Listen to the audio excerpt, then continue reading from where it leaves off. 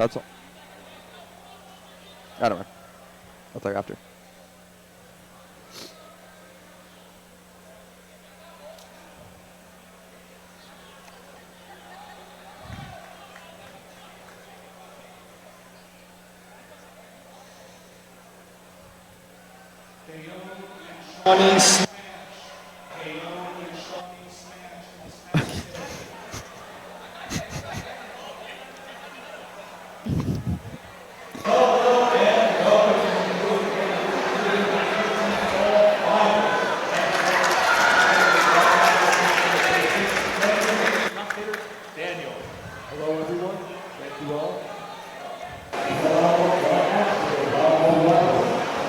Michael, tap me.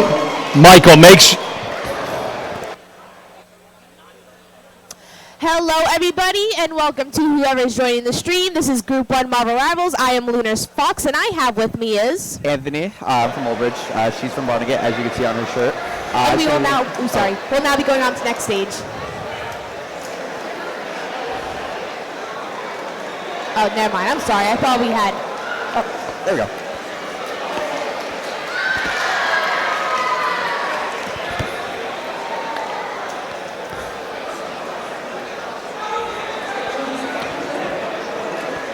Hi, I'm Juliana. We're from the Scranton School for Deaf and Hard of Hearing Children. This is my friend Adam. Hi, we're here at the first ever ESDAA Finals at Garden State Esports. Let's go to production. Let's go! Robert was able to get point back after Mercer Tech was holding it for a good half of the game. Really going to leave them back to that 90%. Really keeping it close for Mercer Tech. Mercer Tech's going to have to rush onto the point if they want to contest this. Moon Knight trying to get in. Very alone. Gets the rocket ult. Stays alive. Here comes Moon Knight ult 2. One down for each here. Big fight in the middle. Here comes Invis ult as well. Every ult getting popped. We're in overtime. Trying to go in. Star-Lord getting killed now. And it looks like Mercer has the advantage in this. Here comes the Cloak and Dagger ult. Venom ult 2. Everyone's just using ults back and forth. Another Cloak and Dagger ult from Mercer Tech as it looks like they're going to win this point. The ult trade is in Mercer's stride. It looks like they're going to be very low. Will we see Bucky ult here? No, gets a big pick here. Loki getting one. Phoenix getting those pop damages. Now Phoenix goes down. Yeah, still in overtime right now. Yeah, somehow Waldwick kept point here. As they're going to go back up, get taken down, and it looks like Mercer's going to take point. Great push on the Mercer Tech side, not cracking under the pressure due to overtime, leaving them still in the game. They're going to have to hold this the whole time and make sure Waldwick doesn't get point again, or else they'll immediately win the round. Yeah, now, as we also see, Mercer has the ult advantage just about everything except support ults, which could be bad. Looks like Invis ult's going to come up first for Waldwick, but can they out DPS that support ult? She's going to have to use it soon. As now they're going to try to get onto point, getting held at this choke. As here comes Venom, very low HP, uses his moves, stays alive though. You can see that Venom's really just using that climb to his advantage. Here comes two ults here, Phoenix and Bucky. And now Invis ult comes in to save all the healing. Sorry.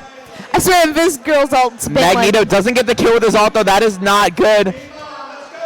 I feel like Miss has had their ult for every single team fight we've seen so far. Yeah, now another kill here. Looks like Waldrick's going to start going down. Can they get a kill, though? Down one as Star-Lord gets one. Moon Knight getting a lot of damage here. Here comes the Cloak and Dagger ult. Now off point is... Now, wow, Mercer getting that rocket ult. They're going to have to push in or it's not going to be useful. Oh, yeah, no. Really special game right now. It's overtime. Both at 99%. Whoever wins this fight's going to win the round. As here comes Cloak and Dagger ult from Mercer. They're running a 3 support comp, which is going to be good in terms of ults. As now they're going to try to take them off point here. Mercer and Waldwick at 99%, still fighting it off here. Now big kills here for Mercer, getting 2. Right. Getting a 3rd. One left, just Venom. Can he stay alive for long enough for his team to come back? No, he cannot. And Mercer will take first point. That was an intense first round. I'm out of breath. As Mercer just barely taking off first point there from Waldrick. Waldrick had the start, but couldn't get that all coming. We see 3 supports to 2 supports, and that's really where the difference of this game came, especially in that low key. Yeah, like in Rivals compared to a bunch of other games in JSC. This one, they don't lock a certain amount of people on rolls, so if they wanted to, they could run 5 supports, 5 tanks, 5 DPSs. They can run however many, no, not 5, 6, my fault. They can run 6 of any role they want, so Rivals really has that like lineage for that, making this game that much impressive. There used to be a popular comp. So the first map we're going to be playing with is Hell's Haven, and that's a domination map. The way this domination game mode works is the 2 teams fight to capture a point in the center of the map, and they try to hold it for a certain amount of time. And it's played, that game itself is played in a best-of-3 format. Yeah. So if you're familiar with fights. Yeah, I was going to say, if you're familiar with other titles similar to Marvel Rivals, you can think this is a bit like a game of King of the Hill, where you're trying to hold on to a point for as long as possible, with each team fighting over it to their best of their ability. But for now, though, we still have to do a little bit more setup, so let's talk about some of the players that are going to be coming in here. And honestly, these are some pretty interesting squads that we have in both areas here, where I believe for both Oakcrest as well as Cape May, everything that we're seeing here is more senior squads. We don't have too many newcomers. I don't think we have any freshmen on either team. Oakcrest is entirely seniors and juniors trying to do everything they can to make their last seasons at GSC count. Well, meanwhile, you see a little bit more variation here for Cape May. Right, with Cape May, we have 1 senior starting, as well as 3 juniors and 2 sophomores. So we got some new talent in there, setting it up for the next season. Yeah, I got to say, I'm really excited to see how some of these folks are going to be able to play on Peru. And honestly, this is one of the things that we love here at Garden State Esports. We want to try to find ways for students to engage in gaming in a healthy and productive way, and also experience all the benefits of scholastic sports that you hear about in any other league, be it either Marvel Rivals or football. So here it is obviously looking exciting to see. And also, these teams have shown everything that they want to leave on the field. So with that, let's head to the field as well, as we're going to have Cape May picking up the map. As we said, they have already decided this is going to be Hell's Haven. Everybody else is outside the ropes. Only coaches and starters inside the ropes. Are there any interesting parts of Hell's Haven that you think we should know about in the audience kind of moving in here? This is going to look very Hydra-y if you're familiar with the Marvel movies. Right, a whole lot of dark aesthetics going on. Another unique thing about this map is that there's a whole lot of moving parts. The map actually changes as the game goes on, and there's a lot of moving platforms, a lot of things that fly through the air. Very interesting. Yes, just like any first-person shooter or any game in general, it is going to be very important to hold that high ground, but even harder to do so when the high ground keeps shifting over and over again. So will be an important thing for each of these teams to keep in mind as we go through. Daniel, you were already saying this is going to be a best-of-3, so that means these teams are going to be vying not just here on Hell's Haven, but they're going to be continuing it on, picking different maps as the series continues, with the loser, I believe, picking the next map. Right. And we're currently moving into the hero ban section, where both teams, they have the option to ban heroes from the match as well as protect some of their favorites. This really is important because many teams have done their research. They know that their opponents are they may rely on a certain character, and so they want to interfere with that as much as possible. Yeah, and you see a huge mix here as well, because you have some folks that are trying to target down specific players' champion hero pools that they know how to play. The one that really stands out to me, by the way, is that Penny Parker. That is a huge favorite of prospects on the Oakcrest, so that is going to be a little bit of defense here being played. But then you also have, for example, things like Jeff, who is a pretty heavy jack-of-all-trades support, but let's be honest, very frustrating for folks to play against. We can see several tank bans from both sides with Penny Parker, Magneto, and Emma Frost. No, wait, sorry. Emma Frost was protected, so that's looking to be a favorite. Pick your hero or Cape May. villain. I'm not Yeah, judging. and you want to talk about some of this because there are different classes of hero in this game. So not everyone, it's not going to be like a traditional first-person shooter where everyone's roughly on the same playing field. What are the different classes that we should be expecting here in Marvel Rivals? Right, so the 3 classes. You got strategists, which are the support. They heal their teammates and they allow them. There we go, Waldwick finding 2, Mercer getting 2 kills, and Waldwick's going to have to fall back, getting a 3rd. And that is fight 1 for Mercer. And then you got tanks. Yeah, Mercy Tech just just going to have to now hold this point, making sure Waldwick doesn't take it if they want to secure this first game, or Waldwick's just going to come back and stumble upon them. Yeah, we saw Waldwick, though, taking 99%. That is huge. A lot of staggering came out from Mercer at the start there, trying to get back into their footing. They couldn't get it going. Waldwick taking advantage. Needs to be protected. And we're going to see what happens. Venom comes in. Lowest Star-Lord gets killed, though. And now here comes Infizalt. Trying to go in for the fight. Now here comes Cloak and Dagger. 2 ults coming in for both, as now we're going to 99 once again. Oh, He can't see. oh, overtime again. Yeah, double overtime for both teams right now. Mercer Tech's still Mercer getting keeping hold killed of on the the point. and it's it. That's over. Waldwick getting killed, and Mercer taking round 1. Okay, it's okay. So for that, That is a we're now gonna be great rushing match we towards both saw. that Both going into domination. double overtime Is for that King of the both Hill? sides. Both This teams are Mercer gonna try to see if Tech they was can get able to their first claim that contact. last fight over Like that's first Wardwick. contact. Is that my mic? Oh, anyway. Is there 5 games of this or 3? I think it's 5. 5? And let's go.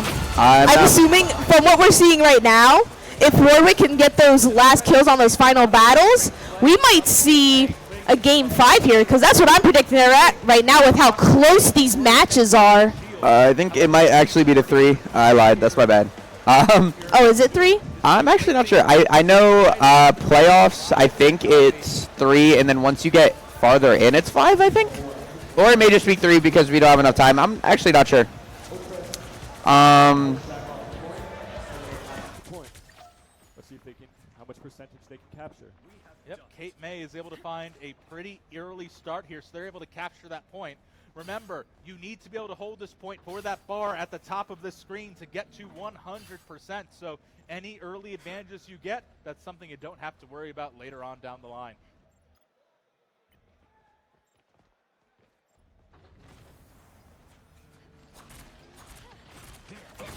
Okay, comes back for another team fight.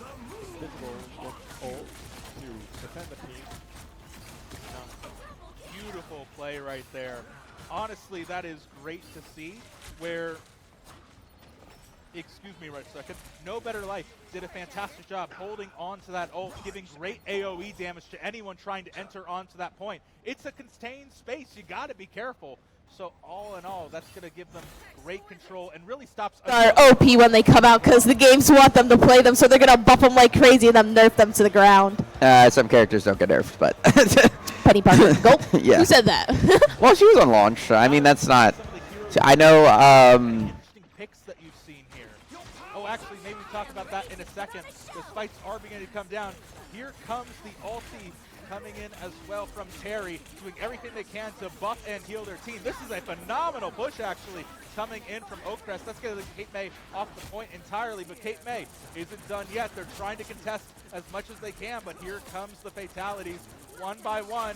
It looks like it's not going to be enough. Air Groove trying to do what they can on the Invisible Woman to keep Loki alive, but again, it's going to be tricky to find.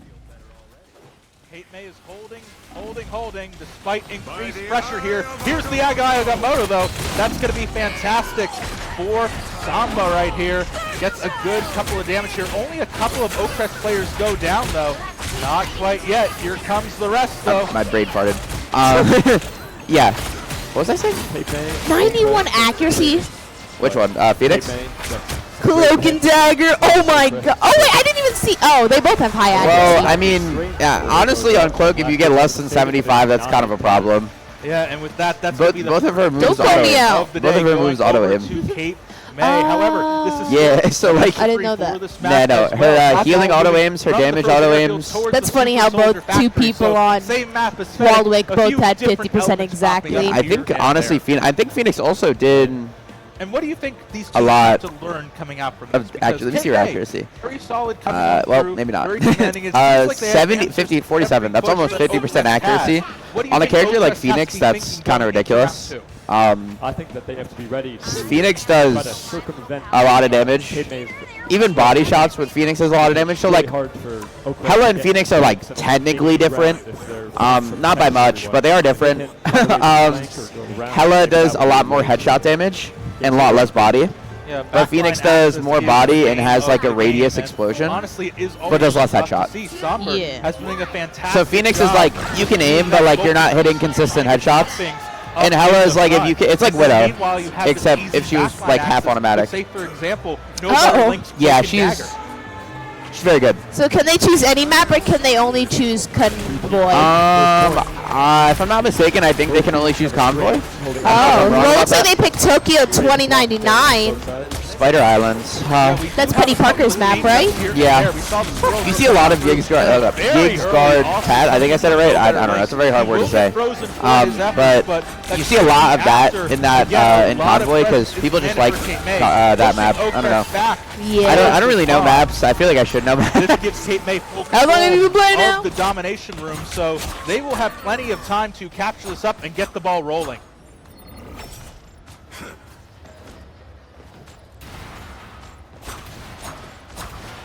We can see Cape May destroying some of the obstacles, some of the destroyable environment in order to increase their sight lines. It's an interesting strategy, but probably for their movement. No better link. Yeah, so far, here comes that push that Oakcrest was talking about. Great work for the Cloak and Dagger, doing everything they can to try to get as many folks into the DOT. And But it seems like also, it's not gonna be had enough. 600 health. Here comes the group walls. Are we blocking serious right now? everyone Yeah, in. you could kind of Again, just play. Oakcrest You doing ever seen a everything Rage they Day can to Tracer? find folks. Hold Yeah. in Somber. You could. Aya Magamoto is going to be the response from Oakcrest this time. Again, great damage comes on through. Oakcrest is starting to get priority on this point as Kate May is getting lower and lower, but the ulties are found and used. There comes Gilbert Link getting another play out, and the team wipe. Kate May finding the cleanup. Wow. It was a great fight we saw. We saw that the teams were almost in gridlock for a little while thanks to the support ults providing nearly infinite healing, but the second those went down, Cape May was able to move in and destroy. I swear this game makes me feel like J. Jonah Jameson. Oh, it looks It is not like over yet, Mercer. though. I have seen Marvel Rivals games go from 99% to 0 at the drop of a hat, so it is going to be tricky to see as you go on through. Here comes just a bit of poke, trying to find what they can. Doomster trying to find a way in as this tank build up a couple of walls to block for, but here comes the cavalry. Rest of the team is moving on in. Meanwhile, we're also seeing Mr. Nabbot trying to keep everyone alive and healthy, but this is an onslaught coming on here. It's tricky. Kate May is finding great damage. There goes the percentages. Kate May takes map 1. The score is now 1 Cape May, 0 Oakcrest. Best of 3 format. Love to see how it goes. Yeah, and this means that Oakcrest is going to get map pick for this next round, so they will be given a little priority. Let's look at the MVP here with Samber. 19 kills, 4 That is assists, impressive. and 0 deaths. You can see that Cape May, very strong supports, very able to keep their tanks alive, especially thanks to Dr. Strange Samber's barrier. And I'll say really quickly, it looks like the parallel universes are converging. Packages Doctor Strange also was the SVP as well, so pretty exciting to see. And again, we still have more time to work on through. So if you're an Oakcrest fan, there's still plenty of time to regroup, plenty of time to reevaluate your options here. What are you thinking right now? Because obviously, domination was a pretty rough go here. It seemed like there was options that that Cape May had for every push that Oakcrest had. Should be switched up here? Do you think the game mode should change? What's the next play here? Yeah, I mean, I think a different format would really work better because Cape May appears to be too organized to allow Oakcrest to come in any sort of solid push. If they change it to a convoy map where you have to push a payload, then it's much more guerrilla warfare going on, so to speak, and it's much easier to... No, So this it's the is hybrid just- or just This is point? just push. Okay. Hybrid is. Hybrid's where you have to Coming in claim here a point. Previously, we already talked about how the Penny Parker was taken away by, Penny Parker. So, do you let some of those bans perhaps slide and instead try to focus on a few other options here? Try to say, hey, that Moon Knight that we just saw was terrifying. Maybe we want to take that off the stage. Yes, I definitely think so. It's very common to do your research before the first match and then ban different heroes in the second because you know what works and what doesn't. Yeah, sometimes game one is just a scouting expedition for a game two. You do everything you can, do that prep beforehand, you do all your scouting, you try to figure out how it's all going to go down. But at the end of the day, no planning makes contact with the enemy. So you do have to be careful with how that goes. And for Cape May, I want to revisit them a little bit here too, because we saw a lot of strong plays there. No Better Link did fantastic. Penny Parker also was finding some good things off on the wings as well. Do you think they need to switch up their strategy either, or you think they just want to keep this momentum going? I think if I were Cape May, I would just like to keep it as is and keep the momentum going. Of course, depending on the hero bans, they might not have to change up their lineup and might have to switch the heroes, but if they're able to, I would keep it as is. Hey, I mean, I see it too. Like, you figured out something that works. We haven't seen any reason to think it could break. Let's wait and see if Oakcrest can deal that blow, find that crack in the armor. And now it's time for round two. The map is going to be a pretty important decision. Tokyo 2099. That's a convergence map, which means that it starts with capturing a point defended by one team and attacked by another, and then once that, if or when that point is captured, then it moves into a payload push, where the attacking team has to stay on the cart and push it as far as possible. But there is another important thing to note. Well, first of all, this is still a convergence map, but we're actually going to the symbiotic surface, so quick little map change at the very last second. Same rules still apply, though. First, you got to capture a point, then you have to try to push a payload. But an important thing to note is that it's based on a timer. If you are able to finish it early, then the other team is going to have to do it faster than you. So we'll see how that goes. Bans are timed to come out, and Penny Parker is going to be the first one.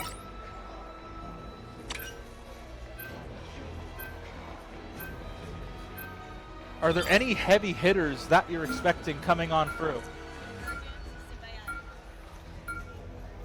Heavy hitters? Yeah, like any bans that you expect to see go away. I'm already seeing a few changes, though, in the lineup. Right.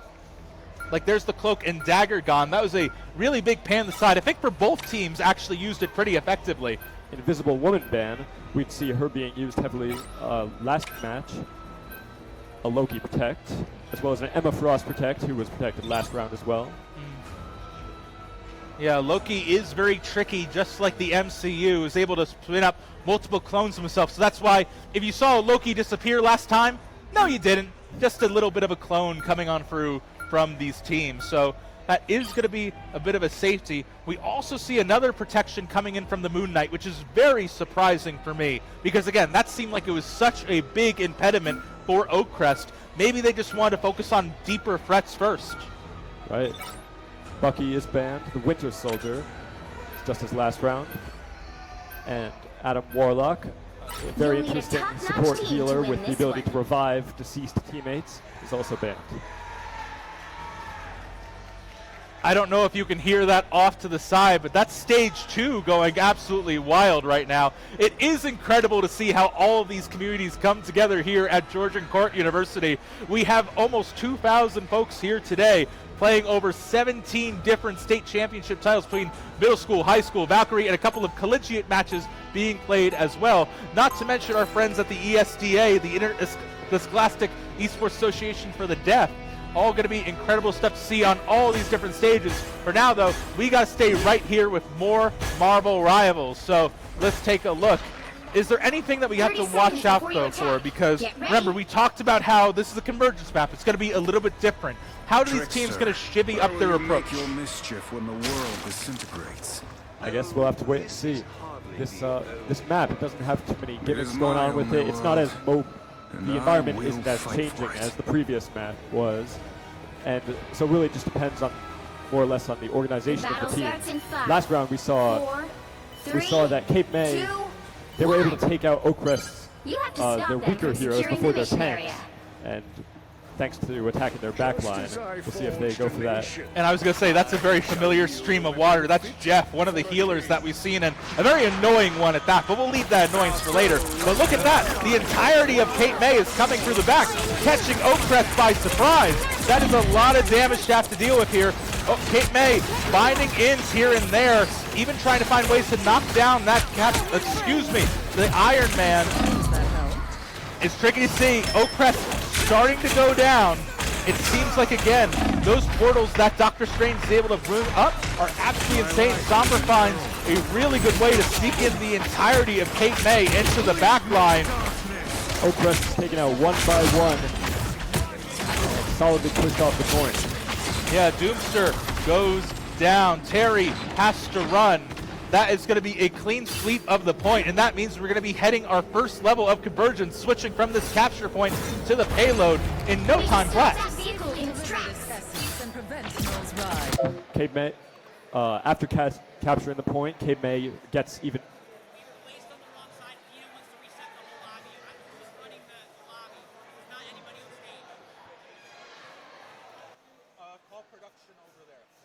Quickly, it's been revealed there's actually been a bit of a technical difficulty. It seems like the sides were actually entered in wrong. So an important thing to note about this convergence map mode, you have an attacker and a defender. In this case, Cape May was actually slated to be the defender first, and yet they were marked as the attacker.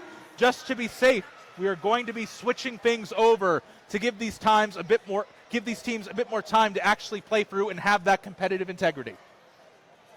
But I will say, though, that is still going to be providing a little bit of a preview to both of these teams. Do you think that Oakcrest is going to be more wary of that Doctor Strange now? Because, again, we know how scary Somber is on this hero right now. It is a lot to deal with, and being able to come in from those different angles is a terrifying thing to account for. It sure is. We can see no matter how organized your setup may be with your tanks closely protecting your back line, if Cape May, if they were to do a Doctor Strange portal like that again, if they attack it from the back, say, then it's really hard to deal with that. You have to be ready to pivot on an instant, and it's quite difficult.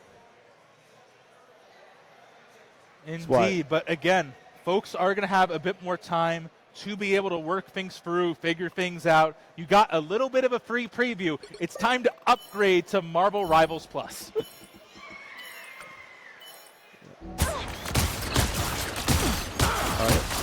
The match has ended, and we will be restarting the second map. And to be clear as well, we should also be going through the same picks, the same bans. Team strategies were revealed. We want to make sure we respect that. But with that, it's almost time for us to be going through.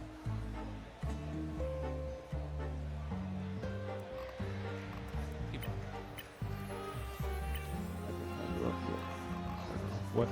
So from here, again, we are just going to give a little bit more time swapping those sides like we were saying here. For now, I just want to figure out how these teams are going to adapt. Like I was saying before, we already saw some of these strategies get revealed here.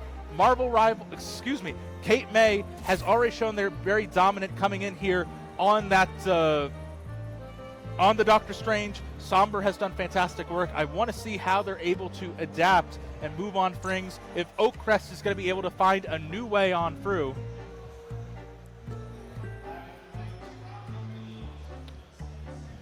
But for now, though, it is time for us to take a quick little break. If you're here in person, you get to stay here with us. But if you're watching us here on Twitch, we're actually going to be taking things over to Stage 3 in just a little bit. That is our Smash stage for the ESDAA. So get ready for a little bit of Smash action in just a second. Let's try that again in Smash action in 4, 3, 2, 1. And once again, if you decide to stay here with us, thank you so much. You don't have the ability to teleport, so that... Packed, we're having a blast. This is incredible. This is the ESDAA Finals. Like I said, I'm Jamari. Hi, I'm Joey. And this is the Smash Bros. ESDAA Championship. Check this out. This is the first ever ESDAA Final.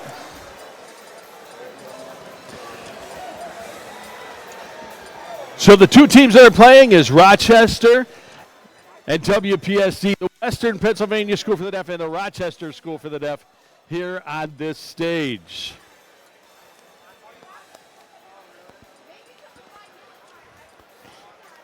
So Joey and I are from the Rochester School for the Deaf. Yeah, we're both from Rochester. So, you know, we're going to have to try and stay neutral here today. I'm going to be honest with you. We like to root for our team, but we're going to do our best to stay neutral.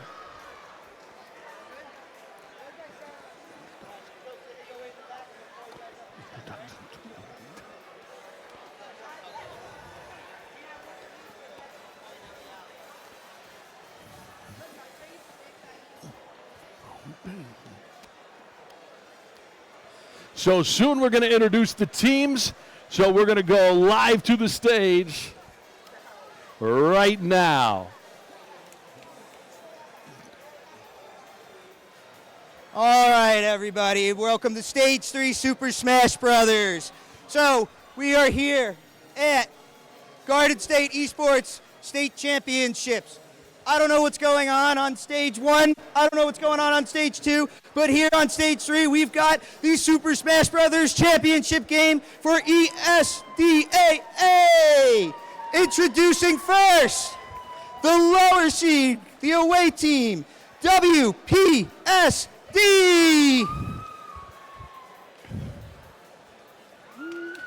Give him a round of applause, everyone.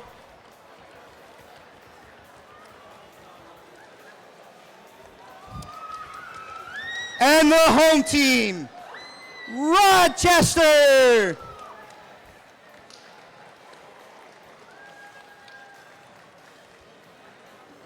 All right, guys, get your pictures.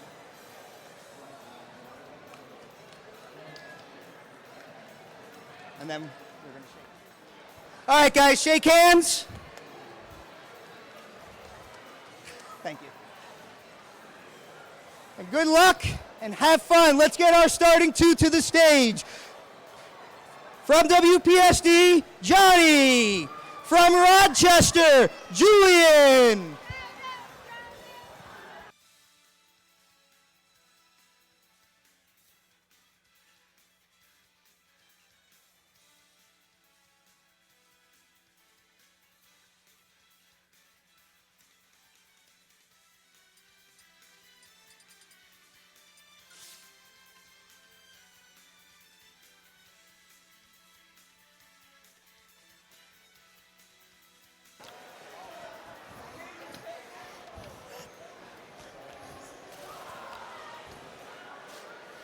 Okay, gang. All right, so as we get ready to fight here. So Rochester is the red character, WPSD in blue. So Julian is playing King K. Rool.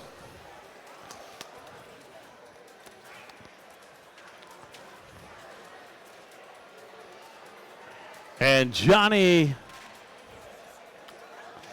from WPSD is his opponent.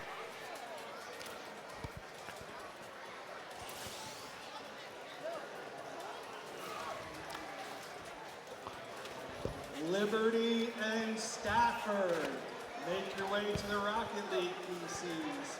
Liberty and Stafford to the Rocket League PCs.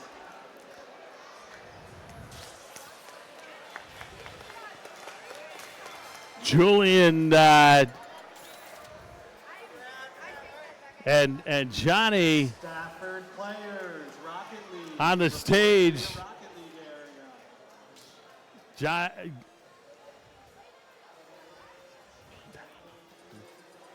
So Johnny got knocked off the stage. So Rochester wins that first round.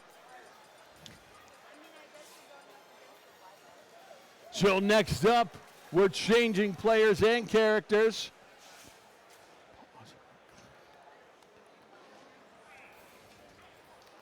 So Clinton is playing for WPSD in the blue.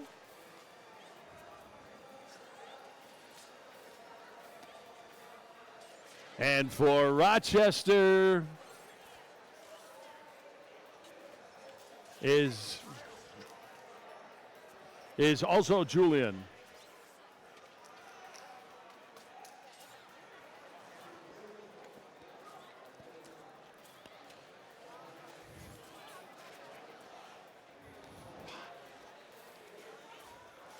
So Julian stays because he won that first stock.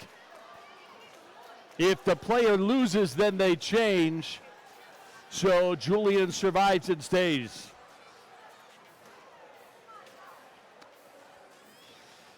For our viewers who might not be familiar, it's kind of like King of the Hill.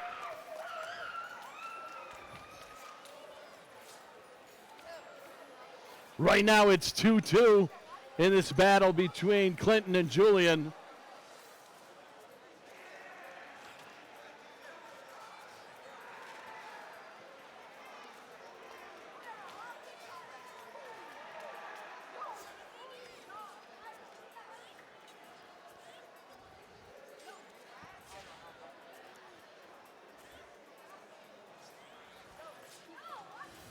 The character Julian selected is just really tough. When playing against this character, the opposing characters really have to have strong defensive skills.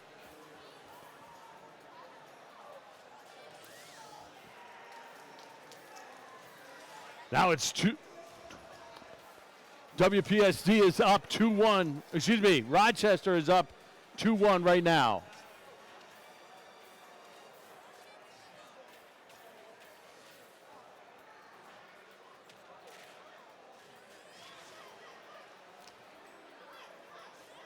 Oh, wow, this is a battle. This is tough.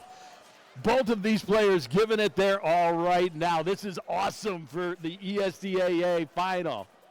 This is a suitable fitting for you, our spectators, to be watching at home and here in the arena.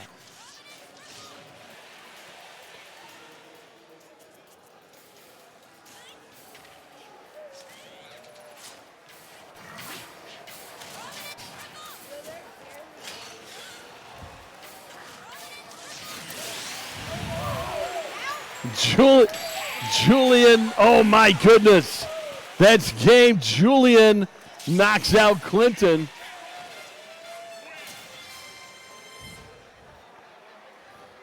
King K. Rool wins round 2 with stocks remaining. WPSD will change up their contestant. Julian stays in the hot seat while Carlisle steps up for the Western Pennsylvania School for the Deaf. Julian with the win, staying in. And Carl is in. We are good to go. So Carlisle has opted to change. Julian's going to stay with King K. Rool. Carlisle from WPSD, he's taking Kirby as his character. We'll see.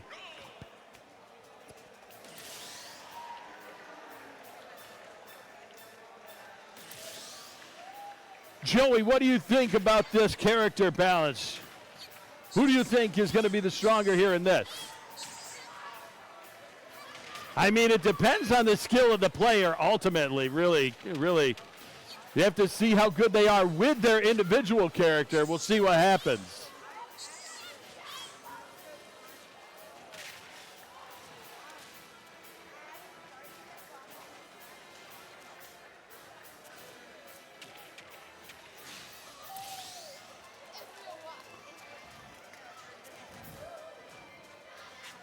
So right now it is 2-1 in favor of WPSD.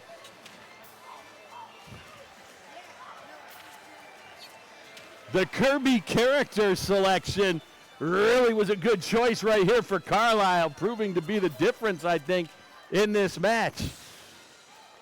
King K. Rool is a tough character, but that character matchup was a good choice.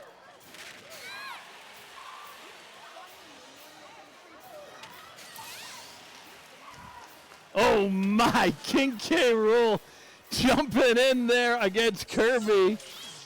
Explosive battle launching Kirby off the stage.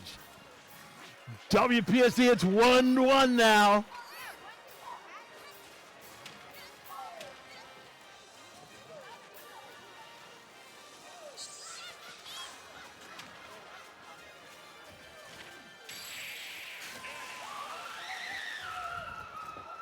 And now Carlisle with the win knocks out Julian. Congratulations to Kirby. What a character selection. That worked out great for WPSD.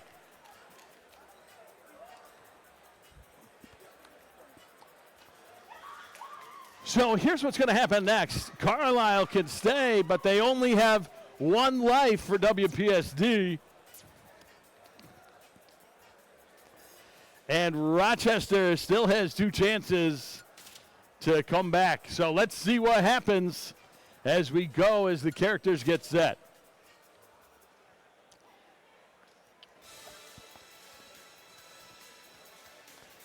So, Joey, what do you think about this ESDAA final here at GSE? I think this is really awesome. Man, this place is packed. You're going to see later, there are a ton of people here. You know, I don't know, 4 different deaf schools, all of the hearing schools that are here, everybody hanging out together, having a great time. This is incredible. All the coaches, players. So, all right, our players are ready to go. Have Kazuya and Kirby. And the player from Rochester is Lynn. And from WPSC, Carlisle stays in the hot seat. So let's see what happens. It's a tough road.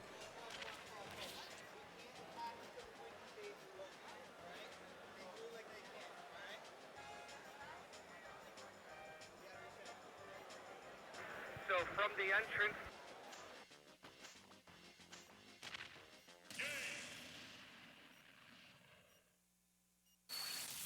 Kazuya Mishima wins.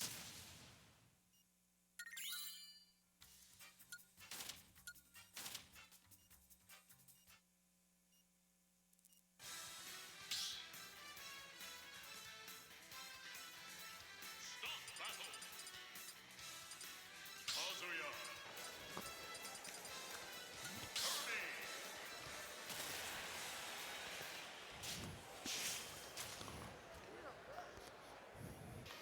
So we had a rules violation.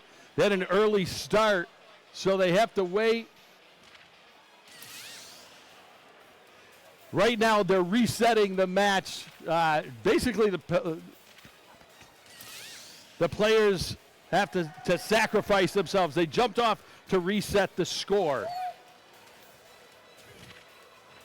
And now we're ready to play.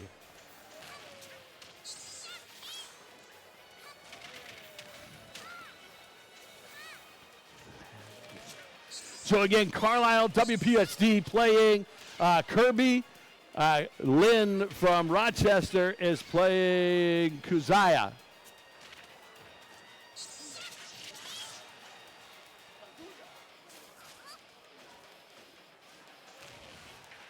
So here we go. We are off into this battle.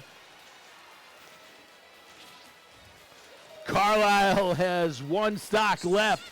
Rochester and Lynn have 3 stocks.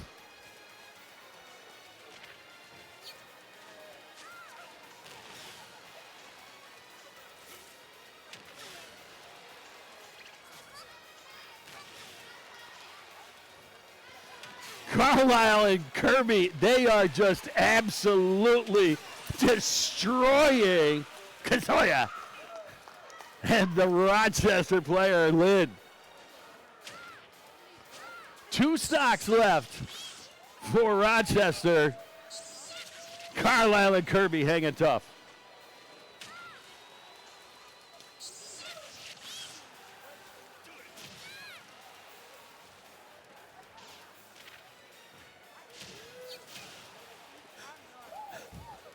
Carlisle right there. You know, he's floating and floating, and then he became a brick. Kazuya kicks the brick and has no effect whatsoever.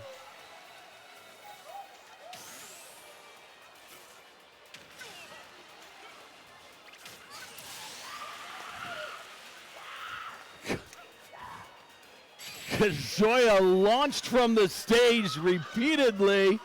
1 stock per player left. What an epic battle this is.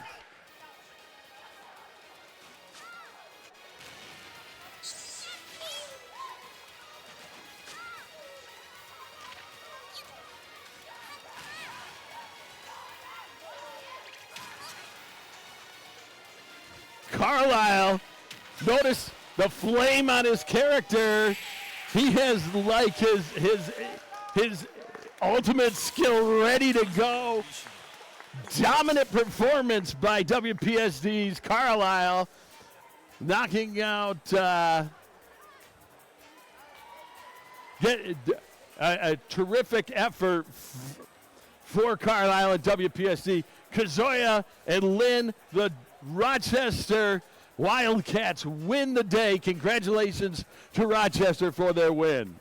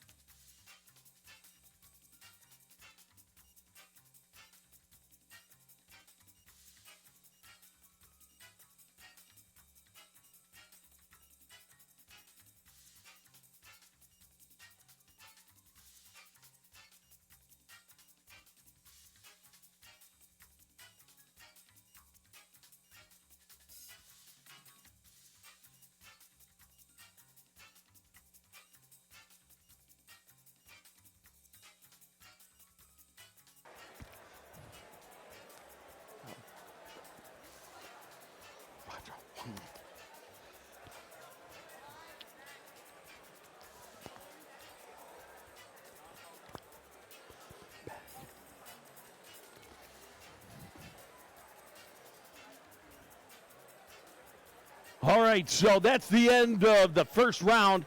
We're getting ready for second round. So we're going to change the order of players. Our rules require us to have a different order of players.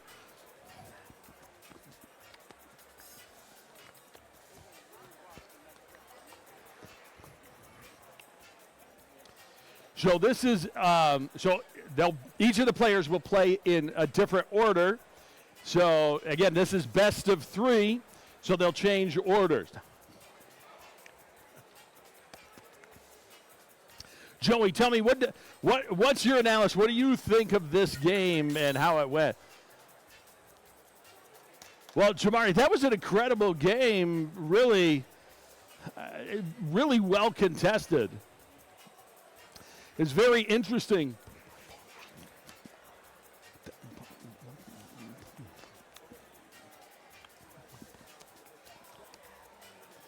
So, like, really thinking, like,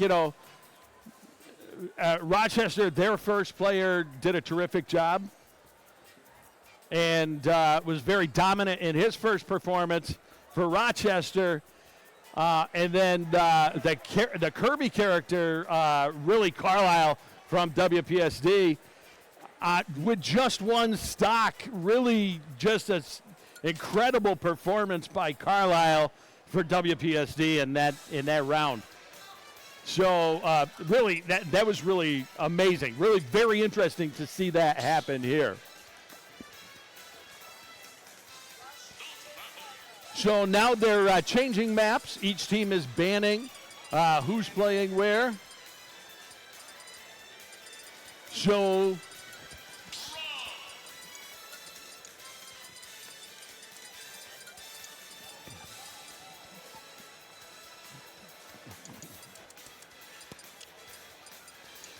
up next, Samuel for Rochester is going to be playing Rob, excuse me, and Clinton from WPSD will be playing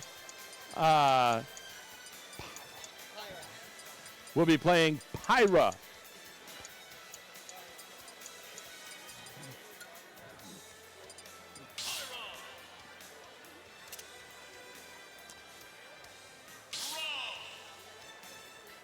And now we are ready to fight. Here we go, round 2 of the ESDAA Smash Bros. Championship.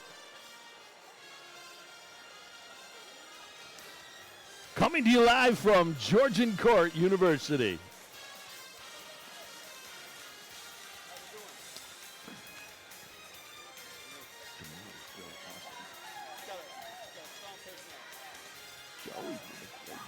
win analysis.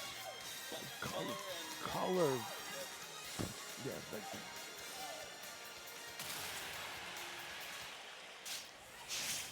All right, here's what's going on here. The battle's about to start. Rob and Pyra.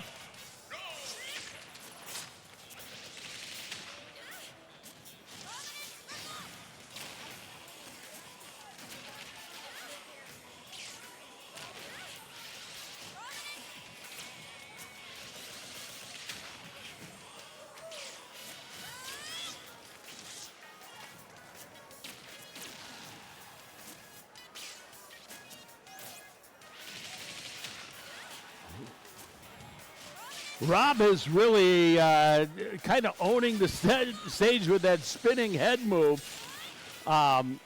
Really launching Pyra repeatedly.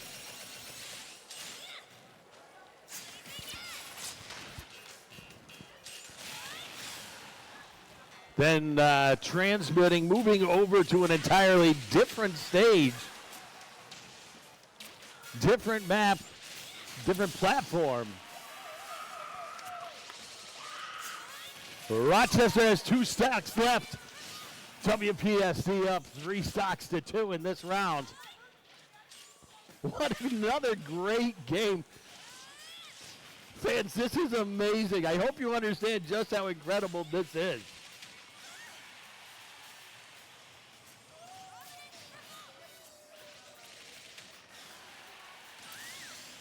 And with the spin move, Rob, man, he launches Pyra, and we're even at 2 stocks apiece.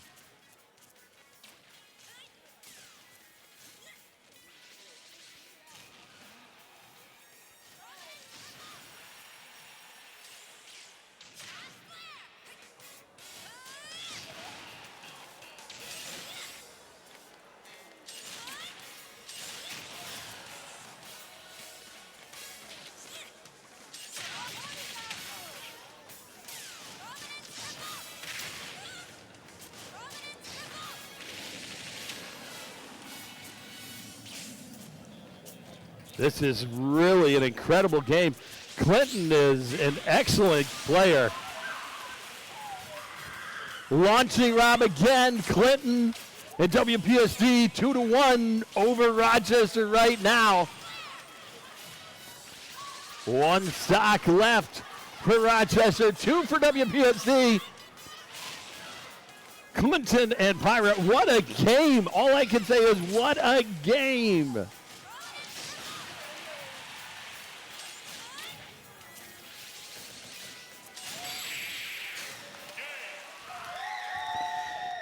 And Clinton from WPSD with Pyra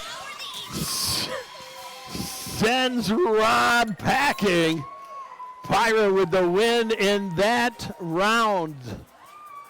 Congratulations, Clinton and WPSD. It is not over. Now for Rochester, Lynn is stepping up.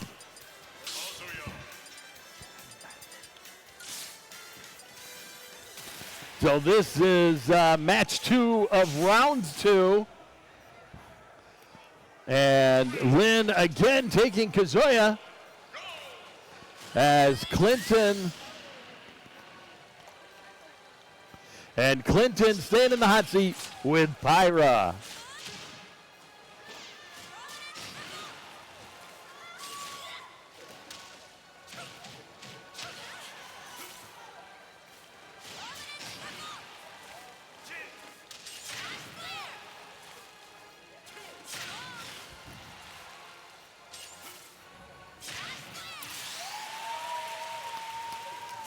Lynn really, Rochester School for the Deaf, down, has 2 stocks. It is 2-2 for WPSD and Rochester all tied up. Pyra and Kazuya really battling here. Lynn and Kazuya with the win there, taking that stock. knocking Pyra and Clinton off. 2-1 advantage for Rochester now.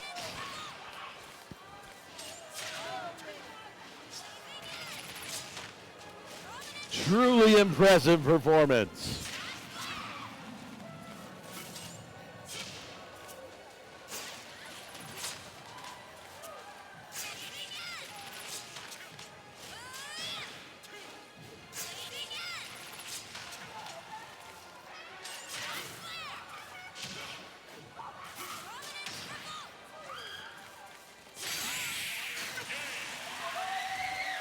And now WPSD wins that. Launching Kazuya Pyra with the win. Clinton launching. Man, game over for that round, for that match. Now the Rochester School Cadet Julian. Really, Julian was the standout player for Rochester from our first round. We'll see how that goes. And once again, King K. Rool. We'll see how that goes. King K. Rool and Pyra. We'll see how that works out.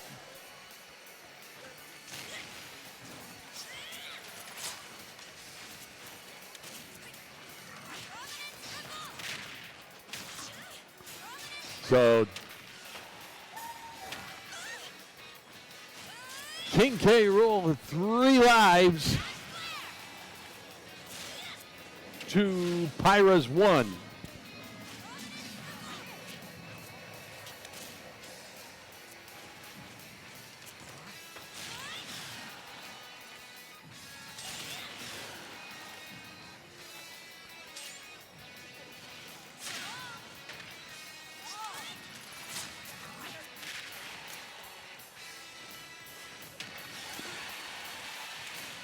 King K. Rool and Pyra both battling, knocking each other off the stage, both making the recovery.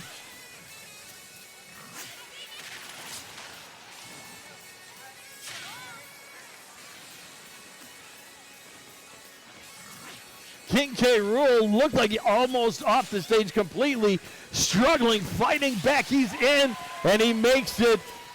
Pyra gets the stock. And then King K. Rool launches Pyra. King K. Rool winning that round.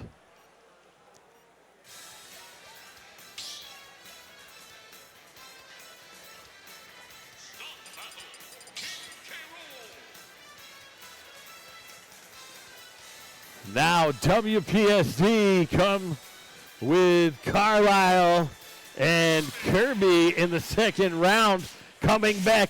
This is the same defining battle from the first round if you were with us. This should be an epic battle. King K. Rool and Kirby. Here we go, 3 stocks to 2.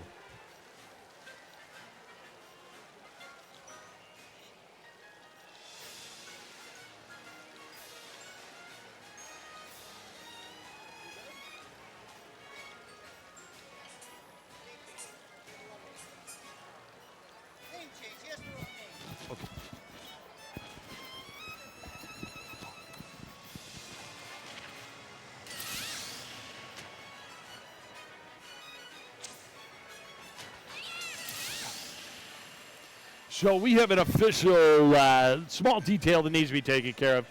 Technical issue. We had to correct the name, the player name on the board to be in compliance with the ESCAA rules. All right, I think we're ready to play now.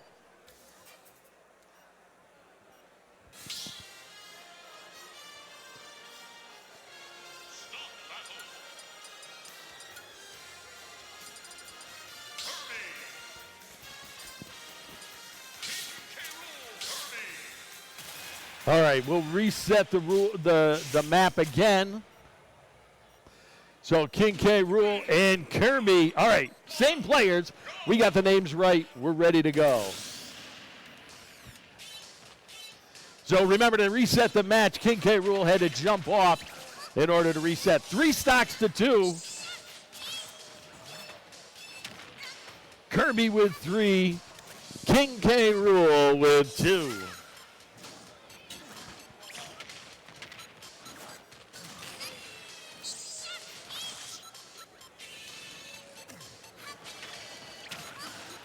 King K. Rool, oh man, he almost was off the stage and battling back, used his crown in order to get back up, fighting all the way. Kirby waiting for him at the top.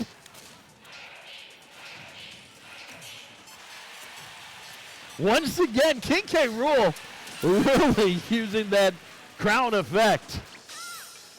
He wins the stock. Now it's 2-2.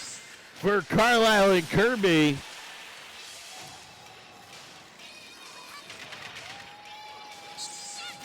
Kirby follows. Oh man, did you see that? Kirby and King Rool both almost off the stage. And then both battling back to the platform to battle again. What? I don't know if that was skill or luck, but this is a tremendous battle right here.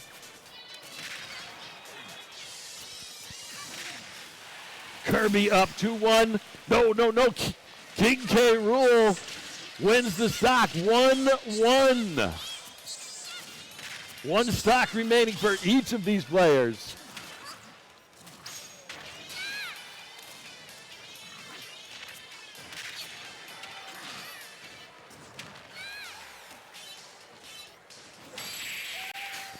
And now with that move right there, King K. Rool knocks Kirby off for the win. So in that battle, King K. Rool, we have 1 stock left.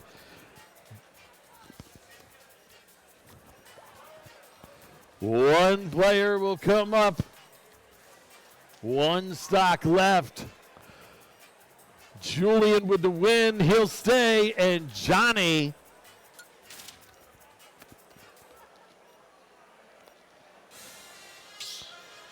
And now Johnny from WPSD steps up, gets logged in, and gets ready to play.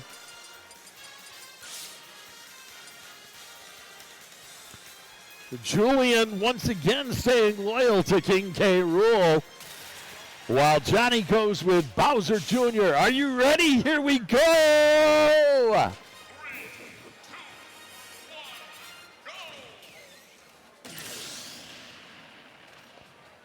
King K. Rool now has two lives. 3 lives for WPSD. You see, if you win, you stay, but you only stay with the lives that you have left.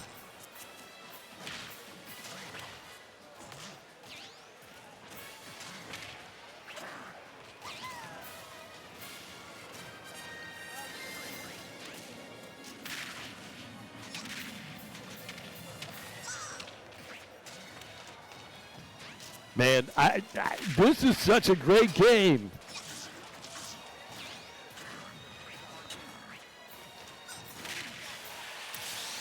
Really.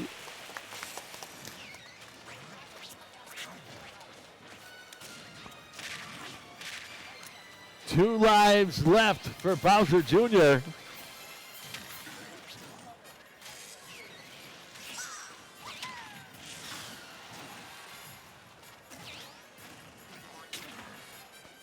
King K. Rool getting knocked off, but using his flame power to get back and save that 1 life.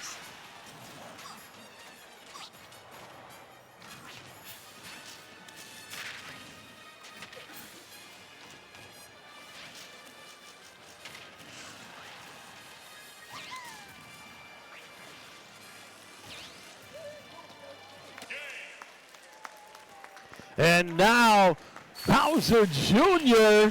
And Johnny with the win. So it's now all tied up going into the third round. 1 round apiece, 1-1.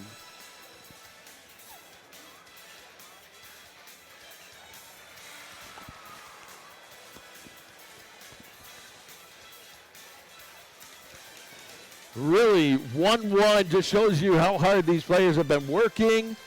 This is anyone's game. Anyone's game at all.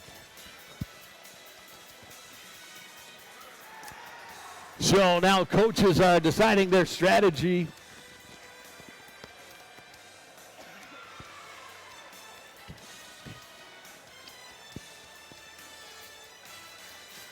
So the player now in our GSE and ESEA rules, the players cannot just keep repeating the same order. So coaches are thinking about their strategy, making sure they're in compliance with the rules.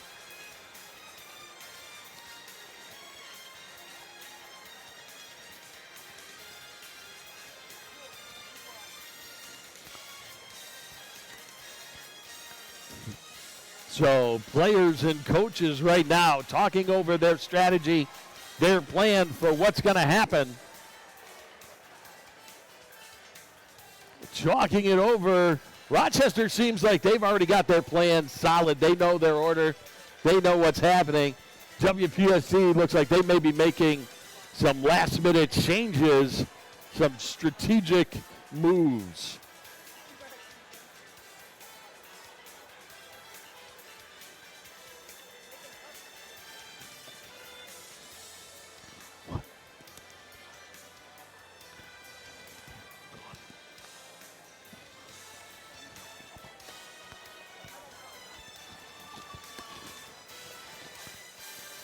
So we're here at the GSE Finals. What that means is Garden State Esports has, here at Georgian Court University, Garden State Esports has over 12,000 students who compete in the league. More than 350 schools in Garden State Esports. And they have welcomed and supported the Eastern Schools for the Deaf Athletic Association, ESDAA's league, in providing our championship final here.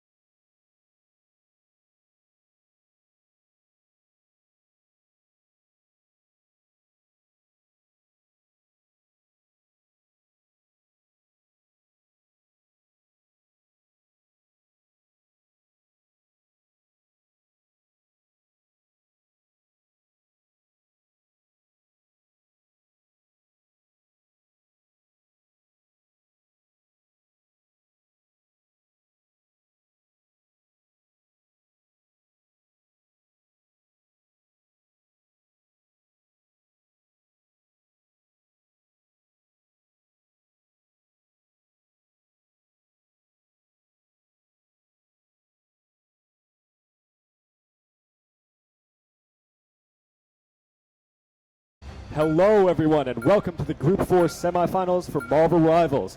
I am your host, Daniel. This is Josh. We'll be watching a very exciting match between two teams going head-to-head in the semifinals for the ability to compete in the finals and win this belt right here. Now, that is one big belt. I hope whoever gets it appreciates it. Yeah. We're waiting for this band stage to be over and hopefully talk. I'm pretty sure you guys can see the bands going on right now. I think we'll explain this later as soon as the band stages finalizes. But yeah. As we can see now, both teams are choosing the characters they want to ban and protect, either prevent the other team from playing or guarantee their ability to play. We can see some picks based on team star players and the characters they prefer to play. Yeah. Daniel, let's talk about the players here. You can see Freehold has well, I'm talking grade level here, but Freehold here has a full senior roster, while Edison here has half senior and half freshman. This is a very interesting set of chemistry. Edison, you won't see half these players next year, but Freehold, you won't see them. So you won't see majority of the team next year as well. It's very true. We can see that Freehold has, with 5 seniors and 1 junior, has really going for the best of the best, only the most extreme talent. But Edison, I mean, I'm sure their players are very qualified, but they seem to be setting themselves up for more of a legacy.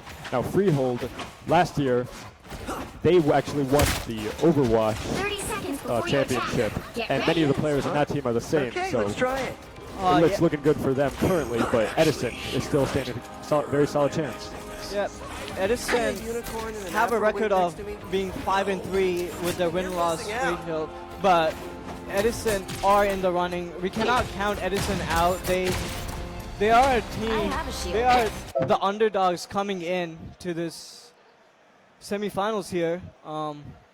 They have as much as high chance of winning the belt as Freehold does. It looks like we got a pause here. Probably sorting out some technical issues. We'll get that resolved quickly. Now, on the other hand, let's look at Freehold with a perfect 8-0 record. Now, Josh and I, we're committed to neutrality, but we are also from Freehold High School, and we know all the talent that they have over there. It's going to be hard to beat them, but it's possible. Yeah. And it looks like we're about to start. The battle starts in 5, 4, 3, 2, 1. Pause right before the start. Faked you out. I think we're getting a keyboard issue. I think, from what I can see here, yeah, looks like one of the players, co-captain from Freehold, are having issues with their keyboard on stage right now. It should take a short time, maybe like a minute tops, but just sit tight while we get this resolved, and we'll get back in the action. Yeah. But let's talk about the bands. I'm pretty sure. Well, I remember seeing a lot of both bands and protects related to tanks. You had a group band, you had something else. Anyway, a lot of tanks. Yeah. So those are the people. They are the driving force behind the team.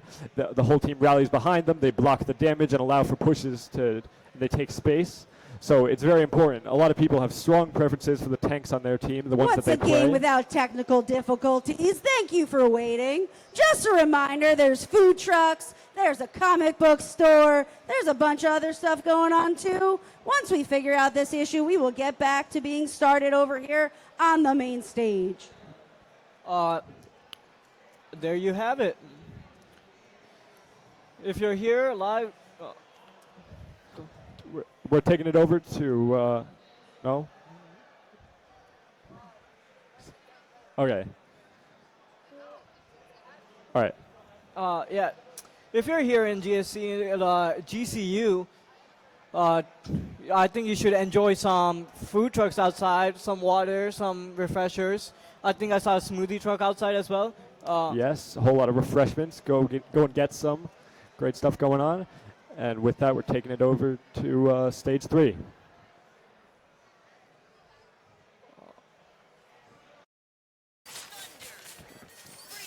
Clinton stepping in with Pyra again.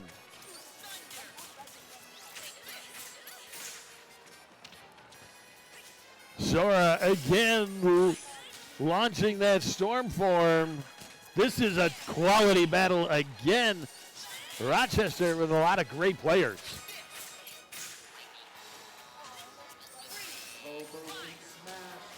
Using that storm form again.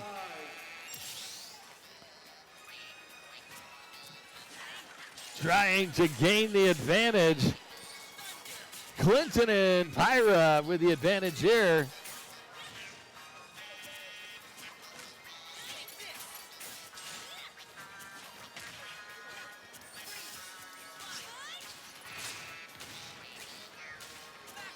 Rochester trailing 3-2 right now.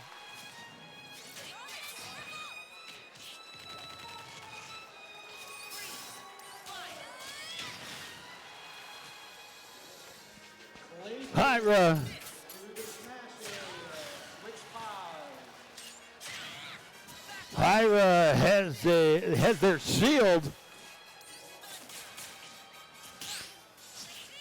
Sora trying to penetrate but unable to do so. Great defense, and now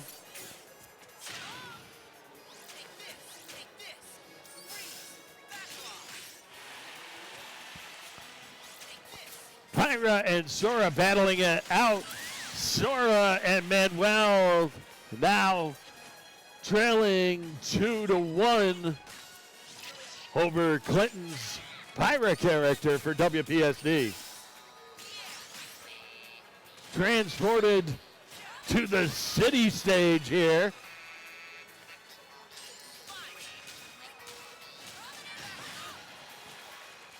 Sora has that key weapon, shooting out flames and then trying to draw in the opponent.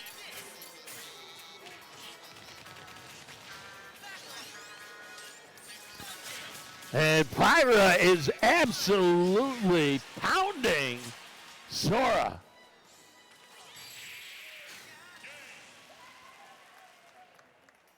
And Pyra with the win over the Kingdom Hearts Sora and Manuel.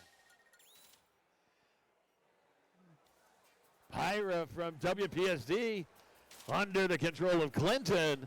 Man, another great round, that match right there. Rochester changing players again. And Manuel will take a seat, and Julian once again holding the hopes of Rochester and the Wildcat Nation. Yep, I guessed it would be King K. Rool stepping up for Julian.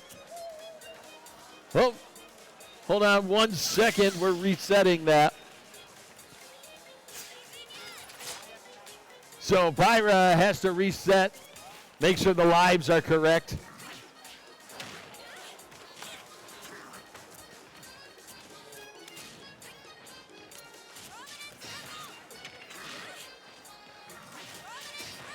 King K. Rool protecting himself well, but Pyra evading and then launching King K. Rool.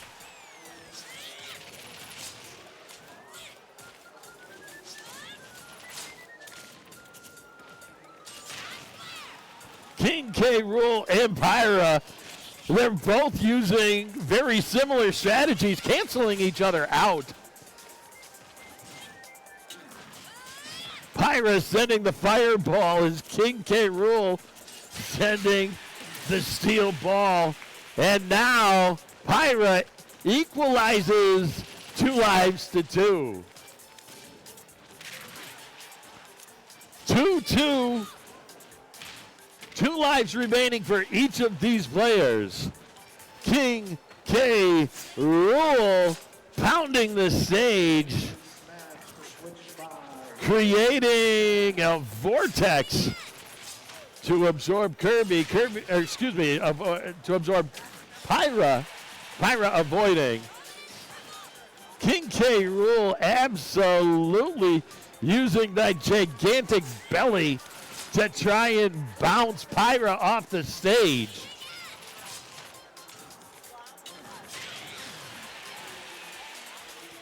Pyra using that flame ability. We are down to 1 life apiece. King K. Rool with 1. Pyra with 1. This is truly anyone's game right here.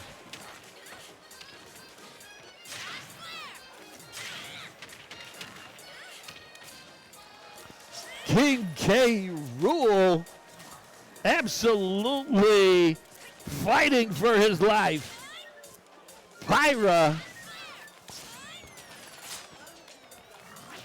And Pyra being very strategic, defending and attacking each other. This is truly amazing.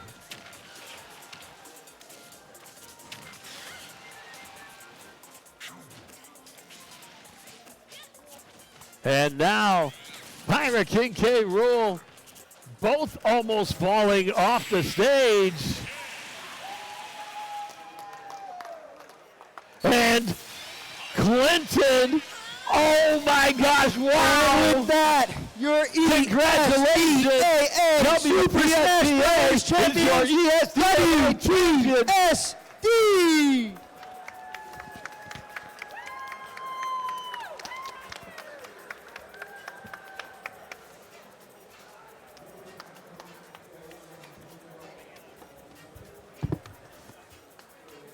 Team, shake hands, shake hands, shake hands. Coach, shake hands.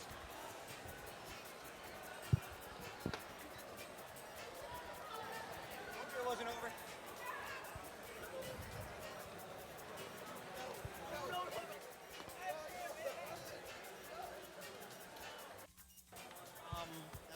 Help me call him up. You want to do it? I might. But let me All right. WPSD, please come up for your medals. One by one, guys.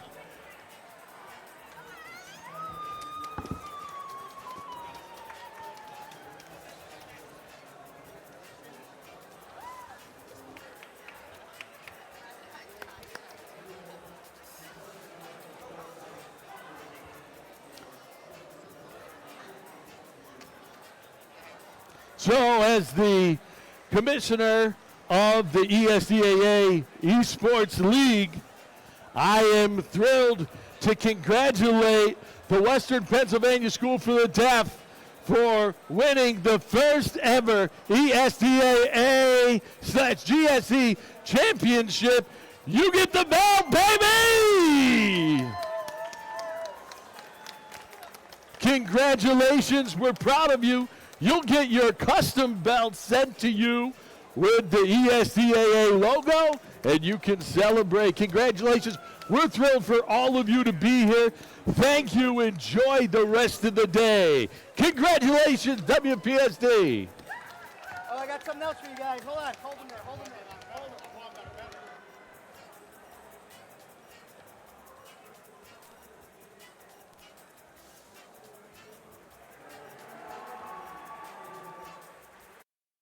Takes this round. On this map, the score is now 1-1. It could go to anyone. We saw a great performance from Edison first round, and then a very solid performance. Thrilled. Yeah. So. Yeah, welcome everyone. Welcome We're back. midway through the Stage 4 Marvel Rivals Finals, and Today we have Freehold going against Edison High School. 30 Both teams are seconds before you competing to Get ready. compete in the finals, which they will do and win this awesome belt right here. Very large belt, very awesome belt. Yeah. We're seeing some great performances from both Currently, teams. I'm more interested in fighting against It our is a very common close foes. match. It's When anyone's this game. battle is won, grant me the honor of besting you in Yeah, combat. we're just You'll waiting, have to let this mom waiting stretch for first, but then the you're game to on. start in about 5 seconds. in 5, 4, 3.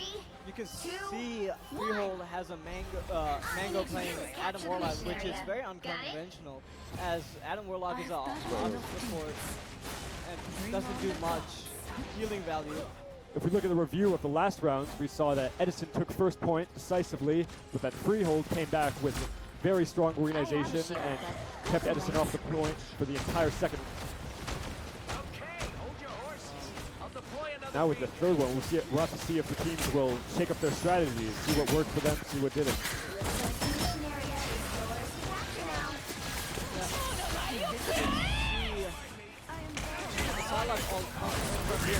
Trying to finish off everyone. Freehold will be able to claim point and hold it. Something that I saw, the reason Freehold was able to just kill so many of Edison's players, they took the high ground just off to the side very quickly, which allowed them to drop down when they saw fit. And given that Freehold's playing with a lot of DPS hit scan characters that are long range and can attack people from across the map, it's very good to have the high ground because you can target everyone on the opposing team. Edison comes back for another team fight, trying to regroup and push forward. Freehold is holding them.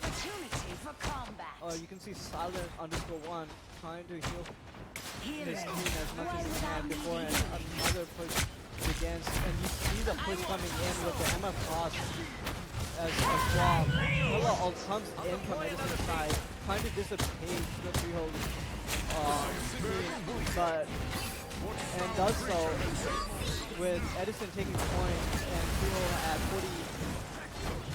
48%. Freehold still tries to push in despite their setback with a Hella ult, which is cancelled. You can see Dupree trying to focus everywhere, trying to stagger Edison and hopefully allow Freehold to get another push. And you can see that happening right now with Edison finished by the whole of Freehold team.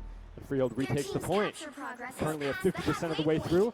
Reminder, this is a best of 3 match where whoever wins this point will win this game, and then that will be the first point of the match, which is also a best of 3. Edison gets ready for another fight. Pacer tries to get a quick kill, try to get kills with his ult, but is killed off. Adam Warlock ult revives him back. A full-on ult coming in from both teams, trying to take point as much as they can. Edison only able to get 1%, but that too is finished off.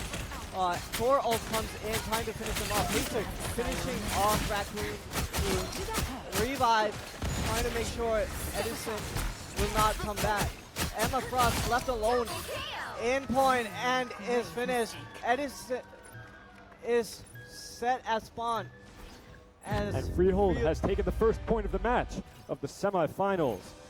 Great effort from Edison first round, but Freehold just came back and dominated the second and third rounds. Yeah. Very exciting. Yeah. It's a very close matchup. I want to see how Convoy goes. Is it Convoy next? Is it what? Convoy. Not sure. Well, we'll know later. Doesn't matter. Yep. Anyway, great match. As we saw, this is what we see a lot of the time with Freehold at their DPS, normally Xian Xian, and Pacer dominating with their excellent aim and ability to assassinate players. On Edison, we saw that their Emma Frost, their tank, was the SVP, the most valuable player on the losing team, with a whole lot of damage blocked, a whole lot of damage. Yeah. Just really providing the structure behind the team. You can see Edison running a triple tank Vanguard comp, trying to force their way into point in the end so that they can hold it as much, but it proved to be unsuccessful against Freehold. Right. Let's contrast that with Freehold's strategy with 1 tank and 2 DPS, as well as 3 healers. That means that they're slightly more fragile, and that because they don't have a huge meat shield to block the bullets for them, but they have much more killing power and are able to just find openings, get in there, and decisively win fights. Yeah. Let's talk about our supports here. I want to touch upon Mango as an Adam Warlock. Mango Adam Warlock here. You don't see Adam Warlock play that much, but when he is played to his full extent. I think Adam Warlock is a good support, but with this new meta, you need to run a triple support to maximize his potential. As you can see, Freehold were able to do so, running Luna and Invis with Adam Warlock. Now, as we move into the next round, which will be a few minutes, we'll notice that both teams are able to choose entirely different heroes to ban. They're not limited to the ones they chose last map.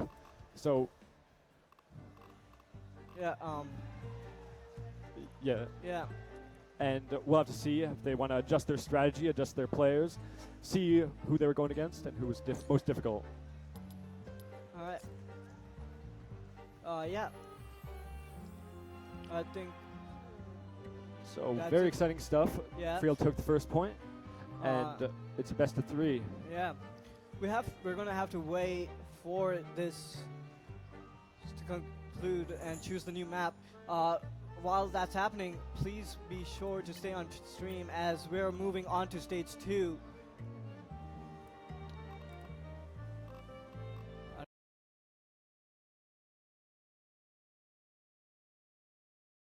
So lots of crazy stuff to see in this match between NVOT and Barnegat. You're about to watch a water dragon go down, down, down. And the water dragon has been successfully slain by Barnegat. Yeah, that's going to be the second dragon of the game. That means the Inferno is blazing. We'll change up the rift a little bit here, so that'll open up a couple of pathways here and there. And that's also the last dragon before our friend, the Elder Dragon, appears as well. So plenty of stuff to try to watch out for at the end of the day. For now, though, it has been a pretty even back and forth for each of these teams.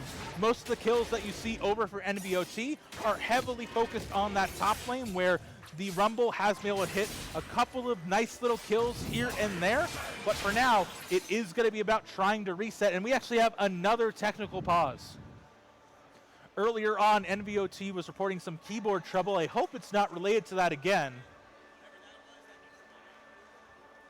So we'll give that a little bit of time to check peripherals, go through things, and give us a little bit of time to refresh, reset, figure out what's happening here. So far, despite the fact that everything looks pretty even here in terms of the kills, the thing that is really scary to me is those dragons, because it is really hard to quantify the real power of the stats those dragons can give you, and as a result of that, that's already going to be giving a Barnegat an edge once you start getting deeper and deeper into this game, when champions are starting to get their full item builds, and it's going to give you that competitive edge.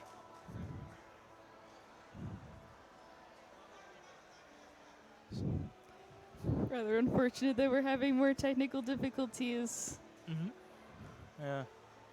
For now, though, nothing too crazy here. Also, this is another good opportunity for us to just give you a moment to get a bit more of an update here. All these towers are still live. Remember, if you are new to the world of League of Legends, you need to defeat the towers first, then those pesky inhibitors that are preventing you from summoning your super minions, and then the Nexus itself. So plenty of steps still need to be taken by these players just yet. We have seen Barnegat in the top lane. Burrito on the Scion has been doing a very good job just applying that pressure, trying to get these tower plates down. I believe that is the tower that is the closest to going down so far in this game. But for now, they still need to get that first tower blood, and we'll have to see if they're going to be able to do that as we come back from this pause. I think the towers in the middle and the bottom lane are also pretty close too. One of them is Oh half. yeah, look at that. I can see that as well. So yeah, lots of pressure coming down all over the map. Just like First Blood though, First Tower is also going to give you a lot of extra gold. And now that we're about to approach that 14 minutes, the plates are going to come down. These are extra defenses on the towers that make them harder to kill in the early game. Means that you have to protect them. It means they are able to protect you a little bit easier. But when these tower plates fall, they will not be able to protect you any longer. You have to protect them.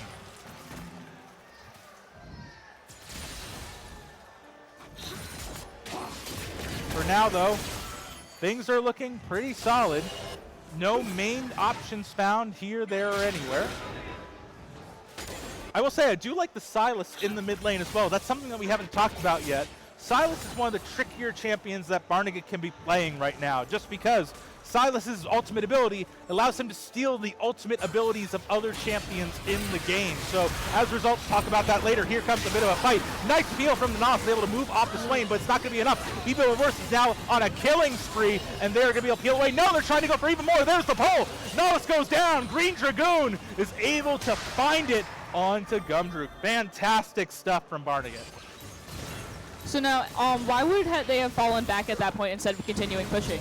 Well, again, they want to try to go for that peel. We'll talk about that in a second. We are seeing more fighting up in the top lane. Sion thinks they have enough. Barnegat has to peel away there. Flashes away. You can see they didn't expect that. It's now too late for Burrito to try to move in. Heck, Rumble even decided to do a little bit of dance on the fadeaway. Yeah. That's a little bit of BM, but we take that here at Georgian Court.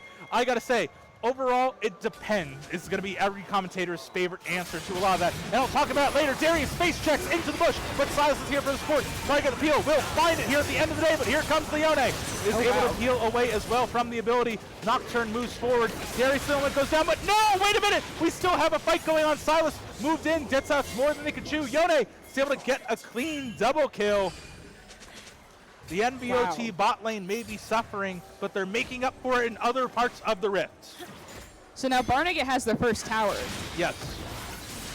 So do you think that puts them in an advantage now, or is it still too early to tell? A gold advantage. However, at the end of the day, there are other things than gold to worry about here, like Shelly, the Rift Herald, which is just taken down by NVOT. This is going to give them an effective battering ram that they're going to be able to whirl through these towers. So eventually, once you see things like the Sion going down, again, another kill for NVOT, you are going to see more pressure, are going to see more advantages coming in here.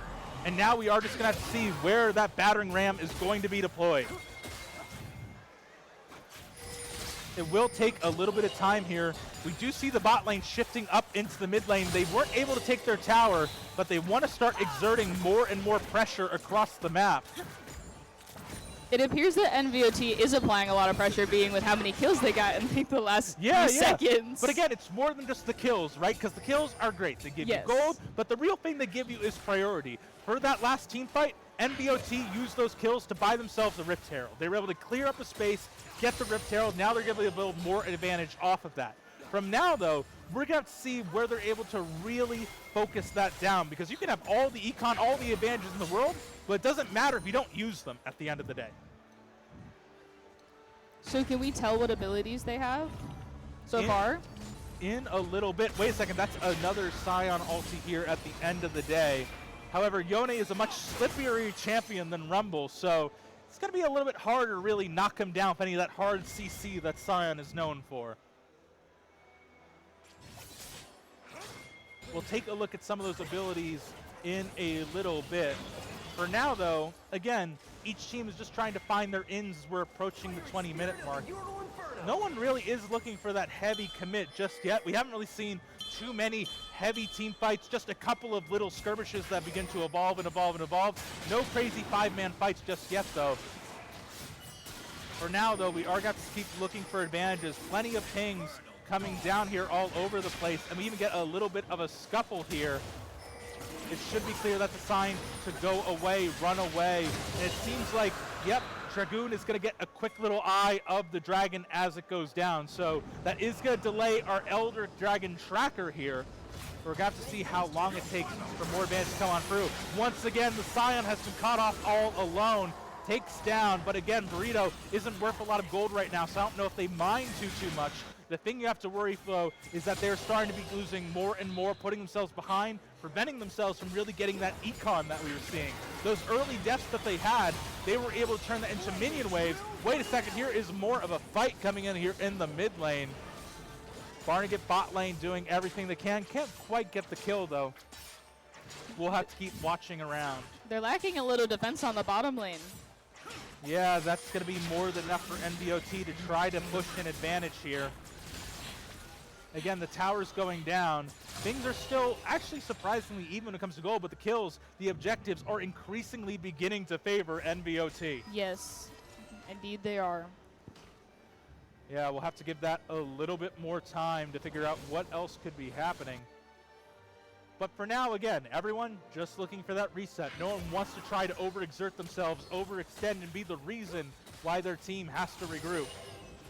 They are playing very carefully, at least Barnegat is. They seem to be playing very slowly and taking their time with what they're choosing to do for the most part. Interesting, because Barnegat is usually the team that always has their foot on the gas, right? Yes. They like going in. They like going for these big, aggressive plays. But NVOT has been doing a really good job piecing them apart, trying to find ways to single them out and preventing that big, crazy fight from coming to fruition. So all in all, things are looking pretty good here. And NVOT has plenty of time to try to figure out how to stop the Barnegat train from rolling. Because we can see a good example of that when they were fighting the Inferno Drake, where it was just the Darius. Yeah, and again, that was just also recognizing good positioning here. Yes. They knew where Barnegat was, and as a result, they knew where Barnegat wasn't. They had plenty of priority that let them go into the bottom side river, let them try to go for one of these advantages, and oh no, this is what I was worried about. Burrito forced the ulti to run away. They are running in the wrong direction, but they should be all right at the end of the day. We also see the Otacon spawning in the top lane. This is another major objective that grants the team that slays it another bit of an advantage here. It appears Barnegat might be taking this one, but yeah, NVOT is definitely thinking about it. Barnegat has been able to get here first, but NVOT knows it's happening. We already have a couple of ultis coming down here. TP as well. Nocturne onto the backline. Is able to find onto the backline. Followed by the Yone. That's going to be a quick little PM and a double kill for the Nocturne. NVOT cleaning up. Burrito goes down. They're turning to the objective, but Swain and Sion are still chugging. Swain goes down. Sion too. Everyone's low. Yone has enough after that triple kill left in the tank to take down the Otacon. Yep, 1 HP in a dream will not be enough. Textbook play from NVOT. So how, in that instance, what made it where they were able to take Barnegat down so quickly? Barnegat, because they're focusing on that objective first, we're taking a lot of additional damage, right? You have to deal with not only the enemy team bearing down on you, but you also have to worry about the computer opponent also beating down on you, trying to go for that aggression. Furthermore, too, once again, NVOT was just able to pick Barnegat apart in that last fight. We saw the Nocturne move in at the last second, really isolate down the Barnegat bot lane, gave enough time for the Yone to sneak in to also double down, get that damage, take most of Barnegat's priority out of the fight before it could even begin. On top of that, too, we also saw Bolivir's Rumble do a fantastic job moving on in, getting the ulti down for a little bit of extra damage, forcing Barnegat to move out of the way before they can really continue the fight. They also choose a very good time to go in because they were the monster was already Otacon, yeah, it was already half health. Yeah, so exactly. They completely were just waiting for them to do most of the work. And again, just because you're the early bird doesn't mean you necessarily always get that worm. Sometimes a smarter bird lets you do all the work to take down that worm. But either which way, though, it isn't the end for Barnegat. They just need to find more advantages, but this cannot be the beginnings of ones. Darius goes down far too fast. Bolivir able to find a really clean kill there onto Travo. And in that time, they were also able to take down 2 more towers. Yeah, again, objective after objective. We do have Burrito coming on in. However, I don't know if that's going to be enough. They weren't actually able to get the kill onto the Rumble, but look at everything else coming down here. We are able to get the Nautilus at the end of the day, but once again, NVOT cleans up, and that's going to get them a Tree Dragon in the process. So I keep seeing them go in for these really big group fights. Like, what? Why are they doing that? Well, again, I really got to say, this is impressive to watch. Barnegat is now behind, and you got to think they're starting to feel that, right? Yes. It's why you're starting to see them go in and make some of these aggressive plays. The problem, though, is they're either getting picked apart beforehand, like we saw the Darius go down initially, or they're getting picked apart during these fights as well, which is also a nightmare to have to deal with. So lots of things to have to worry about here.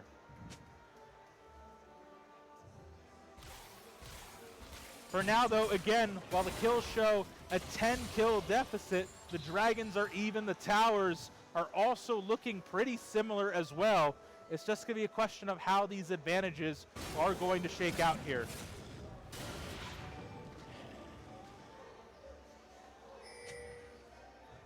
For now, though, let's just get things room to breathe. Objectives are going to reset. Items shall be purchased. Surprises will be made. I will say Scion, Burrito, despite being a little bit on the lower end of the stick right here, they still are pretty okay when it comes to gold. You can see on the bottom of the screen right now, they're actually ahead in CS. Also, only a kill and a change behind the Rumble, despite being quite heavily down in kills. So that works out quite a bit here. So do you think that NVOT has the advantage in their ability to pick them apart, or do they have an ability advantage? Well, I think it's a mix of things, right? Like, NVOT certainly has a lot of pick that we've been talking about at the start of the pick and bans, right? So they are using both their abilities, but they're also really good at using those abilities, right? Like, I've said it once, I said it 1,000 times. With the fact that we've seen the peel coming in for the, excuse me, I don't know why I always forget the name of Nocturne. It's because it's always hiding in the shadows and make me forget that he even exists. But we've seen incredible peel from that Nocturne, a lot of hectic shouting and paranoia of where the Nocturne is in these fights. And we're not just seeing that happen, we're actually seeing other threats move in first before the Nocturne, so that way you can't really just call it down and shut it down immediately here. So Barnegat does have their advantages, but again, it's tricky for them to perform when they're going in all at once. They're being picked apart one by one. NVOT is very good at targeting. Very much so, yes. And again, we'll have to see how that is able to persist here as well, where for now, everyone is just trying to find that reset. No one wants to be the reason, again, why the pendulum swings at this point. So you want to find more and more opportunities to work things through. And I will say, though, Burrito, I keep seeing Burrito in the dangest of places, honestly, as we've been coming down here, really trying to be a thorn in NVOT's side. Does have teleport, so that doesn't mean they're fully abandoning their team. They can try to move and join team fights as they kind of go. We'll have to see which direction that moves in as it happens, though.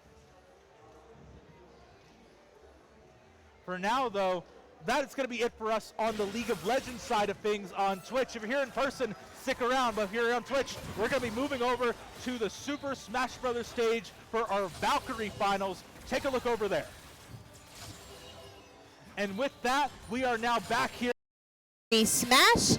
We are already into the game. It is, I guess no one's changed the name, so it's Dark Samus versus Zelda. Zelda is the first player from Kate May's side, and Shawnee is down a player right now. Ooh, Zelda already having a lot of percent taken already. Gonna be good for Samus. Samus is really gonna try to play that far range. Dark Samus is gonna play that far range. Ooh, both at 94 and 81. Zelda just keeps reflecting using their fire abilities every time Samus keeps going back down onto the stadium. Ooh, Zelda taking a stock already from Dark Samus. Zelda's on a roll right now, but Dark Samus might put a rein to their end. Ooh, Dark Samus does not recover back, though. So they are going to lose another stock due to it.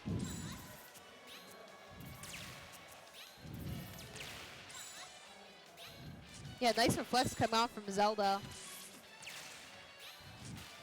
Nice recover from Samus going back onto that platform. Hey, nice attack. Finally taking a stock off of Zelda. This might be the turn Dark Samus needs to take down the Zelda player.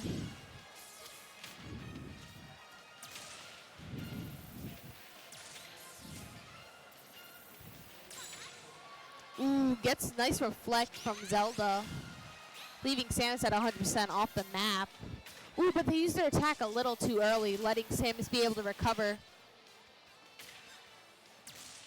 Ooh, shoots it a little too fast. Wow. Huh. That's actually impressive. I didn't know. I thought it wouldn't hit because they're so high in the air, but Zelda actually activates it, and then they're able to take down Dark Samus. This Zelda player is really on a roll right now. Like, they're actually, like, staying in the game, which is, like, really impressive. Yeah, so they've only lost one stock so far, and they've taken down 2 people. But this might be Shawnee's final, like the little hidden, what am I looking for, the little hidden trump card?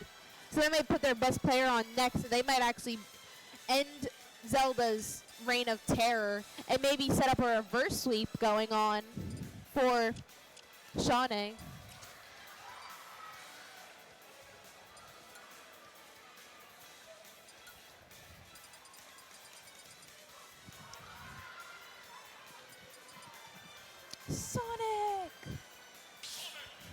Sonic versus Zelda, I don't think Zelda really has much to counter for Sonic because Zelda's little reflect thing is mainly used on projectiles, and Sonic doesn't really have any of those.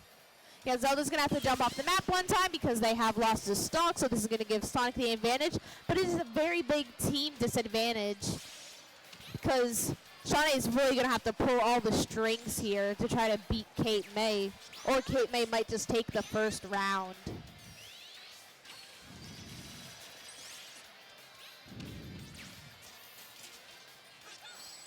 Yeah, Sonic already sustaining 66% off the bat, but it looks like they're getting some damage back onto the Zelda.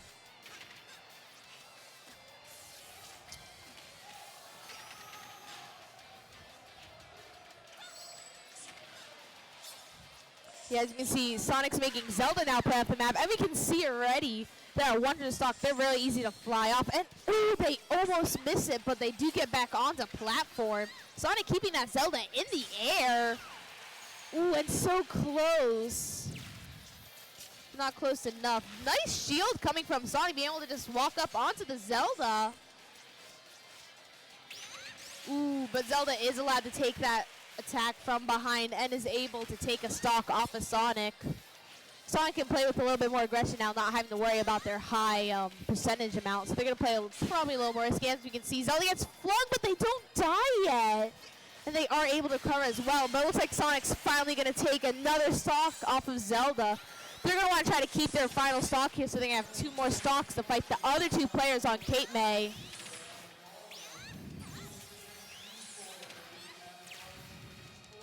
See Sonic playing very off-map. Zelda misses. Ooh, was charging up their B attack, but got disrupted by Zelda. Yeah, Zelda might be panicking a little bit here. They have way more percent than Sonic does. Yeah, Sonic playing really close to this right side of the edge map here. Nice shield. Ooh, nice dodge as well. Able to hit Zelda from behind. They're going to try to play up this map. I think they're going to want to try to use one of their abilities to hit Zelda just straight up into the floor. See, Zelda's playing really aggressive here. They just want to try to take one more stock for their team. Looks like Sonic is not giving up any pressure, taking down the Zelda player for Kate May with only 1 stock lost. Is this Shawnee's redemption to try to take out the other 2 players of Kate May, or will they be shut down as well, just like Zelda? As you can see, we're going to wait for the next play to be played. We're still going to... What? Oh, Shawnee and Zelda? You say our papers say otherwise. I'm so sorry about that. It's Kate May. Huh. I think I said Zonnie was Zelda. Was I not saying that? You were saying Kate May was the one that was winning. Kate May's the one that was. Oh, no, this is Kate Mays. I'm so sorry about that. My papers are confusing. It's right now, Kate May is on the redemption with their last character, while Sonic has their 2 players left. Looks like Sonic's getting some early damage off of Sora.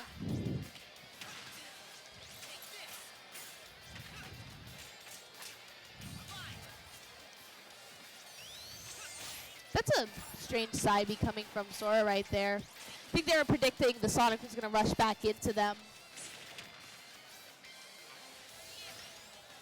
Yeah, Sora's playing a lot off the map right now. Sonic was trying to charge up and attack, but gets interrupted by the Sora.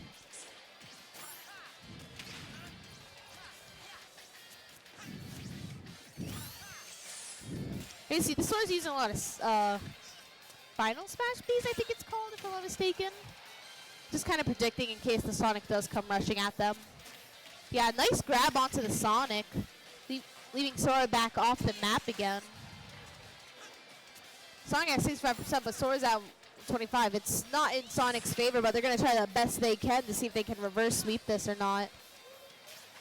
Let me put it like this.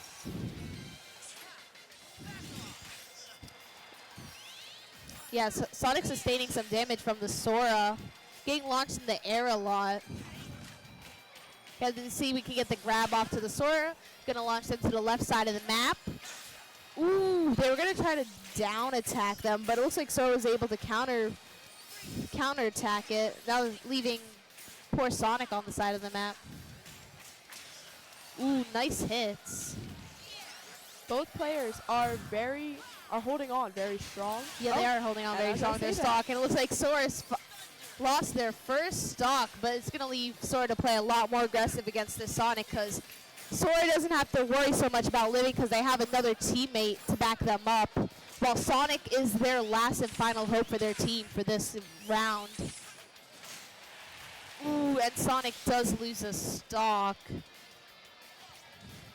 It's not looking very good for Kate May right now. All Kate May can hope right now is that their Sonic can just knock off Sky as much as they can. Yeah.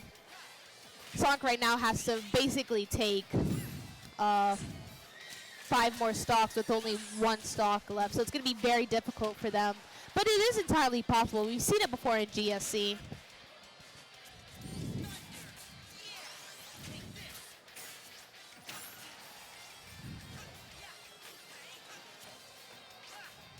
Yeah, you can see really just a bunch of missed attacks right now. But Sonic did hit one onto the Sora, leaving them to the other side. Another grab coming out of Sonic. Looks like they really like grabbing.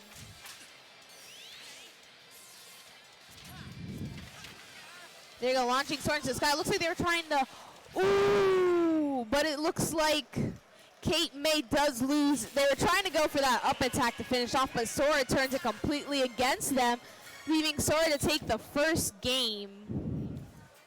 That was a beautiful game. I think Smash is best of 3 as well. I don't think I have anyone here to tell me. I don't know if it's best of 5 or best of 3. Every GSC game's different.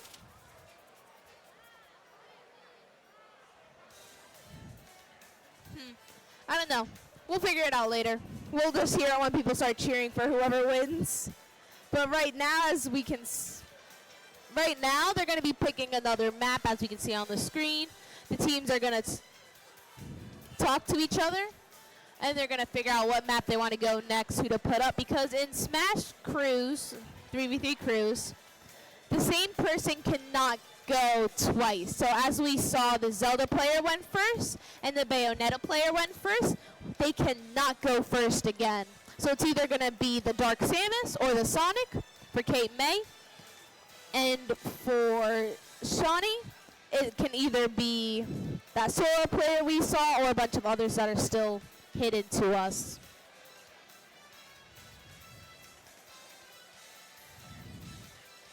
Yes, everyone's just conversing right now, figuring out what they're going to do, what their game plan is, and all that. Huh. Weird. And then they also get to pick a map. I honestly don't play Smash like that. I honestly don't see the difference between all the maps, but there is obviously a very big difference. Like, I see Pokemon Stadium being played a lot, but no one really likes Small Battlefield. It's usually always banned.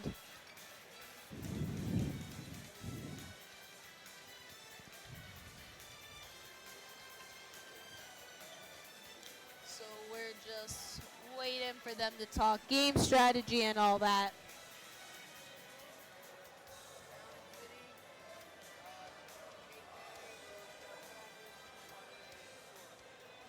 Okay, so it looks like the Sora player for Shawnee is actually going to come up. Sora? Oh, Sonny, yeah.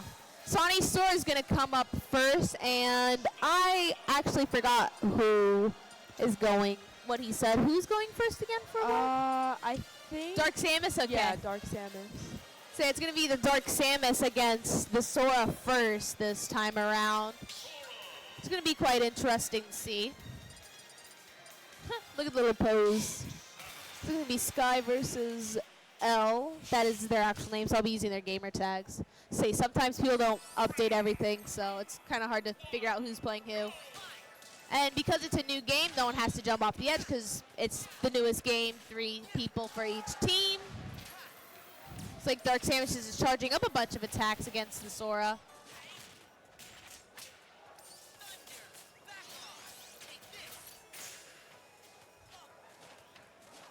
Yeah, but they're pretty even on percents, just trading off blows left and right. Looks like Sora's taking a bit of this high ground, not high ground advantage, but keeping the Samus up in the air, leaving them at 100% already.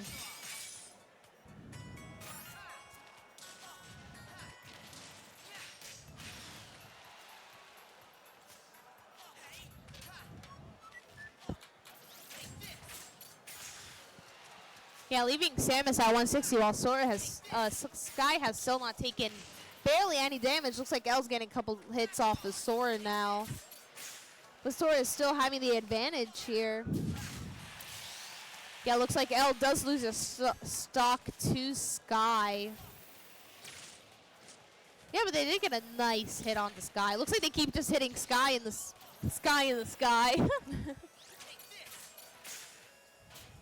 I guess that's why the name Sky is. They like playing in the air.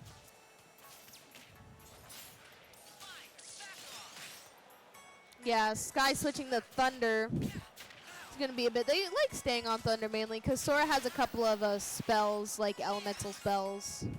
Samus is just holding that giant attack, but they do miss Sky. L taking a stock of his Sky, leaving this game pretty even as well. Sky's going to start playing a bit more aggressive, not really worrying about their percent because they are on the lower side of percent right now. As you can see, they're playing aggressive with that B attack.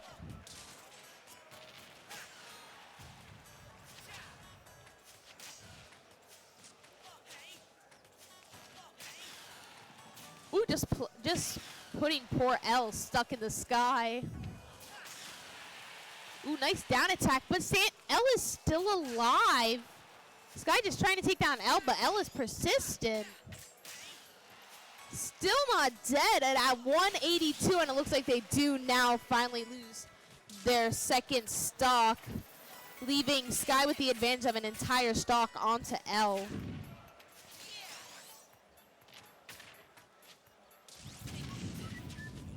Sky tries to jump in, but Samus pre-fires that rocket and attacks Sky before they can attack L.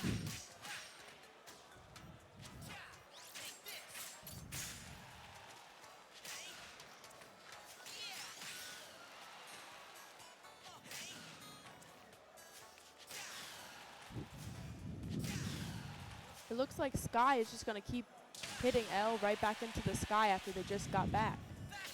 Yeah, it's really not looking good for L right now with that one stock left at 150%, while Sky is still at a confident 78 with 2 stocks left. As you can see, Sky uses that up attack and takes down L from Kate May's side.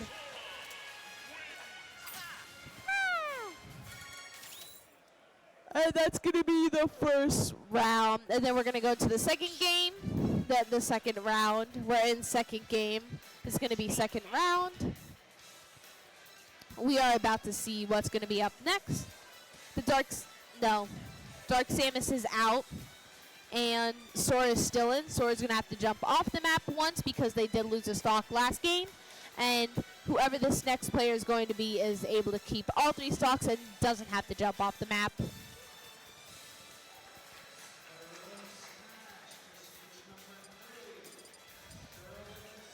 We're being interrupted. It looks like it's going to be the Bayonetta player again, so it looks like it's going to be Ash versus Sky. Change your name. Change your name. Oh, we don't change the nickname. Okay. So it's going to be Sky versus Ash. Sky has to jump off the map one time. And then we wait for that little circle. That's not circle, but they're flashing. We're going to wait for that to run down, and then they're allowed to play the game again. Ooh, nice Bayonetta slow.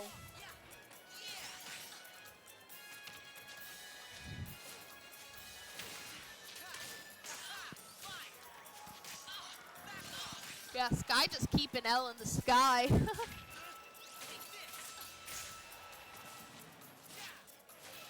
Looks like they both just like playing actually in the air.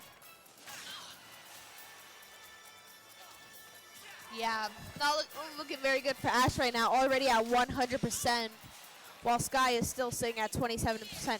But L, well, that contradicts my previous statement. L is now the same stock with Sky, so it's pretty even right now.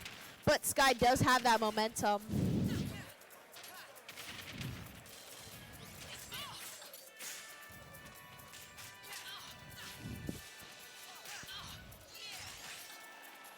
Yeah, it looks like they're both at even percents right now, but Sky's able to get that freeze off, but they can't do anything about it. Ooh, Bayonetta does fall off the map, though, not able to recover.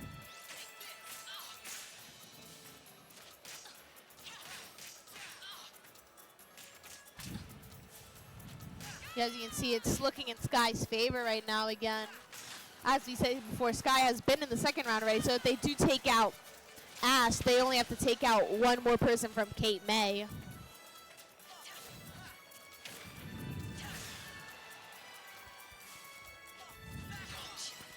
Ooh, nice slow coming on to Bayonetta, leaving Sky not able to attack. Ooh, with the smash B, side B. So, final smash slide? I don't know what attack's called, but Sky does take Ash down again. Sky is just on a roll right now with their Sora.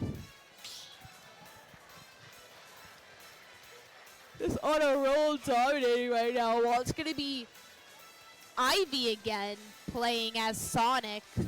As you see, Ivy before was last pick, and they were able to take down the first person. So Ivy might be trying to cause an upset here and a reverse sweep again.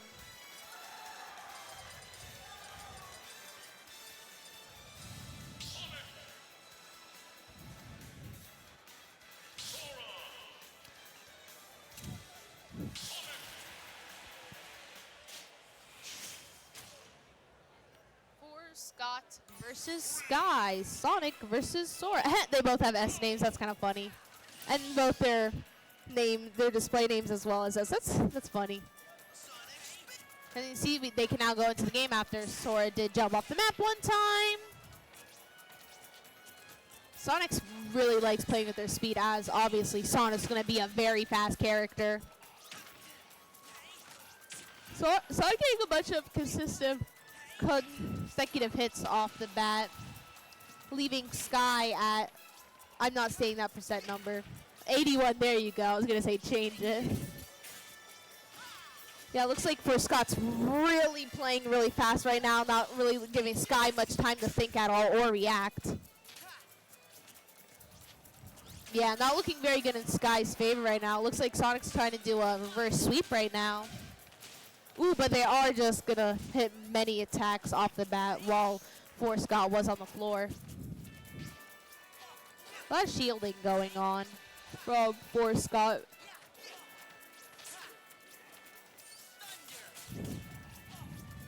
See, Scott's really just trying to use their speed against Sky, not giving them much time to react or think at all.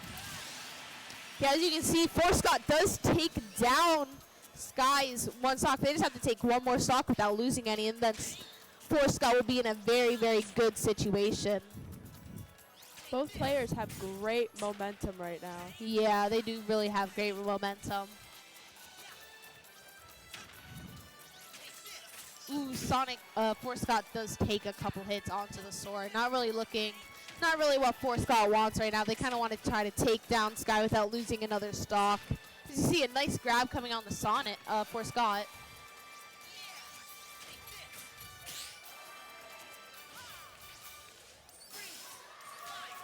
Yeah, just cycling through spells right now. You see, they're both at semi-even percent. Ooh, both missed. That's kind of funny. They both attacked in the wrong directions.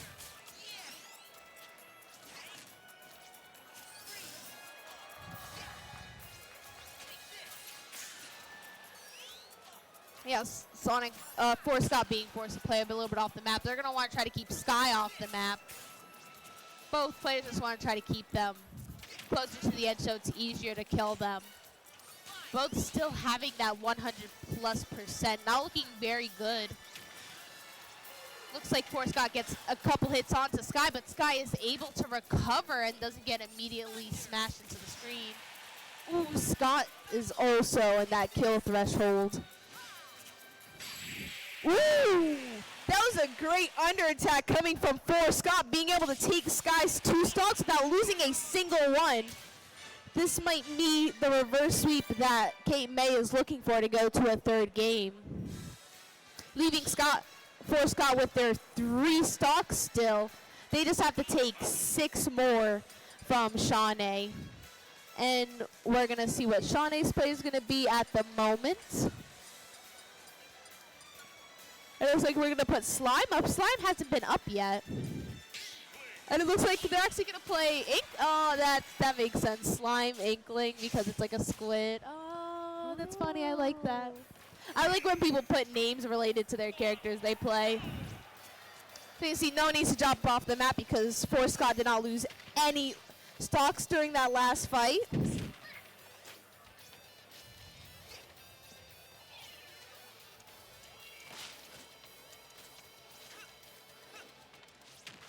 Yeah, as you can see, Inkling's finally allowed to get Scott off, but they immediately get back up. Scott's sustaining a bunch of damage right now, while Inkling's sitting at 21%.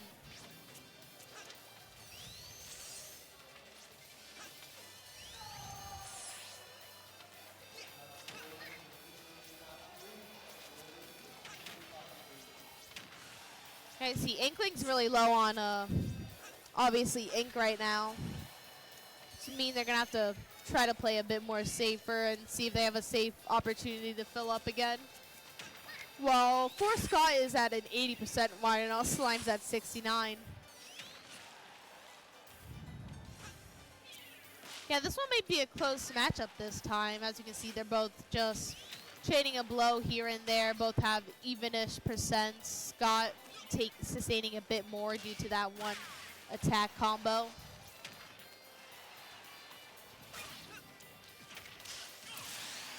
Ooh, and it looks like Force Scott is going to lose their first stock of the round.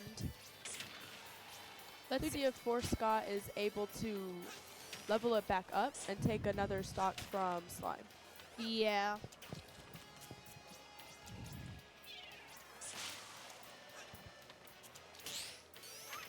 Ooh, nice dodge coming in. I think that was a dodge. I don't think it was a parry.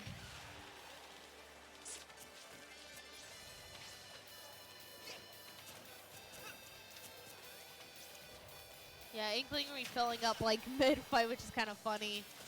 Scott's just really playing safe with their life right now, as Inkling is being very, very aggressive.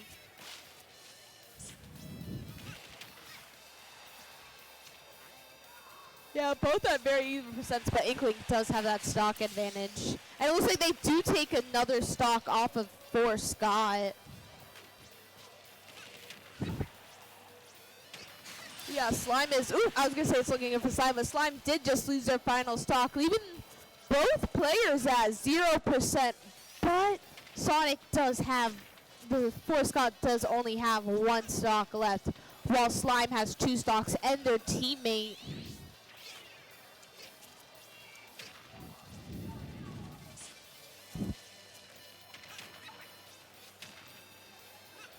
Yeah, Sonic keeps getting stuck into the floor due to the paint roller from Slime.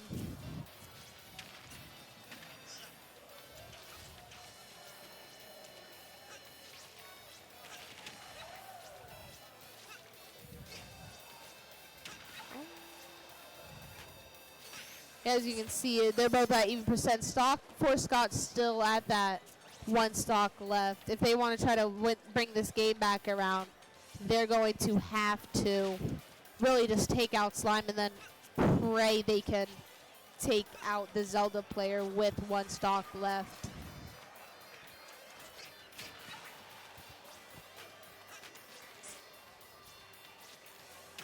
Yeah, Sonic, Force Scott just really trying to keep their range up on, not really trying to get close to Inkling at all, because if they do get stuck in the floor again by the paint roller, it does do a lot of damage.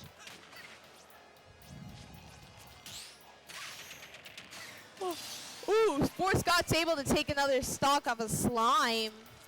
This might be the momentum Force Scott needs to try to turn this game around again. Yeah, just shielding a lot. Because they are at that 105%.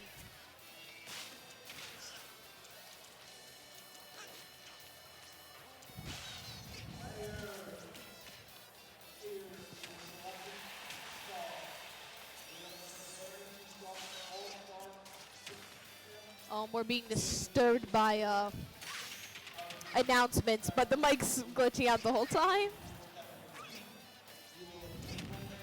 Yeah, Sonic at 168 right now. It's really, they might get side smashed, and they do lose that round again. And I don't know. I think this might actually be the winner.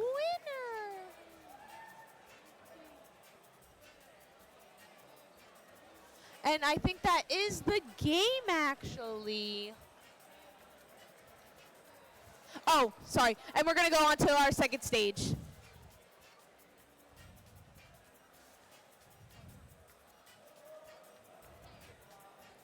And that is going to be Game 1 where NVOT was able to kick a pretty crazy sweep over Barnegat. Now Barnegat's looking for redemption and NVOT is looking for a championship belt.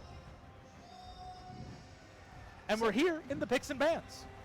You just missed a couple of easy picks and bans earlier on. Some big hitters from both teams locked away early on, with the Swain being taken away from Barnegat and Talak T.A. Lowell being prevented from playing the Yone once more. If you weren't able to watch that game, ended up going on a 17 streak. Absolutely insane stuff. I think ended up just going like 17-1 at the very end of the game. Incredibly difficult to overcome. No surprises to see that ban come on through. It is now Barnegat's final ban. I like the Rumble, again, trying to take away more tools away from these players that were able to succeed on NVOT. And Ornn is going to be the final ban taken away, but we have a few more picks to go through here. So what do we think about these character choices? Well, I gotta say, you got some very basic sort of ideas going on here, right? I like the Misfortune Braum combo. There's a lot of stun staff to worry about there. There's a lot of extra priority you can get, and Misfortune just deals tons of damage. Beyond that, though, too, you then have Hui, who is actually a very complicated mid laner, has pretty much 3 or 4 times as many abilities as the average champion because he keeps opening up different spell books that do different things with his paintbrush. It's very scary to see. It means there's going to be a lot of rough things to deal with, and let's see how the mid lane, I believe that Kayn that we're seeing locked in already, is going to be able to respond to that, try to find a couple of dives in the same way that the Yone did in that previous game. For now, though, things are seeming pretty calm. We have our bot lane duo from Barnegat here as the Rel is locked in. Pretty solid, lots of really good engage tools on there, so should be a little bit more of an aggressive lane that we would expect coming in from Barnegat, where you still had a little bit of that in shades coming in from the combination of the Swain and the Senna. However, this is a lot more of a traditional pick composition, this initial traditional engaged spot lane duo that you would kind of expect to see here. And my only concern is that you're picking that into a Braum that has great peel, has great stuns, has great opportunities to try to uproot some of those things. It's now just going to be a question of what's able to happen So I also did just notice Yes. that they all just switched their characters. So they were Yes, they're able to picking trade a things. little bit, yeah. They picked certain characters for their teammates. And that's part of the strategy. They want to try to find ways to prioritize what they can prioritize. You don't want to wait for your bot laner if your strategy revolves around picking that misfortune. You want to pick it first and then just say, hey, my top lane champion pool is pretty high and mighty. I could just let it run for as long as possible. I can let it all work out as much as it can. So we got about like 30 seconds before we get into this fabulous match, and I can't wait to see what the turnout is. Yeah, it is going to be tricky to see here. Again, NVOT walking in triumphant, walking in with all of these advantages at their disposal. They have the momentum, the wind at their back. They just now need to see if they can clinch it for the championship point, or if Barnegat is able to turn around, go for that reverse sweep, and play us some silver scrapes.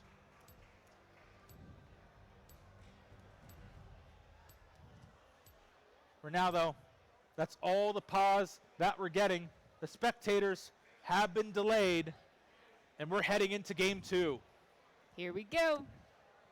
Again, once more, this is championship point here for NVOT. A win for them means a state title at their back, a new belt in their school. And for Barnegat, a win for them is going to mean a new chance at life in game 3. And if you notice, the belt has disappeared. Yep, it's and gone. Oh! The Elder Dragon has taken its place. The Elder Dragon has eaten our belt. I know. How monstrous of him. Well, I mean, a dragon's got to love a horde, right? You know, you're right. The GSC Championship belt, as all these teams know, it is incredibly powerful.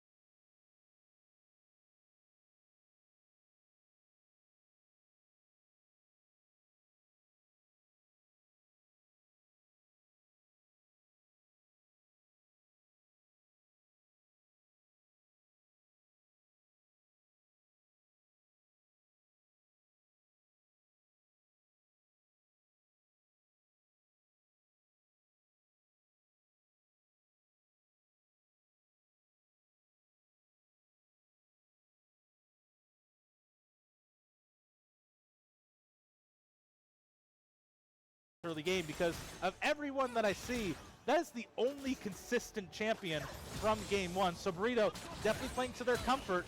Level 2 advantage, by the way, taken by the Barnegat side. So this is the aggression that I wanted to see from Barnegat in game 1, right? Like, they were able to find this early advantage. They were able to find opportunities here. And they were able to take it with that, able to force out the flash as well from Gumrook as well. That is going to be really effective. We'll have to see, though, if there's anyone able to take an advantage of that. Remember, the dragon is incredibly... Sorry, the jungler is able to make great advantage of knowing when summoners are down, when you're able to go for things. It's a tricky thing to play around, but you have to watch out for it. Now, do you think Barnegat playing aggressively in this situation is necessarily a good thing? Hey, I mean, I think so, right? Like, this is their comfort. They want to play aggressive. They want to try to go for their advantages here at the end of the day. And honestly, like, I want them to play for their comforts. That's all you can really do when you're behind. And when they're aggressive, they are comfortable. Although, that said, Burrito may have gotten a little too comfortable there in that top lane. I gotta say, Set is one of those champions that is able to really abuse everything that Scion really wants to do because has a lot of shields, has a lot of really I don't want to move, you move sort of potential there. So We'll have now, to watch. I noticed that the character Scion is able to regenerate his health. Is that like something that he can do, or is that like Yeah, the revive thing? That is part of the revive thing. So whenever Scion goes down, you are going to be on a ticking clock. You are going to go down completely in a little bit. However, every time you attack, you regenerate a tiny little bit of health. Okay. So as a result, it lets you stay in the fight a little bit longer here. So it's able to give Burrito a few more advantages, get a couple more minions, maybe clear out a wave, all that kind of fun stuff. For now, though, things are looking pretty solid, all things concerned. Advantages are being sought after, be they either level, gold, what have you. One thing we haven't talked about, by the way, is actually the Dr. Mundo, too, in the front lane, in the mid lane. A little bit of a weird pick, honestly. Not something you would usually see in the mid lane, as it's predominantly focused in assassins, mages, big damage carries at the end of the day here. But I think because you're playing the Lilia in the jungle that could do quite a bit of, because you're playing the Kayn in the jungle that could get you quite a bit of damage, it's okay playing that second tank to try to shut things down. Oh, by the way, look at that flash in at the last second. Not going to be enough.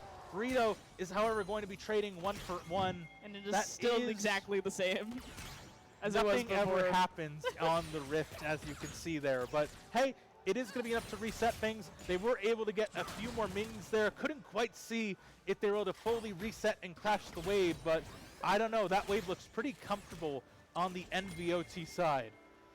Here's some advanced League of Legends knowledge for folks in the audience here at Trojan Court, just learning along, trying to figure out what the heck a League of Legends is. One thing that you have to watch out for is wave management here. Each of these teams is doing everything they can, particularly in the top lane, to try to make sure the minions stay in a place where it is easy for them to slaughter them, get that econ, and get the ball rolling early on. It's why you see some players attempt a freeze here and there to try to make sure they can not only secure minions for themselves, but also deny them from their opponents. Every time that Burrito walks up, you can see just how much Zuik is punishing them over and over again. And that's your little League of Legends fact of the day. What do you know? It works out. Very educational, and I'm sure extremely helpful for our viewers. Yeah. Again, like I like to say, this is pretty much an equalizer here in Scholastic Sports. You may not know what League of Legends is, but you love your school. You want to see them win. I get it. This game, very, very scary. We're going to have some easier ones later in the day. Soccer with Cars is coming with Rocket League on stage 3 later. But either which way, we have our objectives. We know what we're going for. You learned along in Game 1. You have the towers, you have the inhibitors, you destroy the Nexus. Easy peasy, lemon, the third one, I suppose, to get all that going. That is going to be pretty clean. That's going to be noted a little bit too late there. Clean pick from Barnegat, but so far it hasn't resulted in any kind of kill. Gumrook is able to find a really clean getaway as well. Green Dragoon is tagged. Not going to be able to find any kind of extra peel. Bolivir tries to get that double up on the Misfortune, but everything is too careful. Barnegat is not taking any chances here. They saw what happened last time they gave NVOT an inch. They don't want to see the mile. And luckily they were all able to make it out safely. Good for them. Yeah, again, Barnegat, this is a positive thing for them to see. With that, though, we're actually going to be taking a break here on the Twitch stream. We're no longer be doing League of Legends. We're going to be recognizing some of the students that have excelled in this season. So please, let's take things over to the main stage where we're giving out some game changers. Again, none of you can teleport, and I'm disappointed in you. Regardless, though, we still have more League of Legends to play over here, so that's exactly where we're going to stay. For now, though, again, this is back to that lull that we've been seeing these players go for, with one little exception here being Burrito. They've managed to find that split push they've been looking for here, and this is part of that wave management that we were talking about earlier on. They want to make it so... Ryan from Brigantine! Ryan from Brigantine! 1, 2, 3. Landon T from Stafford! Landon T, Stafford. Ooh. Congratulations. And your pin. Ethan from Kiwami. Ethan. I know Kiwami's here. One. Randy from Smith Middle School. Randy Smith Middle School. Middle School Super Smash Brothers. Benny from Camden's Promise. Congratulations. Yensi from the Boys and Girls Club of Camden County. Sydney from Burnett.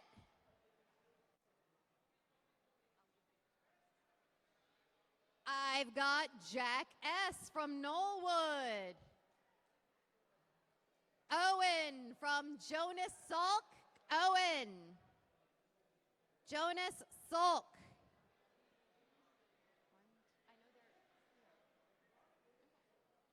Michael from Orange Ave. Hi. Congratulations, Owen. Well done.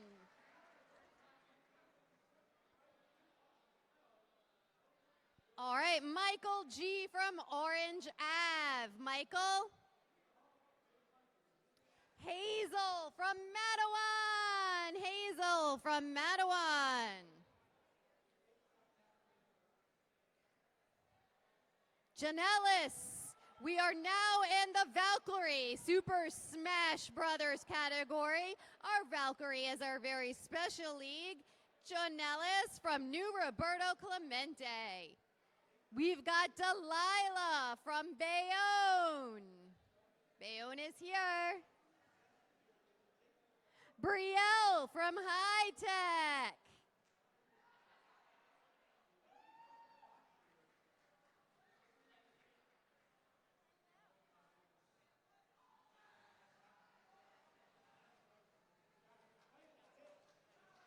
Congratulations. All right, Millie from Fernwood. Millie. Ivy from Cape May Tech. Ivy. Cape May Tech making a big representation today. Way to go. Oh, your pin. Thank you. All right, Giovanna from Shawnee. Congratulations, Giovanna. Valkyrie Super Smash All-Star. WFC from Patterson. Janelle from Boys and Girls Club of Camden County. Tiggy of PCTVS. We are now in our League of Legends category, folks. League of Legends. Tiggy is our first All-Star. Hi, Tiggy. Congratulations. Awesome. I have Ethan from League of Legends in Edison.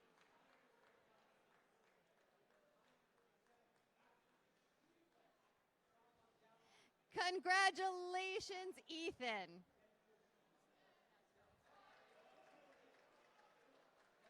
Alberto, League of Legends Cherry Hill East, Alberto. I've got Giovanna, League of Legends from Colonia, Colonia.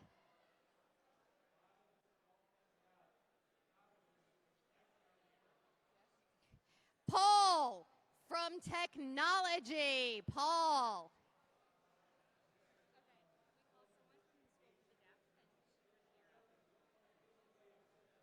Okay, so Gia Colonia. Gia, this one from Colonia? Awesome, here you go. Congratulations, Gia. All right, back to Paul from League of Legends at Technology. Paul? Aiden, League of Legends in Barnegat. Barnegat is probably competing right now. I see some Barnegat over there. All right, we've got Anson, League of Legends in Colonia. This being the second Anson I've met in my life. Congratulations. Okay, we've got Caden, League of Legends in Edison. Caden.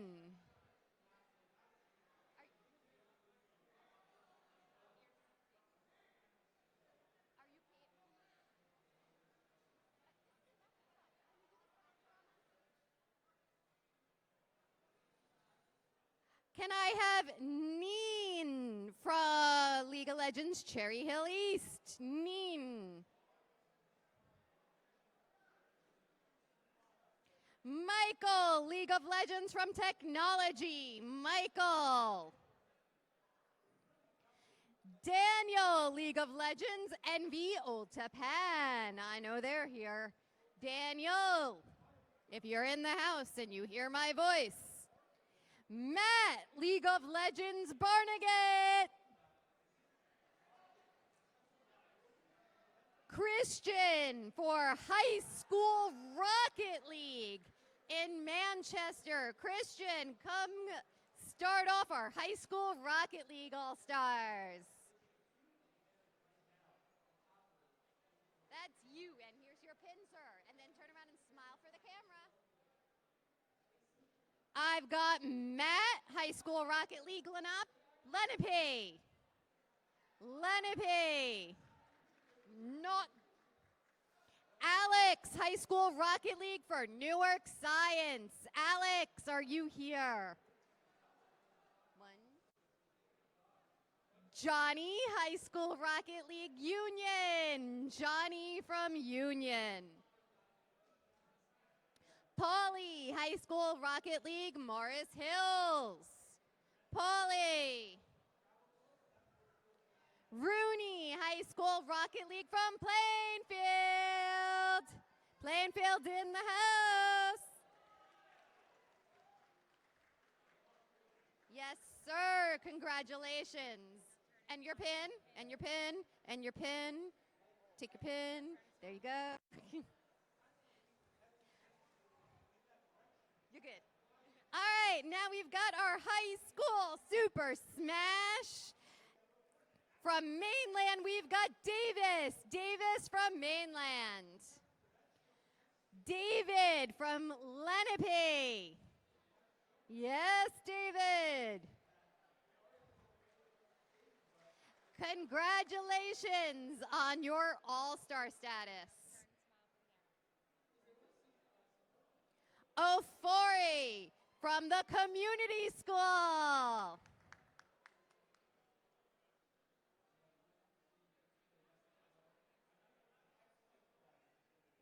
There you go. Congratulations. I've got Mateo from High Tech. He's an all-star. He's got a cheerleading team behind him. He is smiling and happy. There we go. Congratulations. All right. Gregory from Plainfield. Woo! Let's go. Congratulations, High School Smash All-Star. All right, Zach from Cranford. Zach.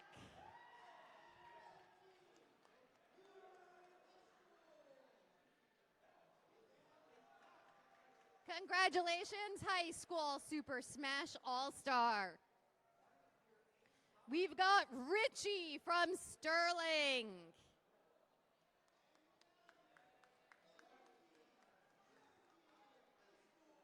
Congratulations, Richie, High School Super Smash All-Star. Your pin, sir? Congratulations. I've got Gavin from Hopatcong. Gavin. Congratulations, Gavin, High School Super Smash All-Star. And excited for our new batch of certificates, Marvel Rivals for the first time. Carter from Eastern Regional. Carter. We have Alan from Freehold.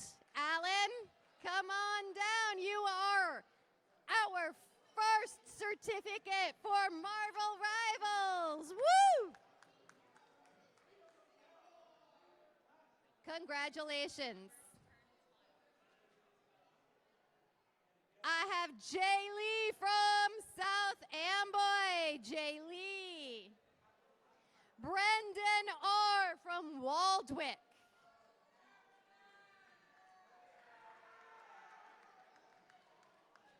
Who has a very enthusiastic team backing him up. What an awesome team. Here you go. Congratulations.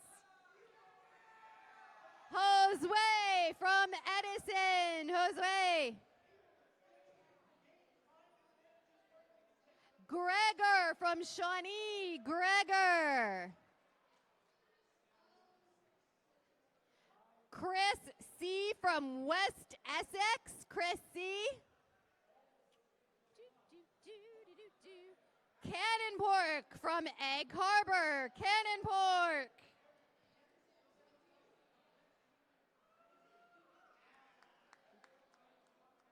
Here you go, and your pin. Congratulations, Marvel Rivals. All right, we've got M. Garcia from New Brunswick. M. Garcia. Dominic. It just says Dominic. I don't know what that is. All right, William from Seneca. William. Fair K from Mainland. Fair K. Noriel from Garfield. Noriel. Amelia P. Wallkill Valley.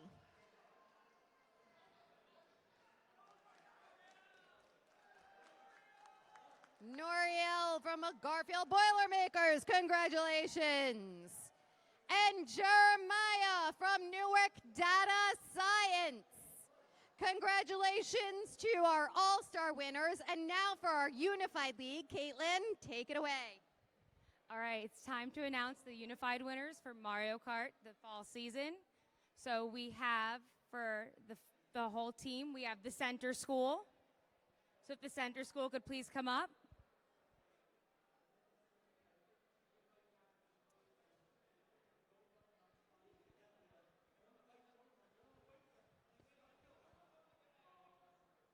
Okay, so you want to get in a line? So you have two choices. I could put them on you, or you could put them on yourself. What would you like? All the 2 cents because the sticker was 2 cents.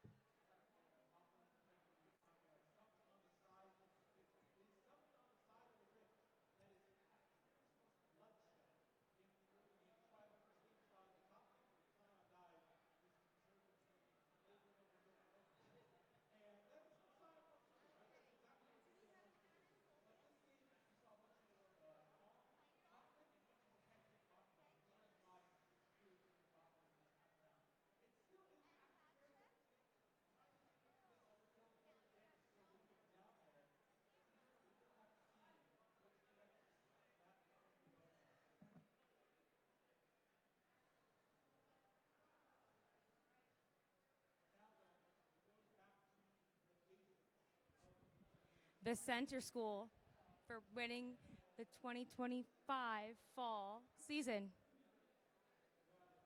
Can I give them a round of applause? Good job, everyone. All right, now there is one more winner for Unified. We have Josh from the Shore Center who won overall time. So Josh, if you're here, you can come up and receive your medal.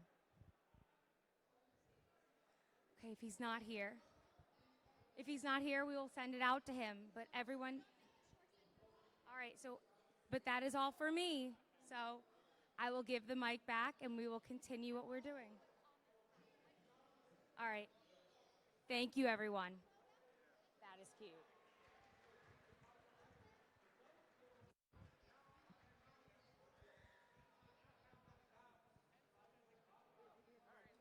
Thank you for attending our All-Star ceremony for this season. Congratulations to all our participants and winners.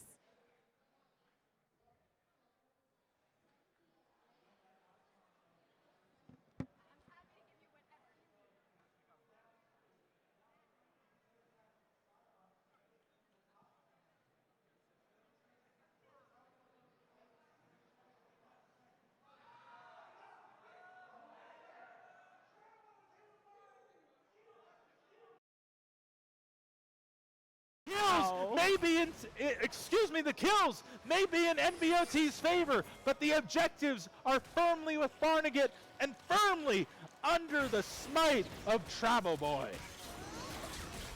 That is absolutely insane how he keeps managing to steal it. It's such a hard thing to do, and not for NVOT's lack of effort preventing it too, right? We've seen them slow down these fights. We've seen them do everything they can to force or potentially force Barnegat to mistime the smite. And yet, Travel Boy is patient. They know the timers, they know the levels, they're doing everything they can to push their way through. And they've found it here. That is another huge objective, more power going over to the Barnegat squad. They're doing a very impressive job at taking advantage of NVOT, like dealing damage to the big bosses. All of this is incredible to see so far. Again, if you look purely at the kills, NVOT is the leader. If you see some of these fights, you start becoming a little bit more cautious. Barnegat is better at fighting this time around, but some things are still breaking a little bit more in NVOT's favor. If you're thinking about objectives, other than the Ocean Drake Constellation Prize that went over to NVOT, things are firmly in the realm of Barnegat. Yes, they are. I would like to see Barnegat take out some towers soon. I would too, but again, this goes back to that peel that NVOT has been managing here.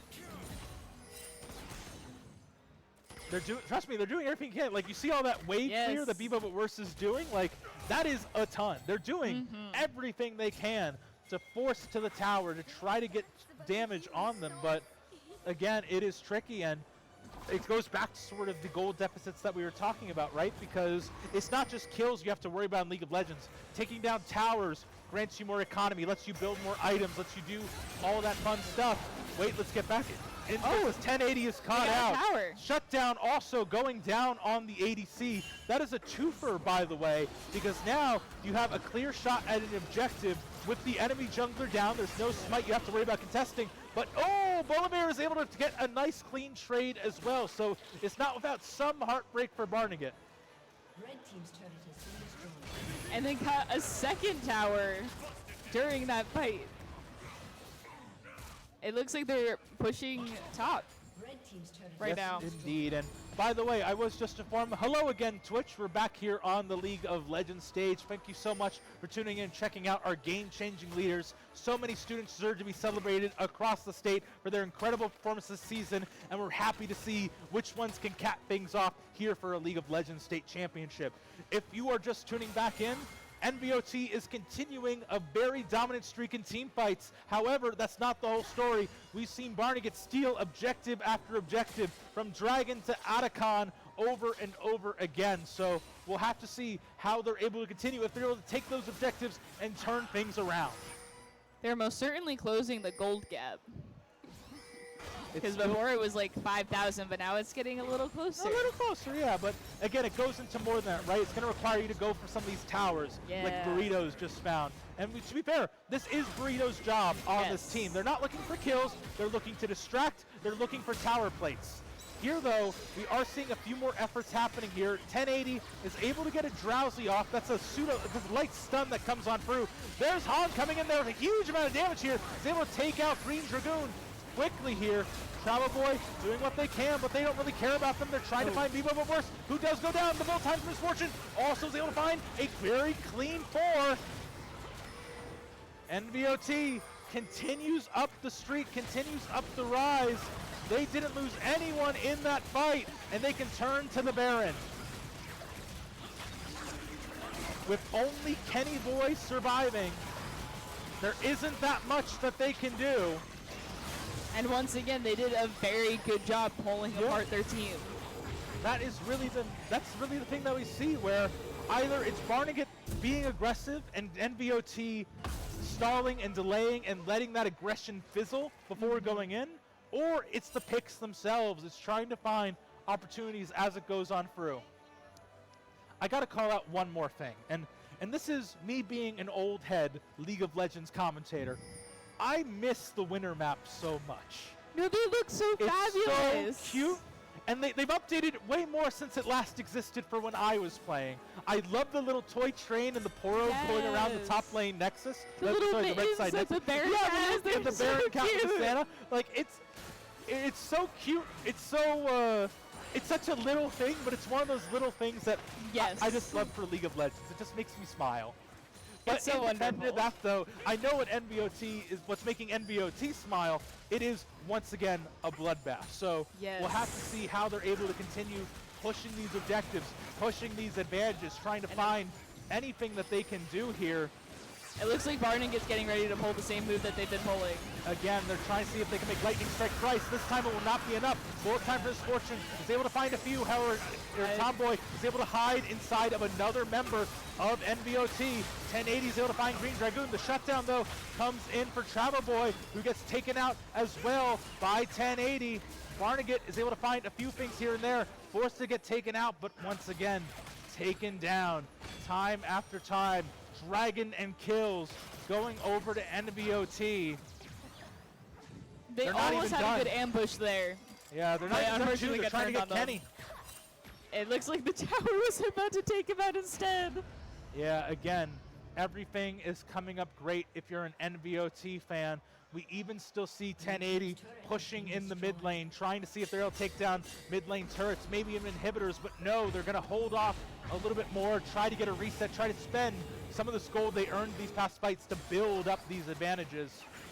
For now, though, it's looking scary. It's looking risky. It Barnegat is. has been in this position before, and they do not like it.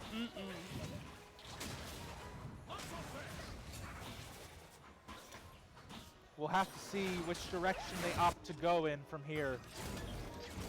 Here's a Green Dragoon and what does that say? Bob but worse? Bob but worse. Bob it worse. Oh, Bob but worse. Okay. Yeah. I was like, what does that say? I gotta say, to Bob's credit, Bob's been finding some pretty good plays here and there, right? Like, Yes. it does hurt that you're being focused down by so many of these other I threats because they're the AD carry. But when left alone, Bob is doing good work. But again, NVOT does not want to leave Bob alone. Nope. It is just a rough thing to have to deal with. For now, though, it is going to come back down to where these objectives come through, who's looking for the team fights where,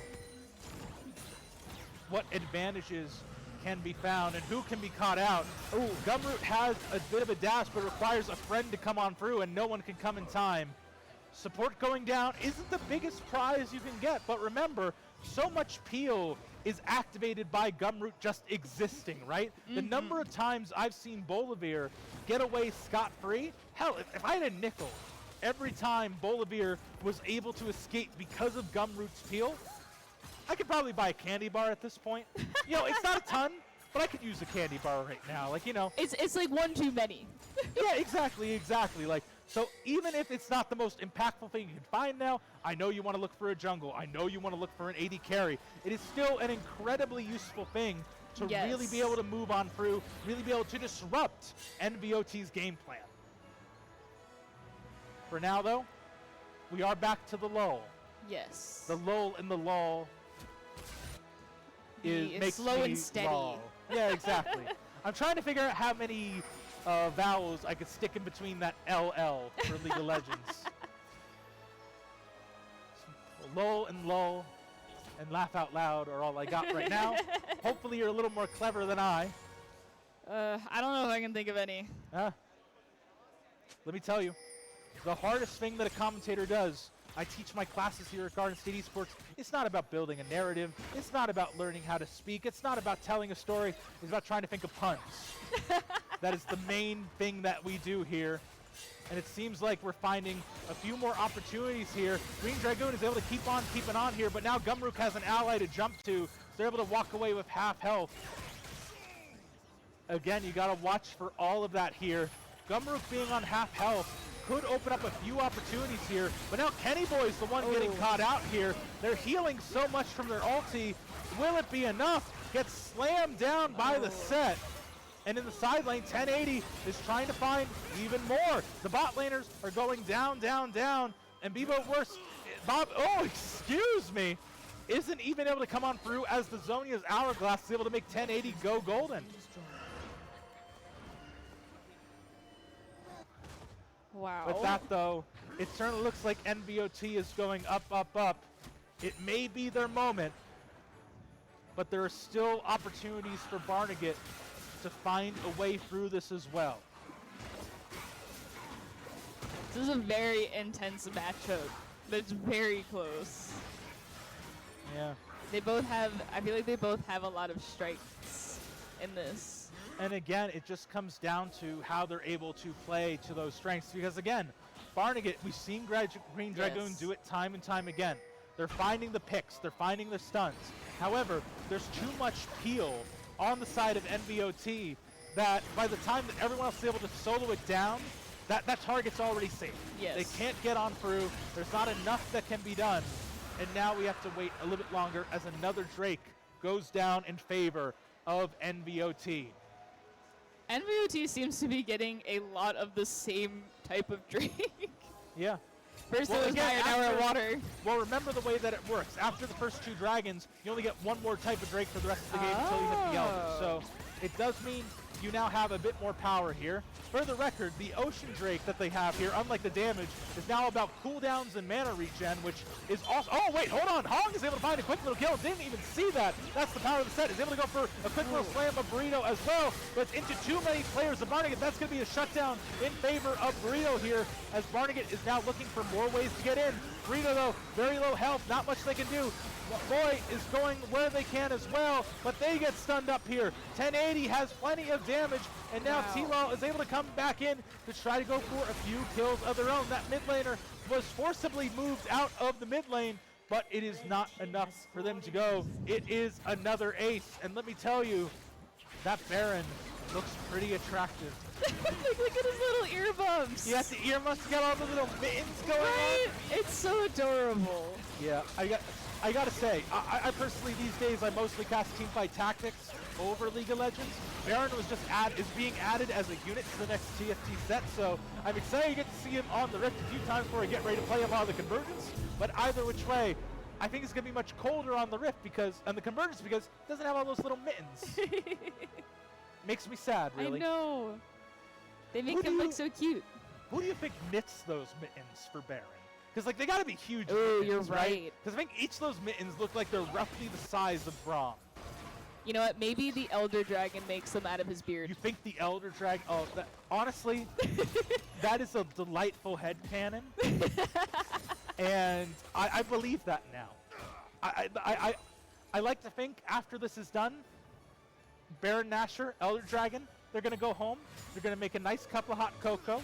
Well, hot cocoa for the Baron, tea for the Elder Dragon. Yes. You know, yes. it's really going to stress out its voice a little bit with all those streams. And, you know, it is lovely to watch them really get together at this point. But independent of that, though, let's see how these two teams are getting along. And I'll give you a hint. It's aggressively. Look at Bob getting chunked down by individual cannonballs from that Misfortune. Green Dragoon is also strong at healing, but there's so much to have to deal with here. Yes. Travel Boy is able to find options as well, but this Misfortune has opted to go for a few more tank stats because they know they have to worry about Travel Boy. They know have to worry about the assassinations here, there, and everywhere. Kenny Boy is doing what they can to try to get that kill. Scion goes wide. Kenny is able to get it. Rio's able to get the stun. Gumroot goes low. Goes down. Not yet. T-Lo is able to find a triple kill off the back. Gum is able to find Gum at the end of the day. Quadra in the back for Bob. Didn't even see that off to the side. Where did that happen? They were able to group up really well in that last few seconds. You look away for a second, and a pentakill makes its way through with 10 seconds left on Green Dragoon. Powered up minions in the base. This looks like it's going to be it. Tower 1 goes down, tower goes down. The Poro train must come to a halt, and we must declare our state champion for League of Legends, NVOT! That was a very good match between both the teams. They both showed some very good plays and a lot of skill. Absolutely insane stuff. Clean textbook play coming in from NVOT across both games here. Found the game of League of Legends that they wanted to play, and my goodness, they made sure they played it. Very, very good. Yeah. We will be moving over to the Smash stage fairly soon. We're just waiting for a quick little call from our producers. Let's talk a little bit more about GSC's mission, though, while we're waiting to do that, because GSC is incredible. We're in over 300 schools across the state of New Jersey. Those are high schools, middle schools, and now colleges of our collegiate league. I know you can talk about that, being from Rowan University and started really heading up the program there. I know the people who really run it. I know it's really you at the end of the day. Independent of that, it all works out pretty cleanly. We've seen so many schools play for so many championships over all this stuff, and we are not done yet. We crowned our League of Legends state champion. It's now time to move over to the Smash Bros stage to keep giving out belts over and over again. See you there. And welcome to everybody on stream. I am Lunar Fox from Barnegat, and today I have with me is Aaron from Center School. Center School. As you can see, we are on, I don't know what group this is. I don't know what's going on anymore. I'm not supposed to be here, but that's okay. This is going to be a Smash final. We have Cherokee High School versus Union. We are on our second game already. Union won the first game, so Cherokee's going to have to try to pick the sack back up by playing a second game to tie it all out to go to a third round. Or Union's going to put Cherokee dead in their tracks and stop them, securing a 2-0 win for the belt today. And I was not paying attention. What characters are we playing? Link and Donkey Kong. Link versus Diddy Kong. It's green. Ham versus Cheese. Wait, I thought Ham and Cheese were on the same. No, they're not. So it's going to be El Queso versus Ham. It's very funny to see. You want to explain what Diddy Kong and Link do? No, that's Donkey Kong. Oh, DK, my fault. They're all the same. They're not. I don't play Smash. What do they do? What does DK do? He has very strong moves and lots of spikes. Huh. Well, Link it looks like Cam's taking a lot of damage, though. Well, Link has really good. He has projectiles, but he has really good up close options. Huh. Like his nairs is really overpowered. Yeah, they're both basically even percent. That's insane. Yeah. Link is off stage. I would expect the DK to go for a spike here. He has 4. Oh my God, he just. Yeah. Poor Link went flying off into the hemisphere. Link losing that one stock, allowed to play a bit more aggressive, while Ham's just spamming shield. Nice combo. Donkey Kong's at 125. Missed the up smash. Donkey Kong, Ham feeling the pressure right now against El Queso. Yeah. Oh, almost. That probably would have killed if that giant punch landed. Woo! Got him the F tilt. Yeah, Queso's finally able to take out Ham. But they are at 74%, leaving them at the disadvantage right now. threw the bomb at Donkey Kong and exploded himself. Okay. Gonna throw him off stage. Just probably gonna be the stock for Link. Wow. Tried to recover the bomb, but failed. I've never seen that before.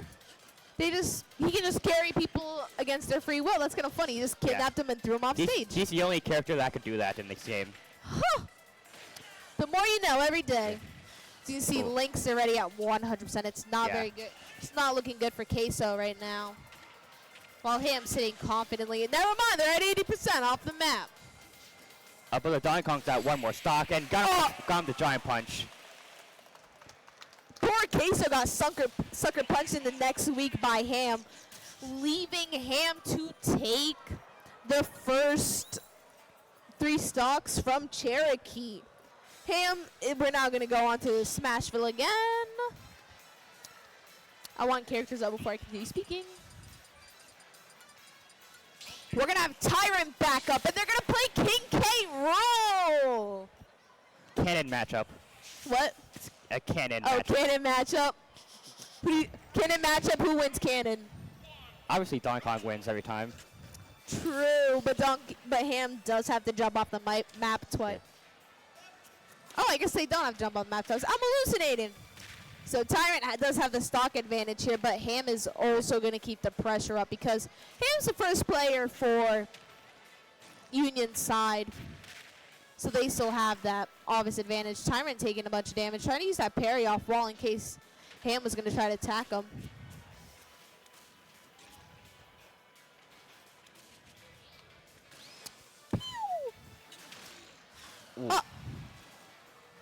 What is that attack from Donkey Kong? That's a giant punch. Okay. We can just have that in the game? Okay. Yeah. Immediately jumps off the edge and finishes poor Tyrant. Stage KO. Yeah. Not very much you get to see her out here. Donkey Kong still has this giant punch. Yeah. Oh, that's their steaming thing. Yeah. So they have that saved up. Yeah. That's how you know it's fully charged. Oh. Yeah, it gets launched off the map again. Tyrant should be careful because I feel like Ham's going to use that sucker punch again. Well, it won't kill. It won't kill? Oh, yeah, Tyrant's at 40, too. Yeah. I was looking at Ham thinking poor Tyrant was at 138 for some reason.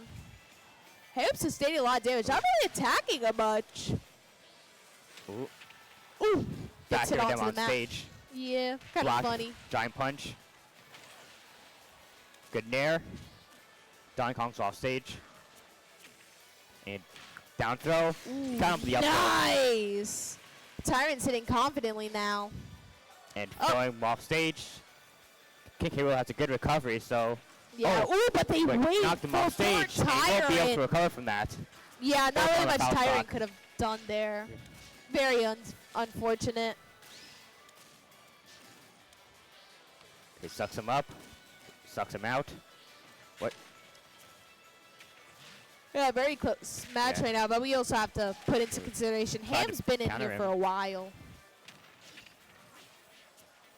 Tyrant's hitting confidently around, just getting consecutive hits off of Ham. King K. Rool has projectiles, while King K. Rool, not Donkey Kong Yeah. doesn't, even though he really should have a barrel. That's his first move he ever used, and it's not in Yeah, the game. Smash is stupid like that. They don't want to have fun. Yeah. Okay. I see Tyrant's sitting, ooh, excuse me, very, very Off stage. confidently against Ham. I don't know if he will recover from this. Try to spike him. Just going to sit there waiting. Because as you can see, Ham's just going to keep trying to Oh, that's crazy. Ooh. Ham He was being able to. survived at 150. Yeah, that's insane. Ham just taking out a second player from Union. Leaving actually what I called before, because Union already has 1 point on the Cherokee. Cherokee's turning this back around. We might go to a third game. Crazy.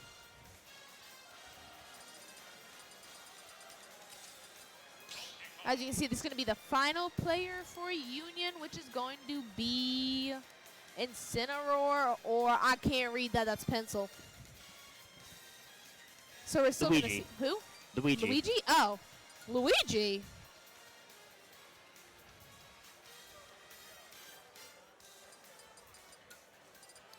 It's good, and they're playing in Incineroar again. Maybe I'm, Right off the heavyweights. I wish I knew how to say their real name without butchering it. I just keep saying Gord. And Ham's going to have to jump off the map twice. And we got to remember, Cherokee is Ham's first player. Yeah. If Gord does take out Ham without losing a stock, they all still have to face two of Cherokee's. Yeah, they still have 6 stocks remaining. Yeah. It's going to be a crazy game if Gord can pull this off or not. But yet again, if Ham does take out Gord and Cherokee wins, we go to a third game.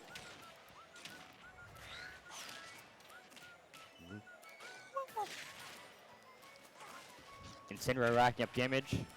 Yup. Both at even percents. Ham with that charge saved up. Both are playing really defensively. Both are at equal percentages again. Yeah, just very even gameplay right now as we're seeing between the two sides. They're both. Is Cinnamore a heavy hitter or medium? He's heavy hitter, but he can recover. Oh. Oh, they both died! Oh! Gord would have saved their stock if Ham just died a little bit quicker. Ooh. Leaving Ham to finally be taken out of the arena after taking 6 stocks. I think actually 7. Don't you even dare. No. Whew. Taking 7 stocks. They're finally out of the arena, leaving Gord 2 stocks left to try to take out 6 more of Cherokee's side. And we're going to be seeing, instead of Ham play, it's going to be player 2. Player 2 is somebody here. I think it's Mew3. It's Mew3! I think the name's really silly. That's why I just yelled it. Yeah. It's going to be Mew3 versus Gord. I think this whole room could hear you screaming. Whoa, what does that mean? My fault for being loud. It's an interesting game. As you see, Gord's going to jump off the map again. And we're going to wait for that flashing.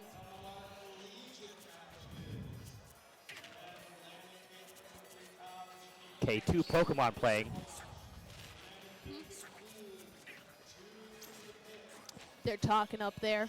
I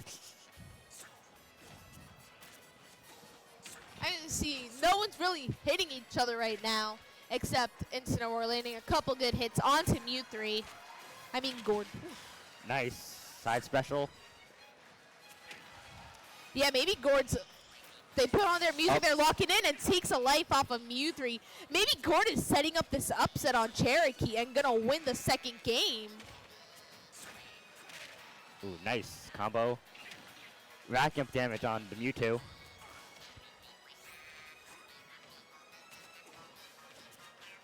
Yeah, as you can see, it's just no one hit each other, just little dances. Somebody hit someone, oh my god, it's been like a minute. They're doing this out of spite. Oh, somebody has a controller problem, okay. I was gonna say, I'm like, they're doing this out of spite, but no, we are having controller issues right now on stage. I was gonna say, they're just standing there to look at me because I said something out loud. Here you go. Yeah. Oh, this is for it. Oh, this one for me. Thank you. So what do you think's going on, Aaron? Do you think Union's gonna turn this completely around, or is Cherokee gonna take the second game and put it into 3? I got them going to 3. Think it's going till 3? I think so too. I'm hoping for a third game, even though it is my lunch break. I don't care. So as you can see, everybody on stream, we're just going to keep this paused until we can get a controller issue fixed. But for now, me and Aaron are going to keep talking about whatever the game is, whatever we want to talk about. We get to get off topic a little bit here and there, but that's okay. And Aaron's on his phone. I'm calling you out on stream. Okay. I'm kidding. I don't care. I was going to say you just put it out of camera view too. So as you can see, it's just 3 teams. None of these teams really have a backup. Usually I see a lot of backups on Smash teams, but it's just 3-on-3. Who do you think has the funnest name, funniest username out of all of them? Ham burrito. You think Ham Burrito has I think Mew3 is the funniest name. Because it goes, there was a Mew in this game, it'd be Mew, Mewtwo, and then their username's Mew3. I think it's funny personally. Yeah. It's my favorite name out of here. I hope you get to see Joker, because El Queso does play Joker. I would really like to see Joker personally, because I do play the Persona games. Who said that? I say we could talk more about the players, but one team's sheet doesn't have all the stuff written about it, so we can talk about Union's players and other fun info. I don't know. That is a great answer. Oh, future goals. Win. No, what? That's real. Win. I mean, you're at Union, and we're gonna have. Get out. No one heard that.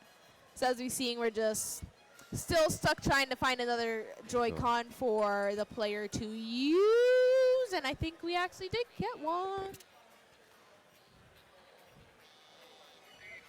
I don't know if we're gonna restart. They might just play again. They may continue playing. I don't know if the controller broke, battery died, connection issue. It could be 15 bajillion things. And I honestly don't really care. Not my problem. I sit here for a little couple extra minutes. Aaron's not doing anything. I'm not doing anything. Not a I problem. automatically assumed you're not doing anything, by the way. Not sorry either. Yeah. And it looks like we might go back into the game. Maybe. Perchance. Possibility. Maybe.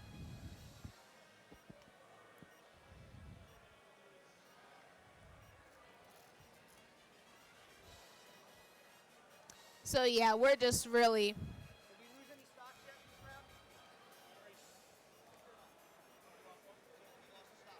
We're currently just. Troubleshooting. We're troubleshooting right now because we're trying to figure out how to continue the game as evenly as possible. Right now, we're trying to keep it to where you don't have to restart the whole game and everything. You know? I don't know either. I don't know what I'm talking about. Aaron knows more than me. I don't know either. Yes, you do. If I don't know, you have to know. You have to know. I put the ability on you. I put all my trust into you, Aaron. Okay. I cast Smash for the fun. I cast Smash for the fun, and I want to see the. Oh wait, no, we won't see Puff come out again. I was gonna say because Ham Burrito plays 3 characters. They play me, Gunner, DK, and Puff. Oh, they're just ending the game. I don't know if they're resetting or someone's gonna jump off the edge. I don't know. Not my problem.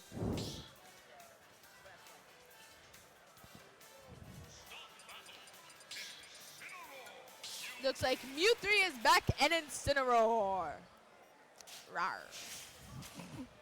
Oh, Incineroar didn't even get to put their skin on. Oh, yes, they did. I can't see or count. Looks like they're just going to restart the entire round. So that stock that Mewtwo lost is going to be completely erased. We're going to pretend the second game never happened, and we are back to our regularly scheduled program. Oh. Mewtwo playing a lot off edge right now. Oh yeah, that stock that that Mewtwo lost. He killed himself. So. Yeah. Yeah, both at even percents right now. Yeah. Honestly, it's been so long. I don't know who's winning and who's not winning anymore. I think Mewtwo's trying to do the upset right now. You're tired? Me tired? No, I'm not tired. Ooh! Nice cage on the Incineroar doing a little dancey dance after killing the Mewtwo. He does that after every move. Oh, does he actually? Yeah. Like Incineroar itself or just the player? Incineroar does that. Oh, I didn't know he did a little dancey dance after the move. Why is Incineroar on fire, though? Because he has revenge. He has a revenge thing? Yeah. Oh. He has like a counter thing. Oh, that's cool. So kind of like how Seth Roth has, after he's a certain percent, he grows his second wing, his first wing, his one wing. No, he does that after like a certain percentage. Oh. You can do it at any percentage. Oh, that's cool. Yeah, Mew 3 not really looking good for them right now. But it's also looking good kind of as well. They just don't want to lose their second stock. They want to try to have as much stocks as they can to have against Union's third player. Dead. Ooh. That's one of the strongest throws in the game. That's the strongest throw in the game. No, one of the strongest. Wow. Makes sense. Instead of Spiked him. Ooh, That's crazy. Nice kill for Mew 3, taking, I forget how many stocks. We're gonna assume it's 4 stocks. I think it tied one each. Yeah, I think it's gonna be tied right now. Mew 3 might take 3 stocks from, I think El Queso's next. Mew 3 might just turn it completely around. No, I think each team won one round. No. Yeah. Oh wait, yeah. I don't know. It's been too long. I've been in this Smash game for how long now? Don't we gotta watch on? I don't know. Yeah.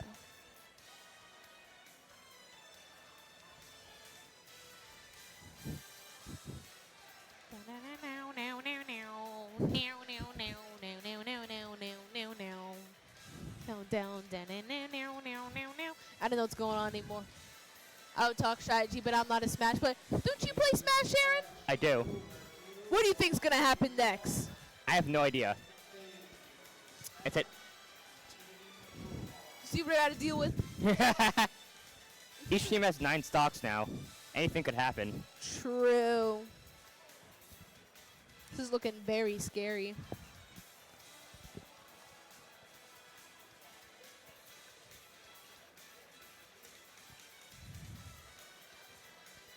Yeah, currently just sitting and waiting for teams to talk strategy and all that jazz. They're doing bans. They're banning like each stage. Oh wait, what? Oh, so it's 1-1 tied. So it is tied if they're banning. Yeah, that's exactly why. That's exactly why I said. Oh, I thought you said you're predicting they're gonna tie. No. It's gonna be I a was saying long both. day. I was saying both. What time yeah, is both it, teams, people? Wait, it's 1 o'clock. Oh no. It's gonna be a long day.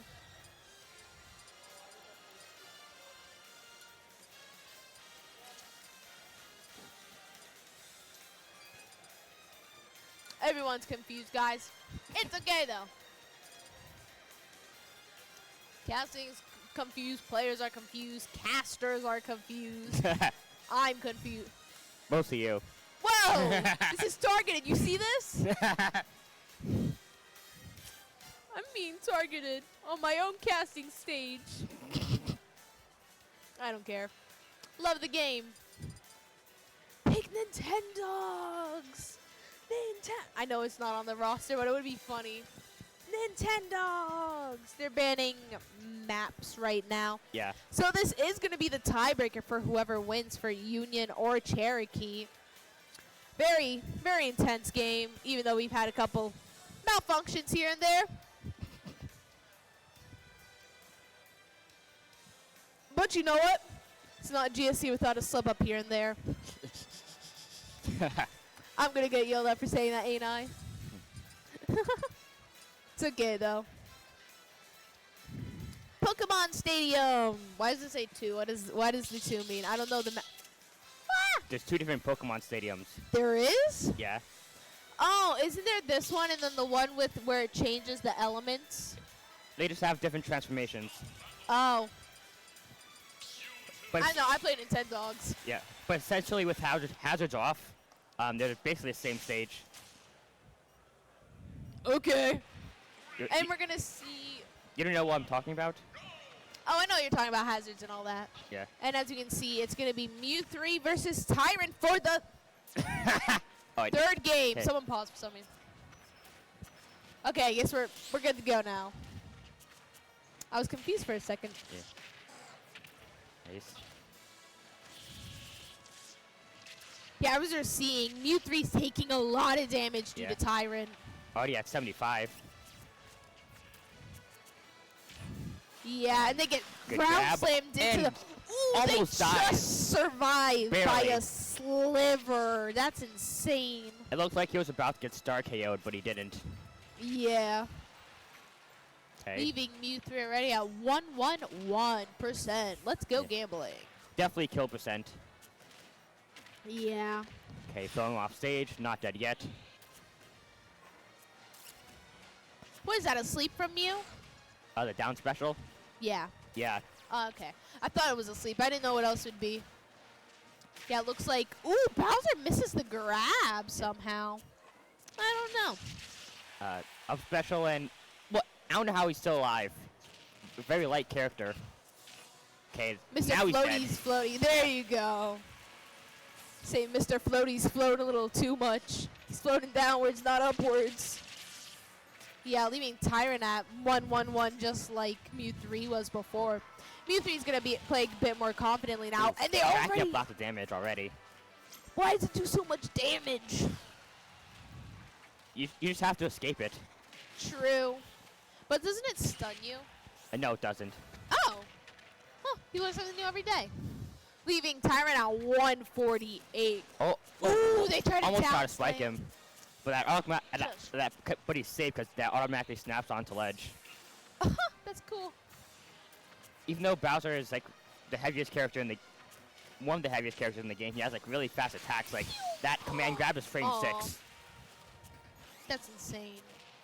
Poor Mew 3 got taken out by got him Tyrant the again. up throw. That's one of the stronger up throws in the game. Gets thrown to the poor screen, leaving Tyrant at a confident 2 stocks, while Mew is at 1, both at 0%. Yeah.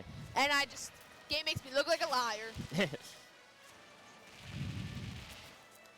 Ooh.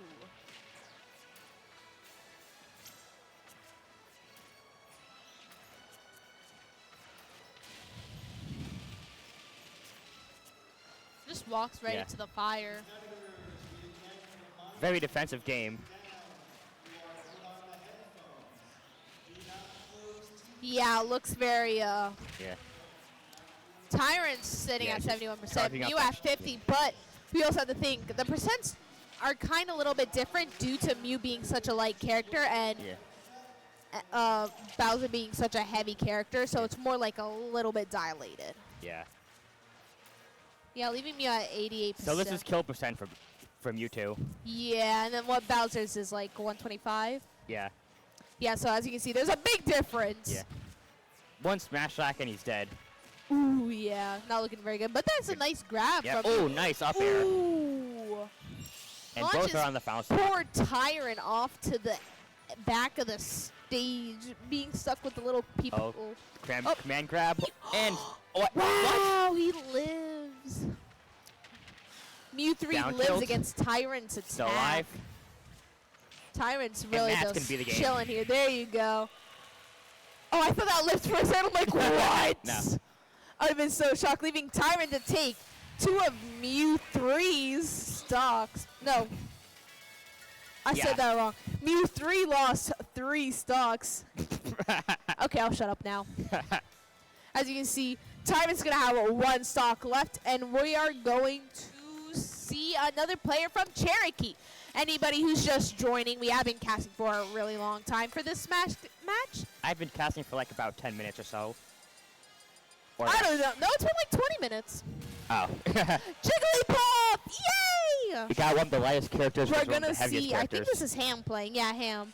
Tyrant's gonna jump off the map twice because they did lose 2 stocks last game, and Ham's just gonna sit there and dance. Yeah.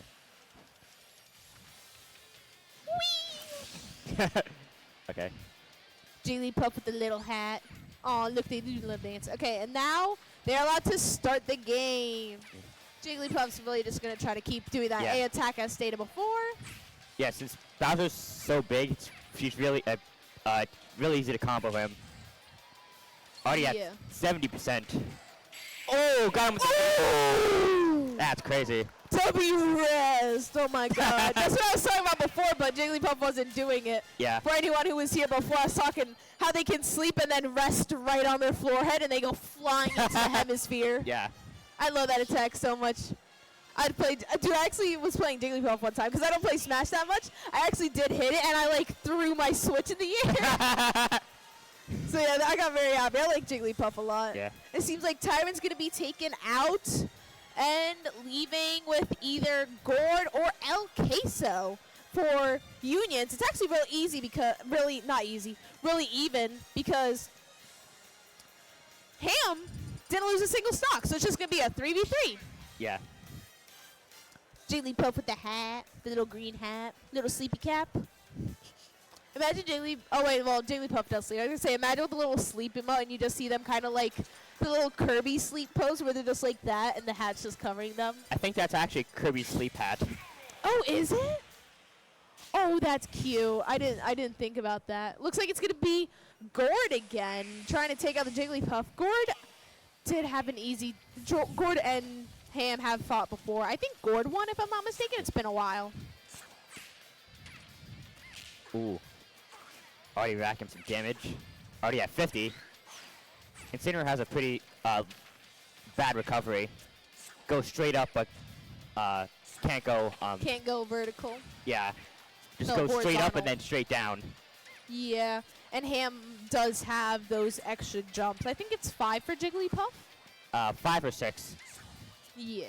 I see Gord's actually kind of struggling right now, but we have to also think he can basically one-shot Ham. So we got to also put that into consideration. Yeah. Both players could like one-shot each other. Kind of funny. Yeah. Ham just has to hit the rest, and Gord has to hit that cage attack. I don't know what it's called. Which attack? The one where he grabs him, throws him into the cage, and Yeah, he side launches the other special. direction. Yeah, that's what Ham kept dying to last game. Jigglypuff. Leaving Gord at 132 while Ham's still Ooh, sitting. got him with the back air. Ham being able to take a stock off of Gord. No, Ham. Little Jigglypuff flying Probably see away. Jigglypuff dying really early. That's how Yeah. light she is. Like, after just one back air, she just went all the way across the stage. Yeah. Oh, spike the puff. No! That's crazy. Poor Ham just getting flown all the way to the bottom of the map due to Gord. Yeah, that up special could spike, but you don't really see it that much. Yeah, just waiting by the edge. I know. Percent. When playing Jigglypuff, I normally use the Pokemon Nurse skin. The one with the nurse cap. I use the little flower. Yeah. Yeah, so you see, Ham's still at 0%, while Gord's at 94. What do you think they're thinking of right now? I don't know. What would you do in this situation? I would just, if I was Puff, I would just approach with back airs and forward airs, Yeah. since those are our best range attacks. Oh, nice forward air. Nice. As we see what Aaron stated before, Ham did exactly, leaving Gord at 1 stock. Yeah. Gord's going to play very aggressive now because they do have that percentage advantage. Yeah. Oh. Good combo. Oh. Ooh, It's gonna be tough crazy coming from that combo one. from Ham.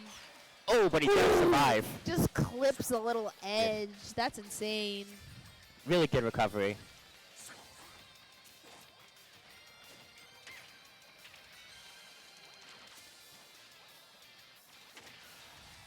Yeah, leaving both of them even percents. Ham has the Yeah. stock advantage. Yeah, it's gonna be tough He's coming a from little this. inflate- Ooh, are they going to try to rest on their forehead? Oh, and he dies. Gord does die, and Ham comes out victorious. The murderous little Jiggly. They're sleeping. Is there a shiny Jigglypuff in this game, like the skin? I think there's only out of all of Pokemon, there's I think 2 or 3 that actually have their shinies. Oh man, I was gonna say because I learned that recently. Jigglypuff shiny is legit just Yeah, it's just green contacts. Yeah. What if I don't want them?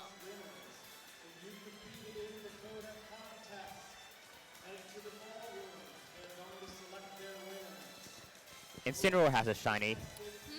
Incineroar has a shiny in the game. He's one of the few Pokemon that does. Yeah, Incineroar has the white skin. Yeah, looks like we're figuring out what our third player wants to play. Looks like it's going to be El Queso versus Ham again. Joker! Yeah, you wanted him. Of course it's that skin. The skin that basically looks like the other guy in the game. Yeah, that's the best Joker skin. Why are we lying? Okay, Yeah, Ham's going to have to jump off the map. I think only once. yeah. Gonna wait for that blanket, and they did a little spin. It's really cute. Yeah, Joker has that bar up on, Yeah. I don't know, the camera's facing right there. If you look, if I'm pointing on stream, if that no. bar fills up, they do have empowered attacks. Yeah. They're really powerful. Could probably take Puff out at this percentage. Yeah, Puff's really squishy. Yeah. Use a bunch of A attacks. Nice Whee! combo by Puff with their And you aerials. see Joker's I think persona Joker will comes recover out. from that. Good. Ooh, I don't think they recover. Oh, Ooh, let's they do that. do. Nice. See, Joker's persona came out, leaving them with increased attacks. They're all super empowered, but it looks like they're not really doing anything. And the way how to get rid of Joker's persona faster is you just have to hit them, and then that bar will go down even faster. Yeah.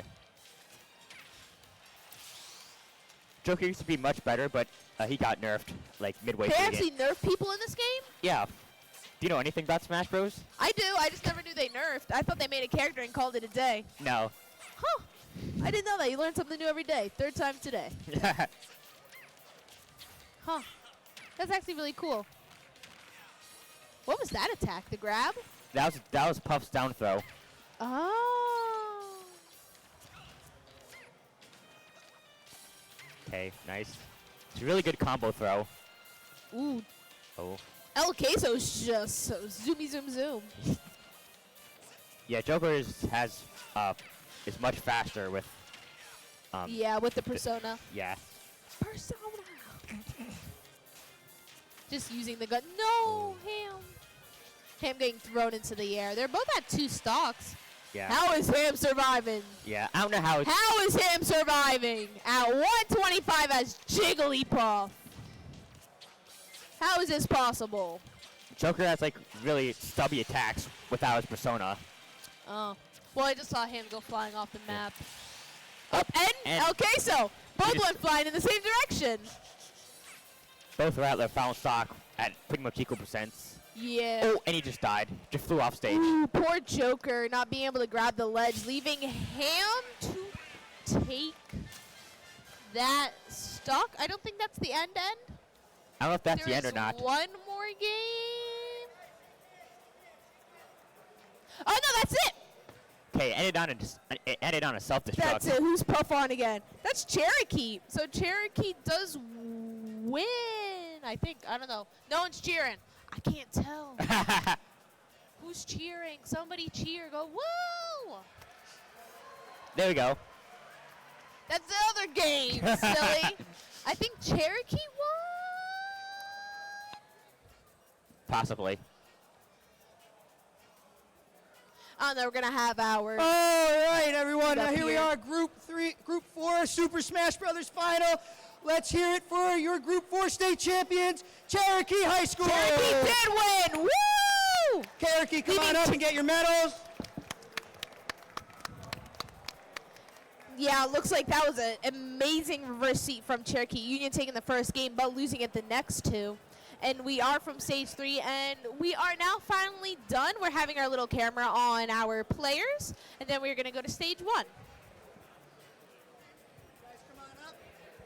The little Puff just sitting there. Yeah, it's really All right, let me give you guys the belt. Screen the players. Make sure we don't walk off with it this time. All good, guys. Get your photos right here when you're done.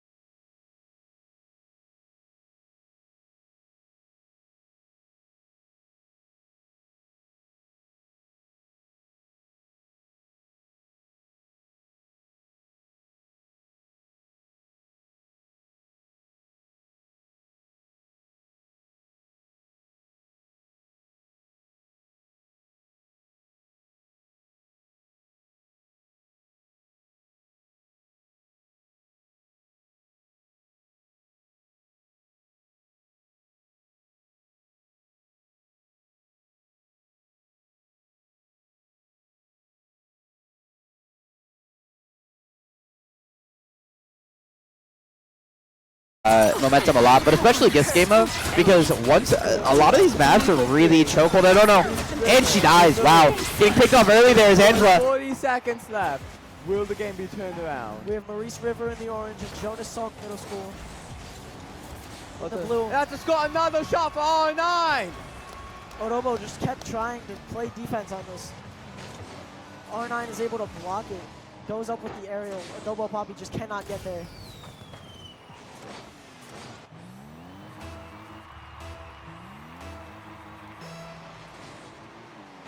The 50 is won by Maurice Middle School. Ball hurling towards the goal. Blocked. Sent to the other side.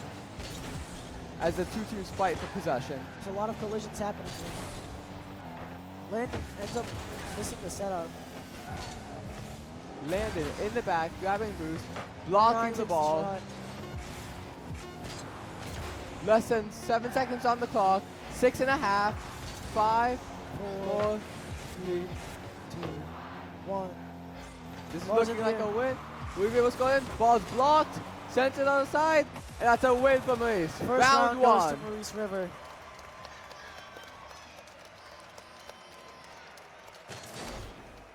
Incredible teamwork from Maurice River there.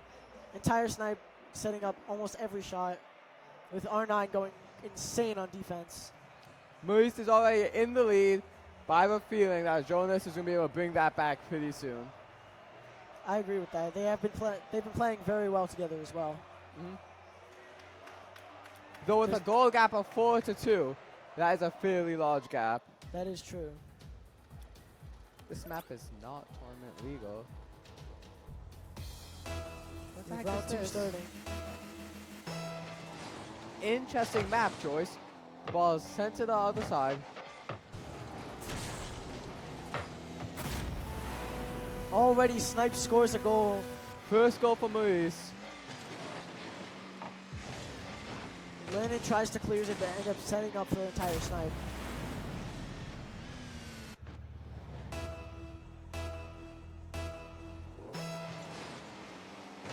Jonas wins the 50. Ball going to another team goal. R9 manages to block it though, messing up the other setup. And takes the ball, sending it back to the other side. Perfect stop right there. And that's the... Landon tried to play defense on R9, but ended up hitting it in the perfect angle to bounce off the wall right by the goal. Yeah. Hey guys, we're going to restart the map because this is not a correct map. I mean stage, arena, whatever they're called. Landon takes the ball. R9 takes the ball, bringing it to the other side. R9 with the aerial. There's got another point for Maurice Middle School. That's 3-0 for Maurice Middle School. Can R9 get the hat trick? 3 goals in a row.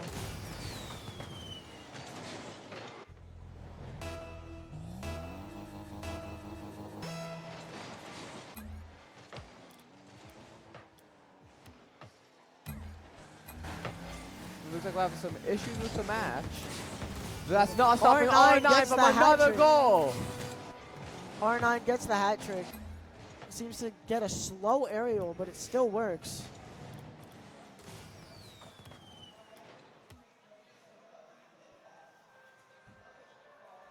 Looks like the wrong map was chosen. Small intermission.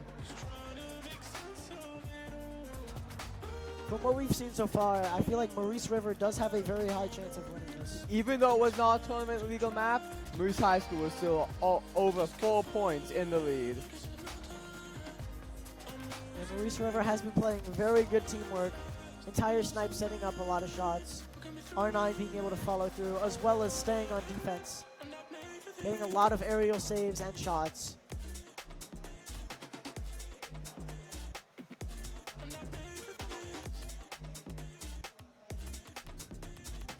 Lot of nice maps to choose from here. Gotta say I'm a fan of Future Garden myself. Nice looking map right there.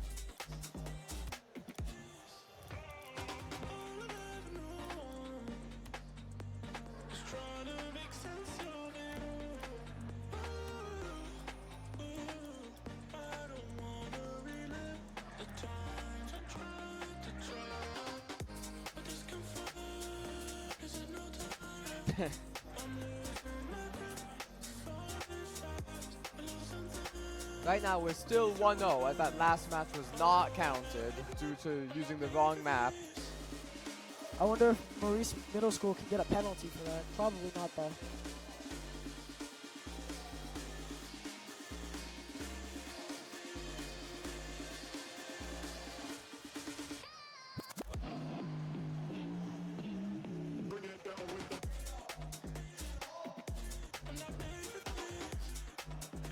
So, seem to be what do you having- think? You a fan of Rocket League?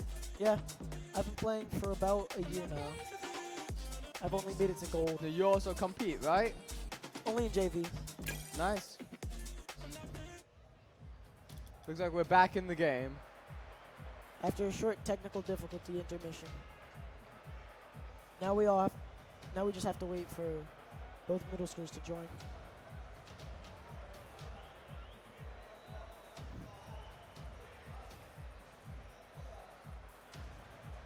Looks like the teams are now joining up. They're probably waiting for the code.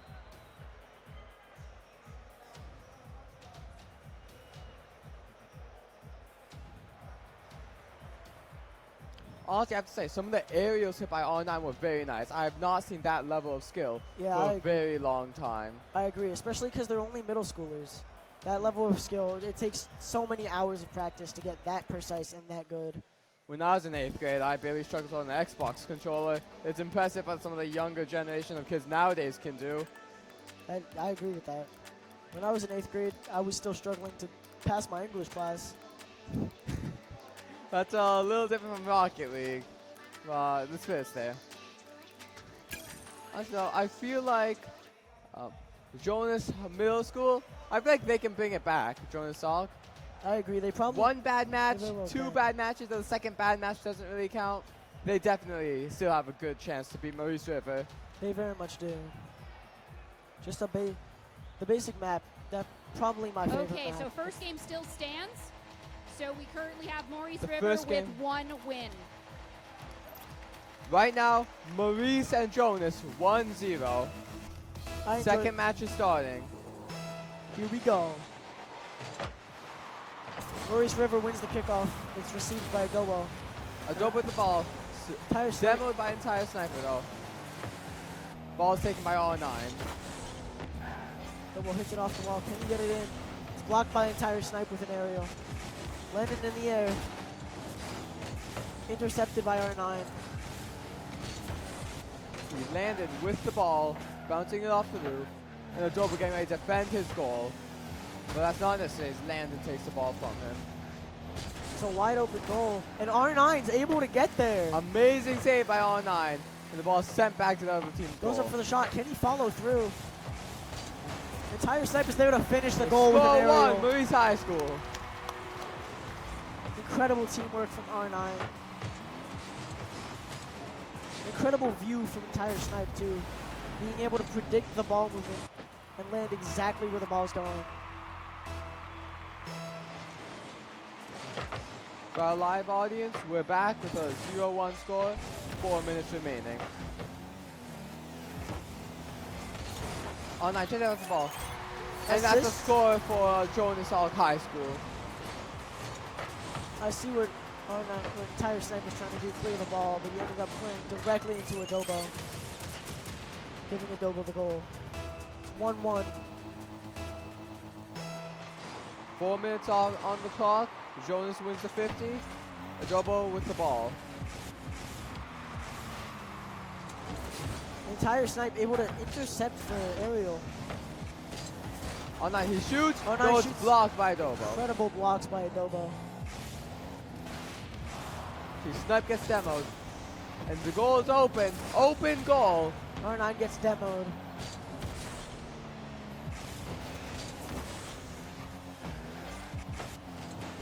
Let's see, blocked. R9 with the ball. Taking his teammate. Setting it up. Ball's back on the other side. R9 has a Adobo wide ready open to take him shot. out. Adobo blocks the ball. Adobo going up to take the shot. It's blocked by Entire Snipe with another aerial. Some very nice saves today from both sides. R9 with the ball. R9 able to pick up a great amount of speed with what looks to seem a wide open shot. Runs out boost a little too early though. R9 up. Oh Gets no! blocked by Landon with another aerial. It's a nice attempt. These are incredible players on defense. Almost an own goal from Adobo. And defends it. Adobo with the ball. Entire Snipe coming up to take that ball. Landon sending it outside. R9 there, ready to send it back. Open goal. Seems like both are fighting over it. A little miss right there.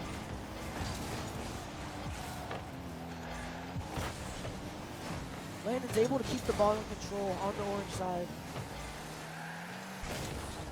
Can Maurice And with River the ball, throw the ball in time? He shoots, though he misses. Incredible defense by Maurice River here. A block from Landon. Attempted shot, though he hits the rim. Top corner of the crossbar. Entire Snipes able to pick off the setup. As R9 follows through with the shot on a wide open goal. That's another shot from R9. R9 is playing incredibly today, being able to pull off a bunch of counter picks, a bunch of counter shots, and very good defense.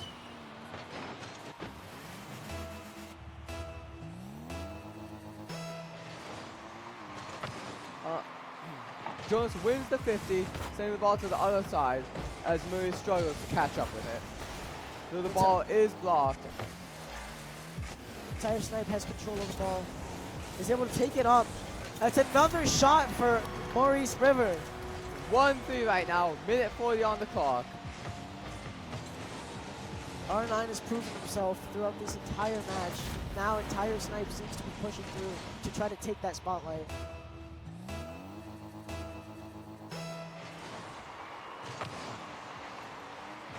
The 50 is won by Jonas Stark. Though R9 manages to take the ball. Ball's pushed back onto the other team's side. Landon defends it. A shot, though the shot's missed. Incredible angle from Entire Snipe. I don't know how he was able to pull that off. R9 with the ball, attempting to make a shot, though it looks like that's not going to happen, and he pulls back. Snipe chasing after the ball. R9 sending it back to the other side. Landon ping pongs right back. R9 up in the air, misses the ball. However, Entire Snipe is able to clash. Adobo right there to save it. Landon with the ball, struggling to defend it, flipping backwards. And he's fighting with R9. Set up by R9. Incredible shot by Entire Snipe. Entire Snipe gets that ball in the goal with a bang.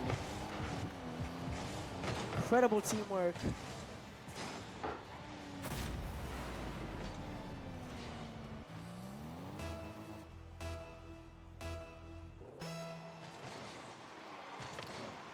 Maurice wins the 50, R9 with the ball.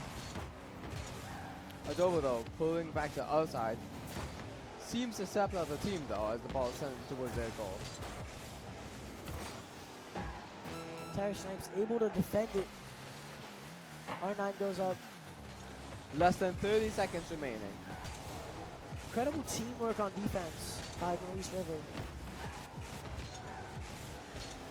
With 15 seconds remaining, it's not looking too good for Jonas Stark. R9 tries to set it up but misses. 10 seconds. R9 going for one last goal, one last hat trick. He doesn't pull it off. Still in the air. Can they score again? Can they score? They cannot. They don't pull it off. But Maurice comes out with another win. It is now 2-0 for Maurice River. They've been playing insanely well on both defense and with teamwork. Look at that 700 score. Back in my day, I could average around 650 score. Yeah, that's fair. It's crazy that middle school looking out to me. Jonas Salk is getting chopped up in this.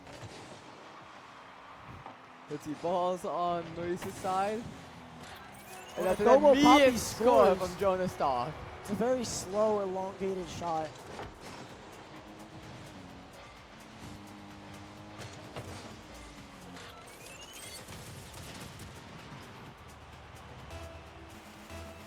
It's a 1-0 for Jonas Salk. 5 minutes left.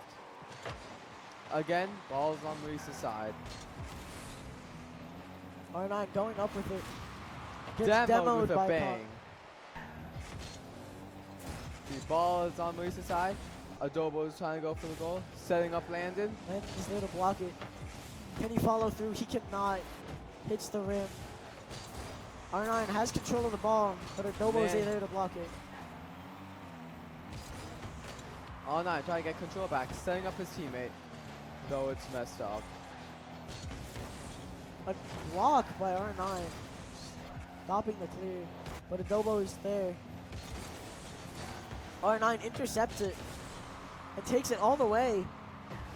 Landon blocks it though, sending it back to the other side. When Ty Snipe to send it right back. Landon with the area, back to the other side. Taken by his teammate. That was an odd play by Adobo.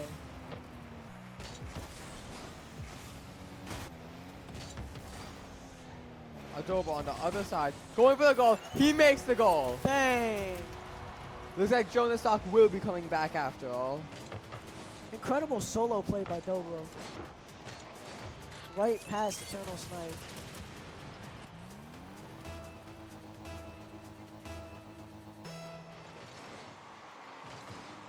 It's not looking too good for Maurice. Maybe their win streak has finally come to an end. A block from R9. And his teammate comes to back that up. Adobo takes another shot. R9's there perfectly to block it. He's able to take it. Entire Snipe shoots and blocks it. And then with the ball, with the aerial, though it gets taken out. Ball is back on his side. No, looks like everyone's playing over ball. Little party. The ball going towards the goal. Blocked. Eternal Snipe. That Snipe in the goal. And Landon trying to get it back to the other side. He goes, though it's blocked by R9. Stalled out by Adobo, who tries to take it back and misses. R9's able to get the boost, goes up. And he scores! Incredible double touch by R9. The amount of precision and skill that takes.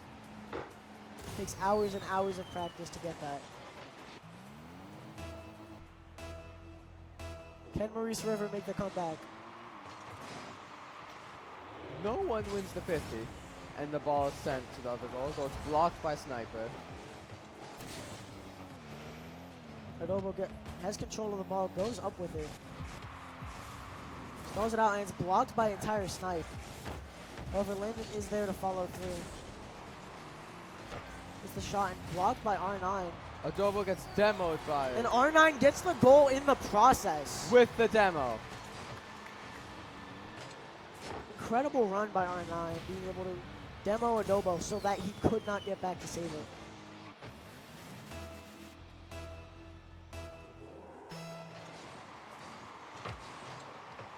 And with the shot, misses, and R9 there grabs the ball. A new kickoff goal for Landon. Adobo with the ball right in front of the goal. So R9's able to pick it off. Landon takes the ball, but then brings it outside. Entire Snipe. And he blocks it. Landon going up the wall for an aerial. Misses the aerial. And then he gets demoed by Adobo, who takes a chance to go for the ball, and he scores! Entire Snipe tries to get there for the block, but couldn't get himself together and control it on time. A minute 40 left, MRT could come on with the win. Can Maurice River make this comeback like they did in the first game?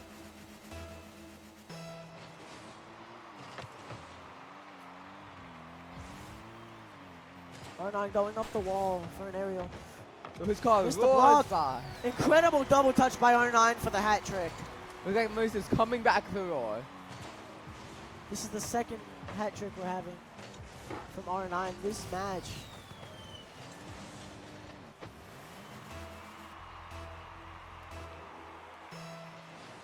we start. What a hasty 50 as the ball's, no one actually gets to 50 as Adobo rushes the ball to the other Tries to team's get a goal. ground pinch. It's blocked by R9. Is this going to be another goal? Landon's able to block it. R9 with the block. That sniper messed up. R9 chopping through the I know, defense. It's 4 goals for R9 to take the lead. MLT is back in the lead. Reese Rivers able to take the lead.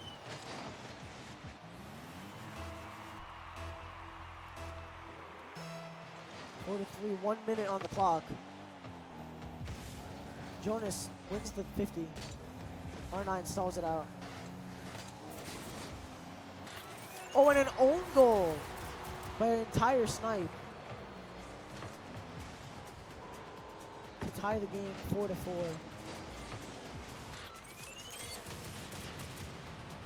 4-4, 1 minute left, and it's a tie.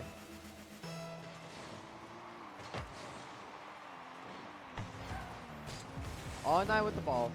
Hat trick over to the other goal. Blocked by Landon. Less than a minute remaining. Landon gets demoed by R9.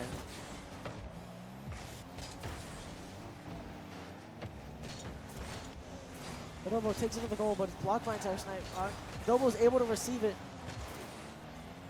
Well, entire snipe with the ball, trying to take it across the court, though he fails. Adobo A shot. intercepts it, blocked by R9. Incredible placement. 30 seconds left on the clock. R9 is moving hastily through the crowd. Falls back, shoots. Blocked by Missed. Landon. This game may go into overtime. Entire snipe. Long shot. Cannot follow through. Not a lot of time left. They're gonna have to work R9. They're gonna have to work in double time to get this done in time. Maybe not. R9 goes up with it. And it does go to overtime.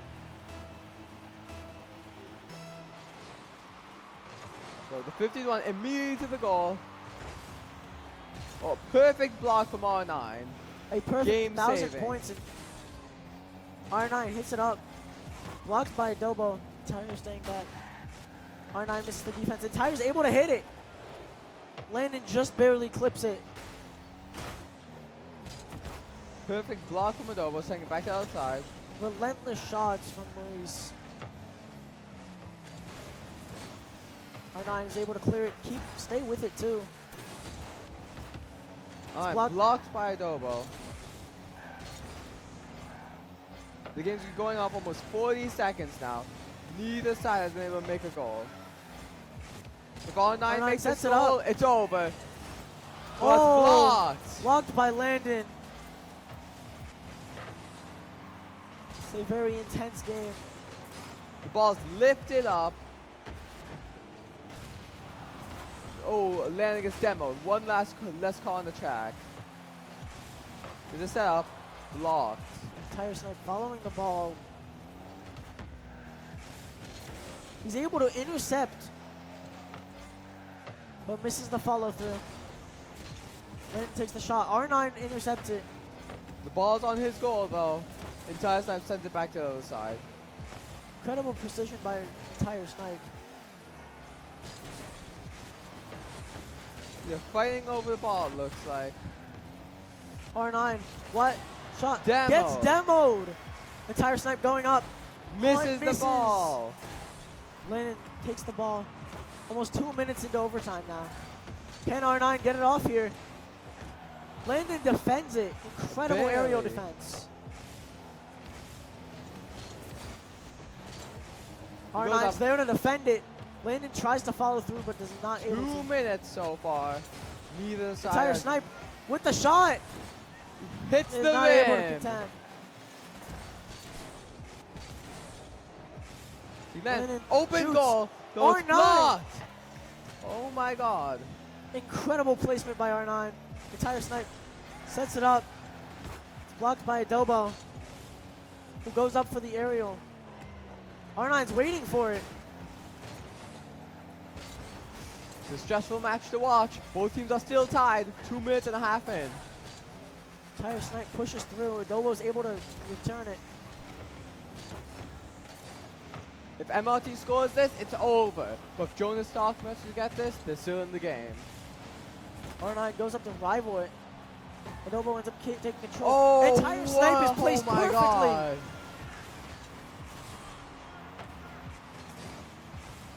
Entire Snipe. Landon's there to block it. Adobo with the ball. R9's able to take in control. Up in the air. A miss. Rejected by Landon. R9 trying to go for the ball. Trying to go for the setup.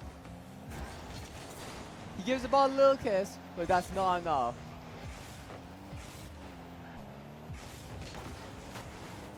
Adobo, who has 1,000 points.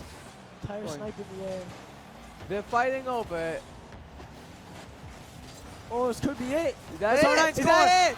R9 gets 5 goals to win the finals. And that is it. MRT Morris River Middle School has won the state finals. Incredible game from both teams. The incredible teamwork defense from Jonas Stark and the incredible defense by R9, along with the teamwork and setups from Entire Snipe and Landon. R9's a great player. He floats like a butterfly, stings like a bee. I agree. R9 was able to do a bunch of tricks while also keeping his haste.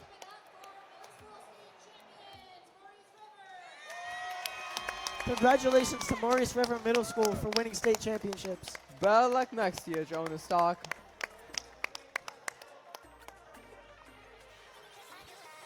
That's probably one of the greatest Rocket League games I've ever seen. What was the first game you ever played?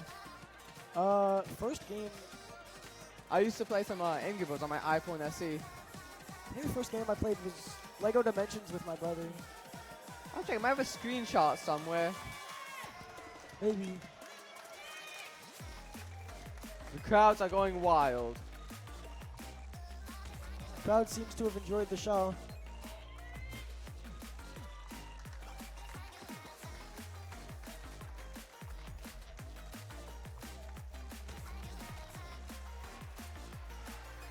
This has been one heck of a night. The belt's being handed over.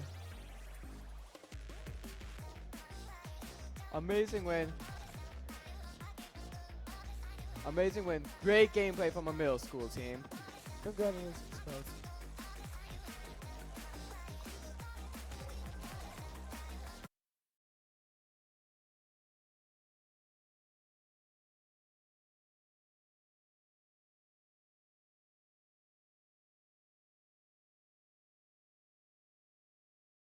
Is a domination map with West Effort 1-2-0. Cape May took the whole point, and now we're fighting here. Right on point. Right. In this convoy map, Cape May is doing. They lost the first point with a lot of time to spare. Huge name on all. Here comes the Captain America all saving them though. As now it looks like Cape May's gonna get pushed back a little bit. As Captain goes in for the kill, getting one. He's gonna push them back even more. Cape May on the defensive once again. As now Bucky killed. Cape May's gonna have to back up here as Captain keeps it going. Here comes the Strange Portal though. As it looks like Frozen in their spawn here.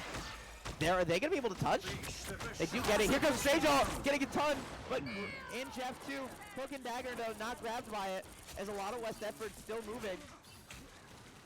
As we see going in for the attack here.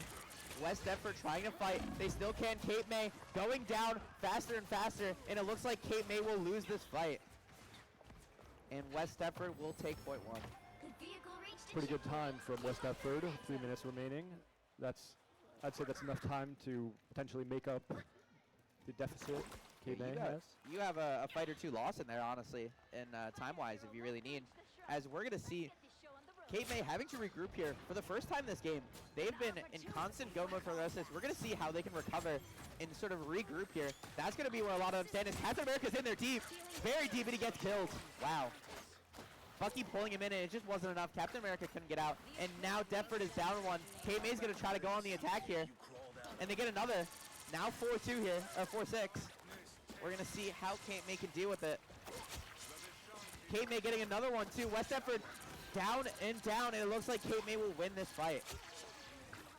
Some key picks from Cape May. West Deptford will have to fall back. Yeah, we see West Deptford getting stopped there off the back of a Captain America pick. They just couldn't recover from it, as now Cape May is back on the advantage. That's where they want to play. We want to see what West Deptford has to do. They have to get them out of their comfort zone, honestly. Yeah. So here's the anti-heal from Namor. I forgot they added that. And now Hella in deep, using the ult here. Getting blocked, though, as they're just going to melt her. Wow. Immediately taken out. Namor right on point, right on Invis ult, though. Doesn't get the kill. As they're going to be stunned for a little bit. Now they're all together. Here comes Bucky ult. Doesn't get anybody, though. Gets grabbed. Survived? No, he dies. Wow. As now Cape May still fighting. Deptford still alive here. But down a lot. Here goes Invis. Wow. Strange hitting everybody. Luna Snow ult, saving the team. Beautiful Strange out there, though. As Captain America, though, gonna get one. Gonna go on the other support, though. Back up once again. Now Luna Snow all gone. What happened here? And now Petty. Wow. Cape May getting 3. Dominating. And it looks like Emma Frost got 3 with her kick, grabbed one more, and killed him. Yeah. Wow. Really, just made that fight right there, and it wasn't even with the ult, was it? No, that was just her kicks. I talked about it a little bit earlier, especially with all the environmental kills, especially on that point. There's a giant hole. That's like half the map, basically. And you're going to see it happens a lot here. They got pushed off, and that led to the kills. Now they're on Phoenix. Phoenix is a very interesting pick. It is. We're going to see how West Deptford recover. Here comes the Emma Frost ult. Stopped by the Invis ult. Trying to take them out of it, though. She's by the side. Very low. Damage. Wow, still living it, though. 5. And now no Invis ult. They're going to try to push forward. West Deptford pushes, gets another one off here, and another one here. Cape May getting 2. Wow. But it looks like Cape May's going to slowly fall here. Fight is still going. West Deptford back at full HP. Trying to fight through it. Can't get anything going. As here comes Cape May with a big Strange ult again. And he gets everyone. Wow, a single ability took out 3 people, Dr. Strange. Wow. His ults, they're huge. You know, as a former Strange main, I love seeing good Strange ults, and he's been on top of it. He's gotten 3 3Ks with that ult, and that's really what's been winning them this fight. And again, we talked about it earlier. There's a lot. Oh, here comes the portal. 10 seconds left. Now the fight's gonna get going. As we see Punisher and Strange doesn't get anybody though. Punisher though fighting through West Deptford now down up a bunch, and now Cape May's gonna slowly fall. They gotta get out of here quick. We can't see any staggering coming from Cape May, or that could lead to the point being gone. West Deptford, they have no room to lose a fight now. They will have to stay on the cart, take this checkpoint, and if you're Cape May here, you want to farm ults for a little bit. As now they're gonna try to touch here. Can Cape May get there in time? And they don't. Wow. Cape May not able to get there in time. As now the fight's gonna keep going. West Deptford still going. But point is won. Emma Frost is in there deep. So is Strange. Gets stunned in midair and killed. And it looks like West Deptford's gonna slowly fall. Here's Luna Snow and Phoenix. And a big ult there. And it looks like Cape May's gonna fall away. Wow. They take this high ground, which is a good vantage point for West Deptford when they were defending last round. It looks like Cape May is gonna have to regroup here. We see a big ult there coming from West Deptford to get them that win. Now they're going to keep it backing up here. This is a very interesting point, too. There's a lot of really tight chokeholds here on this map. And now we're going to see what they can do here. And here comes Strange, getting 3 again. But nobody dies. Wow, they live it somehow. As now they're all together. Here comes Bucky ult, too. West Deptford coming with their own ult. As now getting a big kill. West Deptford pushed back. Emma Frost getting 2 in the back line. West Deptford crumbling in there together, and Strange dying too. Wow. Only 13 seconds on the clock. Do they have time to push once again? West Deptford does not have time for a portal. They don't have another one. As now they're going to slowly stagger here. They're not going to be able to get there in time. There's no ult here. Cape May has every single ult in the game, basically, as they're going to hold them here. They finally do touch, but is it enough? Cape May, West Deptford's getting stopped, and it looks like they're finally going to take it there. And game 2 goes to Cape May. Wow. Final score. Wow. 2-3. Some big change from the first round. West Deptford took both rounds of that domination match, but was held very solidly by Cape May in this convoy. Now 1-1 in this best of 3, the final. This big belt could go to anyone. Oh, we're not on this. Oh, one we're off. anymore. Yeah. But we saw 1-1. Like we talked, we're back. This belt right here could go to anybody. So yeah, it's 1-1 right now. We weren't on stream. We talked about it a little bit. Domination is so different from Convergence and Convoy that honestly, it's anybody's game going into this third round. That Convoy, I think it's Convergence? Convoy? Something. It's whatever, the hybrid one. Yes, Convergence. You get a bit of both. So we're going to see which team can adapt the most and try to get this win. Yes. I'm surprised West Deptford didn't have more success defending that one. We'll see how West Deptford can deal with this because they were really good on domination. Now, a bit of domination, a bit of push. We're going to see who's the best of both worlds in this game 3. It's such a poetic way to finish. You get basically a combination of both modes in a spectacular finale. That's right, and because it's 1-1, the stakes they feel higher. Everyone's Definitely ready. high. Everyone's energized. Now, even better, we don't get to see Penny because she's most likely getting banned. She's also really good on every single Convergence map. She's also very good. Yeah. As we're gonna, it's just me now.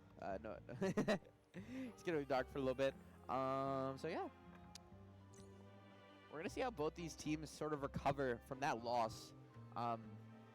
Both now down 1. We're gonna see the adaptability a little bit out of these two teams. Thank you. We're gonna get into round 3 here. Who do you think is gonna win? What's your feeling? How you feeling about these two? I think it's really difficult to say, honestly. I mean, after the first round, I was ready to go West Deptford all the way, and then Cape May just really shocked me with their organization and everything, just ability to pick in round 2, game 2. I don't know what's happening. I don't. Oh, okay. They can also just press a button to change that, but it's fine. a bit of team shuffling here, as we're gonna get into round 3 eventually. Very interesting. Honestly, I kind of see. I think Cape May has a chance as we're going to. Yep. We're going to just in like a little bit throw you back over. We're gonna talk. I think Smash is over there, if I'm not mistaken. You guys are gonna really enjoy that. Smash is a very fun game, so I hope you guys like that. And signing out. Thank you. Bye bye. All right. Now we're back to just local. We're gonna see what this team can do. Honestly, I think I have Cape May. I think maybe it gets a little closer because that was a very wacky team comp on the start there, and I think it may have caught West Deptford a little bit off guard.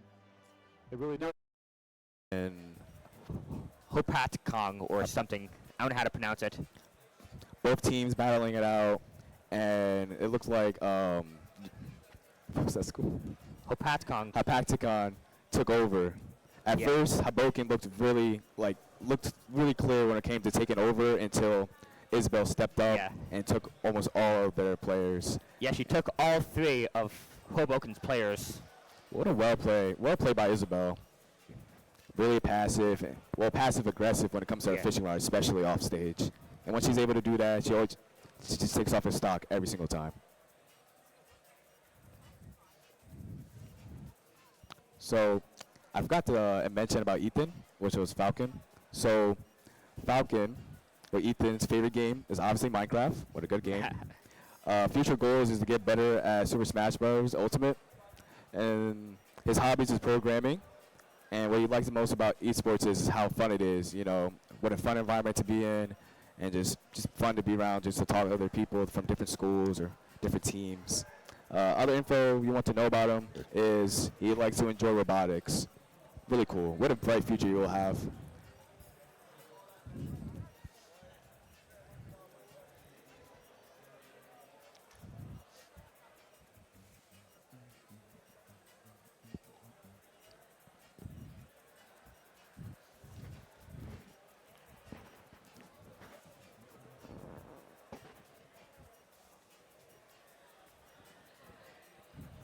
What a game.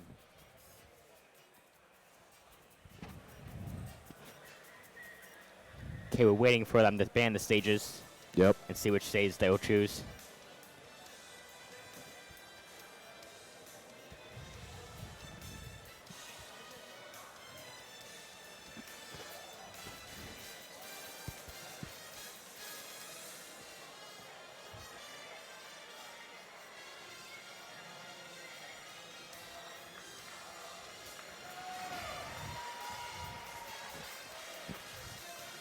Did you ever put down the info about, you know, the players?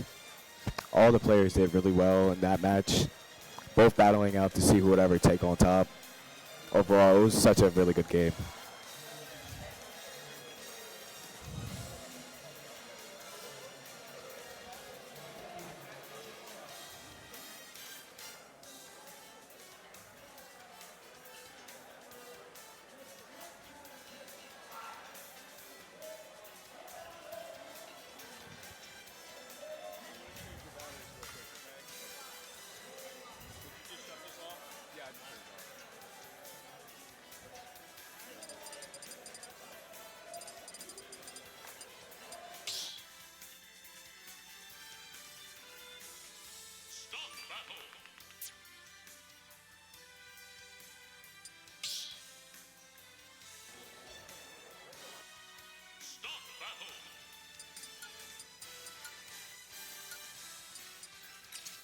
Oh, hello. All right, there we go. I wasn't paying attention, so I don't know what stage they picked. Okay, Dark Samus versus Yeah, I did Terry. not see the stage. So we got Terry and Dark Samus. Okay, they're playing Battlefield. What a classic map. It's not really that good of a stage for Samus or Terry. We'll see how it turns out to be. Nice combo by Terry.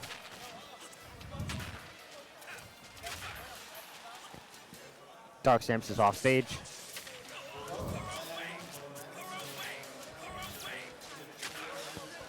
Terry trying to go off stage. What Oh, a yeah, play. smash. Takes Dark Samus' first stock. Let's see if Terry can. Hey, everybody, I'm Juliana. And I'm Jamari. And we're going to introduce all the players on the stage. This is the Rocket League final for the ESDAA. Adam and Stan for the Scranton Bears. And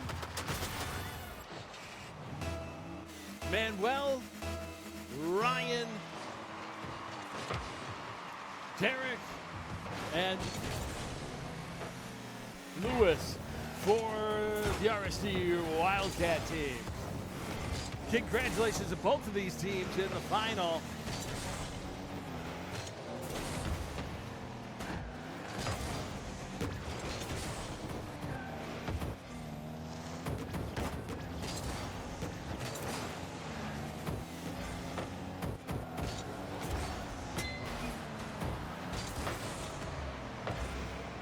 Showing some aerial skills here from both sides.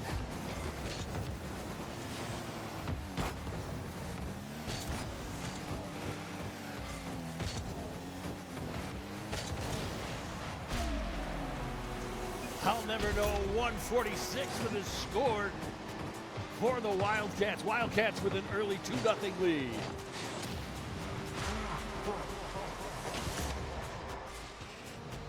Two scores to nothing. WPSD has some time to recover.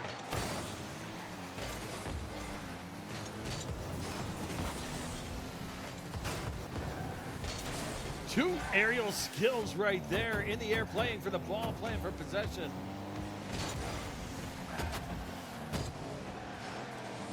Very close attempt. Scranton is lucky to get away without a goal there.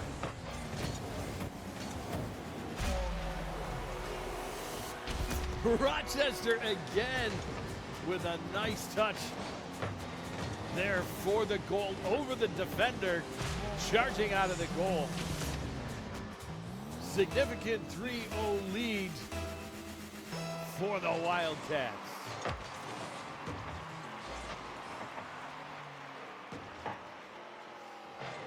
Scranton wins the first touch. Let's see what they can do with it here.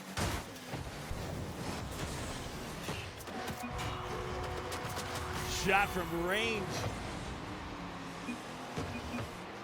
Rochester rushing out to a 4-0 lead over the Bears of Scranton.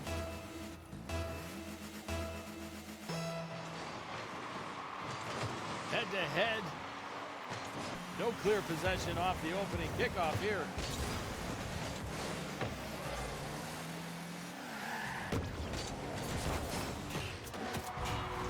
Rochester taking advantage of the free ball again to get to that 5-0 lead.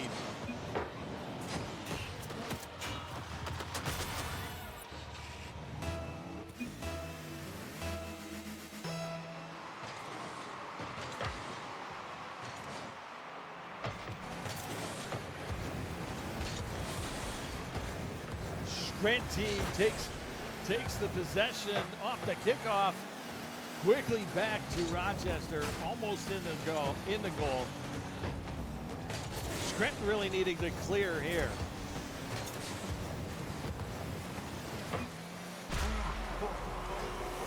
Rochester with a quick counter, making the goal there. 6-0 is the count.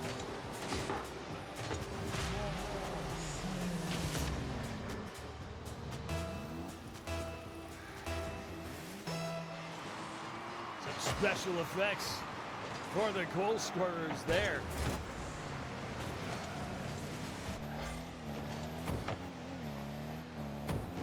No clear possession. Scranton makes first contact, but still having to defend in front of their own net. Scranton right there. Rochester really taking advantage of opportunities. Good defense from the Scranton defender there. Able to knock that out. Just off the mark. And that attempt for Rochester. Scranton scrambling to try and clear the zone.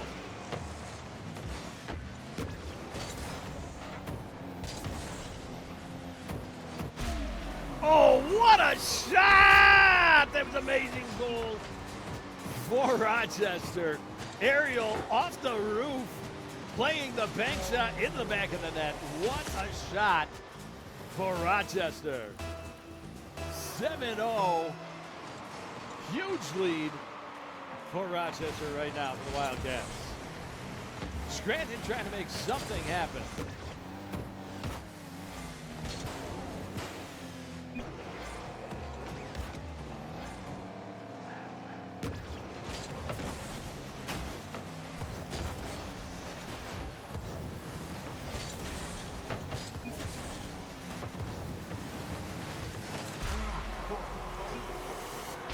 Rochester showing terrific control, playing the ball off the aerial into the middle and then into the back of the net with great guard control.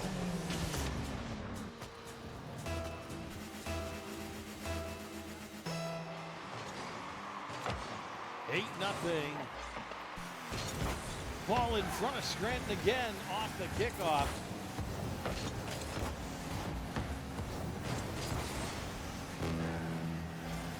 Very close with 1 minute remaining, almost in.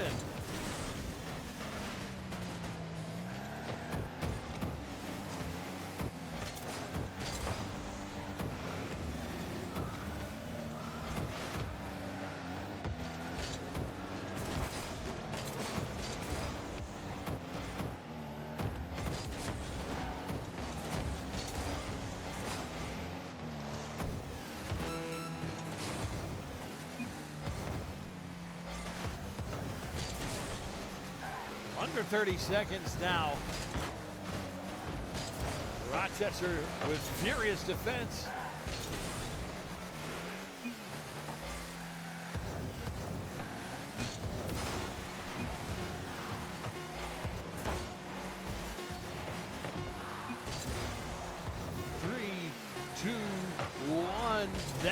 to it for match one.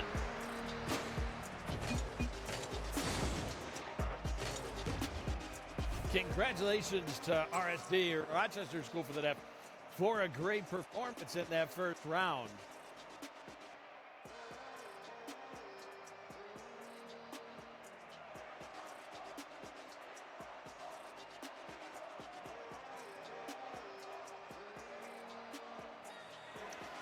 So now the teams are getting ready.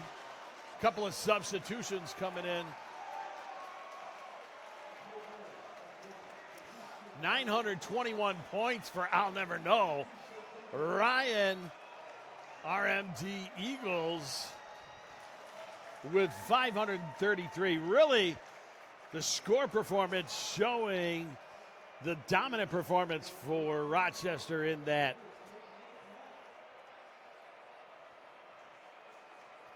Scranton, Stan and Adam, 289 for Stan, 114 for Adam. No assists, no goals for Scranton on the stat line there.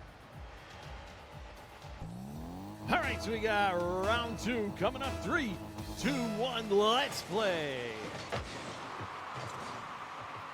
Wildcats off the kickoff.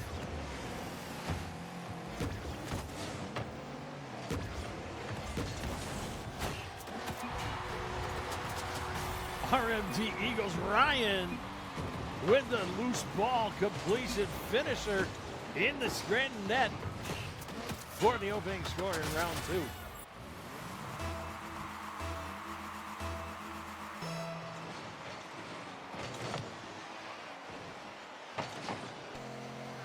Scranton with the touch off the kickoff. And Rochester needed 3 touches to put that in the back of the net.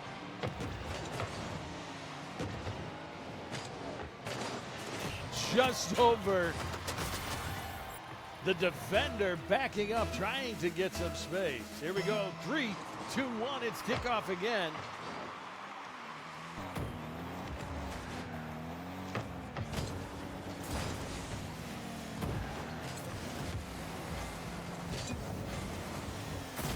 And a goal for Scranton. They finally break the ice. 2-1, taking that out of the defensive area, putting it in the back of the Rochester net.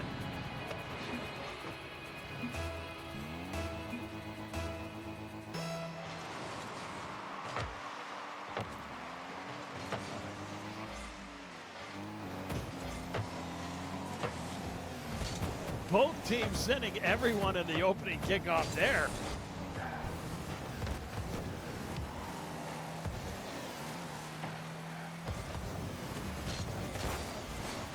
And another goal for Scranton for the Bears, tying it up 2-2. Off the deflection, off the wall. Adam comes in, puts that in the back of the net. And the Bears on the board again.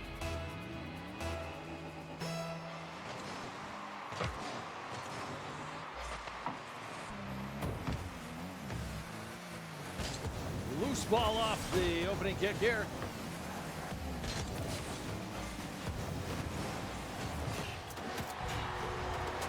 Passing for Rochester, proving effective, centered. Wildcats up 3-2 on that goal.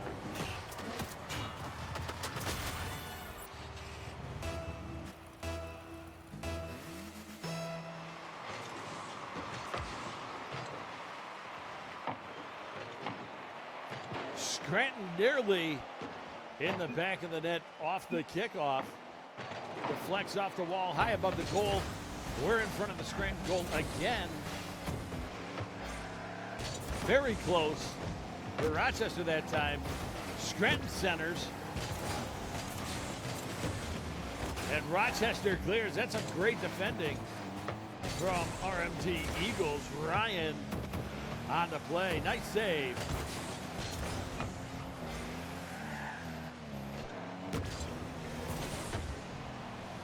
Furiously trying to clear the zone. Scranton unable to get it out. And Rochester puts it in for the point again. 4-2 Wildcats over the Bears.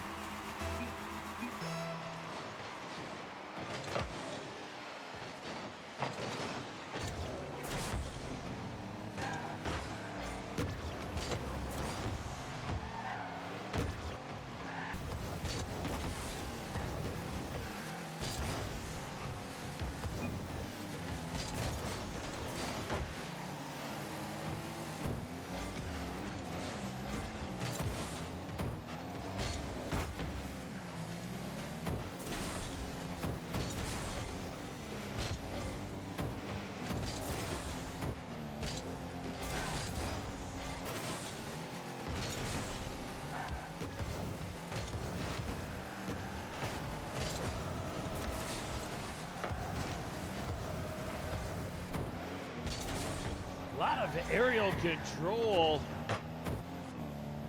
for both teams, playing pretty well in the air.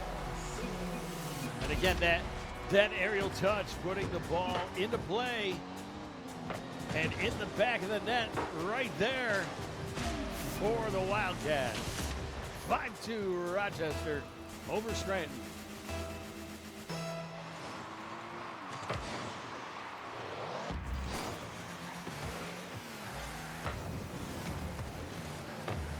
Face-off strategy, only sending one that time for both teams. Well defended by Scranton.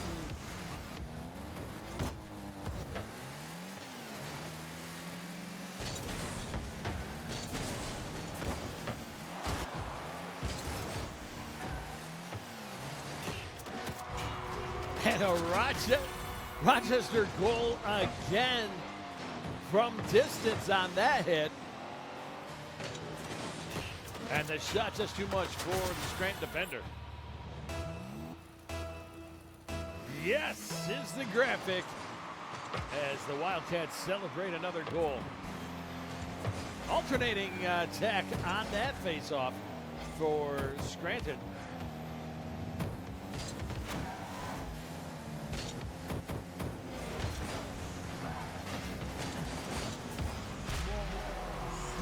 Reverse flip. Oh my! What a shot for the 5-goal lead for Rochester. Backwards flip. You got the bicycle in a car. I mean, that's amazing. Incredible talent right there for that goal.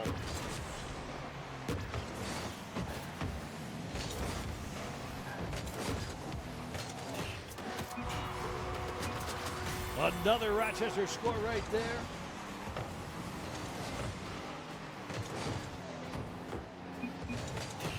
Scranton almost able to clear it and then putting it back dead stop right in front of their own net. And Rochester capitalizes again. High deflection, Scranton there, Rochester clears.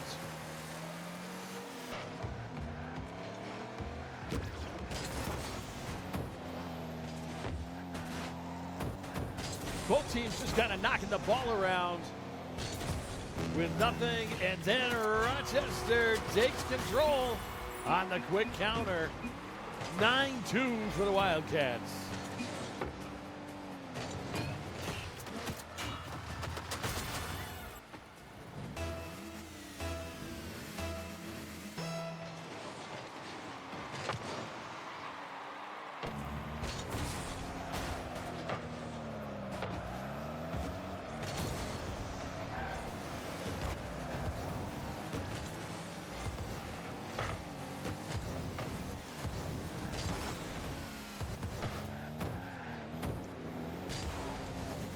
Rochester really playing that aerial control well. Scranton just a little bit off the mark and unable to clear as the ball sails over top of them late on the challenge for the Bears. Rochester notching another goal, 10-2 for the Wildcats.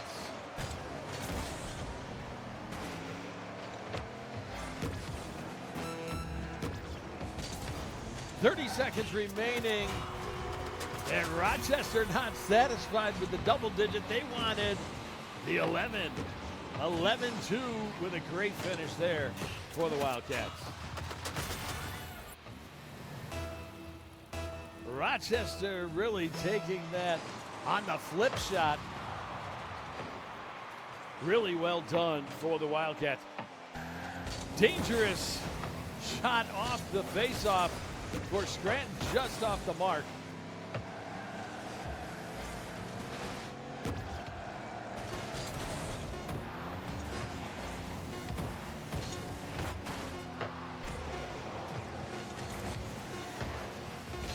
Scranton defending furiously. Pressure again from Rochester. As time expires, Rochester 2 rounds to nothing in this best of 5 match for the ESDAA championship round.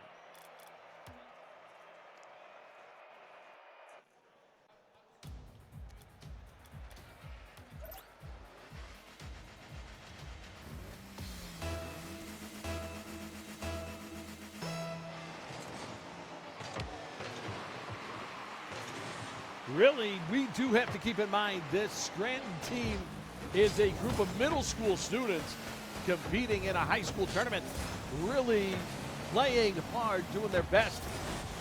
Just a little bit behind, maybe the experience for Rochester coming through as they strike first here in match number 3.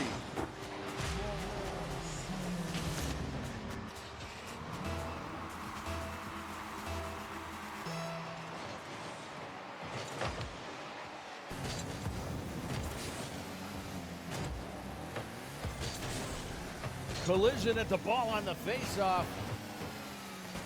Bounces Scranton's way. Bears have a slight advantage. Could we have a goal here? Yes! Scranton goal! Rochester 1, Scranton 1, all tied up.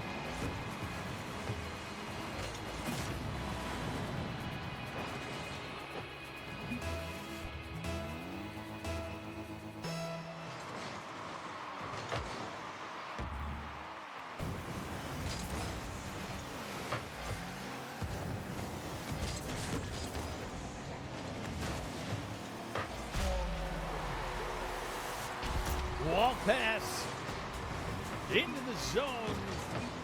Wildcats finish again.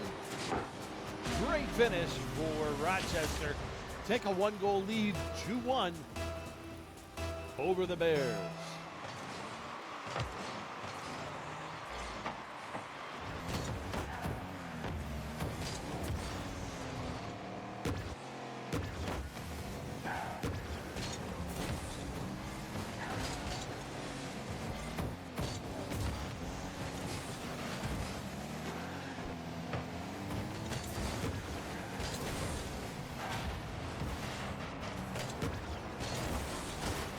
Collision.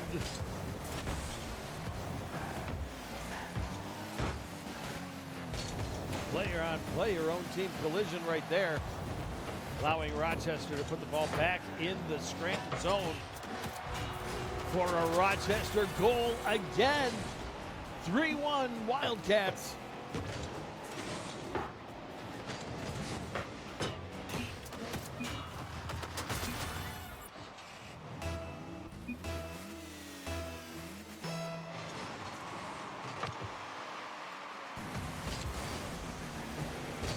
Scranton controlling on the face-off.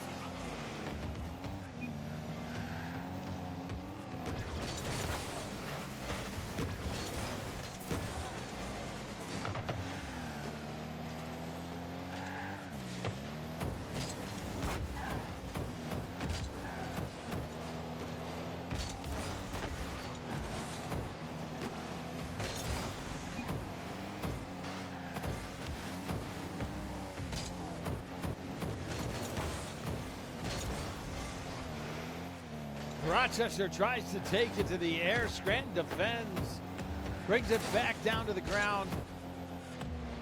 Rochester takes control again, moving up for the attack.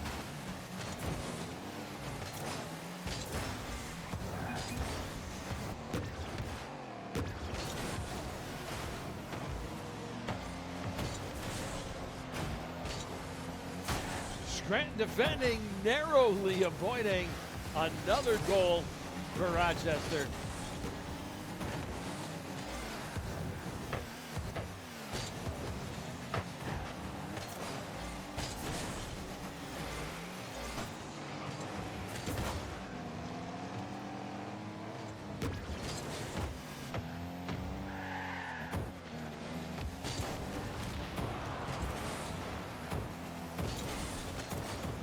Get the explosion.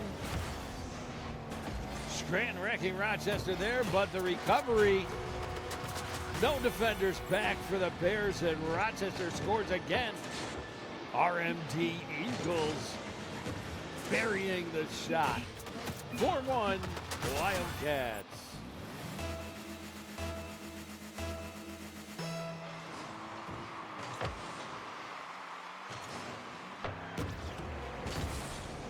Scranton strong on the face-off. Unfortunately, too strong, and now they're playing defense in their own zone again.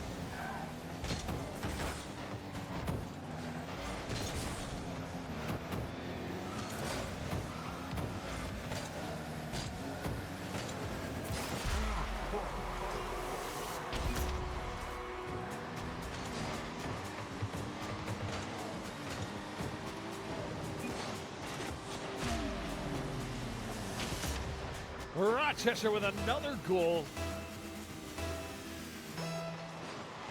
Taking that 4-goal lead 5-1 over the Bears.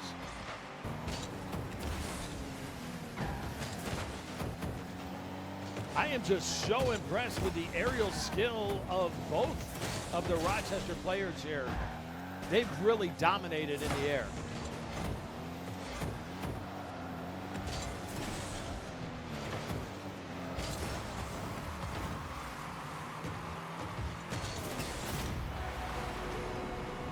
And a goal for the Bears. Rochester unable to quite get the touch and clear the zone on the long distance shot. Deflected and in for the Bears. 1:01 remaining, 5-2 for Rochester. Under a minute to play now is Rochester with that 3-goal lead. Anything can happen here, though. Rochester with the goal again. 6-2. Under a minute to play. 45 seconds. Scranton got the touch, but just couldn't get that out. The flip shot for the Wildcats. Too much. And Scranton off the face-off gets the goal. 3-6. Cutting that lead in half. Really, that quick shot off the face-off can be a real game changer. We'll see what happens here. Straight into the goal off the touch. Yeah, wow, that was impressive.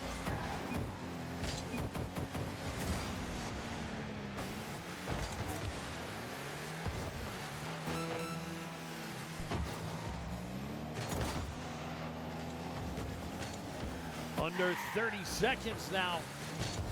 23 seconds remaining.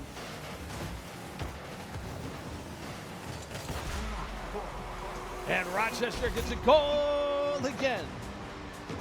7-3.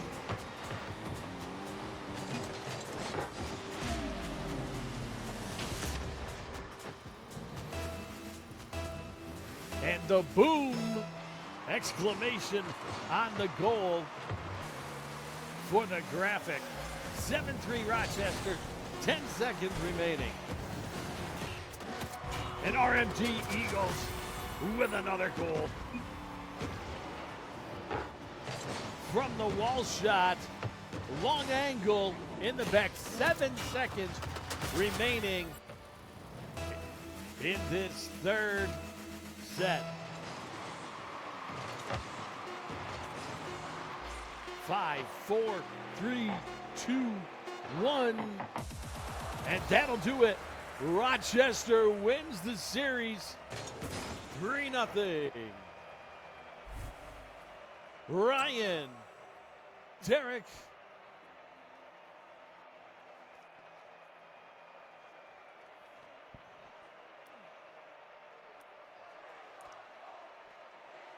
Ryan and Derek close out for the Rochester Wildcats.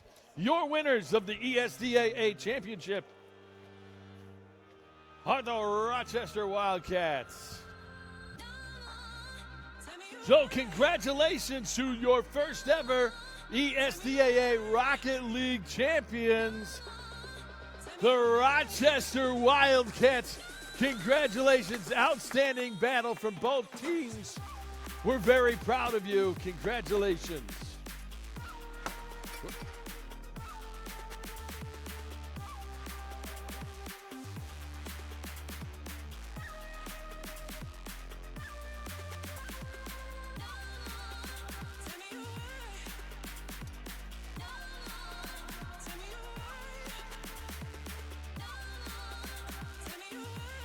Your custom ESDAA belt will be shipped to you to put up in your game room wall.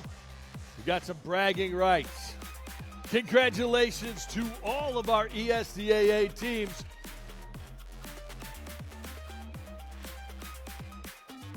How do you feel? You're champions. Give them a hand.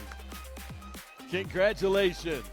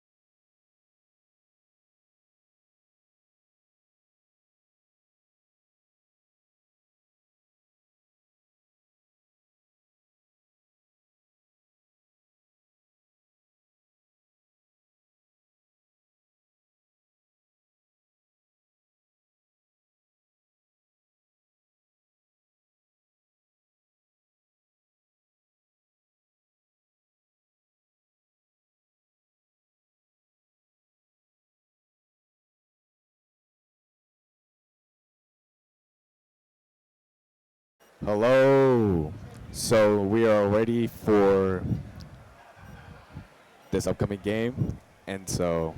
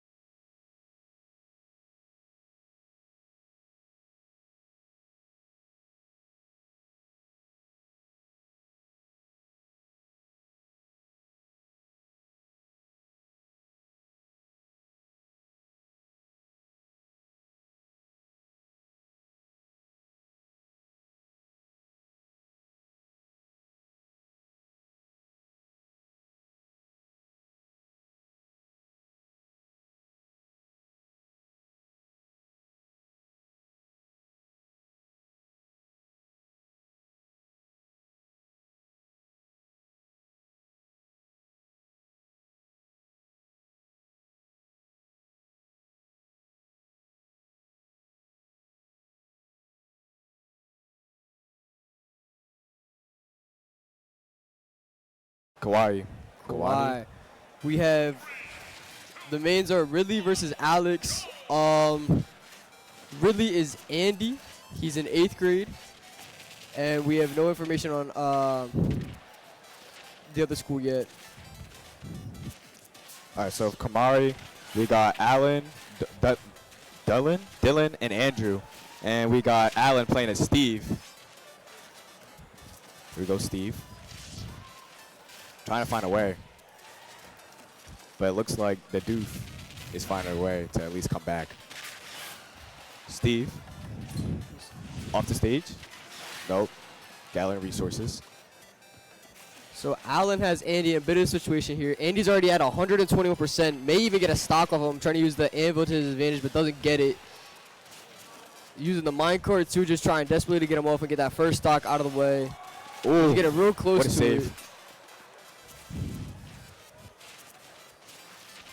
Steve still trying to find a way to get through. And that's a huge hit off for Andy as he knocks off a stock for Alan. Allen sending right back already. Now it's a 2-2 stock.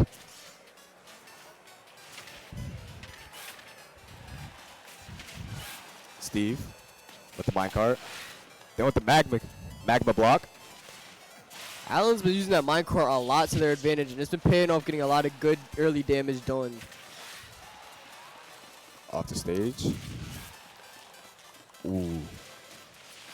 Almost gone with the lava.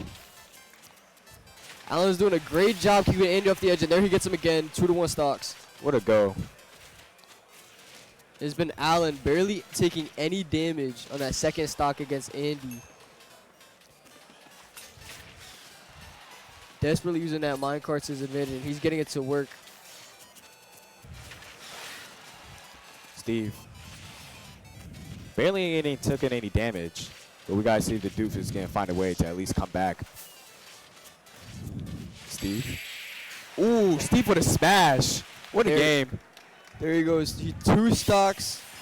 Andy takes the win. Alan takes the win. Alan takes the win as Alex, not Steve, sorry. Alex takes the win for taking them 1-0. I say overall they are both really good players. Steve and the Doof was playing really well against each other, and they just had to find a way to at least counter each other, to at least find one weakness off each other.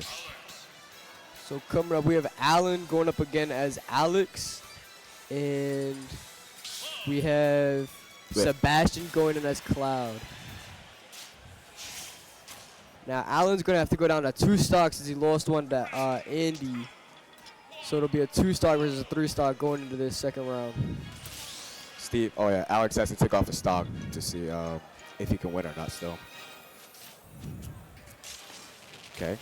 Magma block by Alex. What a combo. Oh.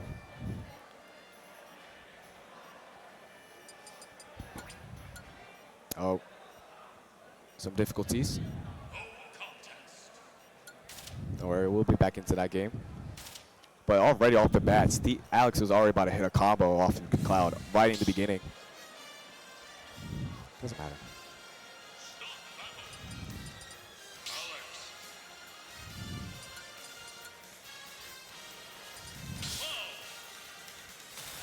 Back at it again.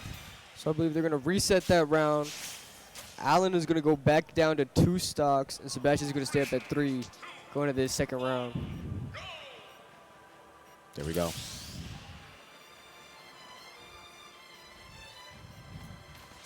There we go. The game is on. Alan trying to strike back first.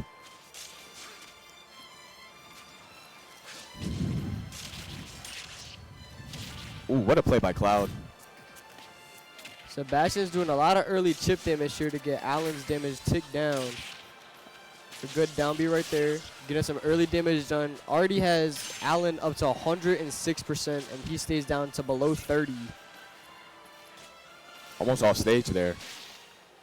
Can Alex still hold on? Sebastian may be able to get an early stock off right here and have him down to a 3-1 stock. Steve still trying to get some blocks. Nice recovery. Ooh, almost got that off. Sebastian was able to very easily avoid that minecart there to avoid a lot of damage potentially being done. But Allen's doing a great job staying in this fight with almost a 150%. Ooh, almost got it off that fire. Minecart. Into the magma block? Ooh. Insane. What a combo. That was great to stay alive. What an amazing play by Allen. Just finding a way just to make that combo happen. Here he is staying alive again. Just trying to get as much damage done to Sebastian as he can before he loses this stock. But Cloud, of course, responds back to that. There we go. It's a 1-2 stock game. Sebastian's up to 33%. Allen's down to 11. So it's about a fair fight other than them being a 1 stock difference. But still, Allen still has the stock disadvantage, but can we still find a way to at least come back? He's been using that minecart a lot, and it's been paying off, getting a lot of good, cheap, early damage done. Almost got him with the magma block again. Good job using that shield to avoid that attack. Cloud's really trying to become more passive with his range moves, but also trying to get up close at the same time. There he goes. That's what I'm talking about right there. He used that minecart to strike right back. It's almost like a parry. He gets him stuck in the minecart again. Tries to get him in the magma block. He gets it. It's his second time he's done that, and both times he got a stock off of it. Now it's just a 1-stock game. Whoever wins, wins it.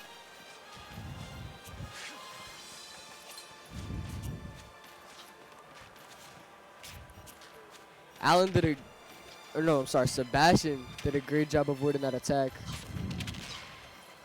With an anvil. Ooh. Allen was getting ready to charge.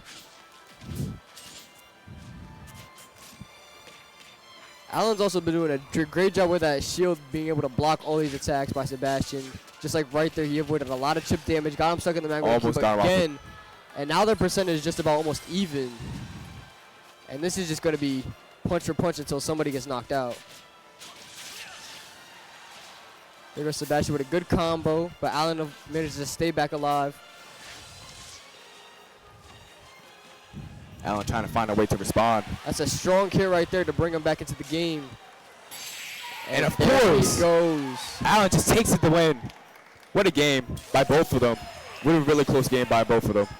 It was really close.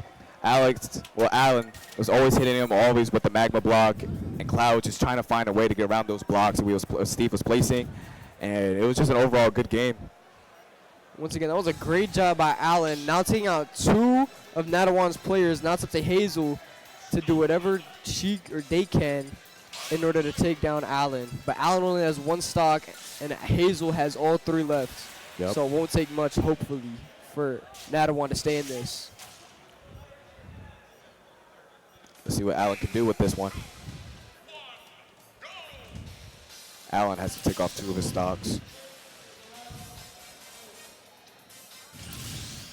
Let's see Allen can really reverse sweep this game. And here we go. Allen taking a lot of damage early on. Hazel doing a great job using that icebreaker abilities.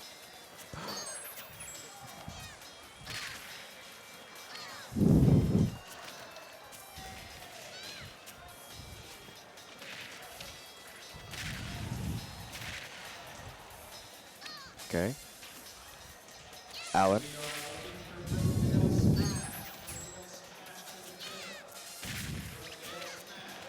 Oh, got him with the lava bucket. Allen's been doing a good job here trying to avoid damage while doing a lot of damage back, but there goes Hazel with a beautiful, beautiful attack. Almost gets a KO on Allen here. While she's trying everything she can to keep all 3 of her stocks going into the next fighter. The magma cube. Not cube block. Ooh, hit him with a smash. Knocking Allen out of this one. I say Allen did really good, knocking off 2 of their players. But with just 1 stock, there's really not much you can really do. Now we got Dylan playing as Sora, stepping up. We have Dylan stepping in as Sora to try to take down Hazel, but Hazel still has all 3 of her stocks.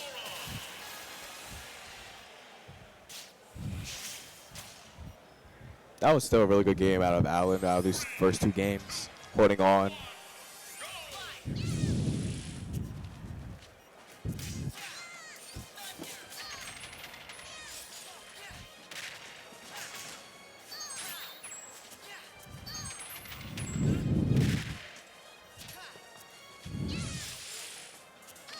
Sora. Hazel getting a lot of good damage done on Dylan here. Dylan hasn't been able to respond with many hits as Hazel's still down to 16 damage, and that was a great block. As Dylan's already over 100%, and Hazel's just trying to knock him off the edge and take a stock away. But Dylan with a great response, gets some more damage done. But there goes Hazel with a very big hit, taking a lot of damage away.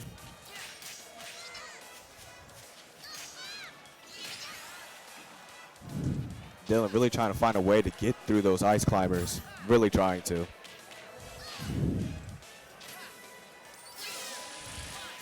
They're both trying to be passive. And there goes Sora. There goes Sora going down already with 1 stock gone.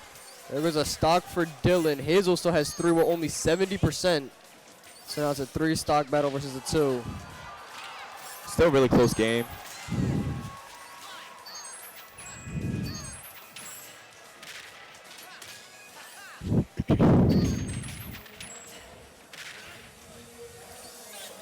Sora still trying to respond. It's almost an even battle here other than a 1 stock difference as their percentage and damage is very close to each other. All it may take is 1 big hit to knock away a stock. Dylan doing a great job blocking and defending against a lot of damage that he could have just taken in right there. Sora still got a lot of ground to make up. Even if they lose the stock, they still go through 2 whole stocks, even if they take 1. And there goes Dylan knocking off one of the icebreakers, but 1 is still left. And there goes 1 stock for Dylan. So now it's a 3 stock versus 1 stock. Hazel could 3 stock Dylan. Can Hazel bring it back for Nadawan?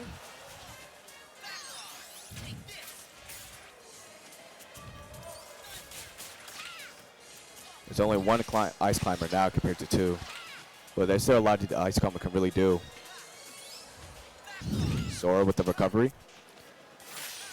Ooh. There goes a huge hit from Dylan to knock off Hazel. But Dylan only has 1 stock left, and Hazel still has 2 of them. A lot of ground to make up for Sora, or Dylan. Ooh. And a huge KO by Hazel. So we have Andrew coming on against Hazel in this final match. Can Hazel bring it back for Nadawan? All left that Kanemaru only has is Andrew, who is playing Kirby. But let's see if they can really do, at least bring it home. One of them is going to win. I say out of both teams, they're doing really good, really solid. Both back-to-back, well coming back for each other's teams, rather than just for themselves. Still on Battlefield. Oh, that's true. Hazel has to take off a stock. And now we're underway. Hazel only has 2 stocks, but that may just be enough to take out Andrew. I played Kirby here and there. I know Kirby is more of a fast-paced character with light attacks, also really easy to take out as well. Same goes for ice climbers as well. Ooh, almost off the stage. There was a lot of damage by Hazel there, which is very good because she only has 2 stocks left. So if she can get a stock off here, it can almost be an even fight, and she'll get it. Staying only 17%, getting a stock off, so that's a fair 2 stock versus 2 stock fight. Here goes Andrew, trying to hold it down for his team. Hazel's doing a lot of good damage here. Trying to get another knockoff on Andrew. Tries to freeze. She's done that multiple times, and she's gotten a lot of KOs off of that one move. Andrew trying to respond.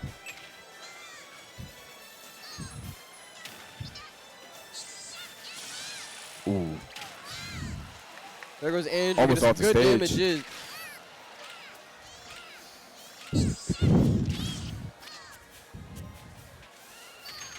Andrew's just doing everything in his ability to knock off another one of Hazel's stocks, but Hazel's not going to let that happen easily. And there Hazel goes, knocking off another stock for Andrew. Hazel has 2 stocks. Andrew's down to only 1. Is Hazel going to bring it back for Nadawan? Only way to find out. Taking out, what, 3 of their players? Almost 3. But Andrew was trying to find a way to hold this down for his team. Andrew's just doing everything in his power to avoid taking damage while trying to deal as much as possible in order to make this a fair fight again. But Hazel's doing a great job maintaining her 2 stocks and taking out Andrew. But there goes one of the icebreakers, 1 left. Oh, wow. Andrew trying to hold it down for the team. Can he do it?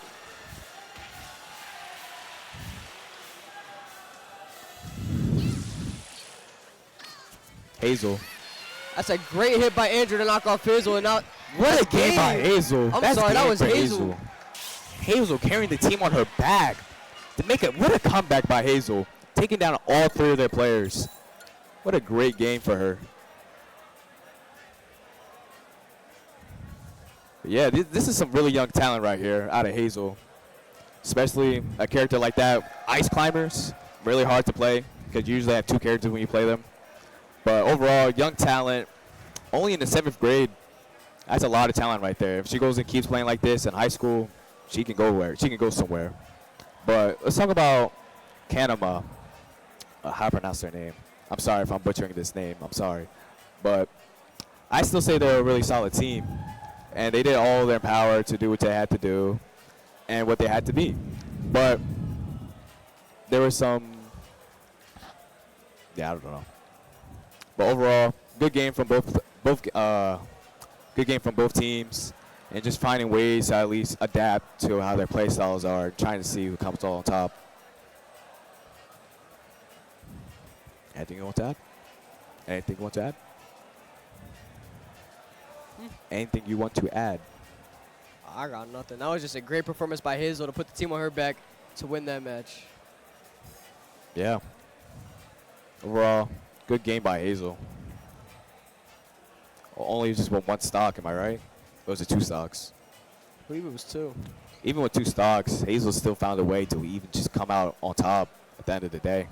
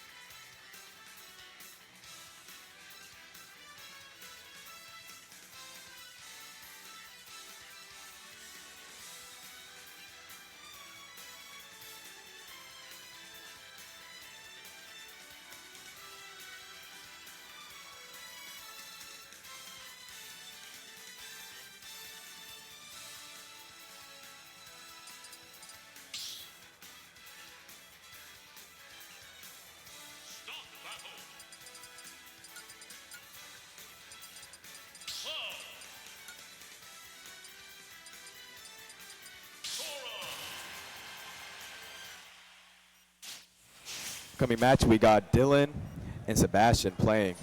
See who will come out on top first. For either Madawan or Khan. I can't pronounce their name. Cloud already attacking early, real early. That's Sebastian getting some good damage and trying to get that stock off early. It's a good block by Dylan, but Sebastian comes right back around as soon as he lets go, as soon as he puts his guard down, gets some more damage out there. But Dylan's been doing a good job parrying, and he's getting just about as equal damage done. It's a big hit there by Sebastian. So trying to find a way to get there. At least trying to get there on top, trying to take that early stock to at least get in the lead. That was a great deflection and parry by Dylan as he avoided the combo and got a huge chunk of damage done trying to get a stock off here for the knockoff. He just barely missed it, but he was able to get it all in the end. 2 stocks down to 3. Dylan only has 92 damage. Now it's actually kind of a lot. Up to in the triple digits. Sebastian's just trying to get him going while he still has barely any damage taken, but Dylan's doing everything he can just to keep on racking up that damage. Try to take him out early. Sebastian just trying to hold it down. And there he goes. Cloud already just responding back to after getting losing their stock. He missed the combo right there, but avoided taking damage there by Dylan. Dylan getting a lot of good damage here on Sebastian, and he's just taking 0 damage except for that one hit right there. Cloud trying to get to their limit. And he got his limit. Sebastian doing some good damage right there. That's a big hit by Sebastian. Still not very equal damage. Sora trying to respond. Big hit by Dylan. Almost off stage. Sebastian just nearly avoided those attacks. But gets thrown off by Dylan. That's a 2-1 stock game. There you go. Dylan just trying to hold up with the lead. Not trying to take as much damage on going into his second stock. Dylan getting some good damage here on Cloud, but Cloud able to come back and do some good damage right back. Dylan's just trying to hold it down, not trying to lose another stock to make it a close game. But Sebastian's just trying to find an opening to at least make Sebastian. It's a very good hit by Sebastian to try to get that second stock off of Dylan to make it a 1-1 stock game. That was a great dodge by Dylan. Got him frozen and is avoiding taking some good damage here. It's a big hit by Dylan. Sebastian just doing everything he can to take off one of Dylan's stocks.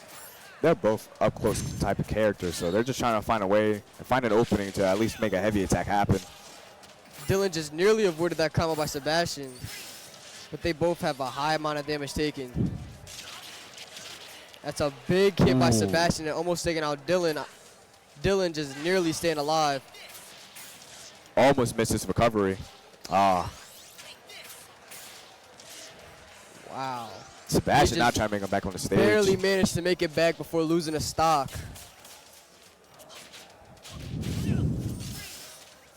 That was a great dodge by Sebastian. Just trying to take off Dylan's stock, but he can't seem to get it. And Dylan manages to stay alive with 154 damage taken to take out Sebastian. What an up tilt smash. Dylan just what a way to finish the game. So it's coming on top. So what you just seen was Dylan just taking over Sebastian in that one game. Overall, both did really well, and we're just seeing who's actually really good on top. And now we got up next, we got, I believe Andy stepping in for Sebastian. So we're going on to the next round for Dylan to keep playing their next up player, who is going to be, Banjo.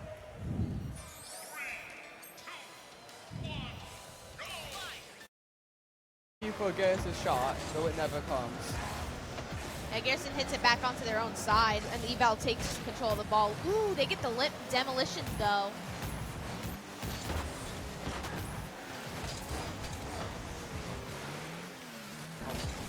He's blocking the ball, and his teammate taking to the outside. Fighting Magic Boomstick for possession. Yeah, we're seeing a lot of Dai Plango really play more aggressive now because Eval did get terminated. It looks like they actually do score back into the goal. Newark swiping the floor with the other team. Leaving it 3-0 already, and we still have half of the game to go.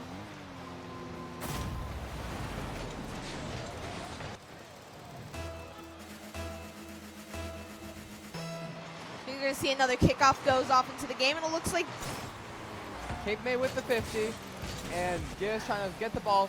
Diplogo in the goal, ready, and he sends it back. Yep, But just hits the headboard short. Evila chasing down the ball on a 2v1, going for the goal, but gets blocked. Yeah, Eval does also get bumped as well. Dai Plango seeing they're trying to get it all the way back onto orange side, while Eval does some trick in the aerial while they get demolition as well. Magic Boomstick with the ball, bringing it up, though it gets blocked by Evila, who then gets the ball stolen right back. Ooh, another demolition coming out. Looks like Cape May really likes demoing people. Evila with the ball, one person on goal, but hits the rim. Just hits the headboard on top. Looks like Eval's going to try to take control of the ball again. Not really letting it go on blue side. Evila on an almost open net, though it gets demoed last second. Demoed mid-air. That is insane. Ooh, and they scored in their own goal. That is unfortunate. 1 minute, 30 seconds, 4-0. Oh, never mind. They didn't score in their own goal. They did bump it. That was a nice bump, though. The bump stopped the save. Leaving Nork with 4 points already, and K-May still with 0. And it looks like Nork completely wins that trade-off. So the ball stolen right by Newark. Yes, fighting for it. He gets it. Another demo by Cape May Tech. K-May Tech's really just playing to who can they demo the most. And it looks like they get scored on again.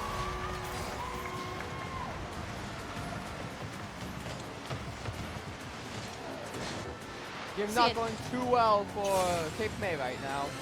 Yep. Like I say, the odds are really not in their favor at the current moment. Newark wins the 50, but sent back. An open goal for Garris, but Dai blocks it. Plango is able to counterdict it and put it back onto orange side. Magic Boomstick tries to take control of the ball, but Eval just hits it right out of them and almost scores, but hits the headboard. With 1 minute remaining, it's 5-0. Ooh, nice save from Magic Broomstick. Magic Boomstick bring the ball off, but Dai Plane goes there, misses, and the ball's taken to Newark's side. It looks like Eval bumps the ball up, basically saving it from hitting in their own goal. Eval going for the aerial, the run-down boost. And that's the first point for Cape May Tech. Yeah, that's the first score for Cape May. It's very hard, but they could probably still try to score 4 more goals in 34 seconds. It's going to be really hard, but it would be really impressive if they pulled it off.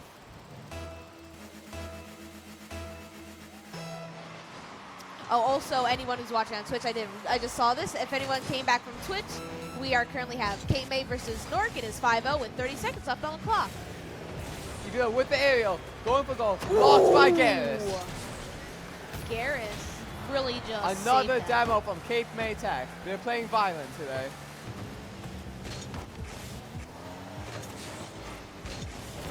Yeah, Garris tries to hit it back, but they get flung back. I think they got bumped by Eval, but I honestly didn't see. They're bringing the ball to the other side, trying to squeeze in one last goal. Another demo by Cape May Tech. Oh, and and they happen. just hit short, leaving Nork to take the first game. Can we see how many demos they got? That would be funny to see how many demos they got, because they definitely got at least probably 10. K-May just playing for the aggressive approach. If they can't get goals, they're gonna go for the demos, it seems. Yeah. Eval really just being the star player on Nork's side, just playing so offensively and be able to constantly just have it on Cape May's side of the goal and constantly hitting those aerials. Looks like for Cape May, we're having a substitution though. Yep, so we're gonna continue the match in a second or two. Just trading out some players here and there, or a communications problem. We don't know. See what we have here. Eval is, for how well they're playing, I would expect them to be a senior, but Eval is actually only in 10th grade. They graduate in 28. It's really cool. We got Diaplango, who this will be his last year playing. Yeah, last game of Rocket League, unless they do 3v3s. So the pressure's on for Diaplango to try to get one more belt before they can go home. And go home and never be able to play for GSC again. And for Cape May side, we also have a senior as well, Magic Broomstick. So it's really just stakes on stakes. Seniors just trying to get that one final win in their career. And it looks like Eval wins the trade-off. Eval backing away from the ball, allowing Gears to get it. So blocking and sending it back to the other side. Ooh, Eval now demolitioning as well. The tables have turned. Eval fighting for the goal, so it gets bumped out of the way. Yeah, as we can see, Krayos has now been subbed in for Cape May's side. Gears with the flat backflip was not able to hit the ball out of the air. Yeah, hits it in the air, but Eval just flinks it into the other side of the field. Got a new player, Kraus, going for the goal, but it gets blocked. It looks like Kraus is way more of a offensive player compared to the other Magic Nice Broomstick. hat trick from Evila. Yeah, gonna take that full boost and really try to bring it home here. Gears going for a shot, blocked by Evila though.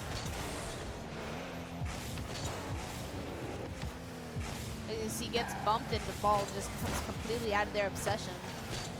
The ball is in Cape May's hands, but that quickly turns and turns right back. Ooh, looks like Krayos might actually make it, but Val does save it. And Garrison coming in, and it gets bumped again. So close. Evila closing it on goal. Kraus manages to block it though. Yeah, hits it all the way onto Orange's side again. Diaplango coming up with the backup of Krayos is allowed to save it. A double save! What a close shot though. Great play from both sides. Seems like K-Mays bringing their more defensive player in, and it's really showing with these amazing saves! Wow! Cape May's on the A game today. Yeah, Vel keeps scoring it in, but Grace is just not letting it in their own goal. They said they're either going to make this game really short points or they're going to tie it, and immediately goes in, but it doesn't. Another save by Evila. Yeah, just saves back, crazy saves back and forth from both sides of the team. Almost halfway through the match, and there has not been one score yet. Ooh, close to hitting the goal, but just short of missing. Diaplango hitting it back on the orange side. Diaplango with the ball, blocked by Garrus, and the ball is currently being sent back to Newark side. Yeah, it's been on Cape May side for a while, but they're just playing so defensively that Newark hasn't been able to even score once. Kraus blocking it, sending it back around the corner. Evila there fighting for it though. Ooh, just misses. Another miss. Yeah, Diaplango hits, but shyly misses. Eval hitting it back to their own side of the goal, trying to get extra boost. Garrison forcing it back though, not allowing it back on his side. Ooh, trying to intercept it in the air, and it Another works. denial. Ooh, Diaplango just hitting short of Cape May's goal. And that's the first goal for Newark. But Eval is able to just take it. After Diaplango does it, they bounce it right off the board while Cape May was distracted, leaving our first goal.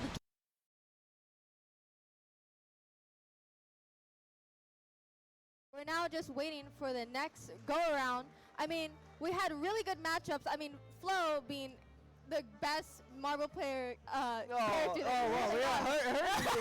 Really pushing it. I mean, we saw what they did. They absolutely, completely dived to get rid of the tank from the other side of the thing for Freehold. They really pushed and pulled the rate. I mean, with such a defensive line Plainsville has, Freehold was kind of struggling, huh? Yes, really, I think they just had a late choice. They swapped late. The Angela, by the time Freehold went back to Rainfield were already up 60%. Absolutely. I mean, Joshua, what just happened? Honestly, it was was absolutely insane. For Plainfield having such a defensive go around and Freehold always trying to, they're really good at being fast and their strategies. They had really good plays with their supports, but it was not enough to get this first point as Plainfield really pushed them back. I mean, we saw that cluster of ults they had tried and Plainfield just shut them down, getting that final point. But we're going back into it, round 2. Yeah. This Who's is his Freehold's pick. Absolutely. And, State it again, this is Joshua and Cassandra. Going to you. Yeah. But oh my gosh, let's really see. Maybe this point that Freehold didn't get will cool him down. You know, yeah. No bias, of course. No bias. No bias. No. Oh wait, the monitor is covering it. No, we're gonna. Wait. No bias. No bias at all. Absolutely no bias. I don't even go yet. But yeah, absolutely. Now we're just waiting with the bands. I still don't understand it. Can you explain it one more time for me and for the people at home? What? Oh, the band. The band. Oh yeah, bands. Bro, not the bands. The band for characters. Oh. Stop thinking Well, money. Well, each team gets to ban 3 characters and protect 2. It's important for whatever comp that they're running, so that there's like not many people, attack putting yourself in a disadvantage.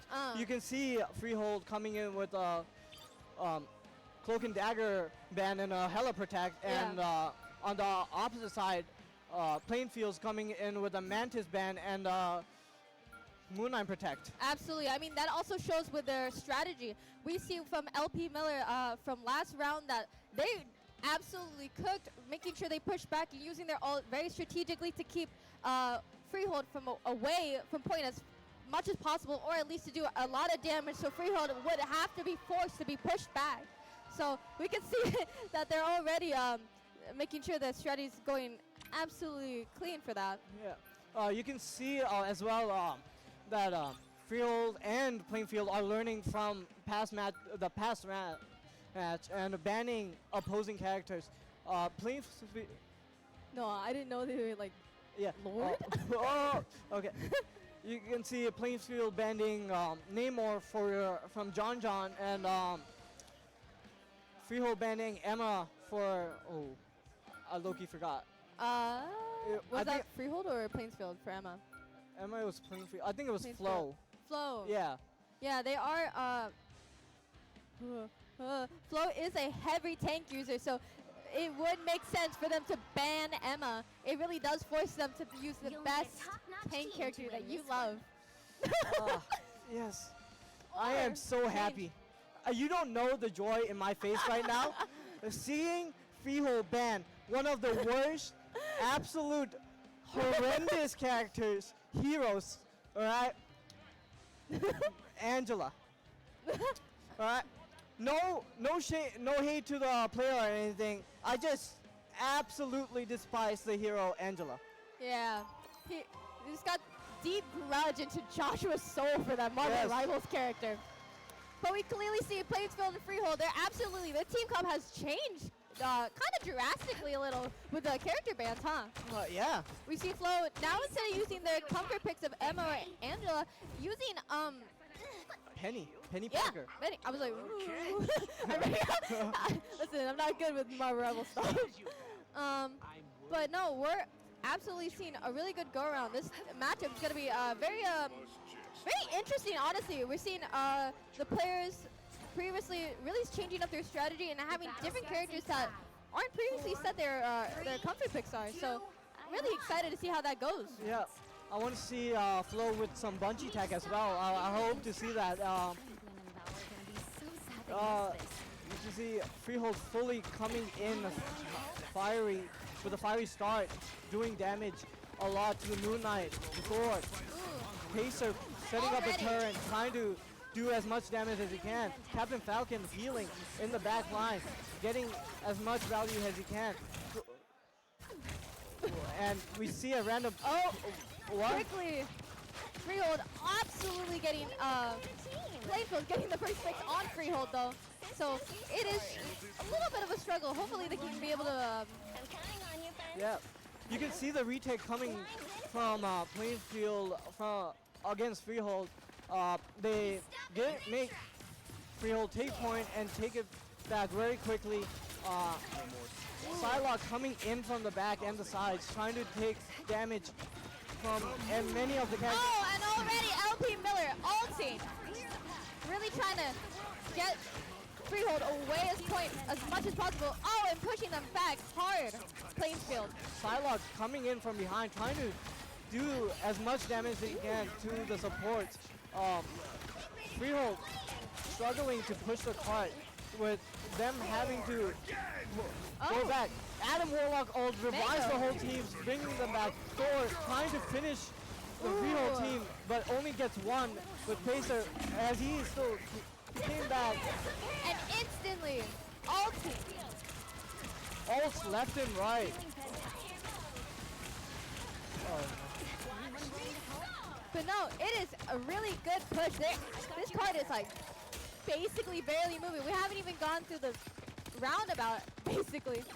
Flo absolutely trying to keep a defensive strat. Yeah, Trying to still cover, 2 minutes remain. Freehold has to push it as much as they can to get all 3 points cleared. It's very vital in the early stages, in fact, to do so. These penny nests with the Rocket team up is... Ooh, just as you said, Rocket. Yeah. Mango really goes into kill for Jinx. Man, I mean, Who else comes in? Captain Falcon and John trying to do as much damage as they can. now Rocket. finally getting a push. Yeah. But finally, Plainfield and Freehold, they're absolutely having a little scuffle. I mean, we know that Plainfield had that defensive strat, but it's a little bit crumbling now as Freehold finally be able to get on point. Can they keep it though? With a rocket already. Ooh. The key to this, in fact, is trying to take out the penny or the rocket as soon as possible. Absolutely. So that the team up won't be that powerful. Soulbound comes in, clutching up for everyone. You will see, I think, Adam Warlock ult if Freehold does lose point. We see an invisible ult already. And Plainfield. And then Mango ulting again. My goodness, they're absolutely, but getting destroyed by Fuming. It is really, really a hard push. Last 30 seconds, can Freehold be able to push it a little bit more? Or will Plainfield be able to keep that defensive strategy and keep them locked? Penny ult trying to do as much damage as he can. I don't know how much it's working, but John comes in with another Hella ult, trying to damage the Moon Knight ult and the Rocket ult coming Last in. 10 seconds, can they make it back on point? Ooh! Portal comes in from both teams. Oh my God. OT reaches. Psylocke ults doing as much damage. Captain Falcon ults with Luna. It is a bloodbath. It is anyone's game. Pacer pushing with a portal. We're in a really big overtime. It is really Freehold pushing it as much as they can. But Plainfield is really trying to keep that hold. My goodness! Penny! Flo! What are you doing? That is insane! And that is done as Plainfield finally got it. Oh my goodness. That was not got it, but was able to hold it. Oh yeah, hold it down. Oh, this is going to be a hard defense. That last second. Oh my gosh, the last 10 seconds, absolute mayhem. We just saw, Pacer, as Doctor Strange, portaling everyone in, and Flo absolutely shutting it down. Yeah. My goodness. We're going to see a lot. Absolutely. They're already now probably changing up their strategy. I mean, we just saw how insane Plainfield was able to keep Freehold from going not even 100 thingies. I don't know what it's called. Miles? Huh? Meters. Meters! Yo, don't get me on the system. I don't know how to count stuff. I'm bad at counting. But no. Yeah, what? That was insane. 30 seconds before you attack. Right now. Get ready. Oh man, just God. Oh Josh. Oh, yeah. Freehold has to do a lot. Absolutely. Holding it for 4 minutes, making sure they don't reach the past 86 meters. It is going to be a tough battle. In fact, the toughest that Freehold will have. This is the last to maintain the unbeaten streak. To say goodbye to all the seniors, and wow, I don't know what happened. Freehold really, just needs to keep this hold. They cannot let Plainfield push any more than they have, or it is really the streak of being a undefeated is going to be absolutely broken by Plainfield of all schools. So we're seeing a lot of clashing already happening. LP Miller destroying Mango's decoys, clones. Yeah, you can see Moon Knight trying to do as much damage as he can, trying to move him out, and is finished by the Hella. John, you can see Freehold trying to push back the payload as far as they can, keeping as many members as they can on point to get the payload back fast as possible. Currently, though, we see Freehold really trying to keep them placed, but Plainfield is doing a really good push. Pushing Freehold back a lot. Oh my ults. Ulting. Many ults come in. Moon Knight ult, Charlotte ult, Invis ult. You're going to see Luna's no ult from Plainfield. Absolutely. We can already see they're tearing it up. But Plainfield is getting that push. Ooh! Down goes Freehold's tank. Freehold has to get on point as fast as they can to make sure Freehold, Plainfield doesn't get points. And you can see they are at 81 meters. 86 is the point to reach. Psylocke ult comes in. Hella ult comes in, doing as much as they can. Moon Knight finished by the John, and they're doing really good. But how much can they do? Fuming takes out many people. Captain America from Drew B is trying to hold a solid point. 1 minute remains, and Plainfield wins. They reach. I don't know. And there, ladies and gentlemen, your Group 4 Marvel Rivals champions, Plainfield High School. But my goodness, absolutely. Plainfield taking the cake, I believe. Yeah. Flo having a great time. That breaks Freehold's streak and Plainfield getting the belt. Woo! Oh. My goodness. Oh my. What a absolute battle. Oh my. I'm just overwhelmed. I'm like overstimulated. Yeah, I mean, Marvel Rival is a pretty overstimulating game, right? Yeah. But no, that was absolutely insane. Exactly. I mean, you're only hurt because that was just crazy and it's no bias. There's no bias or anything. But that was a great matchup. Now takes the belt. Congrats to Plainfield. And congrats to Freehold for getting it this far. Absolutely, absolutely.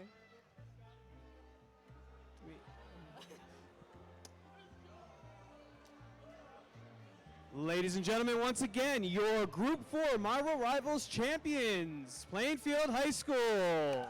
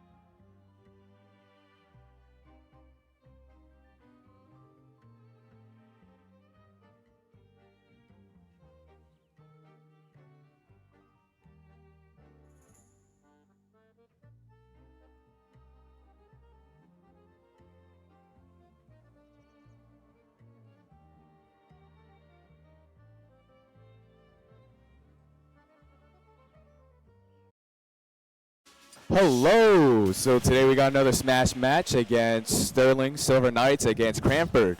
And so far we are starting with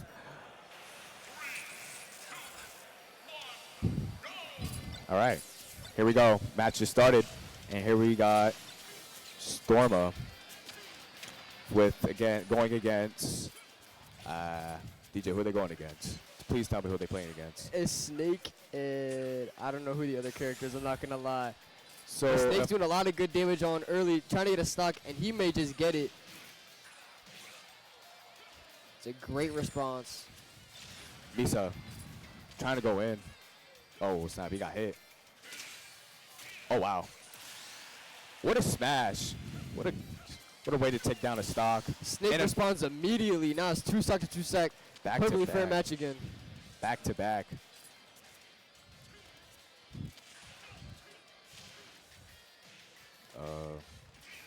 So we got Storma, if I'm not mistaken, we got Stormia, or also known as Richie, playing right now. And so, wait, yeah. Richie trying to hold it down. Wow, what an up one. Another, just what a way to take off another stock. Sterling just trying to keep up.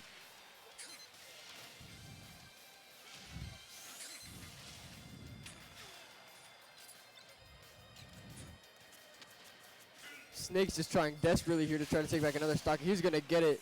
It's a 1-stock match. What a really close game they have right now, like a real close game.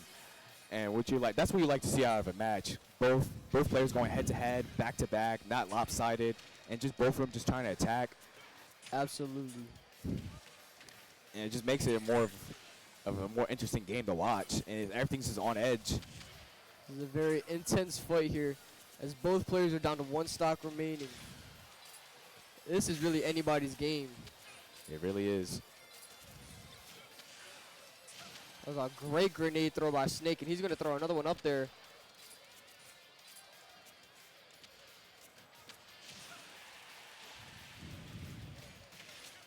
Off the stage. Oh, so close.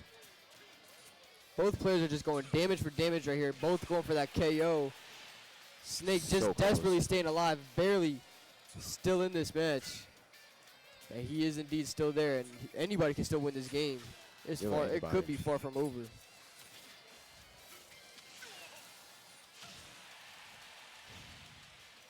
So close. Both refusing to die. There we go. And that's game. What a game. That was a great round 1. Oh, that was Kazuya. What a great game for him. Yeah.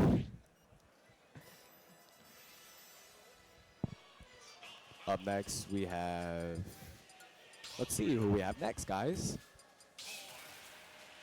I did not see who they picked. Roy.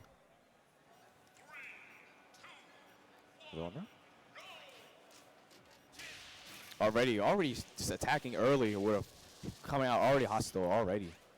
Trying to become on top. Or trying to take an early stock.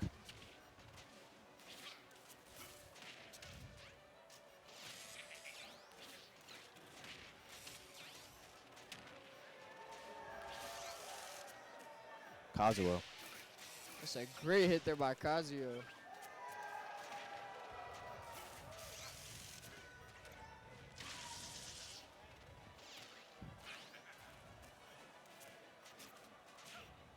Oh. So we got Bowser Jr. playing right now for Cranford. Wait, right? Am I right? Oh, wow. Kazuo already losing their stock already.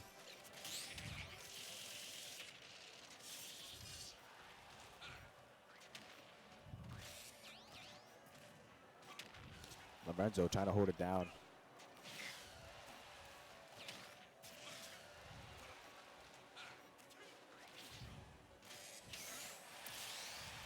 Wow. Kazuo is going down again. Bowser Jr. still trying to hold up. Just still with 3 stocks.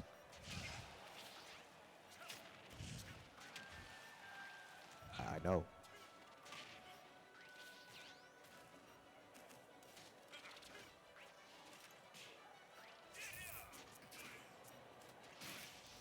Kazuha trying to find a break. There he goes, taking one stock off.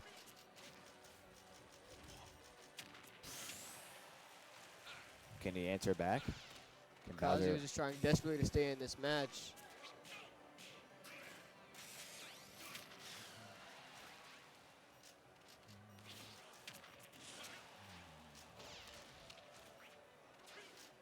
Close game, really close game. Kazuha's just trying to stay alive, trying to make it a 1-1 stock. Oh, wow. Oh. Oh, wait. I believe that's a forfeit. Well, no. I think they were just practicing. What? About right? I think they were just practicing. I'm so confused. Wait.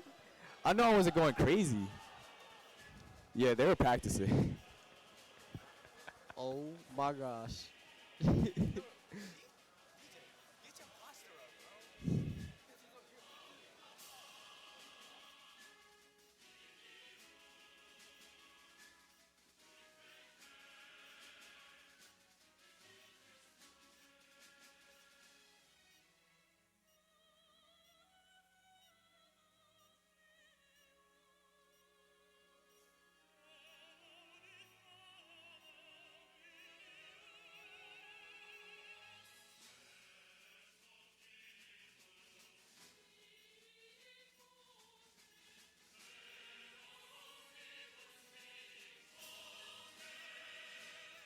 Tease.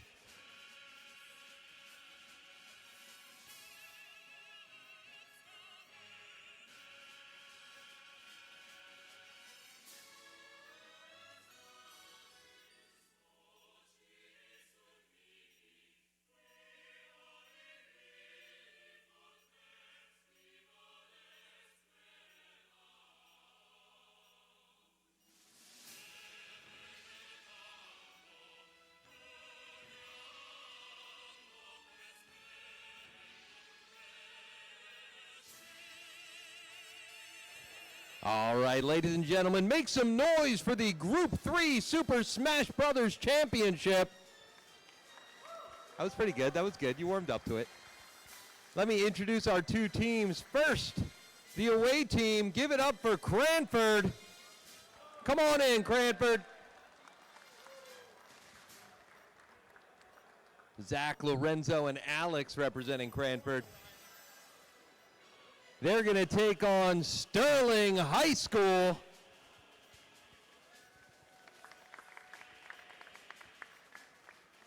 Richie, Trey, and Elijah from Sterling. What an entrance night. All right, this is a best of 3 match. Sterling is our home team. We've got our first ups. We are playing on small battlefield. Have a seat, good luck, and have fun.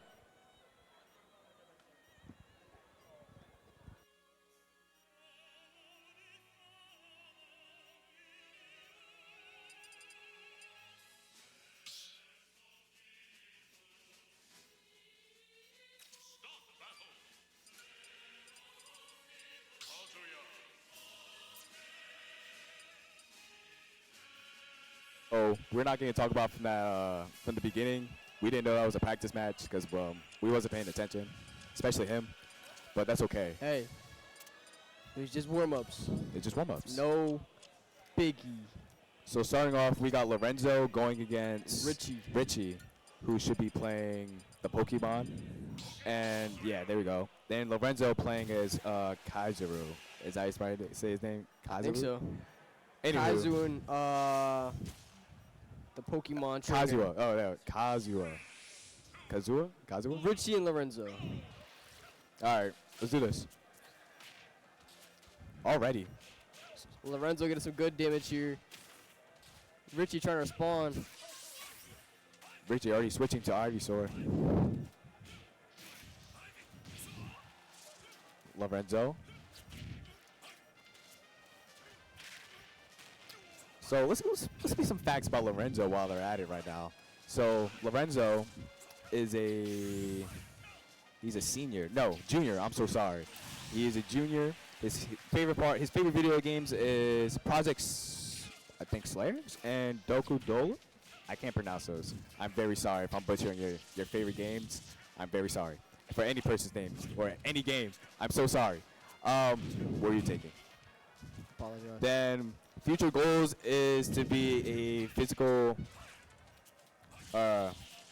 something major, a P such major, and the hobbies they got mainly watching anime. I'd like any other person like me. I like watching anime. Then what they like about esports is, their friends, obviously, their teammates as friends, and all that other stuff. Other info you need to know about him, he's multilingual? I think that's what it says. And they're already with a smash. Already? Richie taking away the win, only losing 2 stocks against just 1 stock. Lorenzo. He only lost 1 stock, and he was playing Charizard. It's 2 stocks remaining. What a game. What a game for Sterling already. Looks like Richie will be staying on. And who should be up next for Cranford? We'll see. Oh, okay. Looks like they sound like they know each other up there.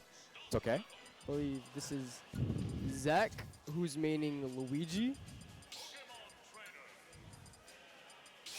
Pizzazz. Never mind. It looks like those two teams up there, it looks like they really know each other, and they're really trying to have so much fun around here, and they're just trying to enjoy themselves, We got Zach versus Richie. Oh, yeah, Zach. Richie had to go on and lose a stock to make it fair, as Lorenzo was able to take one of them away. Already saw for Squirtle. Squirtle are going at it. That's Richie getting a lot of good damage there on Zach. A lot of good damage done on Zach. Zach just trying to hold down, trying to respond back. Can he do it? Yes, he can. It's already looking even enough. All Zach needs is to take off 1 stock to make it a fair game. So Richie switched to Charizard. Waiting off stage. It's a good throw there by Richie. Ooh. Some good damage getting done. Excuse me. Yeah, your English sucks.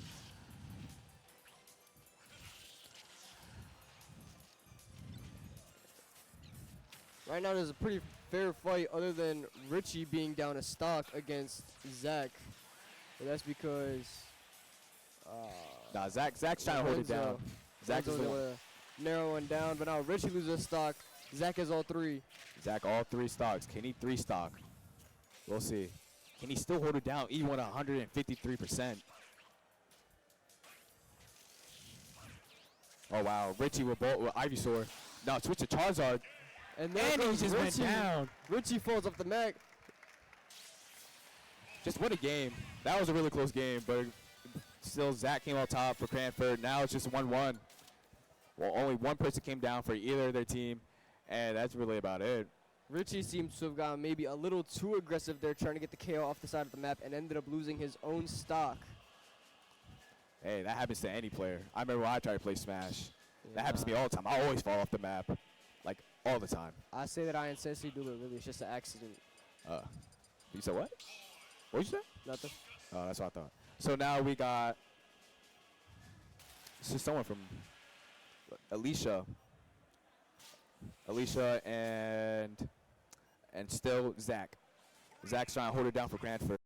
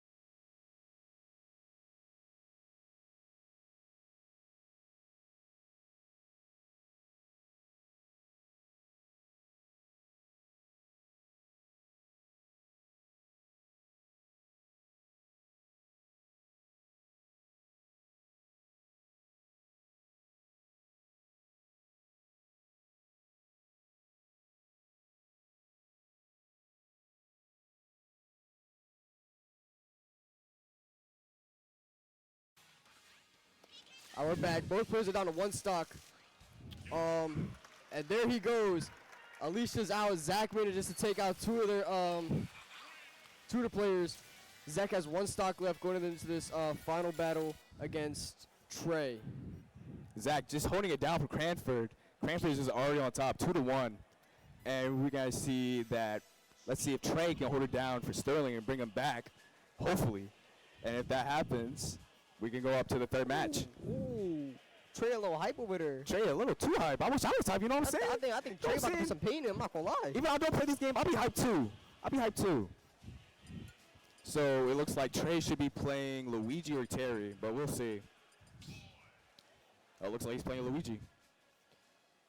So it looks like Zach is still playing Bowser Jr., of course. But I think if I'm not mistaken, that Zach should be losing 2 stocks this match. Or no, 1. Yeah, 2. Okay, 2. 2 and stocks. Once.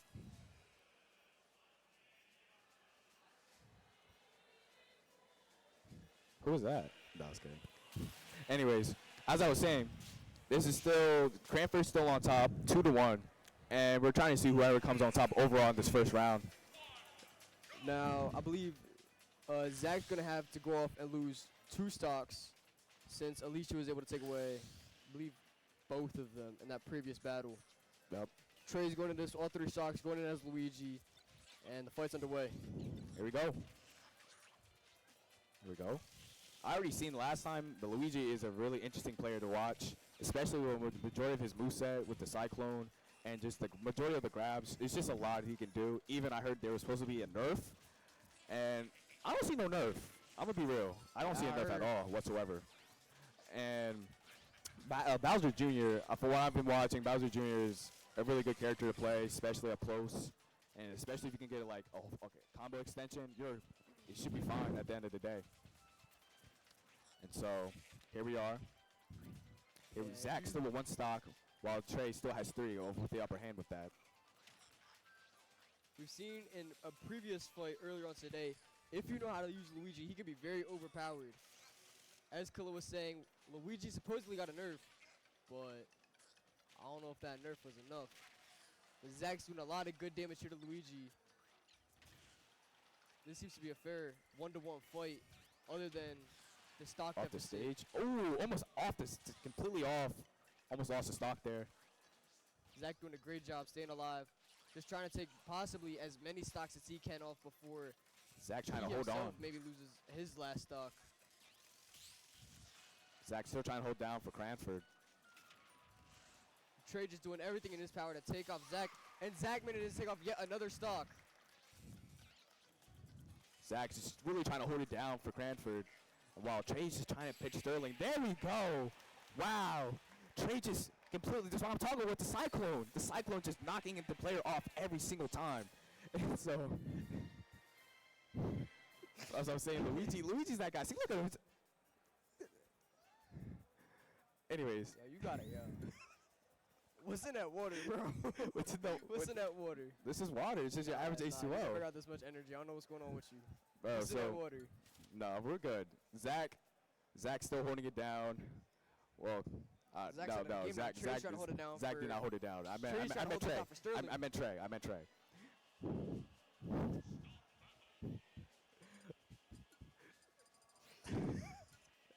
All right, so Trey is still playing for Sterling, while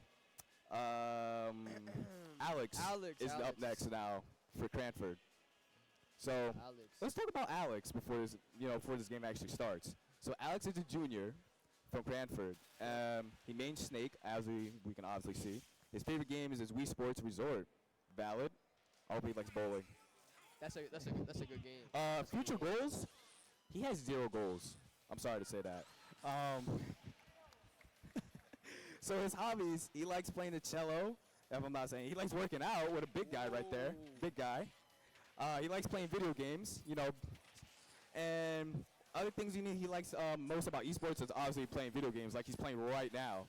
So basically, Alex sounds like a pretty chill dude to me. Yeah, Alex sounds like a really nice guy.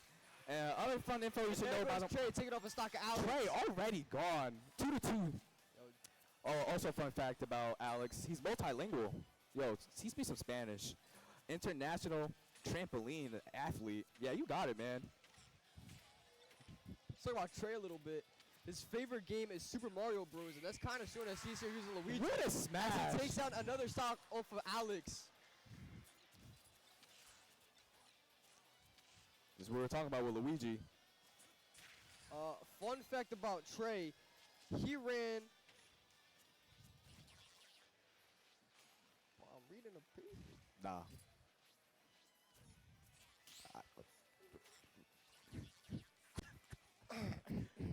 Fun fact about Trey, he ran half a marathon in 1 hour, 44 minutes, and 7 seconds. What?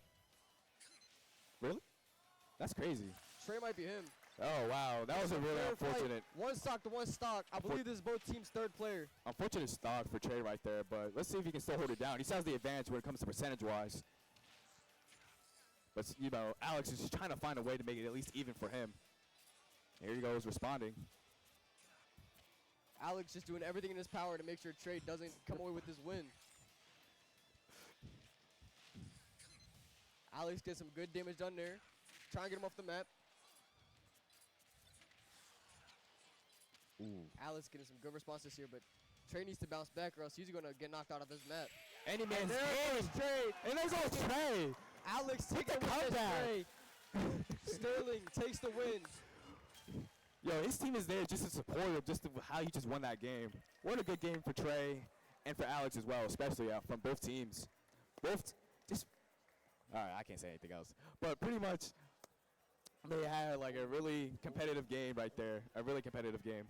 I apologize. Both teams seemed really locked in how they were playing, and they're both trying to figure out their own play styles, and especially after this one. So they're going to at least try to discuss it out and figure out what's the strategizing and like at least how to adapt to their playing style. So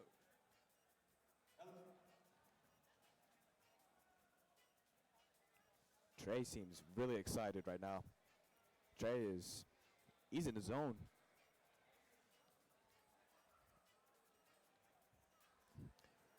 So Alex manages to come on top for Cranford, taking down Trey. I believe, isn't Sterling down all their players? Wasn't that the first match?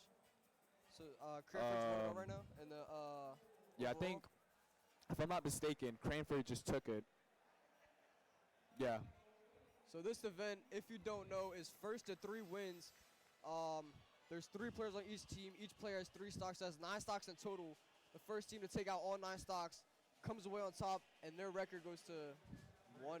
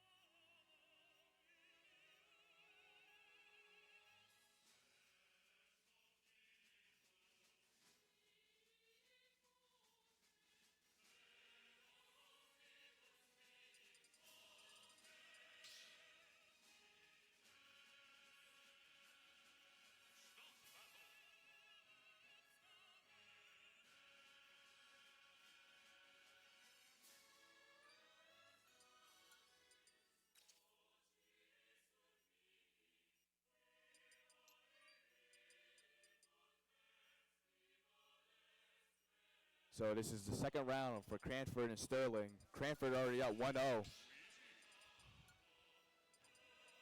Zach, now it's against Zach and Trey from the last game. No. Recently we saw this matchup, but we can see who still comes out on top at the end of the day, especially out of this match. Both really good players.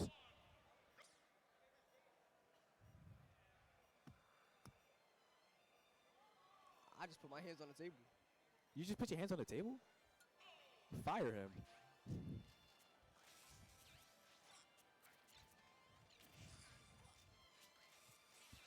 Here we go. I can't do that. I can't do that. I can't do that. Trey, trying to find a spot to hit.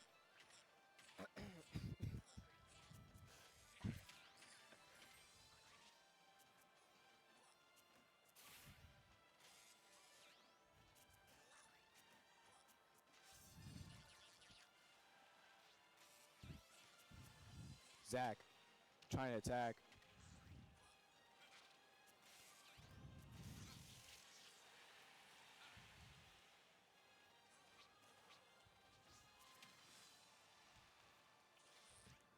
So, by the end of Zach this, gets one stock off a tray with only 66% damage taken. pretty much, we have watched this entire. We're going into the second round, and we're trying to see who still will come out on top with Cranford and Sterling. By the end of this, we'll see with Rocket League.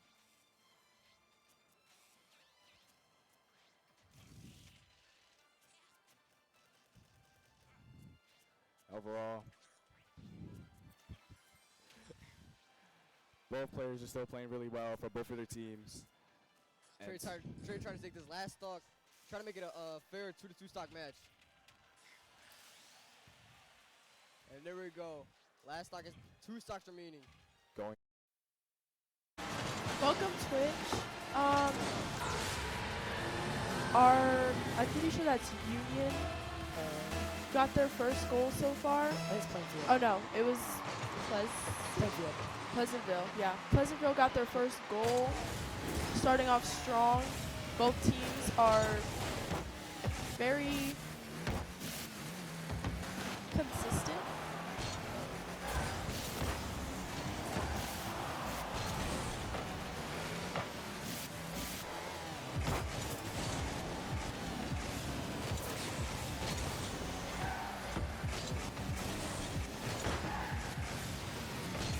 Plainfield fails to set up the shot.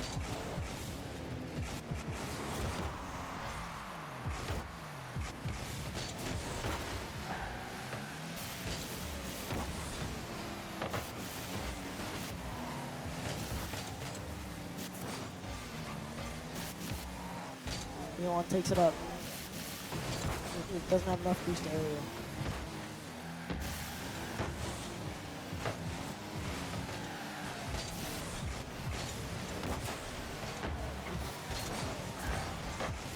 On with the shot. That makes it 1-1. What a goal from Union.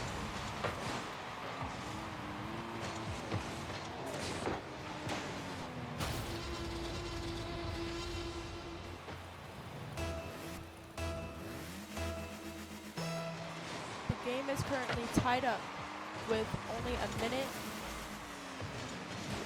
left in the match.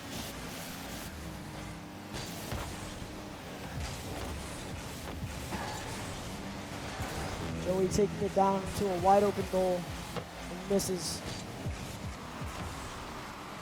Above in the air to bring it back. Juan seems to be setting up his own shot.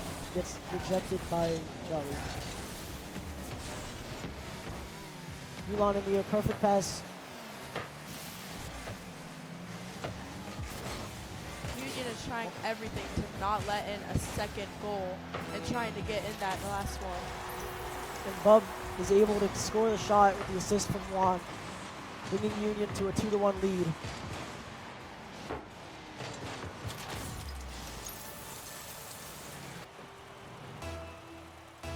Union has a 2-1 lead with only 30 seconds left.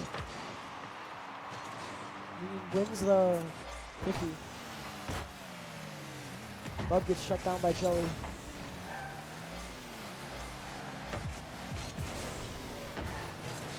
Gets bumped away from the boost. It still takes it down. Sets up the shot. Few seconds Juan left. cannot complete the shot.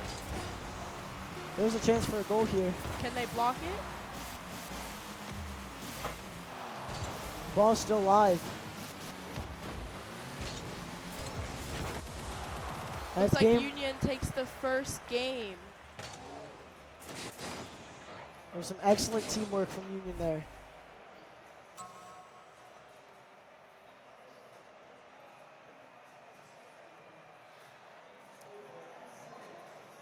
I see a lot of potential in Plainsfield for the next few rounds though. Both teams have been doing a great job with blocking and defending their goals and taking amazing shots.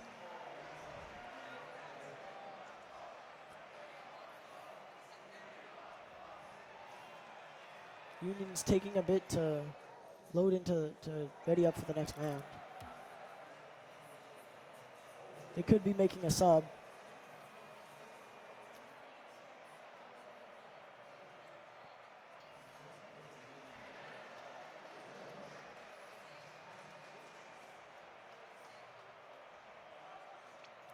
Both teams definitely do have a lot of coordination though. So there is some major improvement.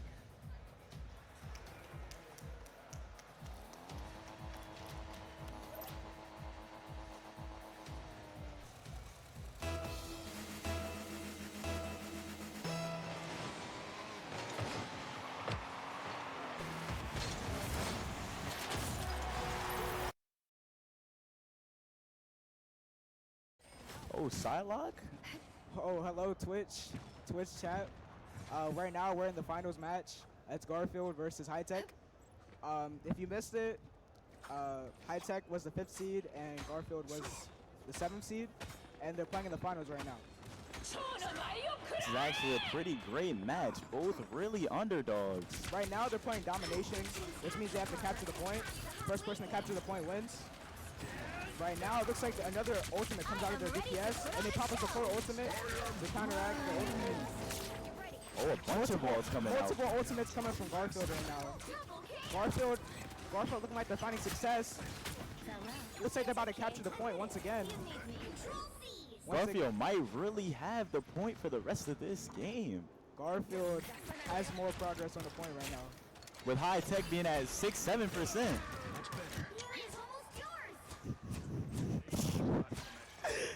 Yeah, 6-7% on High Tech. Hopefully they're not stuck on 6-7 for the rest of the game. I mean, that would be a little funny. Sure it would be. Right now, it looks like High Tech has the advantage over Garfield. 2 members down on the team for Garfield right now. And it looks like High Tech is back on the point, looking to get it. And they capture, once again, all from 6-7. Looks like the 6-7 was long gone. 6-7 long gone. It looks like they have a few more team fights going. I'd predict at least 2 more team fights before the round ends.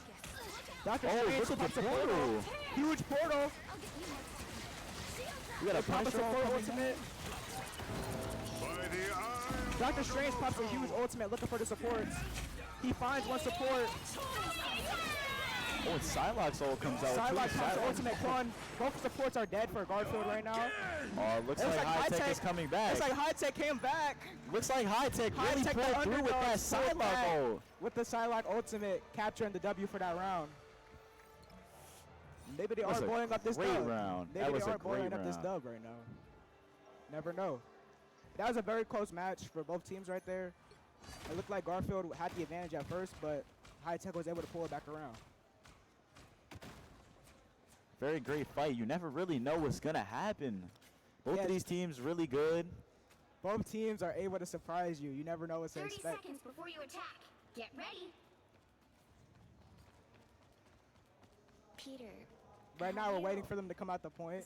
But yeah, like I was saying, they're playing domination right now, meaning both teams have to get to 100%, or either team has to get to 100% for them to be able to capture. And right now, it's 1-0, but the team has to get 2 points successfully captured before they can move on. Battle starts in 5. And also, every time one team makes it to 100%, the map changes out of 3 maps. It's more of a best out of 3 thing. Best out of 3, yeah. Got it? A shield. Right now, it looks like both teams are going to the point right now. Looks like High Tech's able to arrive there first, getting the advantage over Garfield right now. Taking so much space Taking early. a lot of space. They put down their penny mine. I have a shield. Just like that, they pull their tank into there. Drop Top is able to get out of that pull from M7. Team very low, looks like. Garfield is missing a teammate right now as High Tech just eliminated M7 and Noriel. Oh, Beisu on High Tech with that Punisher really getting some picks. High Tech has more numbers in this fight right now, from what it seems. Still very close. Groot pops the ultimate, looking to kill the team. Oh, the Groot ult. And just like that, the Groot ultimate takes out the Oh, team. and this catches 4. Garfield is able to capture this point, or they look like they're about to capture this point, as High Tech was eliminated in the team fight.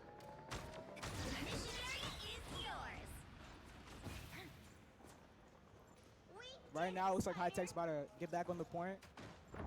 Hopefully. Some uninvited guests. Lucky goes for a pull, unsuccessful. Garfield gets an elimination. Oh, One of his Beisu with the opponents. Punisher ult. The Invisible Woman ultimate comes out from Pluto. It looks like No Shoes pops the ultimate to get some more space that the team definitely needed. Drop Top gets an elimination.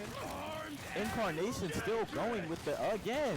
M7 goes again for an elimination right there.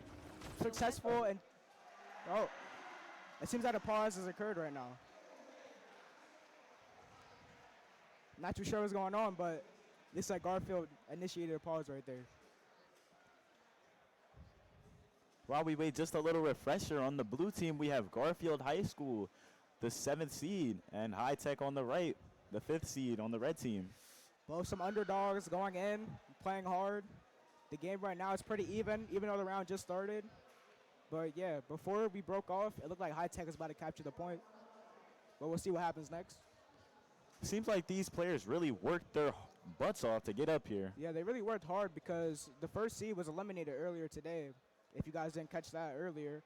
But it looks like both of these teams worked hard to get to the finals, and yeah, it's crazy that they got it here. Probably wasn't expected from them. Really takes so much practice to be this coordinated with, you know, your teammates, just to build chemistry and all that. A lot of to team make it this coordination, far. for sure. And it looks like they're not stacking ultimates either. They're ulting right on time. Definitely good signs of teammate synergy. And great communication also. Great communication, definitely. Right now, it looks like Garfield's heading back to get the point again.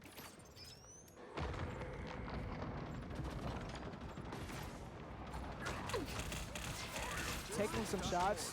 Kudos is very low, but they're healed up to full HP. Oh, Angela Mason looking for a Gaming pick on in the the back. Groot. Mason Gaming on the Groot looking for some space. Looking to take the point. Oh, but he's pulled onto the point and executed instantly. Mason is executed, but it looks like Rico on Angela is absolutely trying to take as much space as they can, but they're pulled into the ultimate and they are taken out. High Tech is missing a tank right now, but it looks like High Tech is going to keep going though. They're pushing them back. Garfield's being pushed back. Their team's capture progress has And yeah, M7 looking for a pick. M7 got a pick already on one of the supports right now. M7's really been sniping these supports this game. M7's been pulling and pushing and shoving, playing really hard today. So not an A+ performance It's from like M7 Beisu on on High Tech Garfield. across the ultimate, but he's eliminated. M7 once again eliminating 2. He's going for 3. Can he get the third? M7's looking for a pull. He misses the pull. Once again, another elimination. Oh, here M7 goes with the ult. M7 helps them capture the point successfully. Garfield is back on the point once again. The battle doesn't end here. Hydra's plans go way Very hard game right now. M7 looks to be dominating High Tech right now, especially in their supports. keep going. Looks like Garfield's made a switch to that thing. Oh, low drop top on the sidewalk, ulting the point, but countered by the Inviso. Low drop top looks to go for ultimate, but fails and dies to Dr. Strange or Mason.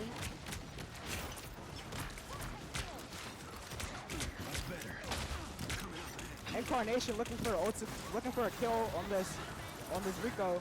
Looks like Rico died. Oh, Dr. Strange with the ult. He gets 2. They get 3. Mason Gaming with the ultimate, and they pick Mason up with that 4. huge ultimate. Garfield continues to capture the point once again. One more team fight remaining in this round. Looks like this could win Garfield the round. This is very much able to win Garfield the round. Dr. Strange pops a portal. Oh, with this portal, this could be the deciding factor of the game. Norio, ultimate, is not able to kill anything because of the Invisible Woman ultimate. And able to get a kill. Noriel dies. Garfield is down. Noriel. High Tech is down too. M7 pops another ultimate. M7 gets 2. Incarnation gets 2. Low drop top eliminates. So many. Bucky all stacking on top of each other. Both of the Buckies seem to be going insane right now. Incarnation and M7 going back and forth with ultimates. And just like that, High Tech has successfully captured the point once again. This is gonna hurt. High Tech looks to be trying to save this point right now. Noriel and Spider-Man tries to touch. Unsuccessful. 2 on the point for Garfield right now. And they pop a portal. With the Luna all right out of it. Zero Cats pops a huge ultimate, hoping to make space. Oh, and Lil Drop Top with the counter. Lil Drop Top pops another ultimate, he gets 3. Lil Drop Top gets 3. Napalm gets 1. It's like High Tech is not playing around. High Tech gets another one. There's one more on the point, and they eliminate them. Looks like High Tech wins this game. Looks like Garfield had a tough matchup at the end of that game. Very close. Like, both rounds are very close so far. Wow, that was a crazy game. That was a crazy game right there. Really crazy. Both rounds were very close at near the end, especially. They were very, very close. Besu.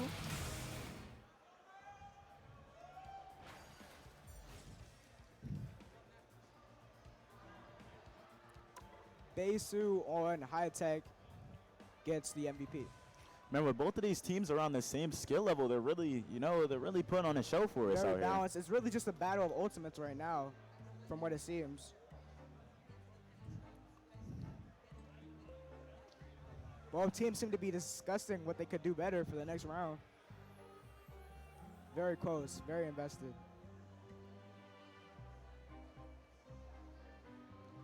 Yeah, right now we're just waiting. Basically how this game works is the loser of that round picks what map or game mode they want to do next. So right now we're just waiting for them to get their game plan, and then we're going to see what they do next.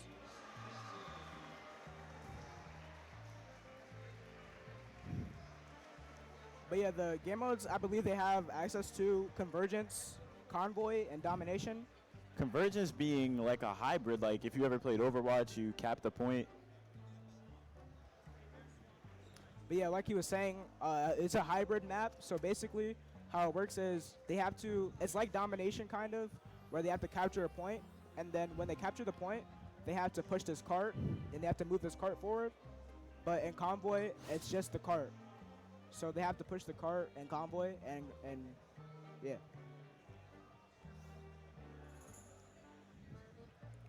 Looks like we're having a bit of technical difficulties here. Technical difficulties from Garfield. They're missing a player right now. Not too sure what's going on. But yeah, I'm very excited. I want to get right back into this game, to be honest. What do you think? Yeah, this was a very great game. I feel like it was more so like just a battle of ultimates out there, both Very around the much. same skill, you know what I'm Yeah. saying? Both really coordinated. And if you don't know, this is best of 3. So basically what happens next, Garfield either gets the win or High Tech is the state champion. So yeah, it's all or nothing for Garfield. They worked hard this entire season. High Tech also worked hard this entire season. This game is very important. And we're going to see which team ultimately powers through. Looks like they're starting the match. Garfield gets to pick the map and game mode they want to do. Looks like they're going with Convergence. Oh, never mind. Okay. And switch it to Convoy. Switching it up. And they select Isgard. Is that how you say it? I don't know. I'm not Loki, am I? It's a strange name to pronounce. I'm not even gonna try to pronounce that one. But they go with this map for Convoy game mode. This one they're just pushing straight cart, so they don't have to capture any point. But yeah, this guy's already Grandmaster. He's really been putting in pain this Mr. season William with these David new placement matches. already Grandmaster. That's very surprising. Just shows how much skill these players have right now. With these new placement matches, everyone's been stuck around like silver, gold. Yeah, It's been silver, really hard to get gold. out. It's been hard. Like, I know me personally, I've been trapped on console and PC. He's been stuck in gold. But yeah, you know, you gotta hit the lab. We gotta be more like them. We Gotta be like find a team and get more Yeah, coordinated. you gotta I get guess. coordinated. You gotta be like High Tech and Garfield right now. Oh, they're going with the Penny Protect. Maybe we see Protecting the Penny same once team again. comp. Hopefully, it looks like Penny works successfully on this map, from what I know. Looks like Penny works exceptionally well for this team also. Yeah, they love that Penny pick. I don't blame them. Penny's a very Oh, good character. protecting Thor. Thor, I want to see that Thor gameplay. That sounds fun. I wonder how Thor will play into Penny.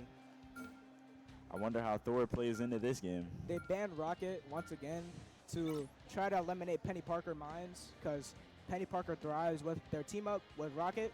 So I think that's a pretty good ban in my opinion. It's actually a very needy ban. Like They just to banned know Dr. that they Strange. banning Doctor Strange. That's a bold one. I don't think I've ever seen that one. Nah, me neither. And they saved Bucky. This is going to be another battle of Bucky's, I assume. I don't know. Seeing two Bucky mains go at it. They was going crazy last game. I ain't gonna lie. A lot of ultimates going.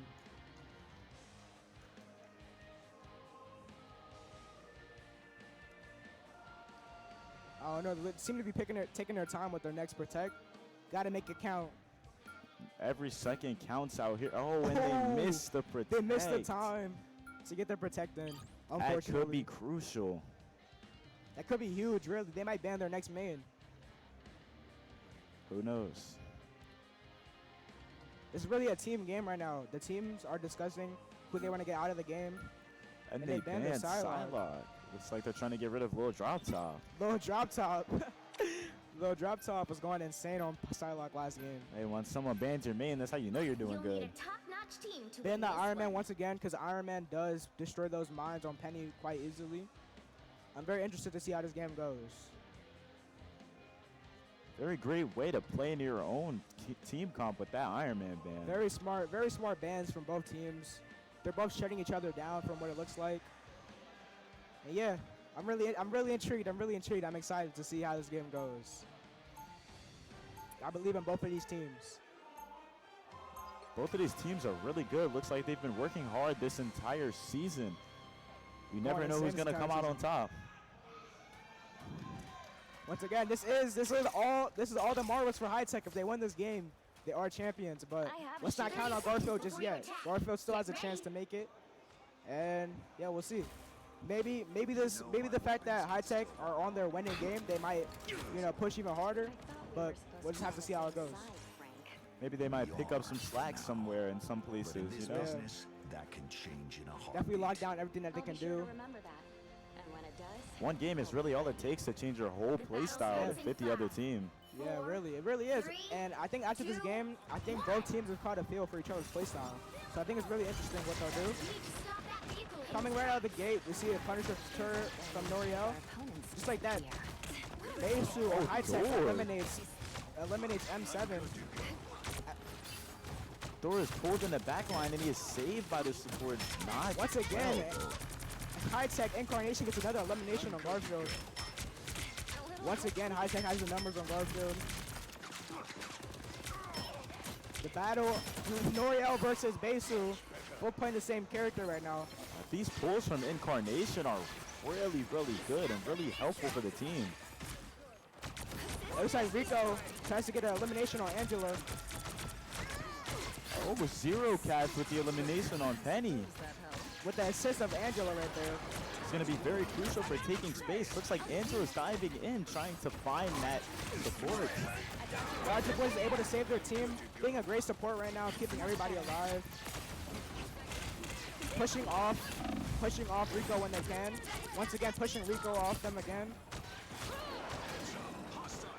Rico's gunning for those supports right now, but as a great support would, they're keeping each other alive right now. No shoes. And the Rogers boys are getting pressured by Rico. Unsuccessful once again. They have to retreat.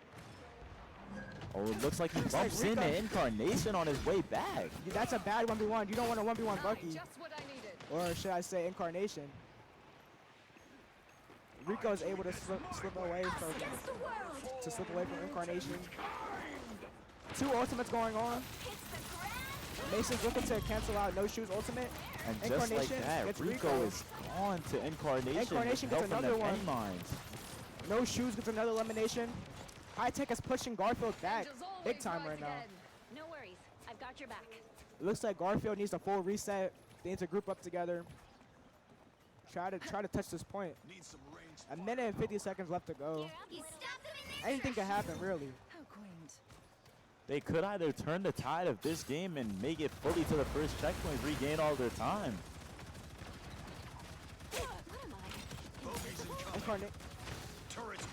Incarnation going for a pull. Incarnation pulling through into the back line. Mason gets eliminated.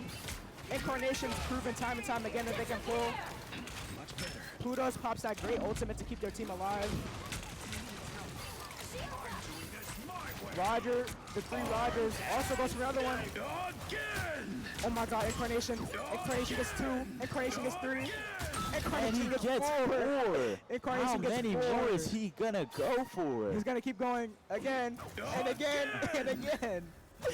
Incarnation's going absolutely insane. This is crazy.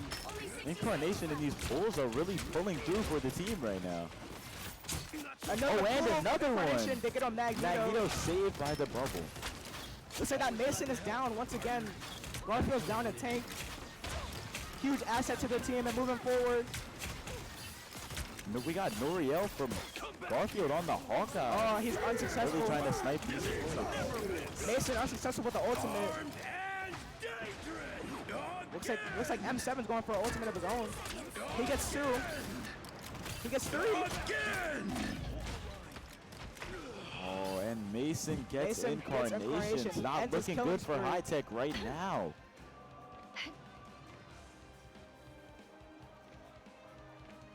Right now, looks like High Tech is trying to come back to the point. Got a group together. And they pause the game once again.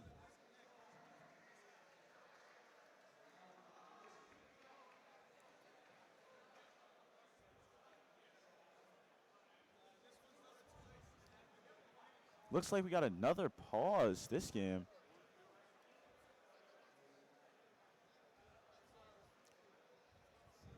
Coming up right now, we're about to go to stage 3. Who they're playing Smash right now. And yeah, hopefully you guys enjoy seeing that.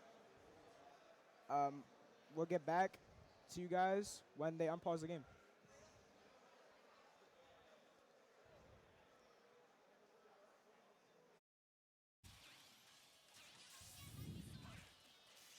Welcome in everybody who just came in from the stream on Twitch.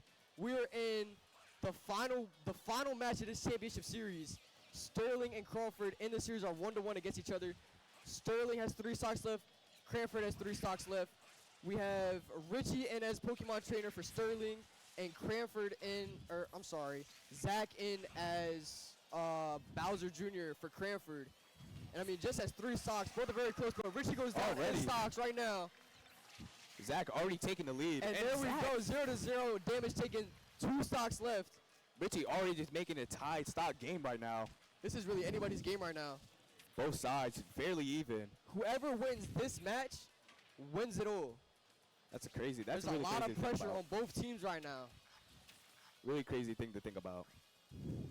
Now the last 2 players on each team for Cranford and Sterling, they're both seniors. This is both of their last game ever playing in, a winter championship or a fall championship. Trey. Not Trey. Whoops. Richie taking a stock down on Zach. Sterling could pull away with the match right here, but Zach doesn't want to let that happen too early. Zach trying to respond. Oh, Richie getting some chip damage.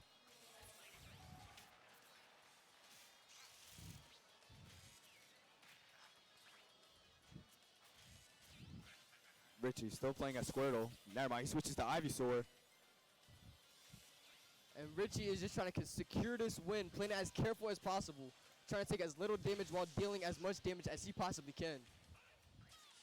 So close. Oh, and Richie goes down in a stock. This comes down to both stock, 1 stock on each team for Cranford and Sterling. Very unfortunate stock loss right there for Richie. But it's still a fair game. Richie has taken 0 damage. Zach has 119% damage taken. Zach just doing anything and everything in his power to stay alive and just try to take down Richie no matter what. And Richie is so close. He almost got Zach out of it right there.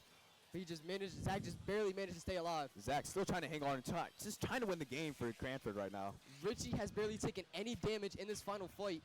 But like I said, whoever wins this match wins this state championship title. Ooh. And both teams so close to a KO. So close for both sides right now.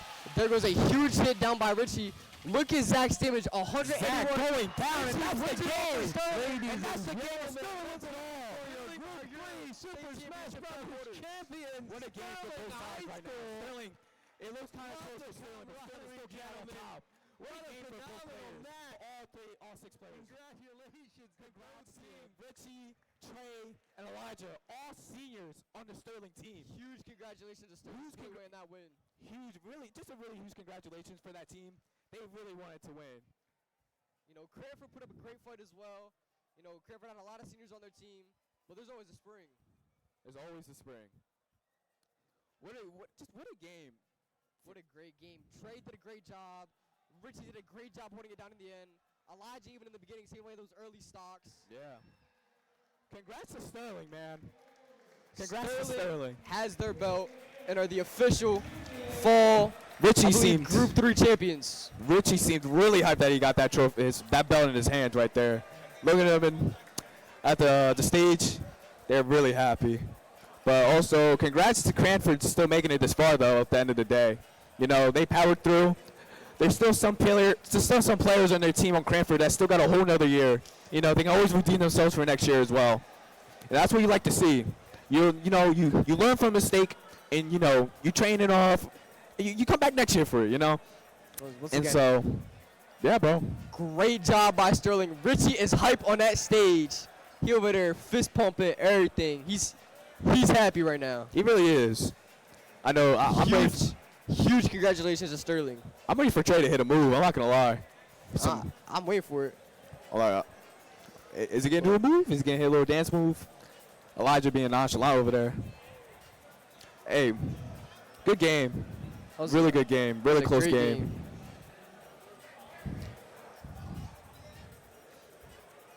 Overall, that was the state game right there. Sterling Silver Knights won it all. It was a really close game for both sides, but still, Sterling still came out on top. There was a lot of nerves going into that game. Both teams only had 3 stocks left in that final match. Richie had to come in, take out Zach. He got the Let's hear it one more time for our Group 3 Smash champion, Sterling High School.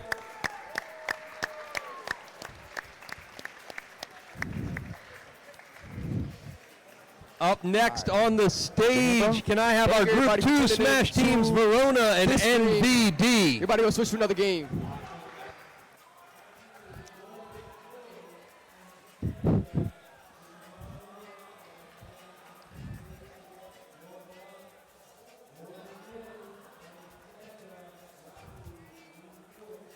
Yeah, kind of too late for that.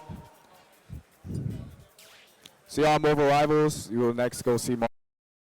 To continue moving forward. We're back Twitch. Twitch, for those who missed it, Garfield was able to make it to the next checkpoint after the pause. Just like that, High-Tech is able to eliminate everything. Oh, High-Tech and Garfield are just going back and forth and back and forth. Will Drop Top finding the last on the Luna Snow Zero Cats. Looks like Garfield was only able to make it to the first checkpoint. Man. And now all High-Tech has to do is make it right to where Garfield is, and they take the game. Take the game, take the state championship. You know, maybe Garfield's going to be able to apply that pressure. Incarnation, once again, being very deadly with those pulls. Also, low drop top as a tank, creating a lot of space. Larger boys in no shoes, healing their team great. All around, great team. Both teams are doing great right now. Both teams are doing great, very coordinated, great positioning, great fights, everything.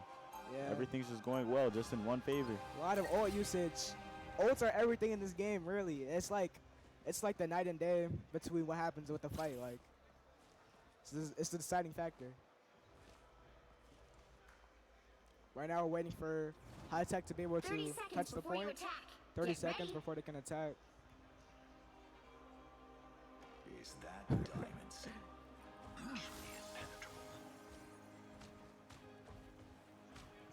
Throughout these last 15 seconds, let's see if Garfield can apply that pressure on High Tech and keep them past this first choke. The battle starts in 5. Once they get past this first choke, it might just be game over. 1. Help get that vehicle to its destination. Looks like High Tech is unleashed from their pause once again. And another pause. More technical difficulties, I assume, if I had to guess. Not too sure what's going on. Hope for the best between both of these teams with all these technical difficulties going on. Oh, man. Before we pause, though, we noticed some comp switches from both teams. Well, not that many changes, actually. They had some changes, but they reverted back. So it looks like the same comp from before. But yeah, right now we're just waiting, seeing what High Tech can do.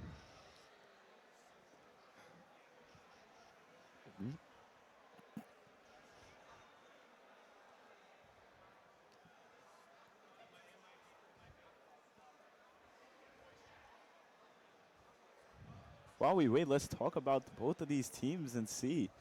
The MVP, Besu from last game, a senior. Yeah, senior. I guess. Oh yeah, their favorite. Besu's favorite. Their mains are Spider-Man, Hella, and Hawkeye. Main role is DPS. Their favorite games are Overwatch, Valorant, and Marvel Rivals. You can see how Overwatch and Marvel Rivals combine. Their future goals is winning GSE. Looks like they might do that right here. Yeah, we'll see. And their favorite school subject is English. But the things they like most is winning the finals, something that they probably do often. Looks like they're going to do it looks like today. they get a lot of wins, but we'll see if they can do it today. Other fun info, they like volleyball. I like volleyball too, man. Volleyball's great. You know, I'm not that great at it, but it's a good sport to play and watch. Pretty fun to play in gym class. Pretty fun for sure. We played a lot in gym class, actually. A little bit too much.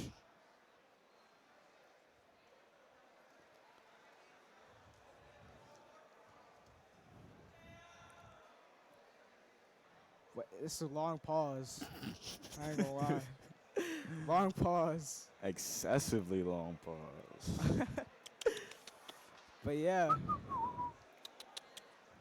The grades for, I've noticed that a lot of the members for High Tech, a lot of the High Tech players are seniors and freshmen, which is interesting. I know personally the Woodbury team, where we are sophomores, juniors. We didn't have any seniors on our team this year. Yeah, we didn't have any seniors on. We didn't have any seniors on our team this year, but it looks like High Tech did. For Garfield, very great, very varied grades here. Freshmen, sophomore, senior, and juniors. And yeah.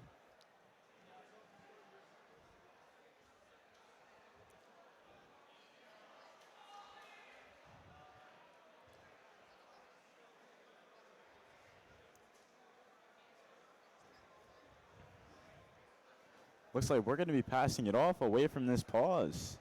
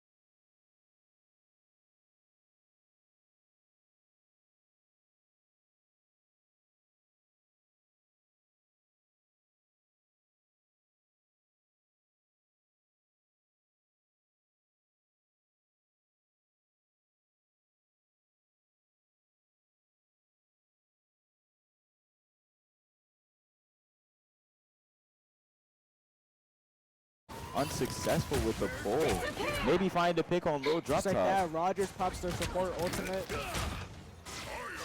Looks like they're able to get Rico out the support ultimate. I was worried. Oh, Mason's Mason down. Gaming Both down. Garfield tanks are down Incarnation. right now. High Tech is able to capitalize and keep moving the point forward. Blow up. They might need a miracle to come back from this one before they hit the first checkpoint. Right now, they just got to group up, try to hit that point together once again. And yeah, welcome back, Twitch. Back into the finals. This one's for all the marbles.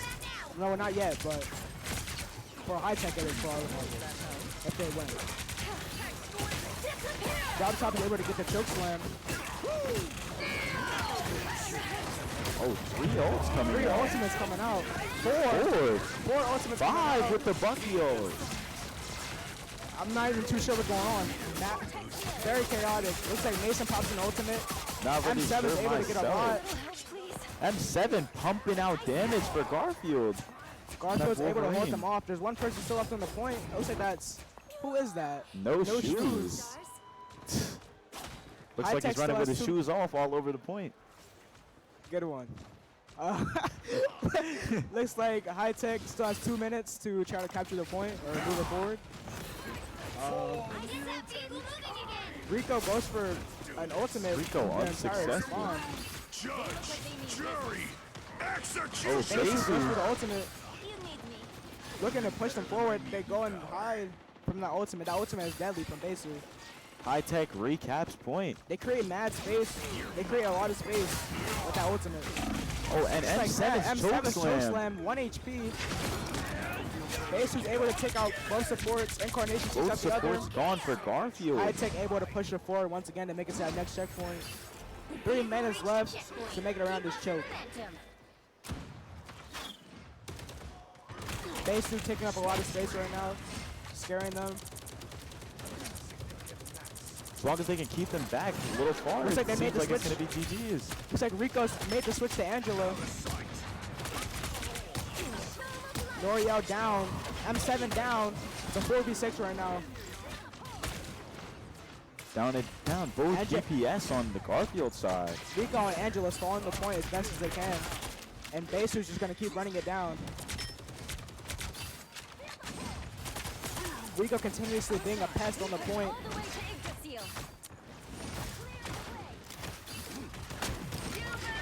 Incarnation goes for the Incarnation pull. with the pull. Incarnation saved by the no shoes ultimate. No shoes is eliminated out their ultimate though. Mason goes for the ultimate, unsuccessful. Will Napalm get this ultimate? Napalm fails. Napalm airballing the dung. Airballing the slam dunk right there. LeBron could never though. LeBron would Not never. something you see often in the real NBA. Definitely. Looks like Garfield is pushing them back. Looks like High-Tech Garfield lost the might be team fight. pulling through. 2 minutes, 20 seconds left. Close game, down to the wire, absolutely. High Tech is moving forward. Basu looking to get a pick. Oh, Basu with the ultimate. Looking to kill Mason. No support ults coming out from the Garfield side. All they need to do is hide. Mason's eliminated. Finds 1, 2. Kudos Gets is taken eliminated down as by well. Hawkeye. Hawkeye gets 2. Noriel from Garfield. Right now, both teams is a 4v4 right now. Noriel goes down. Zero Cats down. Cats. Looks like Angela or Rico is stalling the point once again. Per usual. Looks like he's going to make it out. Rico makes it out and is trying to stall even more. Mason's back.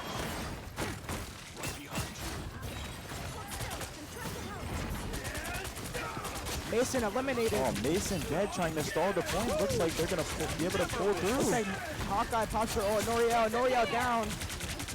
Rico and the 2 supports remaining right now. No shoes with the Cloak Dagger. This is secure it. I am ready to put on a show. Zero Cats with the ultimate as well. Hoping to stall the point as long as they can. Maybe they can DPS through this all and kill Zero Rico Cats. down. They get him 3 Zero Cats is ults. down. Low drop top with the ultimate. Low drop top successful with 2. And that's the game. High Tech taking the game in this finals. Looks like they take the series as well. Winning 2-0 this for High Tech. legendary belt sitting right in front of me. Taking this belt, as you guys can see. Very close game from both teams. Both teams put up a great fight. Oh, belt got stuck right there for a second. And Besu once Besu again with the MVP. Putting on a 51 eliminations. great performance from Besu. Holy cow. Holy mackerel. 51 eliminations from Besu. This is a great game. Clap it up, everyone. Clap it up. Ladies and gentlemen, congratulations to the Group 3 Marvel Rivals champions, High Tech.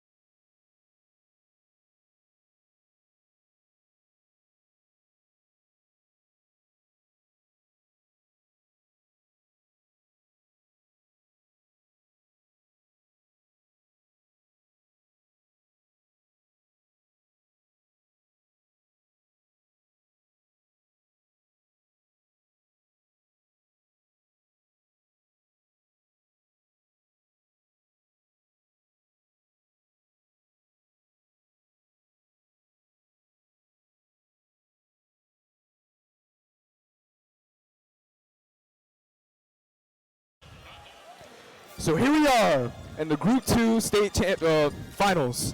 For right now, we got Verona and NVD. And so far, we are going to start. What? First, let me get this started.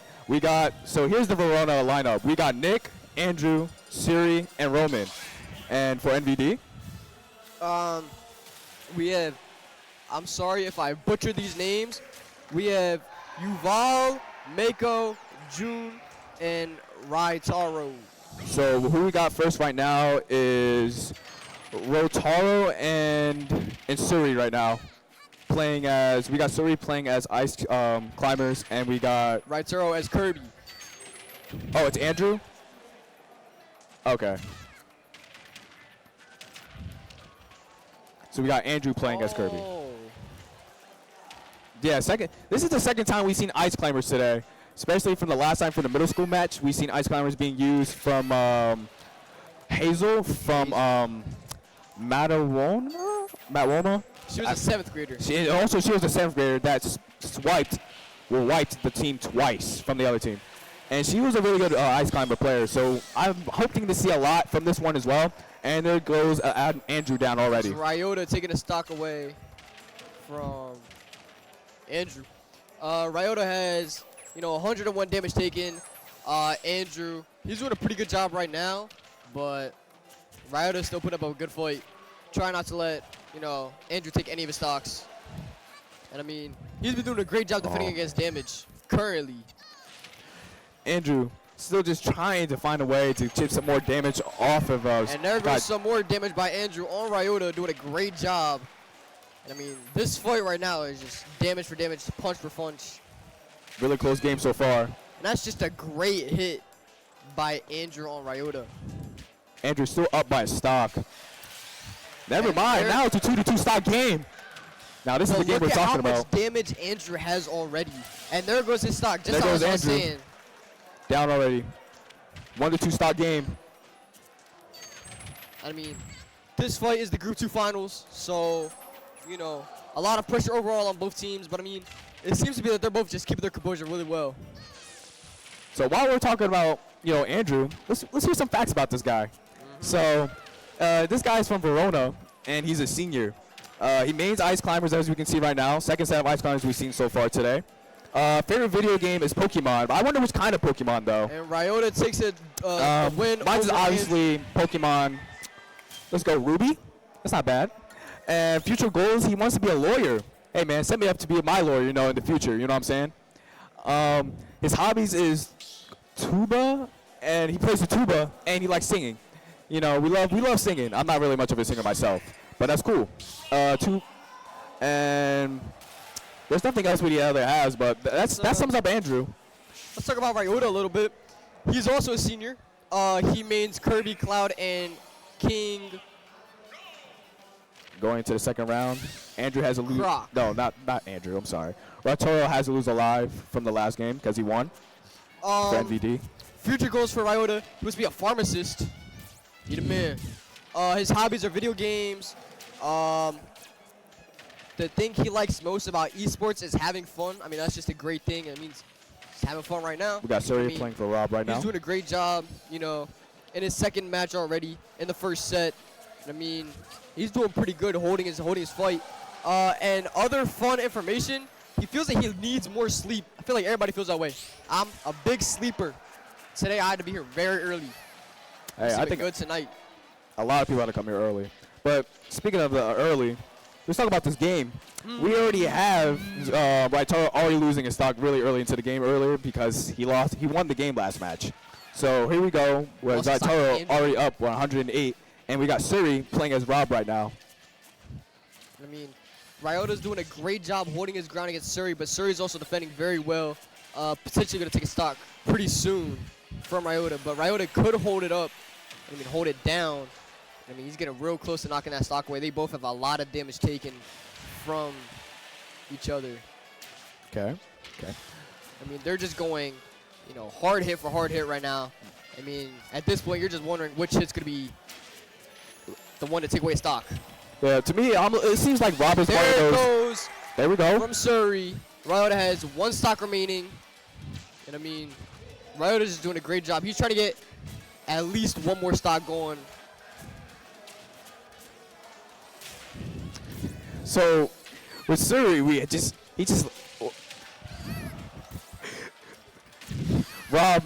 Well, Suri is. Let's see if he can actually hold up the three-stop game right now. If he can, he's still winning the game regardless. But let's see that if Raitoto can at least clutch up and reverse it. I mean, Ryoto's doing a great job. Just Speaking of, already taking the stock off Suri already.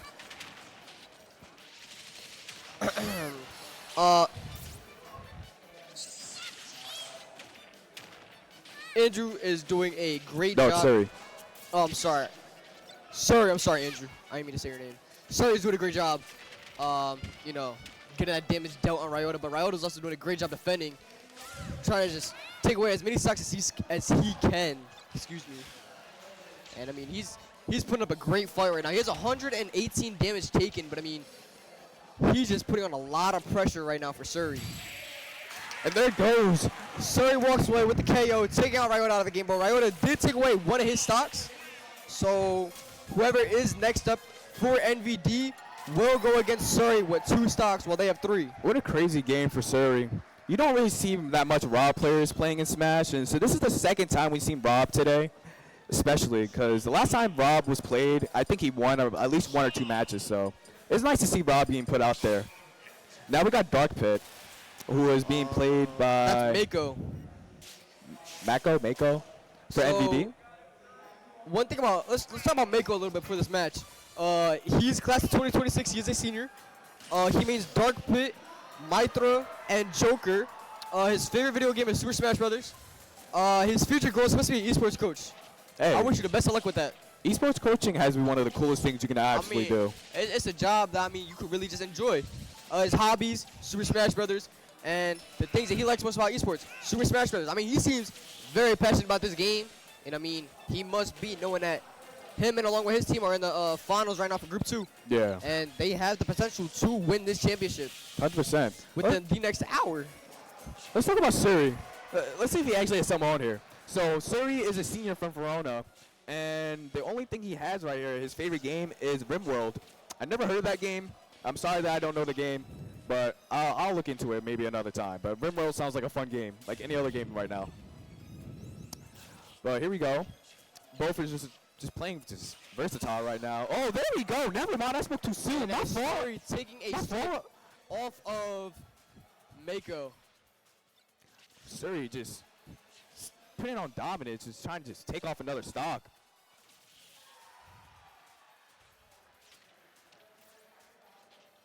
Suri.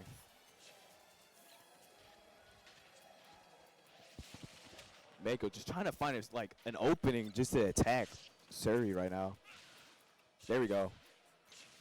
What a combo.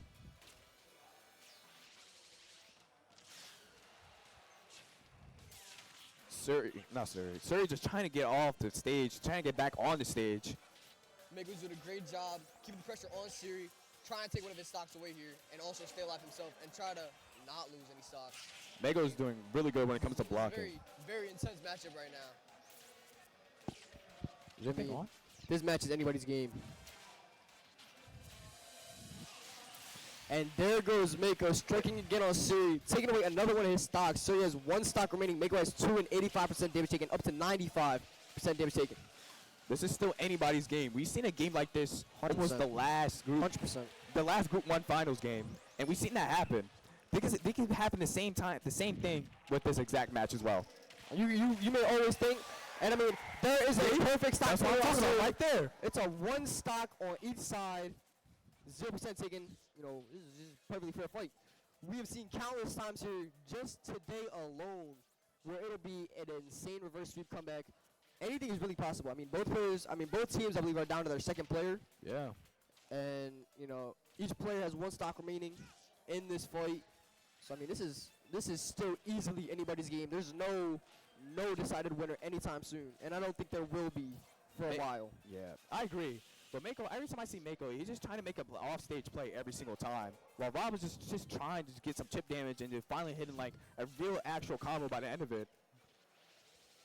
Between Mako and Suri right now, they're both putting on a lot of damage, a lot of pressure with each other. They're both just putting up a good fight overall. This is a very good close matchup to see. Going in as both teams, I believe, have 4 stocks remaining between 2 players. Surrey getting some chip damage off. And there goes Siri taking one over Mako. NVD is down to the last player. They have 3 stocks remaining. Verona still has 4 stocks remaining here in this match of the set. What a play by Siri. This is what I'm talking about the reverse sweeps when it comes to certain players. And especially, you don't see that often with Rob, too. And it's just anybody playing in general, they just find a way to at least understand who they're playing against and just, bring it home. So, I don't know if you guys know or not, those on the stream, or those here in person. These matches, they're best of 3, first to 2. So, each team has 3 players. Each player has 3 stocks, so 9 stocks in total. And once all 9 of those stocks are taken down, that's 1 set. So the first team to take down all 9 stocks twice wins, the match or the game. And in this particular case, it's a state championship. And I mean, this is the Group 2 state championship between NVD and Verona. So now we got Rob or Surrey still in the game, but only with 1 stock, playing against. I can't see it. Let's see here. But this is John. I believe this is Ken. Is this Ken? Oh, this is John. I don't know. This is John playing for NVD, playing as Cloud. Okay. Let's talk about John a little bit. He mains Cloud, Joker, and Incineroar. His favorite video games are Super Smash Bros. And Deltarune. Never heard of that one, but maybe it's interesting. I mean, maybe I'll like it. I don't know. His future goals: he wants to be a zoologist. It's an interesting job. Hobbies. Really interesting. Hear this one. Violin. Ooh, okay. You don't hear that too often. That's a very interesting and good hobby to have. Yeah, I agree. Other fun information about John. He says, "We love you, Mr. Marsoni." Hey, what a guy. And there goes Siri going down. There's nothing he really could have happened with only just 1 stock, but John takes it. So I believe for NVD. Both schools have 3 stocks remaining going into this final match of the first set. And after this, there will be 1 more, like I said. In these types of situations, there's no decided winner anytime soon. I mean, we have seen schools being down by 2 sets, coming back reverse sweeping, and winning the state championship that way. So this whole championship game is far from over yet. So now we got. Who's playing Sushi? This is Zelda. Oh, Zelda. Oh, this is Nick. So we got Nick from Verona playing Zelda. And wow, John already getting the early hits. So, I mean, let's talk about what it took in order to get to this championship game tonight. Round 1 of the playoffs, Verona had to beat Cape May Tech. Right after that, Verona beat St. Joe's, which got them here. For NVD, they had to beat West Deptford in round 1, and then they beat Technology High School. And there goes the stock off for John right there. What a play off for Nick. And that's what you like to see. Just easy chip damage, and you just find a way to make a combo and just take out somebody's stock right then and there. Absolutely. And, Nick is doing a great job here. He took away 1 stock already as he still has 3 stocks remaining. Just about almost the same exact amount of damage taken by each player. And, I mean, Jun, I'm sorry if I'm not pronouncing your name right. And, I mean, he's still doing a great job keeping it alive. Yep. Let's talk about Nick. So we got Nick from Verona. He's a senior. He plays Zelda and a few others I cannot read. Sorry. Favorite video games. He likes playing SpongeBob, Battle for the Bikini Bottom. That's one of I love me some SpongeBob, don't get me wrong, but I've never heard that game ever. That was my first favorite game. Future goals is to become a diplomat. A diplomat. But a diplomat. He wants to become a diplomat. Hobbies, he likes playing tennis and he likes doing speed running. Not bad. One thing he likes about esports, he likes making friends. And like any other person, you know, he's here for his friends. He likes making new friends here. That's the point of esports. You find friends, or you're already friends with the teammates you already have, and that's what builds real connections right there. And there goes Jun taking away another stock, or taking away his first stock off of Nick. Nick has 2 stocks remaining. Jun has 2 as well, but Jun had a lot of damage taken, and he could very well lose his second stock right here. So one final fact about Nick is he owns a Wii U. I wish I had a Wii U. I used to have a Wii U. So here it is with this match for Group 2 Finals, and we're about to actually transition into another game. And that game, there's 4 Wii U's. Wow. But as I was saying, we're again going to transition to another game, which is going to be Rocket League. And hopefully when y'all get transitioned in there, you're going to enjoy that matchup There goes as well. Nick taking another stock off of June. June has 1 stock remaining. Nick has 2. 54 damage taken to 18 currently. There goes Jun trying to get some shit damage. Nick. Up Nick tilt. trying desperately to get this final stock going. Ooh. We're gonna go into a Rocket League, over to Rocket League right now after this. Oh, there we go. You can go. Thank you. All right. Rocket League. Welcome everybody to stage 1. This is Rocket League. We are the group Morris Hill 4? versus One of the groups. Morris Hill versus Sienna. Yes, we are state finals now. Morris Hill Ooh. stopping it again. Sorry. Let me continue my intro. My name is Anthony. I am here with Cassandra. and we are going to be your commentators watching this beautiful gameplay between these two. It's been really nice. Yes, Morris Hills in the blue, Seneca in the orange. As Seneca gonna go on the attack. Morris Hills trying to take it here. Seneca big block though. Currently, Morris Hills wide open goal here. Woo! Seneca doesn't get there though. As Morris Hills gonna block it once again. River going on the shot. Doesn't get there. Wow. Seneca again on the attack. Morris Hills trying to stop it. Doesn't get the shot he wants once again. And now Dribbler's going to try to take it away here. Morris Hills keeping on the attack. Seneca still going though. This is really nice. Yeah, we're going to see as another big shot here by Seneca. Wide on goal, but Morris Hills gets there. River And now going on the attack. Seneca getting there first though. But not getting the hit he wants. Now here comes River. Oh, No, Will Butter gets there in time. Really getting better at the defense, honestly, Seneca. Yeah, now Dribbler again going on the attack here. Wide, not a wide open goal. He's going to try to get past two. Seneca blocks him in the air. Will Butter's there to clean it up. And now Seneca on the attack once again. But Morris Hills, big demo here, I think. Yeah, that's a demo for this could be it. Can Morris Hills get the shot? Oh! No, Famous Seneca getting there. coming in, blocking it. They're really stepping up their defense this time. And now Seneca going on the attack, flying it through the air. I don't think there's anybody here for Morris Hills. Oh! No, he does. Oh. Morris Hills keeping them alive. Seneca once again on the attack. And stopped by Pro Dribbler. Wow. Big back and forth here as Morris Hills is going to try to take it up over one. Famous getting there, though. As Seneca, another demo. We're going to see what he can do. Keeping him away, though. Seneca doesn't have that chance they want. Pro Dribbler is going to take it away. They're running out of time. They need to get something going here. Absolutely. They're both really getting better at their defense. I mean, the stall in time is crazy with just 1 minute left. Morris Hills on the shot, though. Over one. Hits the crossbar, though. As now Dribbler is going to try to finish it. And, oh my goodness. Scuffle. Just couldn't get the finish he wanted, though. As River, wide open on goal. Here comes Dribbler. Coming up. No, it's so close. Absolutely.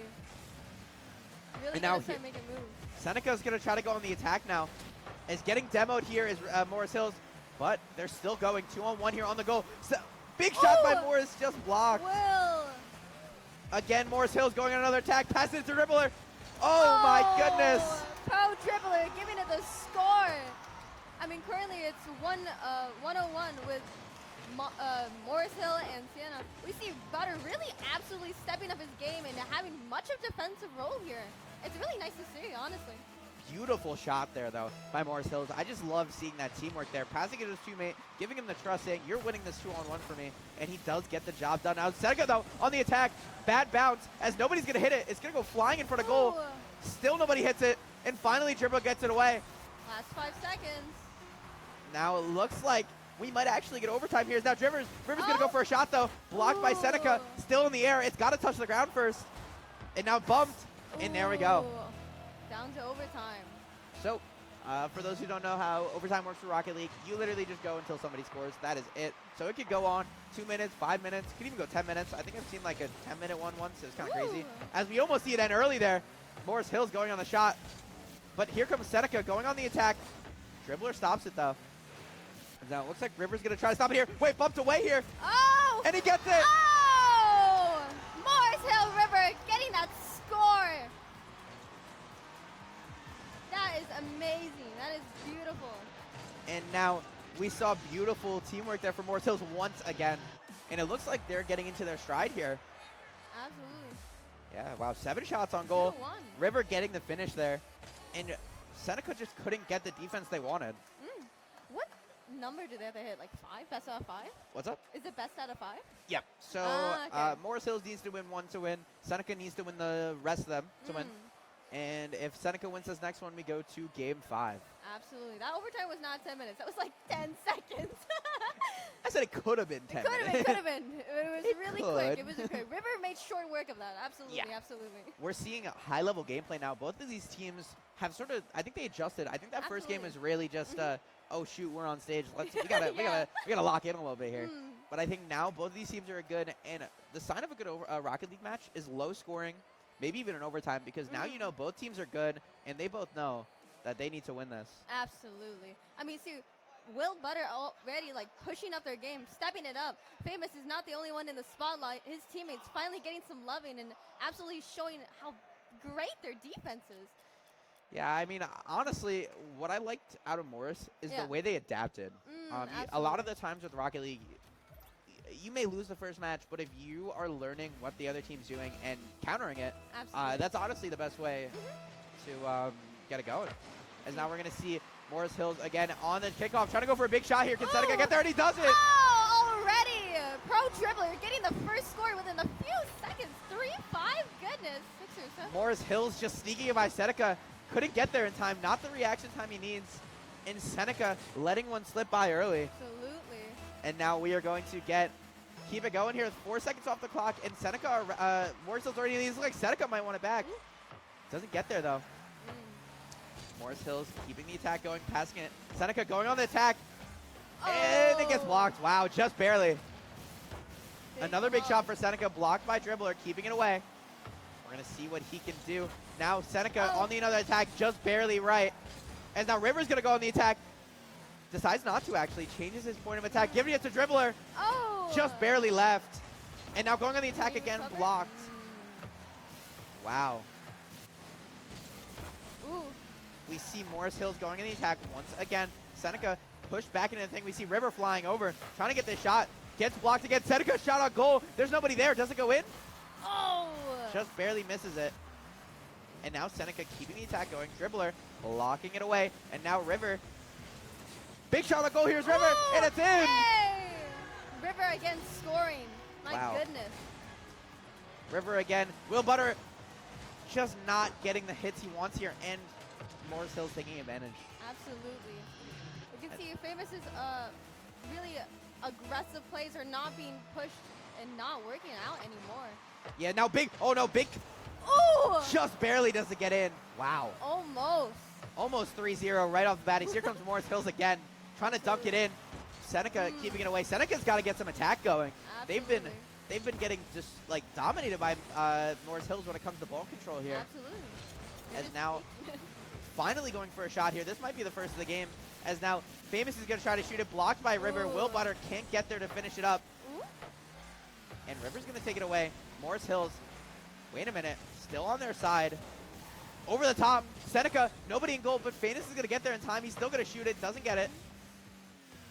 Now Morris Hills keeping the attack going, getting it by Seneca, breaking some ankles here. Big demo, nobody in goal, can he get it? Dribbler can't get the right angle he wants.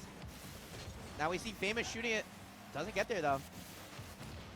Another demo. And here comes Seneca once again.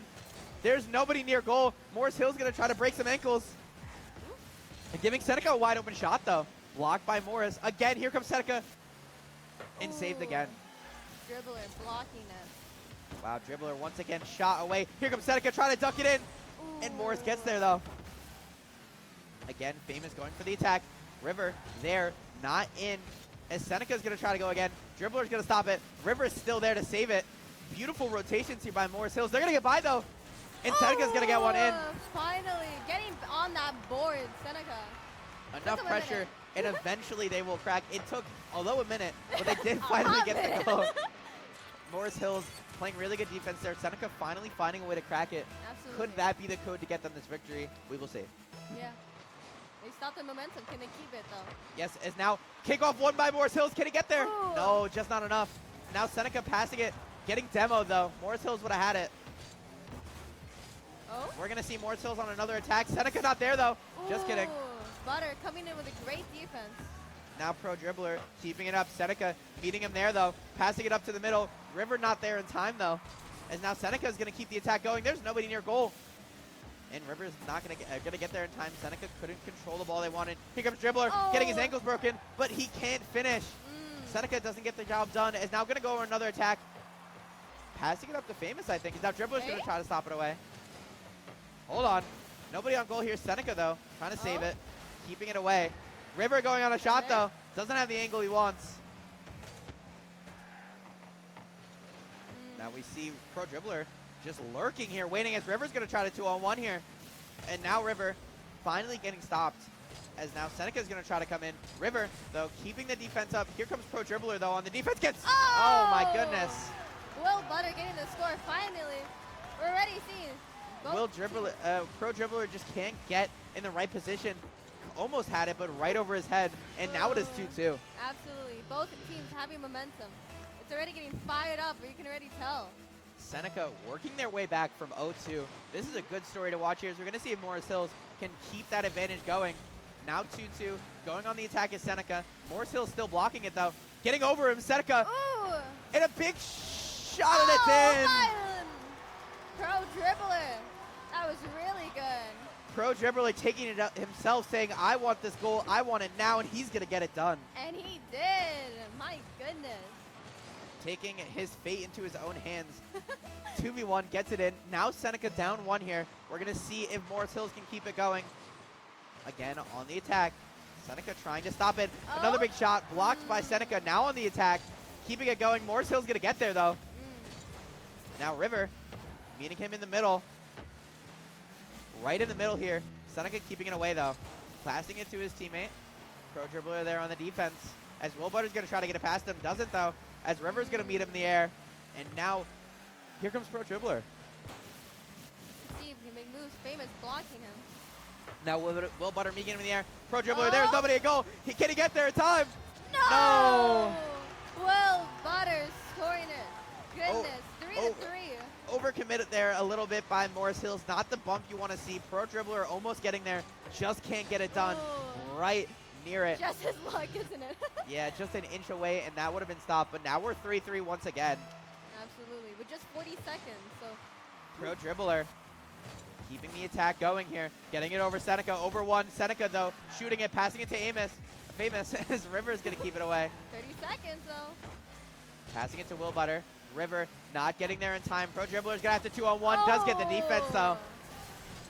As the attack's going to continue. River's there, though. Trying to keep it away. Passing it to Dribbler. What a shot. Ooh. And that's not going to go in, though. Ooh. Far right. Is now. Morris Hills has to get on defense. Does get there, though. As River's going to go for one final shot. Can Seneca get there? Gets demoed, though. Ooh. There's an open goal, I think. As it looks like Seneca's. But can they get it with time? Seneca's going to try one more shot here. Blocked by River. And that is it. We're going to see overtime. Another overtime. Oh my God. Wow. Goodness. Now, life on the line here for Seneca. They need to win this to keep it going. Absolutely. Morris Hills needs to win this if they want to win the whole thing. Now, big demo here coming in. 2-on-1. Can Pro Dribbler defend again? Kind of gets it, though. Gets a piece of it. And now River's going to go on the attack. Seneca, though, keeping it away. As River keeping it okay once again. And it looks like Pro Dribbler's going to try to go on the attack here. Will Butter there, though. Gets it under him, though. Seneca on defense now. But we will see the attack coming. River's going to try to get in there. Pro Dribbler's there. but he's not going to stop it. Nope. Bit of a misplay there by Seneca. Trying to get it past, doesn't get it. Will Butter is there, though. Big shot. Almost on goal, doesn't get there. And now River's going to try to go on the attack. 50-50. Now going up into the air, another 50-50. And we're going to see Pro Dribbler. Double attack here is Seneca. Is Pro Dribbler going to get there? No, he doesn't. Will Butter getting the score for Seneca, making it tied again. And Seneca keeping themselves alive. We're going to go to game 5 here. Wow. Seneca just playing. Seneca and Pro Dribbler just played a big game of chicken, and it seems Seneca came on top of that one. Absolutely. You can't overcommit there, you can't undercommit there, and it's a hard situation if you're a Pro Dribbler. Honestly, I think Will Butter's taken all of Pro Dribbler's luck. He's been really getting better at defense, and Pro Dribbler's just been missing it by a hair every time. Yeah, we're going to see, though. Will Butter finally taking that attacking role that we wanted to see out of him. Now we're up 2-2. It is game 5. Ooh. What a poetic way to end the last game. Absolutely. In game 5. Will we see a LeBron-type performance? I don't know. And let's get on with it. Game 5 here. We're going to see what Morris Hills can do. This is where legacies are made. Morris Hills wants to etch themselves as champions here. Seneca wanting to win it too. We're going to see who wants it more. Seneca wide open on goal, though. There's nobody there. But he's just a little right. River, though. Seneca just a little right there. A little bit left, and he would have been in as River blocks it. Pro Dribbler needs another defense, and he gets there. River missing it, though. Pro Dribbler, nobody on goal. Will Butter scoring it. Oh, waiting, holding. Oh, my goodness. Pro Dribbler. Oh, goodness. By a hair again. Will Butter playing it really good in the front there. And Seneca just kept the attack going. That's what you want to see if you want to win. You want to get that attack. Eventually, if you attack enough, they will crack. Absolutely. As now, flying through the air, Seneca might get another one. Just off the top crossbar, though. Now flying is Will Butter. Stopped by River, as Famous is going to go up for it, too. Seneca now looks like they're in the driver's seat. No pun intended. Maybe. As now, Morris Hills playing the attack once again. They have to get a goal quick. Will Butter, though, there. Big shot off. And now River's out of position. Pro Dribbler's on a one-on-one again. And he gets there, though. Beautiful. Now Will Butter. River's going to block it this time. And he does. Now here comes River flying through the air. Keeping it away. Seneca getting there, though. Nobody on goal. Pro Dribbler in a bad spot. And Seneca getting another. That's amazing. A great Wow. score on Famous. Just an unlucky movement of the car and just not enough momentum to get there in time. It is now 2-0. We saw Seneca come back 2-0, though. We could see Morris Hills do the same. If they Anything can, is possible. Anything. There's still 3 minutes on the clock. As here comes Pro Dribbler doing some circles. Trying to get over Will Butter, gets blocked. Now River coming in on the attack. They have to get something going here. Absolutely. Now here comes Pro Dribbler.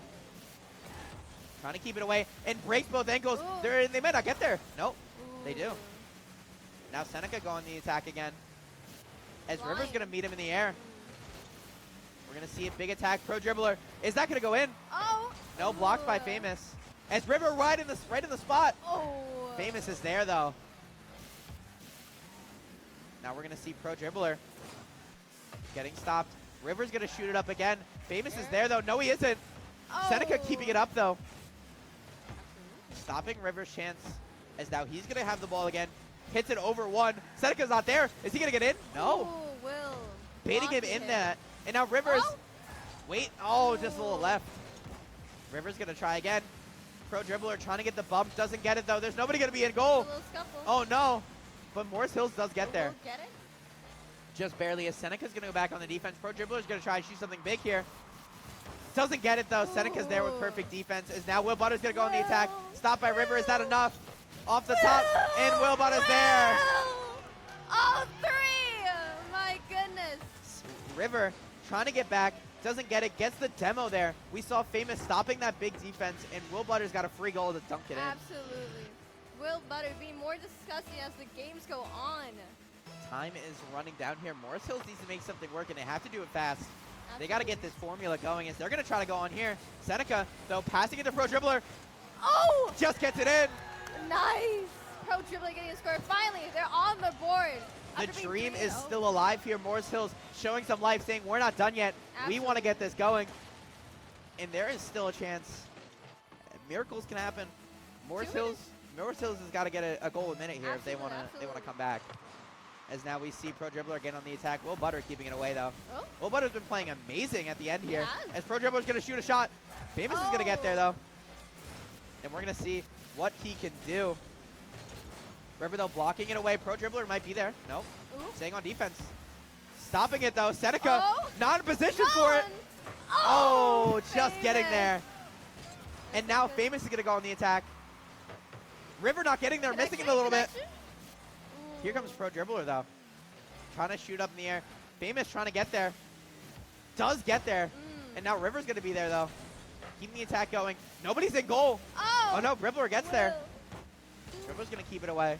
As now we're going to see time running down here. River has to get something going for Morris Hills. They're going to bounce it off the wall. Well, straight into Will Butter's hands though. Complete a lot of airtime right now. Now here comes Pro Dribbler. River's going to have to play one-on-one defense here. And he doesn't get there. Wow. I think that's a hat trick. He's going to get, River's going to get in this one-on-one situation. And he does get a tip on it, but just not enough. Almost hits it off the crossbar. Doesn't get it there. It is 4-1. Will and, not Will. Will's been destroyed. Pro Dribbler and River's got to make miracles happen here. As they're going to get demoed off early. We're going to see Famous here driving on the wall. Trying to go for it. Will Butter's going to go on the attack. White on goal here. Oh my goodness, River's there. River not wanting to let it end yet. And now he's going to go on the attack. Making one miss. Almost making two miss. Wow. 1 minute. Can they? 1 minute left. Down 3. Can Morris Hills make a miracle happen? Absolutely. Let's see here. Seneca trying to keep it away though as Morris Hills going to go on the attack once again. Seneca playing good defense though. River and Pro Dribbler in pure attack mode. They got nothing to lose as it looks like a shot's going to go in. Gets stopped. Pro Dribbler gets there in time. As now Seneca over 1 still gets stopped. River might not get there. Come on. No, he does. 30 seconds. And big shot here. Dribbler on the attack. There's nobody there. Oh. Doesn't get there. Will Butter does it just in time. Now he's going to go on the attack. Following up. Wow. And now here comes Famous lurking. Now getting on the attack here. 15 seconds left. As Morris Hills, Seneca's going to go in for the shot. Morris Hills stops it. But is there enough time? Morris Hills needs to go now, and they need to get a goal fast and really, really fast. Absolutely. As now Morris Hills going on the attack. Seneca keeping it going, and that is it. That is game. Seneca taking the win. Wow. Taking the belt. Seneca crawling their way back there, winning in overtime, winning in a dominant 4-1 fashion. And I think Morris Hills just couldn't get the momentum like they did at the start. They get to that 4th round, they lose a bit of momentum, and Seneca takes that advantage and runs with it to high hills, and that is it. Absolutely. Well, we Good game from both though. Yeah, that was really good. Absolutely. Very poetic way to finish it here. As yeah, I think we're going to wrap up here. Thank you all for watching and joining us for this Rocket League match. That was amazing. Probably the best Rocket League match I've commentated in a while. I commentated 1 year ago, but that was pretty good. So yeah, I want to thank you all for coming to see us at Rocket League. My name's Anthony. And I'm Cassandra. And we will see you later. Welcome back to the Super Smash game. We have NVD versus Verona here in the Group 2 State Championships. The series is tied 1-1. About to go into game 1. Game 3, but the first match of game 3. It goes off. Terrible play by me. But yeah, this is the last game out of 3 to see, well, this is the 3rd round, but they're going to their first match into the 3rd round. And we're going to see who's going to be starting for NVD and who's going to be starting for Verona. And this is where it all comes to like an end. Who's going to come out on top? And that's what we want to see out of each side of the each side. Absolutely. Who's going to win? Who's going to fall? And it all comes down to this. And this is where the tension really builds up. And this is where, oh man. And where does who's going to come out on top? You know. I mean, after the performance we just seen from June, that proved that anything is really possible, and this is still anybody's game. It really I mean, is. they were slightly down in stocks, came back, were slightly up in stocks, and then managed to barely hold on to that lead, and that's how they came away, and he beat Nick right there in that game 3 to force the second match in the series in this best of 3 tournament. It was such a crazy game to watch. It's like you didn't know what was gonna happen. What was the ending going to be? And once that was actually gonna happen, it was just really off guard. It caught you really off guard, and yeah. It was a great game to watch. Very intenseful, a lot of nerves, and I mean now, it just makes the stakes even higher. Knowing this is game 3 of the best of 3 tournament. Anybody's game, like I said. I mean, I don't see a clear winner anywhere. I mean, both teams are putting up a very, very good fight. They agree. both are very strong offensively, very strong defensively. And they also have like really sharp minds and how they want to play and how they want to act on certain things and certain like parries, blocks, dares, anything. So right now, who's gonna start is Yuval from MVD. Yuval is for NVD, and Roman is for Verona. There we go. We haven't seen these two players play yet At all. and they're coming into this game 3. Starting off, let's see how they can start off. They're both their teams really strong and very well. Let's talk about Yuval a little bit. He's a freshman. I actually think. Roman. This is freshman versus freshman right here. Mind you, I think all the other players are juniors and seniors. Yeah, all the other players for Verona are seniors, and there's one player for NVD who's a junior, and that's June. So this is freshman versus freshman. Yuval mains Ryu, Rob, and Ken. His favorite games are Super Smash Brothers, Diablo, and Street Fighter. His future goals is an astrophysicist. Or astrophysics, I'm sorry. I don't even know what that hobby says, I'm not going to lie. But what he likes most about esports is the community. It's a great community. Very friendly, very easy to make friends. Everybody is just a great community. And, you know, other fun information is he broke his leg. Oh, wow. No, break a leg. I'm sorry. Oh, he he didn't break his leg. Break a leg. Oh, he told us to break a leg? Break like a the leg, joke? Mr. Marsoni. He's running the school play at his school. So, okay. Speaking of plays, you've seen that play that Suri just made off of for Yuval right there. Well, not Suri, Roman. I'm so sorry. And so Roman is playing Sora, and Yuval is playing. He is playing. I believe that's Ken. Ryu. No, he's playing Ken. And there goes Roman taking that strike. Or no, Yuval, right? Yeah, Yuval was the one that took that first stock. Yuval took that first set, you know what I'm saying? Stock, I'm sorry. Well, let's talk about Roman, the other freshman. He's a freshman for Verona, and he means Sonic, Sora, and Diddy Kong. You don't see Diddy Kong very often. His favorite games are Mario Kart. Oh, just Mario Kart World. I'm sorry. I never played that game at all whatsoever, and I want to play it like so bad, like really, really, really bad. But let's move on. Future goals is to be a lawyer. Like I always said, hit me, please, if you're actually going to become a lawyer, because you never know. You never know. And then his hobbies is physics, video games, huts, chilling with friends, and then chilling with his family. Wow. And there goes Roman taking a second stock off of Yuval. Yuval seriously needs to lock in here. And, I mean, like I said, this is freshman versus freshman. This is still anybody's game. This game, I believe, is nowhere near decided yet. Anything's possible. We've seen insane comebacks earlier on today. 100%. And I don't even think a comeback is needed right now. Like, I feel like both teams are still pretty solid. They don't really – no team is really under pressure as much. I agree. You know, Yuval is taking his first stock off of Roman. So. And the thing about freshmen, you can obviously, like, as a freshman, you can learn from the upcoming, like, the upperclassmen.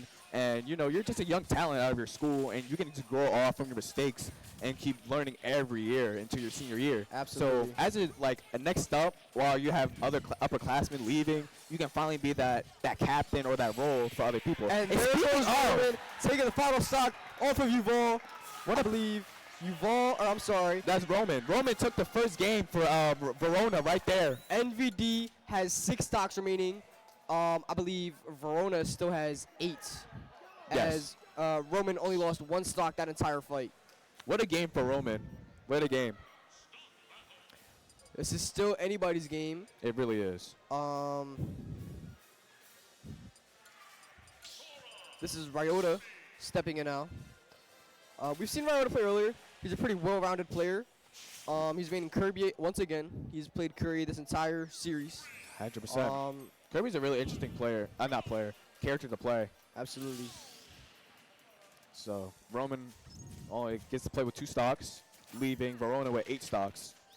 And here we go. Ryota, you know, starting off strong, doing a good bit of damage and blocking all those attacks right there by Roman. He's doing a great job just aggressively trying to do as much damage done. I mean, he's up in stocks, but ideally he doesn't want to lose any stocks in this fight and hold them and preserve them. Yeah. For the next player he has to play against. I 100% agree because the amount of stocks really depends on your teammate next game, and you don't want to lose. You don't want to like end the game with 1 stock, and that leaves with your teammate. If you lose, it just ends up really bad, and you just want to sub your next teammate pretty well. Absolutely.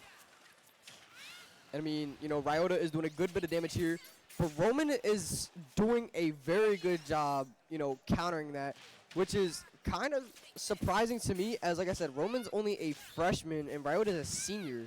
So I mean, this could be Roman's night to make his mark on this team for Verona as maybe a future starter. Yeah, calm little debut for Roman. And there goes a great job by Ryota taking a stock away from Roman. It's still anybody's game, still, because we've seen a lot of this happen when the other players still have way more percentage, and they still managed, less percentage, it still came back. So now I believe the best case scenario for Ryota is to take out Roman with, you know, all 3 stocks, so he can go into this next fight with all 3 stocks again, and, you know, set his team up for success, as NVD as a team have 3 total stocks remaining, or 6 total stocks remaining between 2 players, and Verona has, I believe, 7 total stocks remaining between 3 players. 6. I think it should be 6. But Roman just has to find a way to take at least 1 or 2 stocks off from the other team. Speaking of, there goes Roman off a stock. Taking a stock off of Ryota. Whoa, just so close to just falling off the map. Right then and there. But let's see if Roman, the freshman, can still take off another stock off of Ryo. I mean, Ryota is doing a great job, pure aggressively, knowing that he has a low percent of damage taken, also 2 stocks remaining. He can play a little risky, but I don't think he wants to, and potentially risk losing a stock in this tournament as the stakes are so high. And then he goes, taking out Roman. Roman had a great run. I mean, he's a freshman. Coming to this tournament against all seniors. I mean, he took away 4 stocks on his own. Respect for Roman, 100%. Great job. Shout out to Roman. Shout out to Roman. As a freshman, that's a lot for a freshman. Absolutely. Really great job for Roman, especially out for Verona right then and there. Absolutely. So now the one should be stepping up for Verona. So now we have Suri. The Rob player. We've seen a lot with Suri. A lot of well-played making overall, and just a really good player for Verona. I believe we actually saw Ryota and Suri play each other earlier. We sure have. I forget who came on top of that game, though. I think if I'm not, yeah. But I know now Ryota is down 1 stock, 2-3 against Suri. So still anybody's game, though. Still absolutely anybody's game. But once again, if we have any new viewers, we are in a series best of 3. Both schools are tied 1-1 for the record.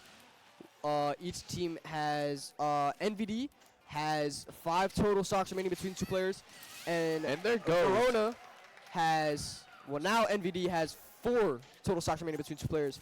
Verona has 6. Suri just pinning on dominance, just trying to take away the stock that early. We're only just 57%.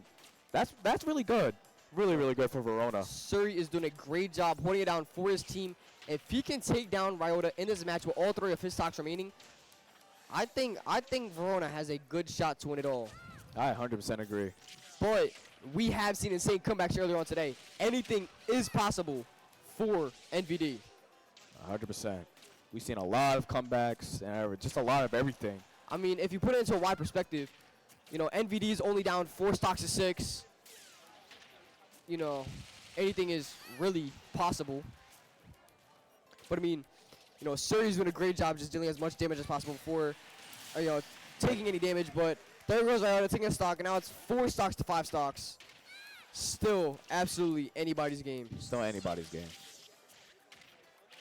This is a very intense but also passive fight as Ryota's trying to play as safe as possible. You know, trying to play defensively by barely taking any damage and just getting like little cheap shots out there, trying to slowly dwindle up his damage. But wow, that was just a crazy game for that. Really good. Siri did a great job playing that. So now NVD has 3 total stocks remaining. Roman has 5. Yeah, that was a really good execution for Suri right there. Just putting his team up for him. You know, he's just doing a really good job for his team. Now we have June coming up for NVD versus Verona. June just won the last previous game for NVD to force a game 3. I believe they were down 2 stocks to 3. He came back, you know, he won it. But now he's down 3 stocks to 5. He's the last player NVD has on the board. Verona still has 2. He has, you know, Siri here with 2 stocks, and I believe they're still going to play Nick or Andrew, you know, whoever they choose to play. Now we're playing. Now we got Suri versus Jun, who is playing Cloud. Now, I think, if I'm not mistaken. Jun has 3 stocks in this fight. Suri only has 2. Yep. But, like I said, June is the last player NVD has to offer. While Verona still has 2 of them. They have Suri with 2 stocks, and their next player with full all 3. Yep. Suri trying to start off strong. But it's just Jun is just finding a way just to block him every single time. We've seen this matchup at least once, maybe twice, if I'm not mistaken. And it was always a close game between these two right here. You know, we got the, No. Jun trying to wait for an off stage, and there you go, taking it right there. That was like to see. Only taking 55% damage. He's in a great position to take series last stock and force one final match, and it could be 3 stocks against 3 stocks in the last game of game 3 in this tournament. So June has to absolutely lock in right here, and he's already brought Siri just about to the same damage she has taken. This is easily anybody's game. I mean, June is doing a great job putting it down for NVD. So June just really trying to put a tiebreaker for the last players for his team right now. If you can just 3-0, it's only up to 1 player on Verona, and that's where it really counts, is that very last game. And that very last game comes to the state title right then and there for Group 2. I just know there's a lot of nerves going on right now, especially for June. June is the last player NVD has. A lot of He has 79% damage taken compared to Suri, but he's doing a great job just doing a bunch of damage. If he can get a KO right here, June forces, a final matchup with all 3 of his stocks remaining, because in total it's 4 stocks to 3 stocks. And there it goes, taking the game. What a game for June right there. Keeping it with a 3-stock game, and now it's tied 3-3 in the last round. Now Verona has 1 more player to offer. He has all 3 stocks. NVD, June, representing NVD, he still has 3 stocks remaining. I know there's a lot of nerves going on both teams. This is the matchup we just saw last game. It's Nick versus June. But last time June came on top, but I believe Nick was down 2 stocks, 2-3, and he almost won. So this game is a very intense game, anybody's game. I really have no idea who could come on top. So Nick and June, we've seen this matchup quite a few times. Tension for both teams right now. Whoever comes on top wins it all. Absolutely. This is a very, very intense game for both teams. But June seems to be very calm and composed right now. So does Nick. They both seem to be keeping their composure, which is really well. Yeah, you don't want to let your emotions overtake you. Then Absolutely. A lot of bad things can happen. Absolutely. I mean, June is striking early, but at the same time, Nick came right back, and he's just doing all that damage right back. Ooh, offstage play. Almost. Nick trying to get some chip damage. It looks like June is the one getting the chip damage right now. I mean, both players are doing an absolutely great job overall. I mean, shout out to both of these teams. They're putting up a great fight. Yeah, 100%. Especially to NVD for forcing this game 3 in total. They could have easily lost it all in game 2. But June came in, and June is down 2 stocks to 3. Nick is on top, only taking 90% damage up to almost 100. So, I mean, if June can get a takeaway stock right here, it's back to being 2 stocks to 2 stocks. Nick is just doing a really good job trying to put the team on his back right now. It's really all up to him right now. That's all it really is. Just trying to win it. Both sides just trying to win. Okay. Nick, off the stage. Trying to get back on for a recovery. And I mean, here goes June. He's doing a great deal of damage to Nick. And Nick just, there we go. I'm sorry. June took that stock. Now it's back to a 2 stock. Both teams have 2 stocks remaining in total. I mean, it all comes down to these last 2 stocks on each team. And there goes Jun using his limit for Cloud right now. Like I said, And if there we have goes any the new parry. viewers, this is game 3 of the series. You know, it's best of 3, first to 2 wins. NVIDIA has won a game. Verona has won a game. You know, they're both down to their last players. And there goes Nick taking away Jun's 2nd stock. Jun And has he- 1 stock remaining. Nick has 2. And he's still healthy when it comes to percentage. Only at 56 before he got hit. There's still a lot that can happen still. You know, June can just take over or Nick can take over. But either way, the pressure is still on for both sides right Absolutely. now. It's still anybody's game. I mean, you may think that Nick could come on top as a winner, but we're stopping June from taking away a stock right here. And then they're both down to 1 stock, and they both have low damage. I mean, it's still easily anybody's game. It really is. Both really good players right now. And I mean, we have seen some insane comebacks already today, so nothing is stopping one from happening right here, as it looks like June may be able to take a stock and force, you know, And one stock. there he And he goes. will! It comes down to both teams have 1 stock remaining. June has 42 damage taken. Nick has 14. This is anybody's game. Really is. We've seen this multiple times tonight. And June is doing a great job, almost having the exact amount of damage taken. But it all comes down to this very stock right here to establish who will be the 2025 Fall Group 2 Super Smash Bros. State Champion. A lot of pressure. All comes down to this. Each one of them only have 1 stock, and it only comes to this 1 stock for each of them right now. Nick doing a great deal of damage to June. But I mean, June can still easily bounce back. But there's a lot of pressure on both teams. Nick doing a lot of damage right here. June is being bounced in the air. Nick barely getting hit. This is anybody's game. It's getting very intense. You know, Nick is trying to play a little aggressive, but also has to be defensive at the same time. 100%. Be ready to parry any move. And that's the game! And that's the game. Verona's going to win the state championship for Super Smash Bros.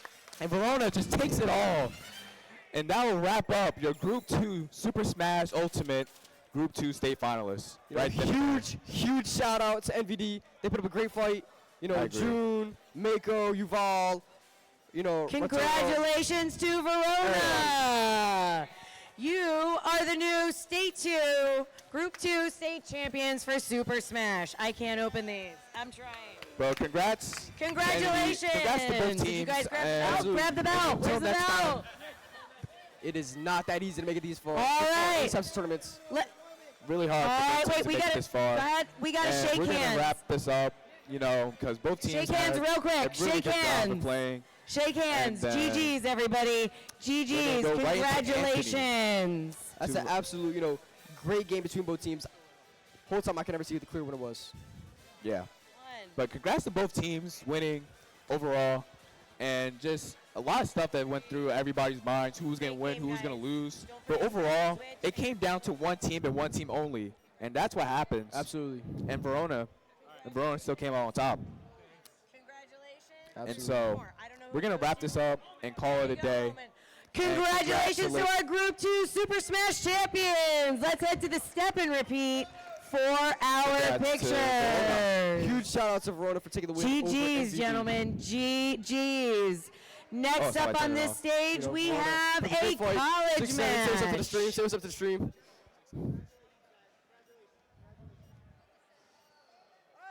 It's a huge win for Verona. All right, we have the Keene Cougars.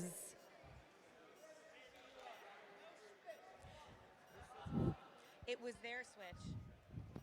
Still a really good game for both teams. A lot happened, a lot of tension, a lot of everything that went on. Absolutely, absolutely. That was a great match. Very intense, especially in the end there. Now, personally, if that were me, I would have won it all. Absolutely not. Absolutely not. Actually, I'm actually a pro at Smash. Ladies and gentlemen, we Actually, have a switch. This is good. I'm Come not on up. actually good at Smash. But Can I see anybody the can hook me GTs up with right now? Brawlhalla, though. I'll be anybody in Brawlhalla. Absolutely not. Anyways, that was really it. I mean, like I said, that was just a great overall fight. Both teams very intense. NVD has some great players. Verona has some great players. I could never see, you know, I would have never been able to predict who would have won that. I think Anyways. both teams played their hearts out. And it's just unfortunate for NVD. I mean, I have no idea. Anyways, we'll wrap it up and we'll leave it all to Anthony. appreciate y'all for tuning in.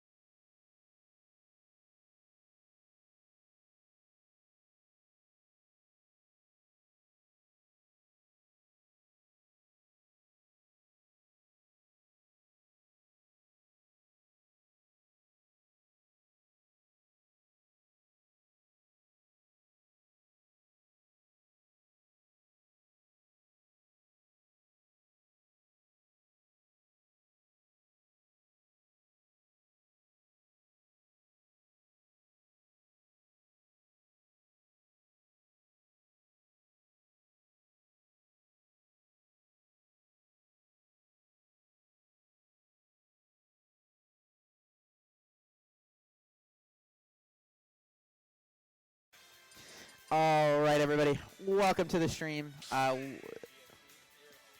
mic's off. We got one more game left. It is I think, is college like? This is collegiate, correct? Collegiate. This is an actual like tournament match, or is this like a showcase? This is a tournament match. We're actually in the middle of the set here, so looks like I believe Kane is up 1-0. We're picking up in the middle of the set. Okay, yeah, just a little bit into there. This is actually our last match of the day. Not very many people here anymore. Just diehard fans and people who are from Keene. What's up? Yeah, you're good. Good to start. Good luck. Right. Have fun to both teams, you know? Yeah. Sorry. We'll introduce ourselves. My name's Anthony. You probably see me like 4 times already today if you've been watching the stream. And I am with? I'm Brandon. Brandon E. from Brookdale Esports. I'm the head Smash coach. Yes. So we got a professional here. I'm more of a fighting games guy personally. Not fighting games. I'm more of a shooter guy. I like my Overwatch, my Rivals. Yeah, no, But, I'm used to be big on Apex, and shout out to Titanfall, but I'm big into fighting games mostly. Wow, we see already off stage here. Is that Mii Fighter? Yeah, that is me Sword Fight. I think that's looks like a skin from Legend Breath of the Wild. If I'm Yeah, not mistaken. that is the. I think that's the Guardian. If I'm not Ooh, mistaken. good knowledge. But Thank you for that. I did not know that was a skin. But that's actually cool. They have a lot of really cool Mii skins, but right here we have, I believe, obviously Kirby versus Mii Sword Fighter. I'm not too familiar with both of these characters myself. I have some good knowledge on the matchups. I mean Rob, of course, but it seems like this should be a bit of a, as far as I can tell, an even matchup. Looks like both players are off to a pretty strong start. If I'm not mistaken, I don't know fully about the rule set, but I'm pretty sure with Mii Fighter you have to say what your moves are, right? That's correct. Because Mii Sword Fighter, they kind of carried it over from Smash 4. Smash 4 had a bit of a custom move setup. They didn't have the same thing for all 80 characters in Ultimate, but they kept it for the 3 Mii Sword Fighter, Mii Brawler, and Mii Gunner, where they have, I think, 3 or 4 choices per special slot, essentially. Yeah. So you have to report that, if I'm not mistaken. So yeah, you have to declare that before the start of the match. Yeah. So that's cool. I like that. I'm glad we aren't just like free. Yeah, no, because I'm pretty sure with even just one moveset change, it just radically changes the game plan of the character. Yeah. As if I would it's a completely assume new character. I would assume because he has like 10 different ones. It feels like. Yeah. You could just pick a random one and be like, oh, well, here's a different one. We're going to see what happens. If I'm not mistaken, really good dash attack from Kirby there. Yeah, big kill there from Kirby.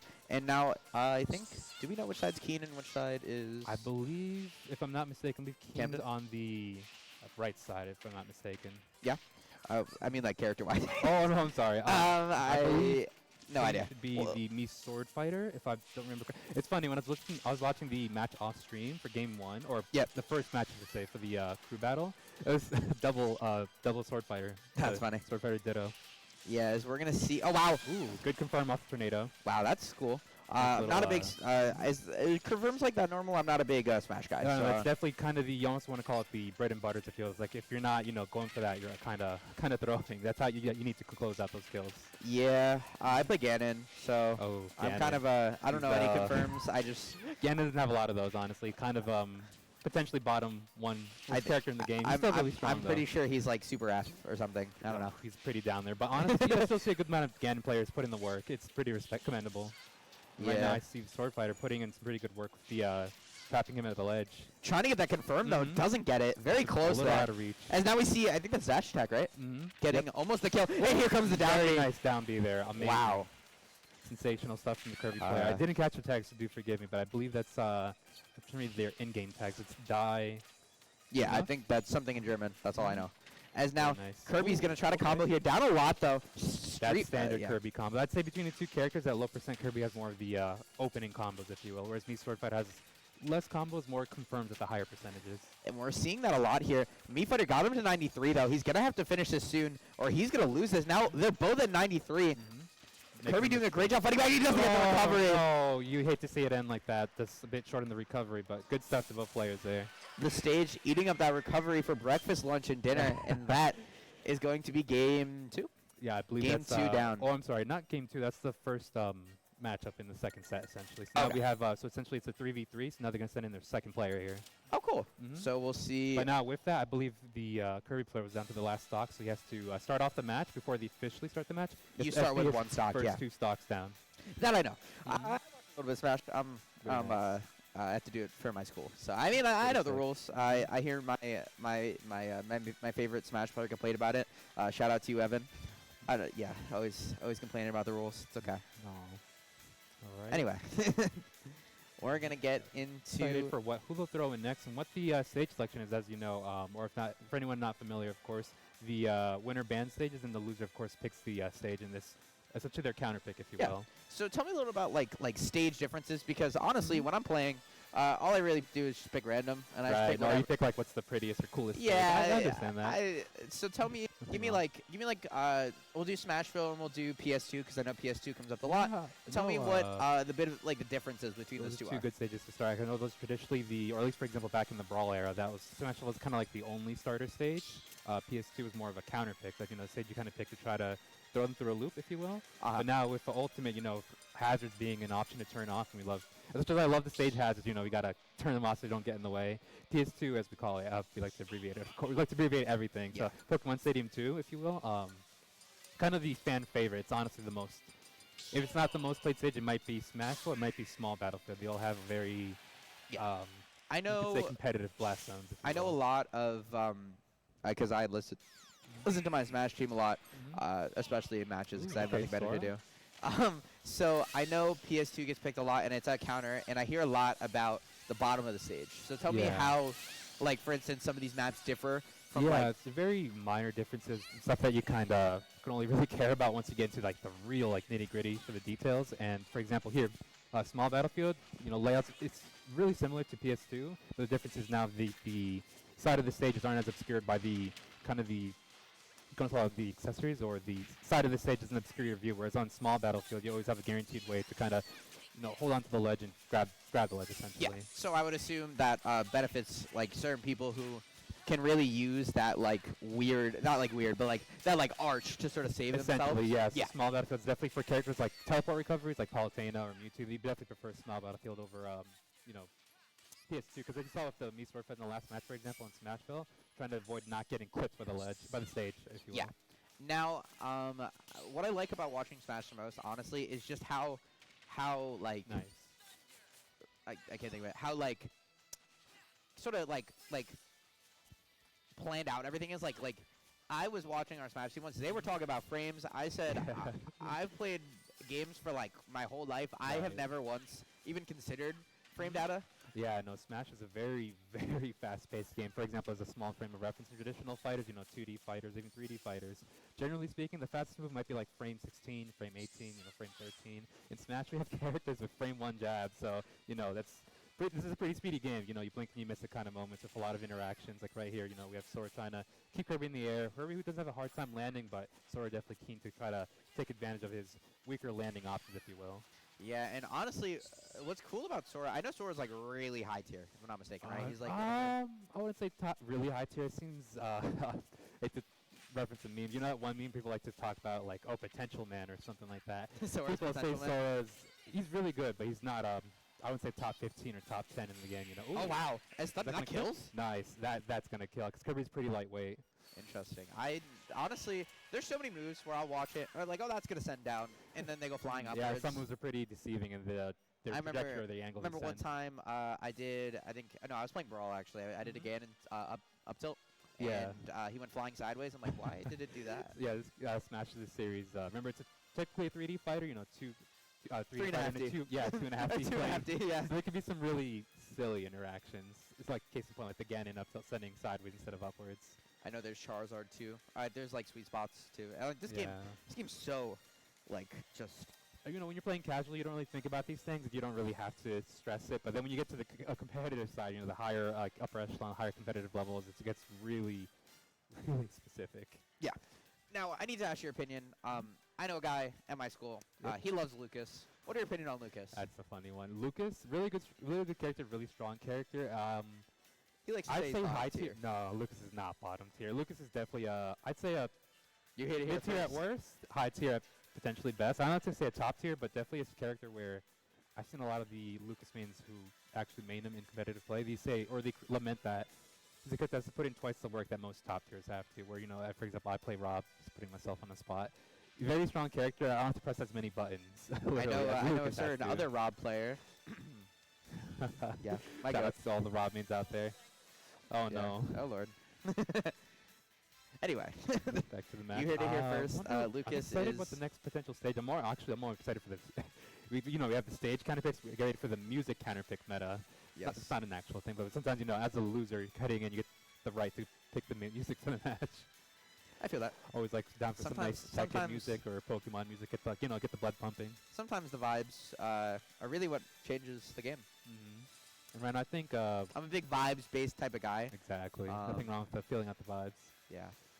Play my life based on vibes or no vibes, if you will.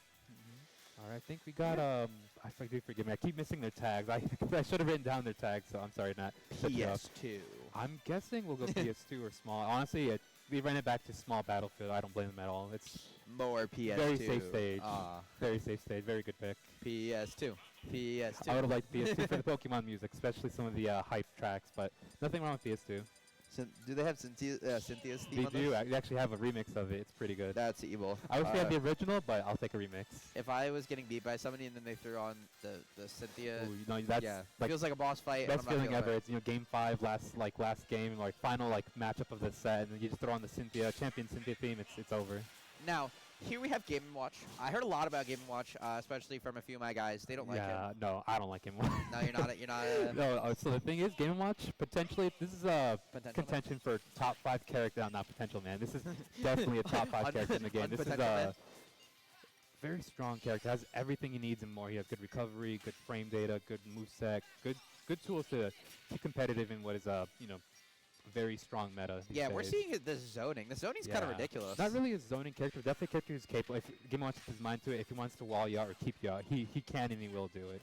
Sounds like Game & Watch can just do whatever he wants. Honestly, it's a lot of times I see some matchups, like maybe for example, Game & Watch to Ganon, he's just kind of freestyling it. It's just kind of free reign to do what he wants when he wants. You play Ganon? No, I don't play Ganon. Oh. I used to play Ike, and I don't think Ike is as bad as Ganon, but Ike definitely character that kind of falling off in the meta, if you will. He's just kind of a solved character, honestly. I know. I hear a lot about that. His up. I think it's up A, where he does the blow up. I hear a lot of complaining about that move. What are your Or you opinions think on of up special where he does the Aether. He gets little spin to grab the ledge. It's very exploitable. It's a strong move, but very easy to clip if you're experiencing the Ike matchup. Shout out Sam and I. I was saying when he's in the air for Game & Watch, he's using that blowtorch thingy. Yeah, Game & Watch is up there. I think it was changed from the previous game. It used to be a bit different, but now here it's a bit more viable. Very Yeah. strong move. Yeah, right there. The little that is it was huge. like a little gust of air. That is probably half the stage. I'm Yeah, not gonna no, lie. it's pretty good move. Good at covering. Good at covering. As now he, from, wow, really good down air. down air getting the kill there, and he has that bucket Yeah, to that work downwards with. aerial is pretty strong. Yeah, we're gonna see Game & Watch though. He has the bucket. That does so much damage, if I'm not mistaken. That's Yeah, Bucky's good. Sword character here. I Off think Zach stage. has to be careful. If he throws too many fires and Game & Watch buckets them, the chance he could throw it back at him for a good multiplier yeah, and damage. we don't see the edge guard with lightning. I really thought that's what we were gonna see. Is that a viable edge guard? Usually pretty good viable edge guard, but again, Game & Watch is just such a good character at recovering. He has that really strong up B, which just kind of pretty fast, snaps the ledge pretty quickly. So it might be tricky to try to time it there. Yep. And now we see again. This edge guard is kind of nasty. I won't lie. Okay, really good 2-piece from the sword player there. Oh, tries to get it, but he. Nice. I think he did he tech that? Ooh, no, I think he. I didn't catch that sequence, but I did see that chain there. Chain attack, as it's called, from Sora. Really good, keeping I know a bit percentage there, but it's pretty even overall, I'd say. Is that an air jab combo? So yeah, that's probably pretty unique to Sora, where he has you could almost call it an air jab essentially. And he eats the. Oh That's no, not good. Got a full stack of the bucket there. At this percentage, it might. Oh, and he a little misses it. easy to use it. No, not gonna get the kill, but that might have been scary for Sora there. Is that kill percent? Potentially kill percent, because the multiplier on that is pretty ridiculous. That's crazy. Good freeze. Honestly, I'd give both players credit. This is pretty even right here. Yeah, especially honestly, this is kind of a counter for Sora. I'm not too familiar with both. Well, I am, of course, I'm familiar with Game & Watch, familiar with Sora, but I'm not sure about this specific matchup here. I'm glad to believe this is pretty even, but Sora, I'd say between the two, you're good. Sora is definitely more of the, you could say, quote-unquote, unexplored character in the meta, if you will. Yeah. I mean, honestly, I'm no expert, Smash expert, as we all know. But I feel like just seeing how this matchup is shaping up, I feel like Sora is in a weird spot. He's got to try to get in, but he can't use projectiles because they're going to get countered. He has a counter action. Didn't know that. Exactly. Yeah, it's a bit of a unique counter in that if any projectiles hit into Sora, it'll just go behind him. So not really viable for sending something back. Oh, but wow. Really Forward good smash forward getting smash, the calling kill. out the ledge option there. Wow. That's a predict, if I'm not wrong, right? Yeah, no, I think that's a really good prediction. They're calling it out. Because, again, like I mentioned, Game Watch has a really good recovery. He likes to use it for offense, of course, but defensively, when he's trying to skip or keep the ledge, he might skip it, and he called out the ledge skip there. Yeah, it's very interesting. It's also very good. It's also a really good like recovery anyway. But Just good overall. Just good to like either create space, or kind of like you could say quote unquote get off me option. Ooh, yeah, just misses the bucket there though. Very had close. the read just a bit off on the space and all like that. Wow, Good that down air is ridiculous. Really strong down is for both these characters here. I'm curious as to when Sora might pull it out here, but yep, the forward are going to close out that Sora stock there at the left side of the ledge. So tell me a little bit on what happened in that corner, because honestly, I don't know. I just saw Sora fly away. Yeah, no, so. that's what happened. Again, blink and you'll miss it kind of interaction. Even watching forward, it used to be just kind of a standard, forward hitting aerial in previous games, but in this game, they actually made it a projectile. It's a little bomb that drops, and it looks so unassuming. You'd think it wouldn't kill, but then it lands and just instantly does so much damage. Yeah, it does You a know, lot it of reminds me of Isabelle dash attack. I did Oh, not know. Similar, yeah. A bit of a move that you don't think of it as projectile, but then it comes out and it kind of falls on itself. Oh wow, Yeah, Uppy nice. almost getting not Uppy, Up air almost getting the kill there. As I was nice. talking about earlier, now Sora's Nice. gonna try this combo, throws him up into the air. Can't get it going though. I'm really liking this a lot. Really good, again, really good offense from both players and really good defense from both players too. On a game of disadvantage state, even when you're getting hit, you have ways to kind of mitigate the risk of the damage. DIing or SDIing mechanics that let you kind of Oh, and keep he your eats character it. safe. Uh-oh. Nice. This is looking. Oh, smash, side forward really smash, nice. getting it. Good stuff. Wow. Really good Sora match. That's what we're here fighting. for. Honestly, look. I don't like being biased, but I feel like Sora had a tough challenge there. Yeah, no, that was. I think the power of friendship was definitely on his side there. Work cut out for him there. Is that? Oh, that's cool. I know he has a box controller. It's pretty unique. I like that a lot.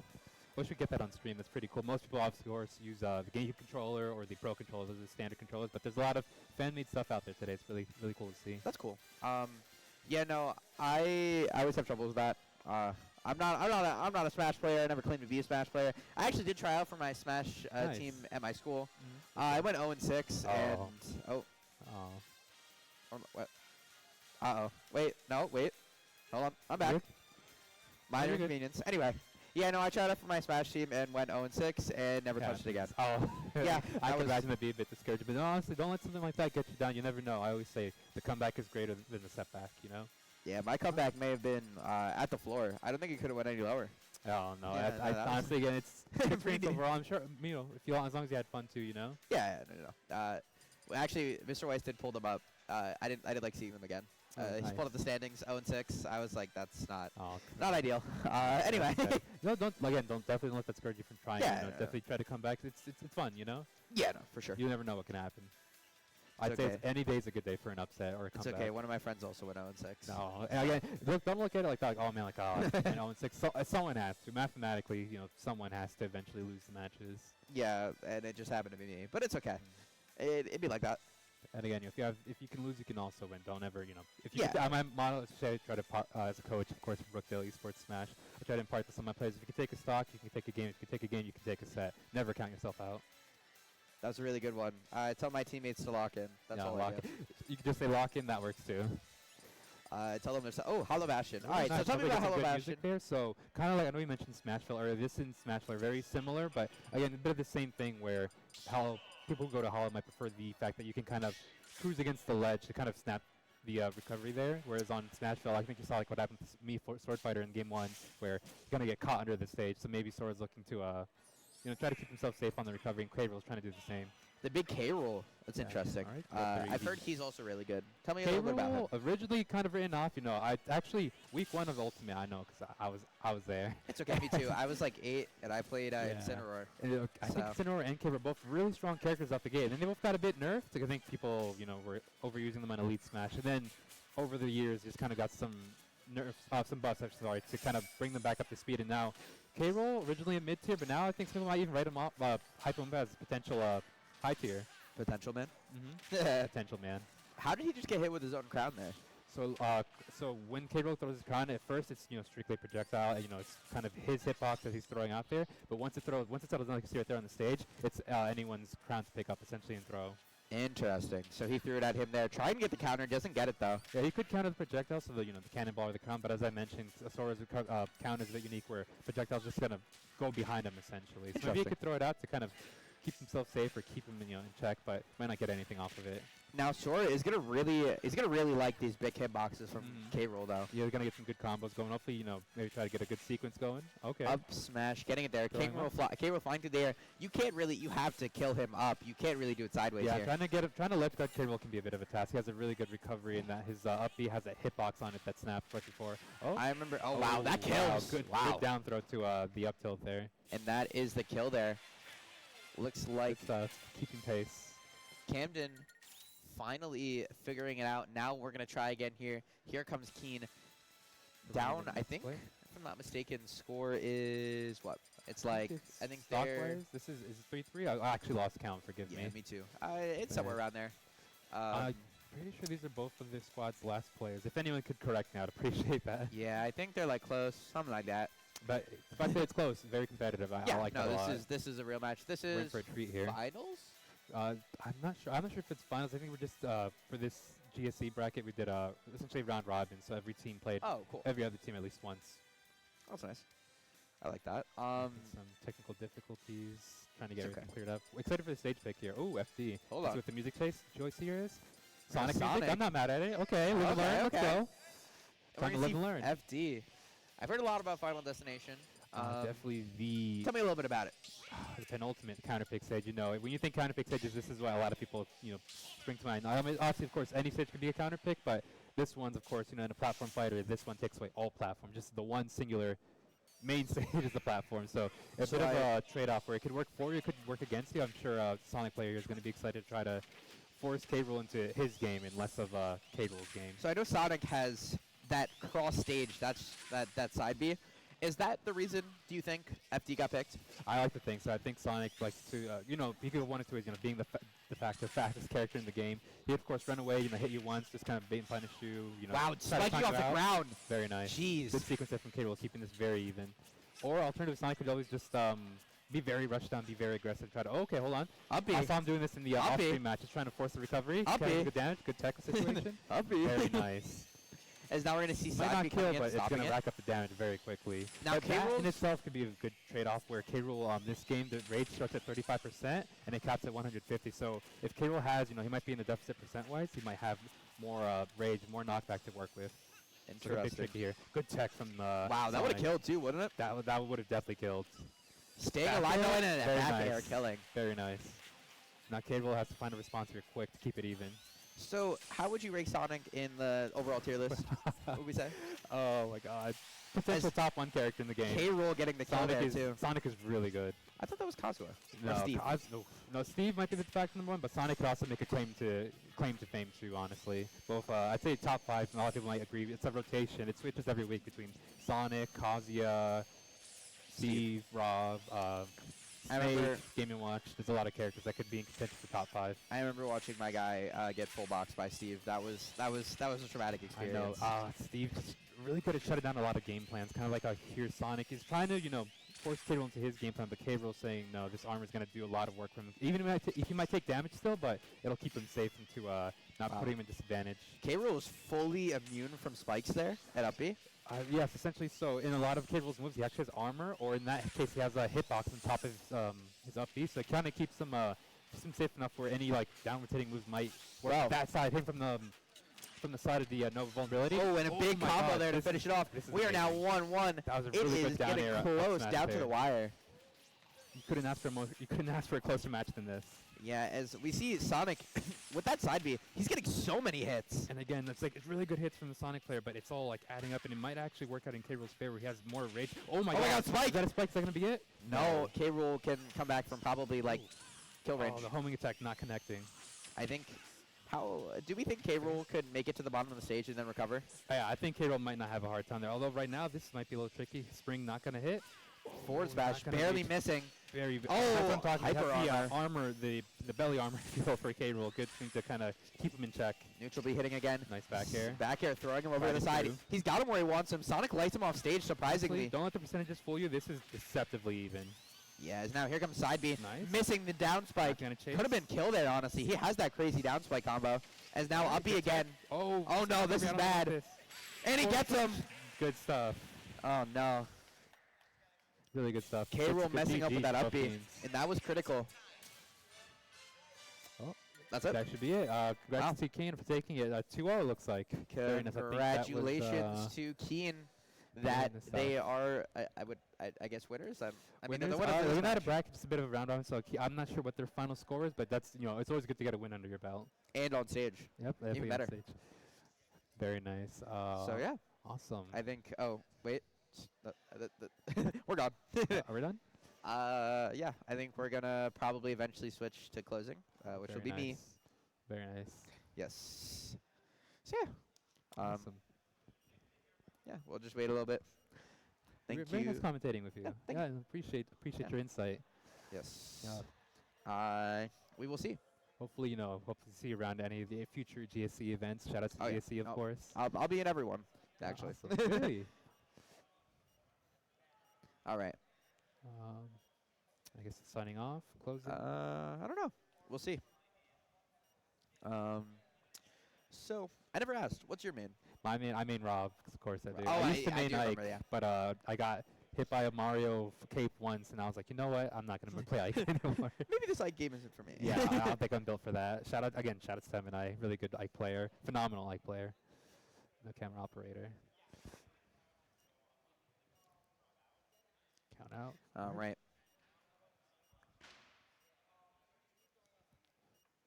So I think we're gonna sort of wrap it up here. Oh, there we are. It's me. All right. So, so we're going to close it off here. Thank you all for coming out to this, watching the GSC event. Thank you for coming on. Thank you for watching, of course. Yes. Those at home on I have a few stats just to give you real quick before we end. They gave out 17 state championships. There was over 100 teams competing, over 100 games played. I commentated 4 of them. That was pretty fun. That's awesome. I think we have like a round of applause. That's pretty. That's I think cool. we have. I think it was around 10 commentators here, going from stream to stream. I also want to say thank you to our media team over there. They're That's great, production. amazing. We like them. They're cool. Love them. Yeah. So we're gonna say thank you all for watching, and we're out. Yep. All right. Good stuff. Yo, you're pretty hype. All right.